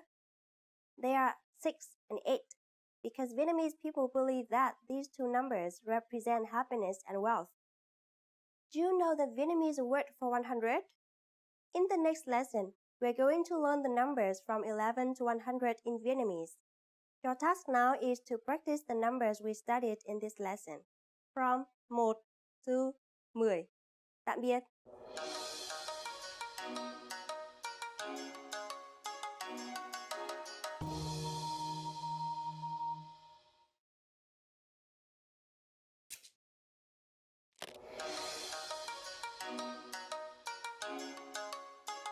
Xin chào, tôi là Giang. Hi everybody, I'm Giang. Welcome to VietnamesePod101.com's 3 phút học tiếng Việt, the fastest, easiest, and most fun way to learn Vietnamese. In the last lesson, we learned how to introduce ourselves in Vietnamese. And in this lesson, we're going to learn how to use good manners as we thank people. Bạn đã sẵn sàng chưa? Are you ready? Chúng ta cùng bắt đầu nhé. So let's start. There are several ways to thank someone, and let's start with the easiest. Cảm ơn. Cảm ơn. Cảm ơn means thank you. When saying thank you very much, you just need to add rất nhiều. Cảm ơn rất nhiều. Cảm ơn rất nhiều. Rất nhiều means a lot. So, cảm ơn rất nhiều is like saying thank you very much. Cảm ơn is the casual way to say thanks in Vietnamese. If you want to emphasize more formality, just add the word xin before cảm ơn. Putting them together, you say xin cảm ơn, which literally means let me give my thanks. Saying thank you very much in a formal way is xin cảm ơn rất nhiều. One more time. The casual way to say thanks is cảm ơn, and thank you very much is cảm ơn rất nhiều. The formal way to say thanks is xin cảm ơn, and thank you very much is xin cảm ơn rất nhiều. How do you answer? It's easy. There are basically two different ways to do it. The first is không có gì. Không có gì. Không có gì literally means it's nothing, but it is the equivalent of you are welcome. The other way to say you're welcome is the expression không có gì đâu ạ. Không có gì đâu ạ. Literally, this phrase also means it's nothing, but the longer expression implies more politeness and is appropriate when replying to a senior person, So when someone is saying cảm ơn to you, you can simply reply with không có gì or không có gì đâu ạ. Now, it's time for Giang's insights. It should be noted that in daily conversations, you may hear Vietnamese people say cảm ơn instead of cảm ơn. The word cảm ơn is pronounced with a rising tone. It has basically the same meaning as cảm ơn, but it's simply easier to pronounce. Cảm ơn is only used in speaking, while cảm ơn is more semantically correct and officially used in both writing and speaking. So, in daily communication, you can use either words, depending on which one is easier to remember and pronounce. You know what tạm biệt means? In our next lesson, you'll learn this and other greetings in Vietnamese. Tạm biệt và hẹn gặp lại. Goodbye, see you again.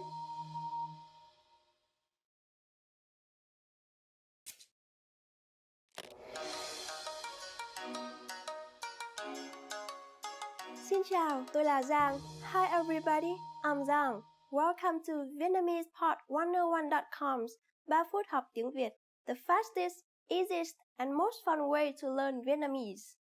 In the last lesson, we learned the most common forms of greetings in Vietnamese. Do you remember them? In this lesson, we're going to learn a very useful phrase. Do you speak English? If you find yourself in a situation where you need assistance in English, this phrase can be a lifesaver. And because you are asking in Vietnamese, you can be sure that everyone will understand what you're saying, even if the answer is no. First, here's the informal way to say it. Bạn có biết nói tiếng Anh không? Bạn có biết nói tiếng Anh không? Let's break it down. Bạn is the equivalent of you in Vietnamese. But as I mentioned in previous lessons, the Vietnamese language has a complicated system of pronouns, and the way you address the person you're speaking to depends on gender, age, and how close a relationship you have with him or her.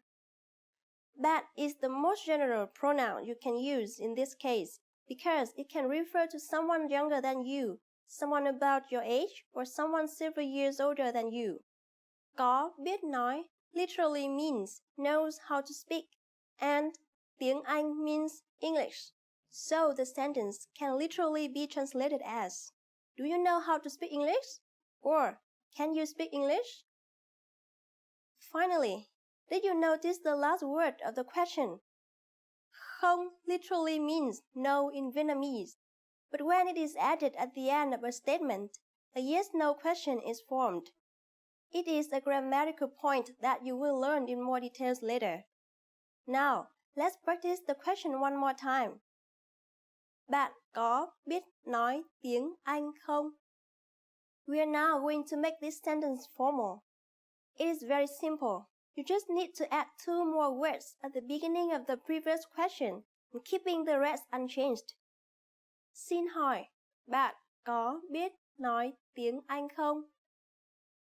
Xin hỏi, bạn có biết nói tiếng Anh không? Xin hỏi means exactly the same as excuse me. When you add these words at the beginning of any question, it becomes more polite. The responses you will receive could be any one of these 3. Có, yes. Có. Một chút thôi, a little. Một chút thôi. Không, tôi không biết nói tiếng Anh. No, I don't speak English. Không, tôi không biết nói tiếng Anh. Since this last one is a negative statement, the verb is the opposite of the verb used in the question. The question asks, do you know? Có biết. And the answer is, don't know. Không biết. The subject has also been changed from bạn, you, to tôi, I, and the question word at the end, không, is omitted. Again, the complete answer is, không, tôi không biết nói tiếng Anh. No, I don't speak English. Now, it's time for Zhang's insights. If you still remember the list of pronouns I mentioned in the last lessons, you can choose a suitable pronoun for the person you're talking to instead of using bạn in the question. But when you're talking to an older person, the word à is added at the end of the question to show respect. For example, anh có biết nói tiếng Anh không ạ? Chị có biết nói tiếng Anh không ạ? Bác có biết nói tiếng Anh không ạ? In this lesson, we mentioned the expression xin hỏi, which means excuse me. But do you know how to say sorry in Vietnamese? In the next lesson, we will learn this and other ways to apologize in Vietnamese. It's never too late to show your good manners with Vietnamese people. I'll see you in our next 3 phút học tiếng Việt lesson. Hẹn gặp lại! Now that you're finished with this lesson, don't forget, as a free bonus, you get over 30 conversation cheat sheets, but only if you sign up via the link in the description. You'll learn how to have flowing conversations and how to answer the most common questions. You can also print out these colorful cheat sheets to keep as physical study material. So don't miss out on this free gift. Click the link in the description and sign up for a free lifetime account to get your PDF cheat sheets.